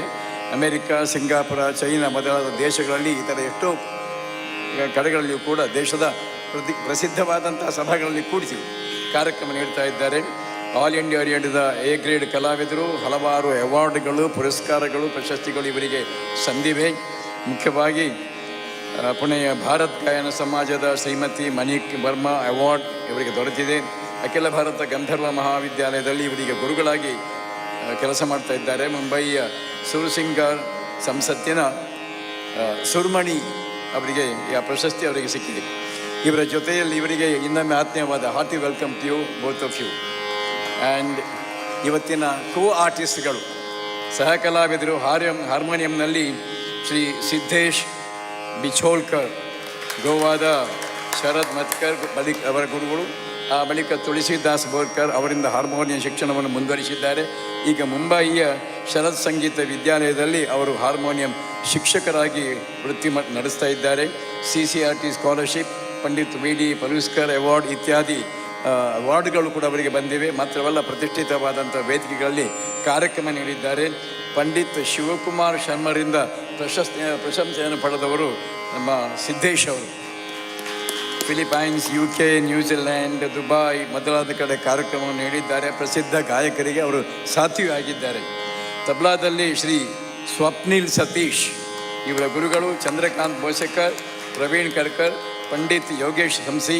ಉತ್ತರ ಭಾರತದ ಹಲವಾರು ವೇದಿಕೆಗಳಲ್ಲಿ ಸಂಗೀತ ಉತ್ಸವಗಳಲ್ಲಿ ಅವರು ಭಾಗವಹಿಸಿದ್ದಾರೆ. ಉಳಿದವರಂತೆ ಇವರು ಕೂಡ ಹಲವಾರು ಪ್ರಶಸ್ತಿ, ಪುರಸ್ಕಾರ ಇತ್ಯಾದಿಗಳನ್ನು ಪಡೆದವರೇ ಆಗಿದ್ದಾರೆ. ತಾಳದಲ್ಲಿ ನಮ್ಮೂರಿನವರೇ ಆಗಿರುವಂಥ ರಘುನಂದನ್ ಶೆಣಾಯ್ ಅವರು ಒದಗಿ ಬಂದಿದ್ದಾರೆ. ಅವರಿಗೆ ವಿಶೇಷವಾದಂಥ ಸ್ವಾಗತ. ನಮ್ಮೂರಿನವರೆನ್ನುವಂಥ ಒಂದು ಹೆಮ್ಮೆ ಇದೆ. ಕಾನ್ಪುರದಲ್ಲಿ ಸಹಕಾರ ನೀಡುತ್ತಿರುವವರು ಅಮೃತ ಶೆಣೈ ಕಾಮತ್ ಒಬ್ಬರೇ. ಅಮೃತ ಶೆಣೈ ಕಾಮತ್ ಮತ್ತು ಮೈಥಿಲಿ ರಾವ್.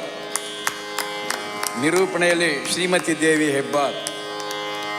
ಇವತ್ತಿನ ಈ ಕಾರ್ಯಕ್ರಮ ಇಲ್ಲಿ ಸಾಧ್ಯವಾದದ್ದು ಮುಖ್ಯವಾಗಿ ಇಬ್ಬರಿಂದ.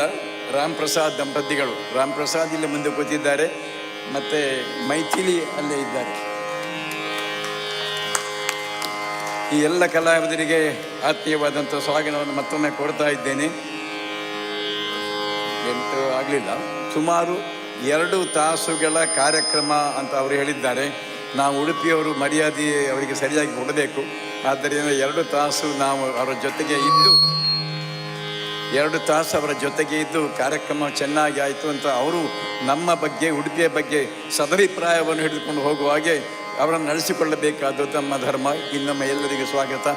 ಈಗ ಕಾರ್ಯಕ್ರಮ ಆರಂಭವಾಗ್ತದೆ.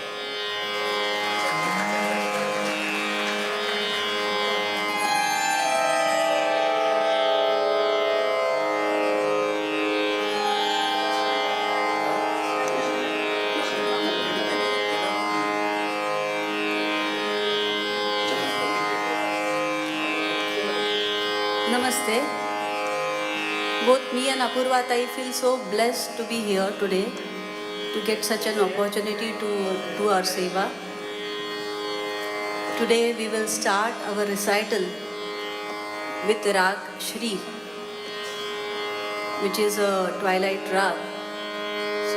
We'll start with the composition Hari Ke Charana Kamal. ಎಲ್ಲರಿಗೂ ನಮಸ್ಕಾರ. ಮೊಟ್ಟ ಮೊದಲನೇದಾಗಿ ಶ್ರೀ ಉಡುಪಿ ಕೃಷ್ಣ ಮಠದ ಕೃಷ್ಣನಿಗೆ ಅವನ ಚರಣಾರವಿಂದಗಳಲ್ಲಿ ಪೊಡಮಟ್ಟು ಆಶೀರ್ವಾದವನ್ನು ಪಡೆದು ಪುತ್ತಿಗೆ ಮಠದ ಈ ಪರ್ಯಾಯ ಉತ್ಸವದ ಸಾಂಸ್ಕೃತಿಕ ಸಂಭ್ರಮದಲ್ಲಿ ಪಾಲ್ಗೊಂಡಿದ್ದಕ್ಕಾಗಿ ನಮ್ಗೆ ತುಂಬ ಸಂತೋಷ ಆಗ್ತಾ ಇದೆ. ನಮ್ಮ ಜೊತೆ ವಿದುಷಿಯರಾದ ನಮ್ಮ ಗುರುಗಳು ವಿದುಷಿ ಅಪೂರ್ವ ಗೋಖಲೆ ಹಾಗೂ ವಿದುಷಿ ಪಲ್ಲವಿ ಜೋಶಿಯವರು ಗಾಯನ ಕಾರ್ಯಕ್ರಮ ನಡೆಸಿಕೊಡಲಿಕ್ಕೆ ಇಲ್ಲಿ ಕೂತಿದ್ದಾರೆ. ಕಲೆಗೆ ಸಂಗೀತಕ್ಕೆ ಯಾವುದೇ ಭಾಷೆಯ ಹಂಗಿಲ್ಲ ಅಂತ ಹೇಳುವ ಹಾಗೆ ಅಷ್ಟು ದೂರದಿಂದ ಇಲ್ಲಿ ಬಂದು ನಮ್ಮ ಜೊತೆಗೆ 2 ದಿನಗಳಿಂದ ಓಡಾಡಿಕೊಂಡು ಇಲ್ಲಿ ಇದ್ದು ಈ ಸಂಭ್ರಮದಲ್ಲಿ ಪಾಲ್ಗೊಳ್ತಾ ಇದ್ದಾರೆ.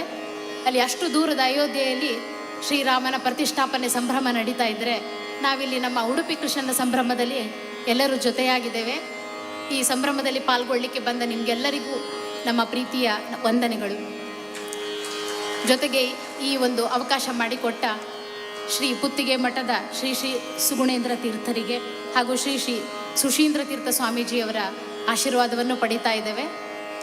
ಗ್ವಾಲಿಯರ್ ಘರಾಣೆಯ ಒಂದು ತುಂಬ ಪ್ರಸಿದ್ಧ ರಾಗಶ್ರೀಯೊಂದಿಗೆ ಅಪೂರ್ವ ತಾಯಿ ಹಾಗೂ ಪಲ್ಲವಿಜಿಯವರು ಕಾರ್ಯಕ್ರಮವನ್ನು ಆರಂಭಿಸ್ತಾ ಇದ್ದೇವೆ.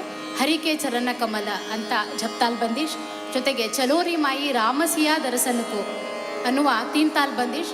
ಇದು ಅವರ ಮುತ್ತಾತ ಶ್ರೀ ಅಂತುಬುವ ಅವರು ರಚನೆ ಮಾಡಿದ ಬಂದೀಶ್.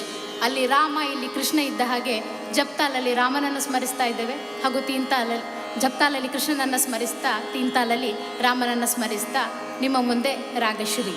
ನಮಸ್ಕಾರ.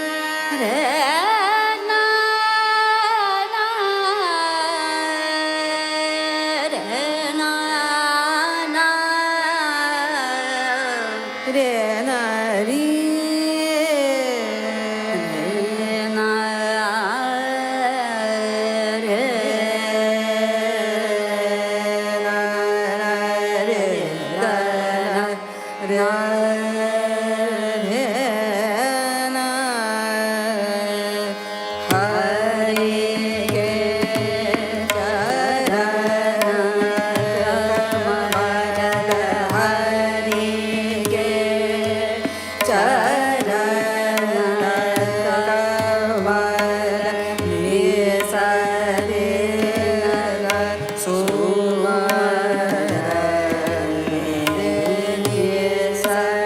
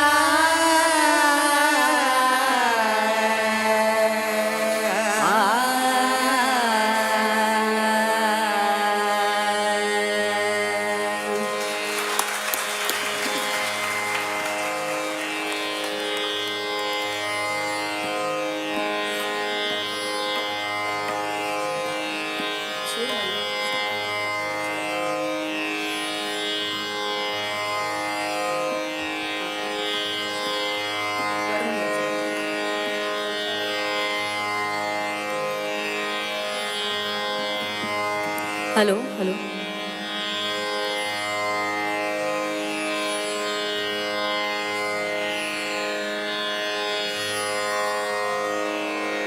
ರಾಗ ಶ್ರೀಯ ಪ್ರಸ್ತುತಿಯ ನಂತರ ಸಂಜೆಯ ಇನ್ನೊಂದು ಅತ್ಯಂತ ಮಧುರ ಜನಪ್ರಿಯ ರಾಗ ದುರ್ಗಾದೊಂದಿಗೆ ನಿಮ್ಮ ಮುಂದೆ ಕಲಾವಿದರು ಅವರ ಗಾಯನವನ್ನು ಪ್ರಸ್ತುತಪಡಿಸಲಿದ್ದಾರೆ. ರಾಗ ದುರ್ಗಾದಲ್ಲಿ ತೀನ್ ತಾಲ್ ಬಂದಿಶ್ ಜಯದೇವಿ ಮಾತಾ, ಇದು ಅವರ ಗುರುಗಳಾದ ಪಂಡಿತ್ ಯಶವಂತ್ ಮಹಾಲೆ ಅವರ ರಚನೆ. ರಾಗ ದುರ್ಗಾ.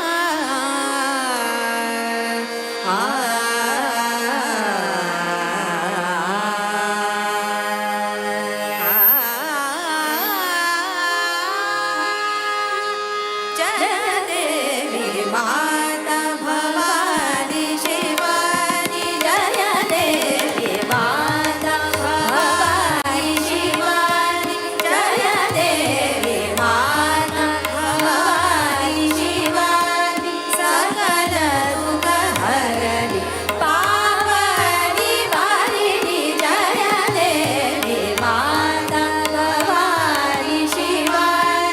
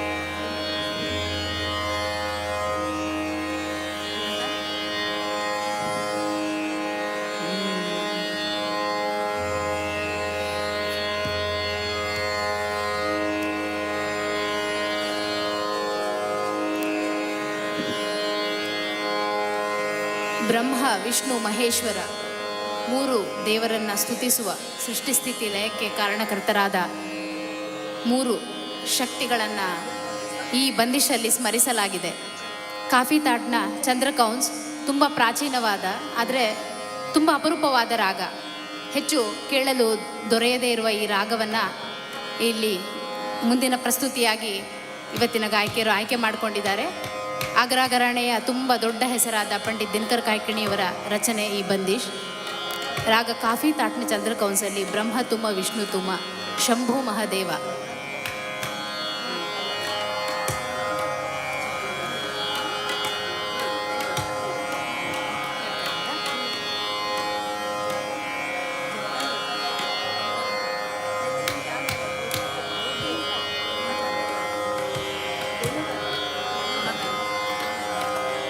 ಈ ತೀನ್ತಾಲ್ನ ಬಂದಿಷ್ನ ಮೊದಲಲ್ಲಿ ಝಪ್ತಾಲಲ್ಲಿ ಕೂಡ ಗಣೇಶ ಸ್ತುತಿಯಾದ ವಿಘ್ನಹರ ಗಣೇಶ ಈ ಬಂದಿಷನ್ನು ಪ್ರಸ್ತುತಪಡಿಸಿ ನಂತರದಲ್ಲಿ ಬ್ರಹ್ಮತುಮ ವಿಷ್ಣುತುಮ ಬಂದಿಶ್ ಮೂಲಕ ರಾಗ ಕಾಫಿ ತಾಟ್ನ ಚಂದ್ರಕೌನ್ಸನ್ನು ಪ್ರಸ್ತುತಪಡಿಸಲಿದ್ದಾರೆ.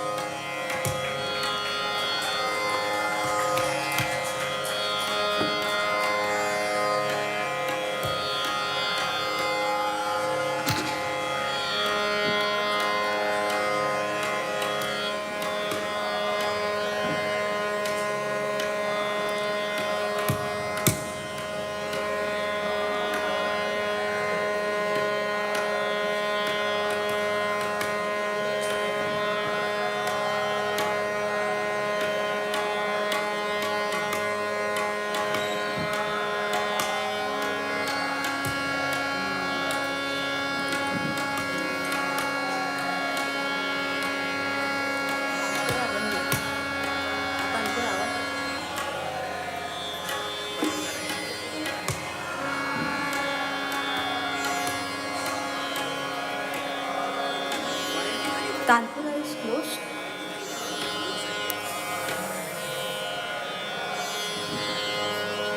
Tanpura. ತಂಬೂರಲ್ಲಿ ಸ್ವರ ಬರ್ತಾ ಇಲ್ಲ.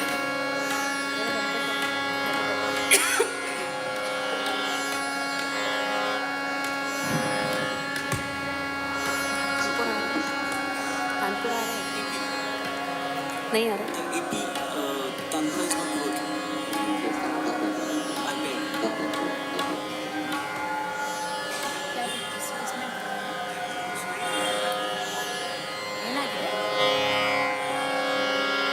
ಮಾನಿಟ್ರಲ್ಲಿ ಹಾರ್ಮೋನಿಯಂ ಬೇಕು. ಮಾನಿಟ್ರಲ್ಲಿ ಹಾರ್ಮೋನಿಯಂ ಕೇಳ್ತಾರೆ.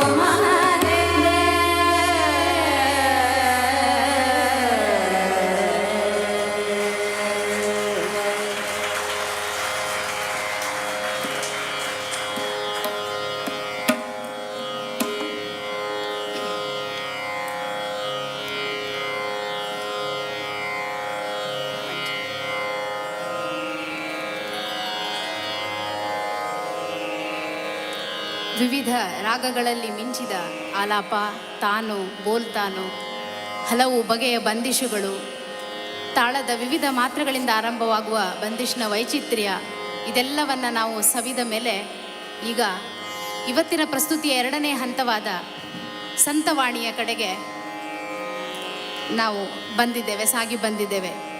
ಕರದಲ್ಲಿ ತಾಳ ಸಂತರ ಮೇಳ, ಅಲ್ಲಿರುವನು ಶ್ರೀ ಗೋಪಾಲ ಅಂದಿದ್ದಾರೆ ಸಂತರು. ಎಲ್ಲಿ ನಾವು ಭಕ್ತಿಯಿಂದ ನಾಮಸ್ಮರಣೆ ಮಾಡುತ್ತಾ ತಾಳದ ಕಿಂಕಿಣಿಯೊಂದಿಗೆ ನಾಮಸ್ಮರಣೆಯನ್ನು ಅನುರಣಿಸಿಕೊಂಡು ಮನಸ್ಸನ್ನು ಅದರಲ್ಲಿ ತನ್ಮಯತೆಯಿಂದ ಸಮರ್ಪಿಸಿಕೊಂಡಾಗ ಅಲ್ಲಿ ಗೋಪಾಲ ಒಲಿಯುತ್ತಾನೆ ಅಂತ ಒಂದು ದಾರಿ ತೋರಿಸಿಕೊಟ್ಟವರು ನಮ್ಮ ನಾಡಿನ ಸಂತರು. ಕರ್ನಾಟಕದ ದಾಸ ಪರಂಪರೆ, ಮಹಾರಾಷ್ಟ್ರದ ವಾರಕರಿ ಸಂಪ್ರದಾಯ, ಇವೆರಡು ನಮ್ಮ ಮುಂದೆ ಇಟ್ಟದ್ದು ಇದೇ ಬಹುದೊಡ್ಡ ದರ್ಶನ. ಯಾವುದೇ ಕೆಲಸವನ್ನು ಮಾಡು, ಅಲ್ಲೇ ಸಂಪೂರ್ಣವಾಗಿ ಮನಸ್ಸನ್ನು ತೊಡಗಿಸಿಕೊಂಡು ಮಾಡುವ ಕೆಲಸದಲ್ಲೇ ಸಂತೋಷವನ್ನು ಕಂಡುಕೊಂಡು ಅಲ್ಲೇ ಭಗವದ್ ನಾಮ ನೀನು ಪಠಿಸಿದೆಯಾದರೆ ಅದೇ ನೀನು ಮಾಡುವ ಬಹುದೊಡ್ಡ ಪೂಜೆ ಅಂದ ಸಂತರ ಸ್ಮರಣೆ ಮಾಡಿಕೊಂಡು ಎರಡನೆಯ ಪ್ರಸ್ತುತಿಯ ಮೊದಲ ಹಾಡು ಆರಂಭಿ ವಂದಿನ ಅಯೋಧ್ಯೆಚ ರಾಜ. ನಮ್ಮಲ್ಲಿ ಕನಕ ಪುರಂದರನಂತೆ ಮಹಾರಾಷ್ಟ್ರದ ವಾರಕರಿ ಸಂಪ್ರದಾಯದಲ್ಲಿ ಸಂತ ಜ್ಞಾನೇಶ್ವರ ಸಂತ ನಾಮದೇವ ಮಹಾರಾಜ್ ಅವರದ್ದು ಬಹುದೊಡ್ಡ ಹೆಸರು. ಮನೆ ಮನೆಯಲ್ಲಿ ಪ್ರತಿ ಮನದಲ್ಲಿ ನಲಿದಾಡುವ ಹೆಸರು ಸಂತ ಜ್ಞಾನೇಶ್ವರ ಮಹಾರಾಜರ ಈ ಅಭಂಗದೊಂದಿಗೆ ಮತ್ತೊಮ್ಮೆ ಈ ಕಲಾವಿದರು ನಿಮ್ಮ ಮನಸ್ಸನ್ನು ತಣಿಸಲಿದ್ದಾರೆ. ಪಂಢರಾಪುರದ ವಿಠಲ ಕಾನಡಿ ವಿಠಲ ಅಂತಲೇ ಹೆಸರಾದವನು. ಅವನ ಮೂಲವನ್ನು ಹುಡುಕ್ಲಿಕ್ಕೆ ಹೋದರೆ ನಾವು ಮತ್ತೆ ವಿಜಯನಗರ ಪರಂಪರೆ ಕಡೆಗೆ ಹೋಗಬೇಕಾಗತ್ತೆ. ಮಹಾರಾಷ್ಟ್ರ ಹಾಗೂ ಕರ್ನಾಟಕದ ಸಾಂಸ್ಕೃತಿಕ ಹಾಗೂ ಸಂಗೀತಿಕ ಇರಲಿ, ಸಾಹಿತ್ಯಿಕ ಇರಲಿ, ಧಾರ್ಮಿಕ ಇರಲಿ, ಎಲ್ಲ ಕೊಡುಕೊಳ್ಳುವಿಕೆ ಎಷ್ಟು ಬೇರೂರಿದೆ ಅನ್ನುವುದನ್ನು ಮತ್ತೊಮ್ಮೆ ನೆನಪು ಮಾಡಿಕೊಂಡು ಕಾನಡಿ ವಿಠಲನ ನಾಮಸ್ಮರಣೆಯನ್ನು ನಮ್ಮ ಗಾಯಕಿಯರು ಮಾಡಲಿದ್ದಾರೆ. ಆರಂಭಿ ವಂದಿನ ಅಯೋಧ್ಯೆಚ ರಾಜ.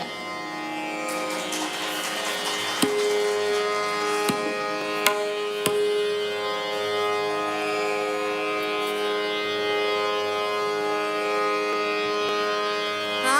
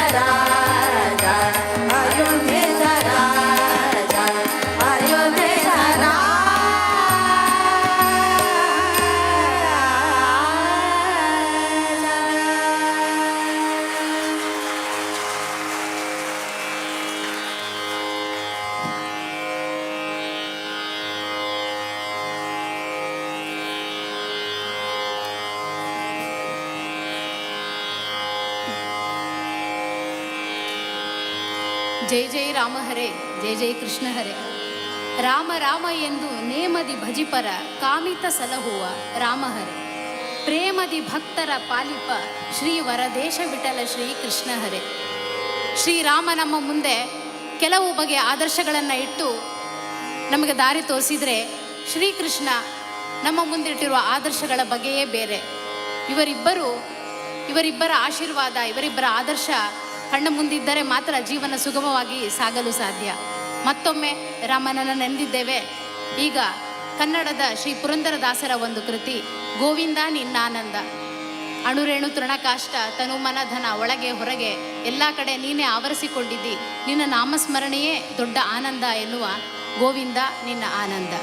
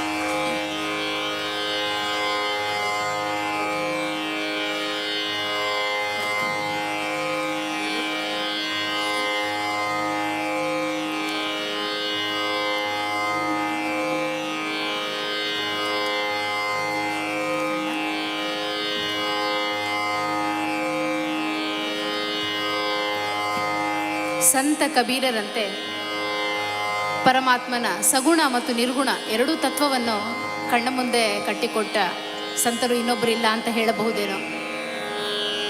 ಕಬೀರರ ಪರಮಾತ್ಮನ ಕಲ್ಪನೆಯೇ ತುಂಬ ವಿಭಿನ್ನವಾದದ್ದು, ಎಲ್ಲ ಥರದ ಜನರ ಮನಸ್ಸನ್ನು ಮುಟ್ಟುವಂಥದ್ದು. ಕಬೀರರ ಅನೇಕ ನಿರ್ಗುಣಿ ಭಜನೆಗಳನ್ನು ಪಂಡಿತ್ ಕುಮಾರ್ ಗಂಧರ್ವರು ಹಾಡಿ ಪ್ರಸಿದ್ಧಪಡಿಸಿದ್ದು ನಮಗೆ ಗೊತ್ತಿದೆ. ಇಲ್ಲಿ ಅಂಥದ್ದೇ ಇನ್ನೊಂದು ಭಜನಿದೆ, ಅವಧು ಮಾಯಾ ತಜೀನ ಜಾಯ್. ಮಾಯೆಯನ್ನು ಹಲವು ರೀತಿಯಿಂದ ಸಂತರು ಬಲ್ಲವರು ನೋಡಿದ್ದಾರೆ. ಮಾಯೆಯ ಒಂದು ಥರದ ವಿವೇಚನೆ ಈ ಕೃತಿಯಲ್ಲಿದೆ, ಈ ರಚನೆಯಲ್ಲಿದೆ ಅಂತ ಹೇಳಬಹುದು. ಕಬೀರರ ದಾಸವಾಣಿ ಹಿಂದಿ ಭಜನ್ ಈಗ ನಿಮ್ಮ ಮುಂದೆ ಪ್ರಸ್ತುತಗೊಳ್ಳಲಿದೆ.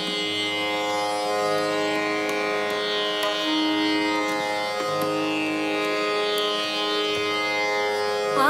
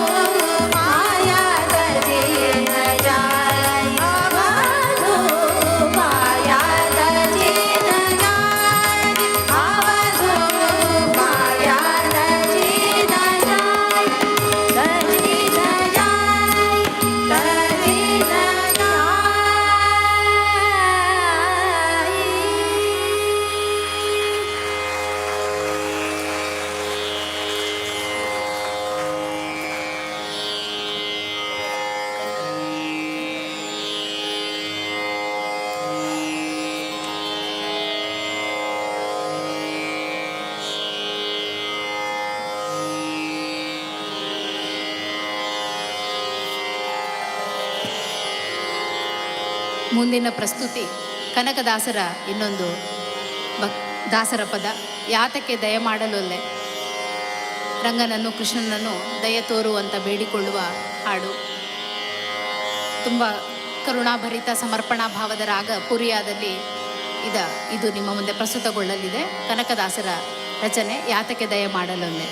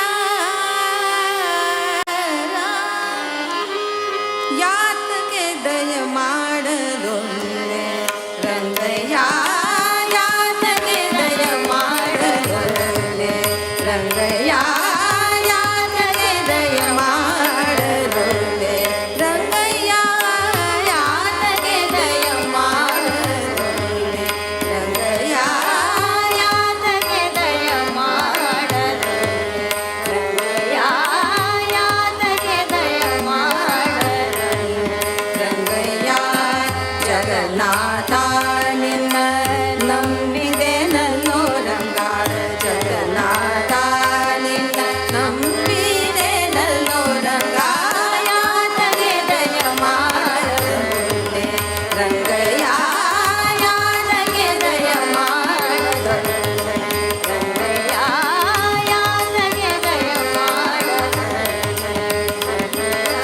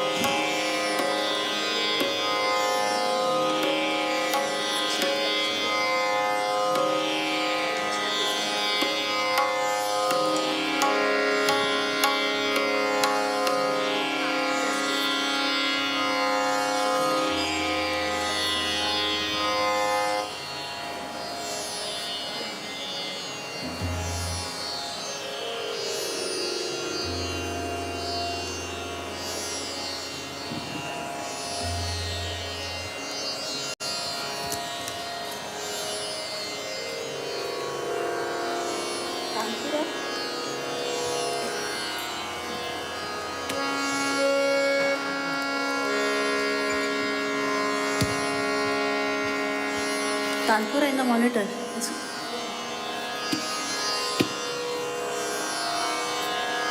It's not working. Tanpura in the monitor.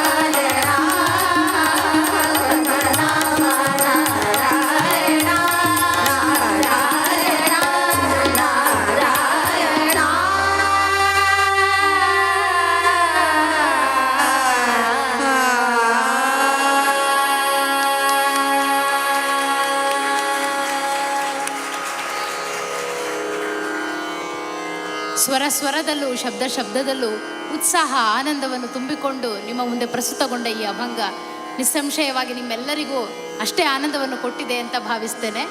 ತುಂಬ ಪ್ರಸಿದ್ಧವಾದ ಅಭಂಗ ಇದು. ಇದರ ನಂತರ ಇಷ್ಟೇ ಎಲ್ಲರಿಗೂ ಪ್ರಿಯವೆನಿಸುವ ಇನ್ನೊಂದು ಪ್ರಸ್ತುತಿ, ಹರಿಮಣ ತುಮಿ ಗೋವಿಂದಮಣ ತುಮಿ ಗೋಪಾಲಮಣ ಹರಿನಾರಾಯಣ, ಇನ್ನೊಂದು ಅಭಂಗ ನಿಮ್ಮ ಮುಂದೆ.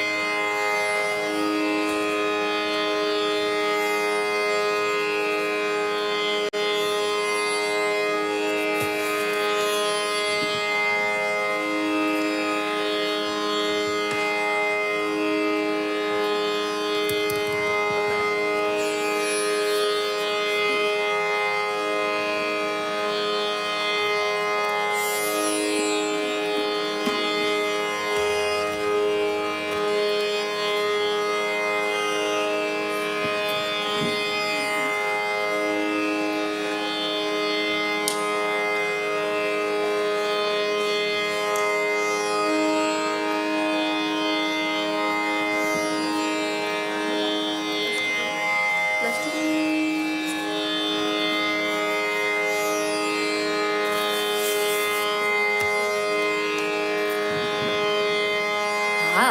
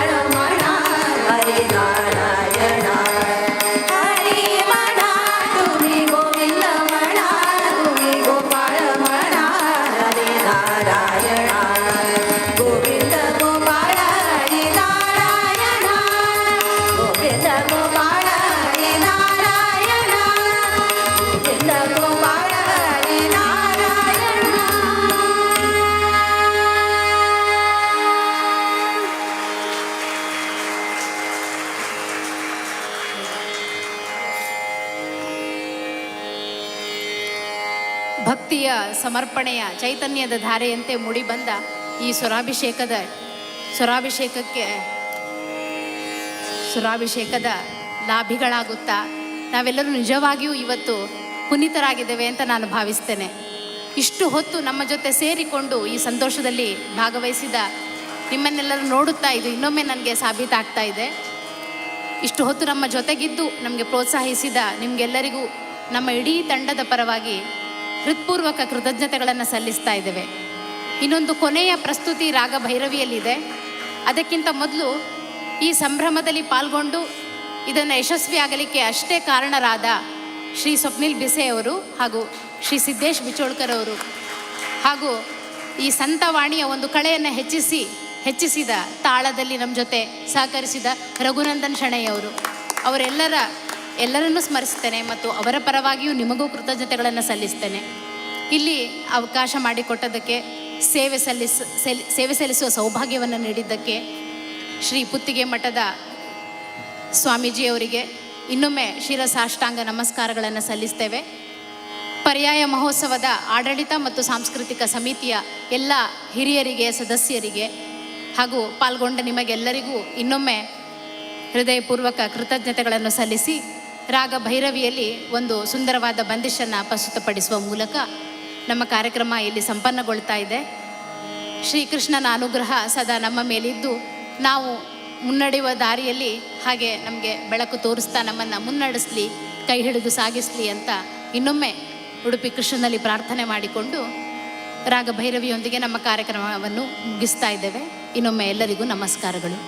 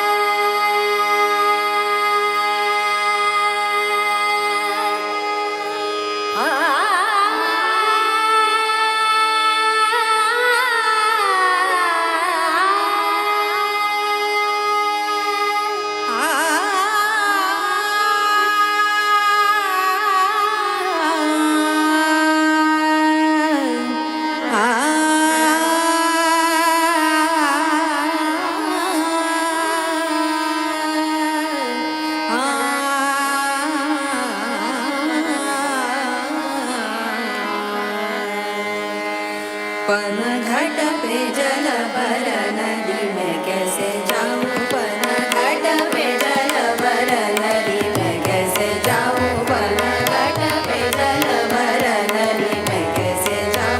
दैया रे दैया मगरों के कालों कलाई, पकड़त मोरी कलाई, खींचत अपनी ओर डालत गरे माय, देत लाज शरम बीच डगर, अब मैं तो हारी हारी पनघट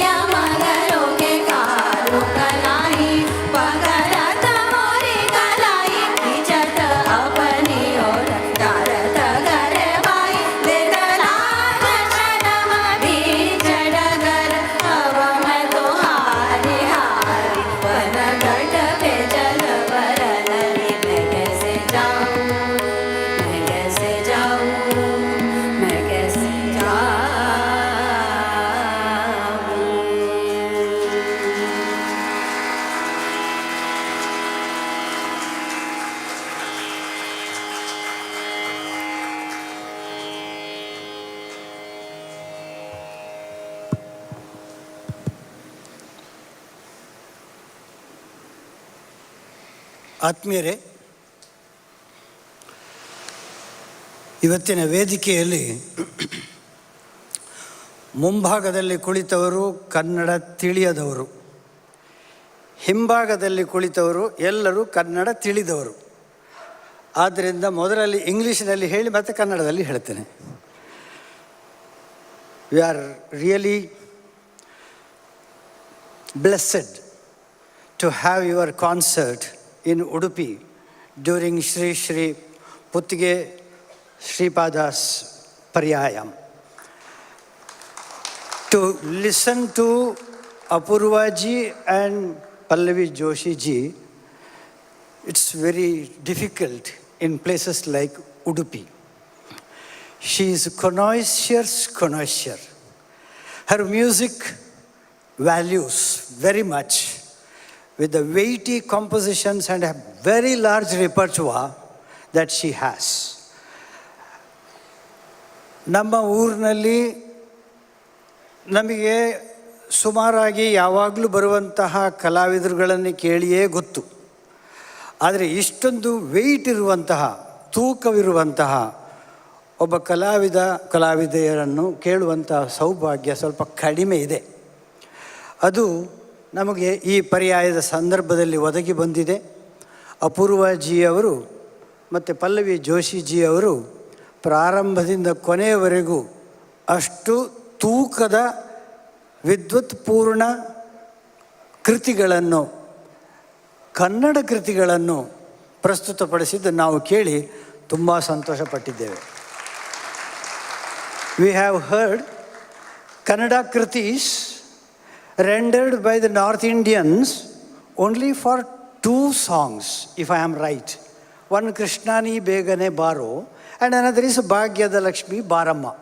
Other than that, I have not heard from North Indians spelling the Kannada script so eloquently, making very thorough preparation of the pronunciation and the diction. Thank you very much for giving that. And a good starter from you that even North Indians can do good work on Kannada Dasa songs too. Thank you very much. Goes to my students.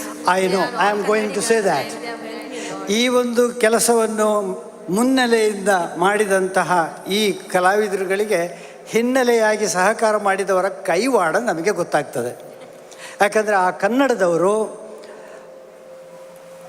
ಅಮೃತ ಶೆಣೈಯವರು, ಮೈಥಿಲಿ ರಾಮ್ ಪ್ರಸಾದ್ ಅವರು ಹಾಗೂ ಶ್ರೀಮತಿ ದೇವಿಯವರು ಇವರ ಶಿಷ್ಯಂದಿರಾಗಿ ಏನು ಯೋಗ ಅಂತೇಳಿ ಹೇಳುವ ಹಾಗೆ ಈ ಕನ್ನಡದ ಶಿಷ್ಯ ಕುಲದಿಂದಾಗಿ ಕನ್ನಡದ ಒಂದು ಸೊಗಸನ್ನು ಗುರುಗಳಿಗೆ ಉಣಿಸಿದಾಗ ಆ ಗುರುಗಳು ಅಷ್ಟೇ ನಯವಾಗಿ, ವಿನಯವಾಗಿ ಅದನ್ನು ಸ್ವೀಕರಿಸಿ ಇವತ್ತು ಪರ್ಯಾಯದ ಸಂದರ್ಭದಲ್ಲಿ ನಮಗೆ ಪ್ರಸ್ತುತಪಡಿಸುವಷ್ಟರ ಮಟ್ಟಿಗೆ ಅದನ್ನು ಗಟ್ಟಿಮುಟ್ಟಾಗಿ ಬೆಳೆಸಿದ್ದು ನಮ್ಮೆಲ್ಲರ ಸೌಭಾಗ್ಯ. ಸೊ ಆ ಹಿನ್ನೆಲೆಯಲ್ಲಿ ಇದ್ದಂತಹ ಈ 3 ಕಲಾವಿದರುಗಳಿಗೂ ಕೂಡ, ಕನ್ನಡ ಕಲಾವಿದರುಗಳಿಗೂ ಕೂಡ ನಮ್ಮ ಧನ್ಯವಾದಗಳು ಸೇರ್ತೇವೆ. ತಬಲಾದಲ್ಲಿ ಸಹಕರಿಸಿದಂತಹ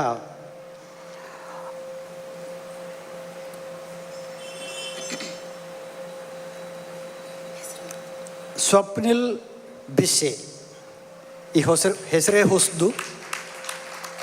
ಸ್ವಪ್ನಿಲ್ ಬಿಸೆಯವರು ಬಹಳ ಅಚ್ಚುಕಟ್ಟಾಗಿ ತಮ್ಮ ಕೈ ಚಳಕದಿಂದ ಆ ಹಾಡುಗಳಿಗೆಲ್ಲ ಒಂದು ಉಠಾವನ್ನು ಕೊಟ್ಟು ನಮ್ಮೆಲ್ಲರನ್ನು ಕಿವಿರಂಜಿಸುವ ಹಾಗೆ ಮಾಡಿದ್ದಾರೆ.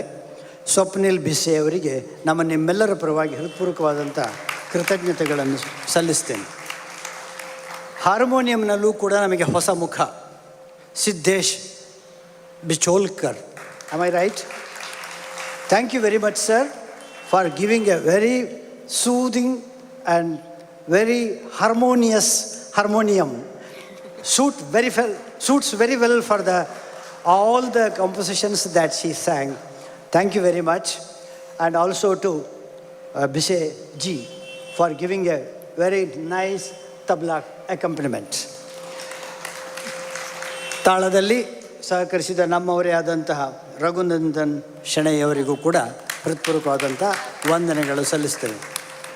ಈ ಕಾರ್ಯಕ್ರಮವನ್ನು ಆಗಲೇ ಸಾಮಗ ಸರ್ ಅವರು ಹೇಳಿದ ಹಾಗೆ ಕೊಡ ಮಾಡಿದವರು ಶಿಷ್ಯೆ ಮೈಥಿಲಿ ಹಾಗೂ ಅವರ ಯಜಮಾನರು ರಾಮ್ ಪ್ರಸಾದ್ ಅವರು. ಅವರ ಒಂದು ಎಲ್ಲ ರೀತಿಯ ಪ್ರೋತ್ಸಾಹ ಮತ್ತು ಅವರ ಒಲವಿಕೆಯಿಂದ ಈ ಒಂದು ಕಚೇರಿ ಇಲ್ಲಿ ಮಾಡಲಿಕ್ಕೆ ಸಾಧ್ಯ ಆಯಿತು. ಈ ಪುತ್ತಿಗೆ ಶ್ರೀಗಳ ಪರ್ಯಾಯದಲ್ಲಿ ಇದನ್ನು ಕೊಡ ಮಾಡಿದಂತಹ ಮೈಥಿಲಿ ಹಾಗೂ ರಾಮ್ ಪ್ರಸಾದ್ ಅವರಿಗೆ ನಿಮ್ಮೆಲ್ಲರ ಪರವಾಗಿ ಹೃತ್ಪೂರ್ವಕವಾದಂಥ ಕೃತಜ್ಞತೆಗಳನ್ನು ಸಲ್ಲಿಸ್ತೇನೆ. ವಿಶೇಷವಾಗಿ ಮೊನ್ನೆಯ ವೇದಿಕೆಯಲ್ಲಿ ನಾನು ಹೇಳಿದ ಹಾಗೆ ಇವತ್ತು ಹೇಳಲು ಬಯಸ್ತೇನೆ. ಶ್ರೀ ಶ್ರೀ ಸುಗುಣೇಂದ್ರ ತೀರ್ಥ ಶ್ರೀಪಾದಂಗಳವರು ಸಾಂಸ್ಕೃತಿಕ ವೈಭವವನ್ನು ಪ್ರತಿ ದಿವಸ ಈ ವೇದಿಕೆಯಲ್ಲಿ ಬೆಳಗಿಸ್ತಾ ನಮ್ಮನ್ನೆಲ್ಲರನ್ನು ಕಿವಿನೆಟ್ಟಗೆ ಮಾಡುವ ಹಾಗೆ ಕೊರೋನೋತ್ತರ ಕಾಲದಲ್ಲಿ ನಮ್ಮನ್ನೆಲ್ಲರನ್ನು ಚೈತನ್ಯಗೊಳಿಸಿದ್ದಾರೆ ಅಂತ ಹೇಳುವಂಥದ್ದನ್ನು ಹೃತ್ಪೂರ್ವಕವಾಗಿ ಪ್ರಣಾಮಪೂರ್ವಕವಾಗಿ ಅವರಿಗೆ ಅಭಿನಂದನೆಗಳನ್ನು ಕೃತಜ್ಞತೆಗಳನ್ನು ಹೇಳ್ತಾ ನಮ್ಮ ಈ ಮಾತನ್ನು ಮುಗಿಸ್ತೇನೆ. ನಾಳೆ ಕಾರ್ಯಕ್ರಮ 7 ಗಂಟೆಗೆ ಪ್ರಾರಂಭ ಆಗಲಿಕ್ಕಿದೆ. ಕಥಕ್ ಸಮೂಹ ನೃತ್ಯ ಬೆಂಗಳೂರು ತಂಡ ಇವರಿಂದ ತಮಗೆಲ್ಲರಿಗೂ ಹೃತ್ಪೂರ್ವಕವಾದಂಥ ಕೃತಜ್ಞತೆಗಳು. ಶುಭರಾತ್ರಿ. ನಮಸ್ಕಾರ.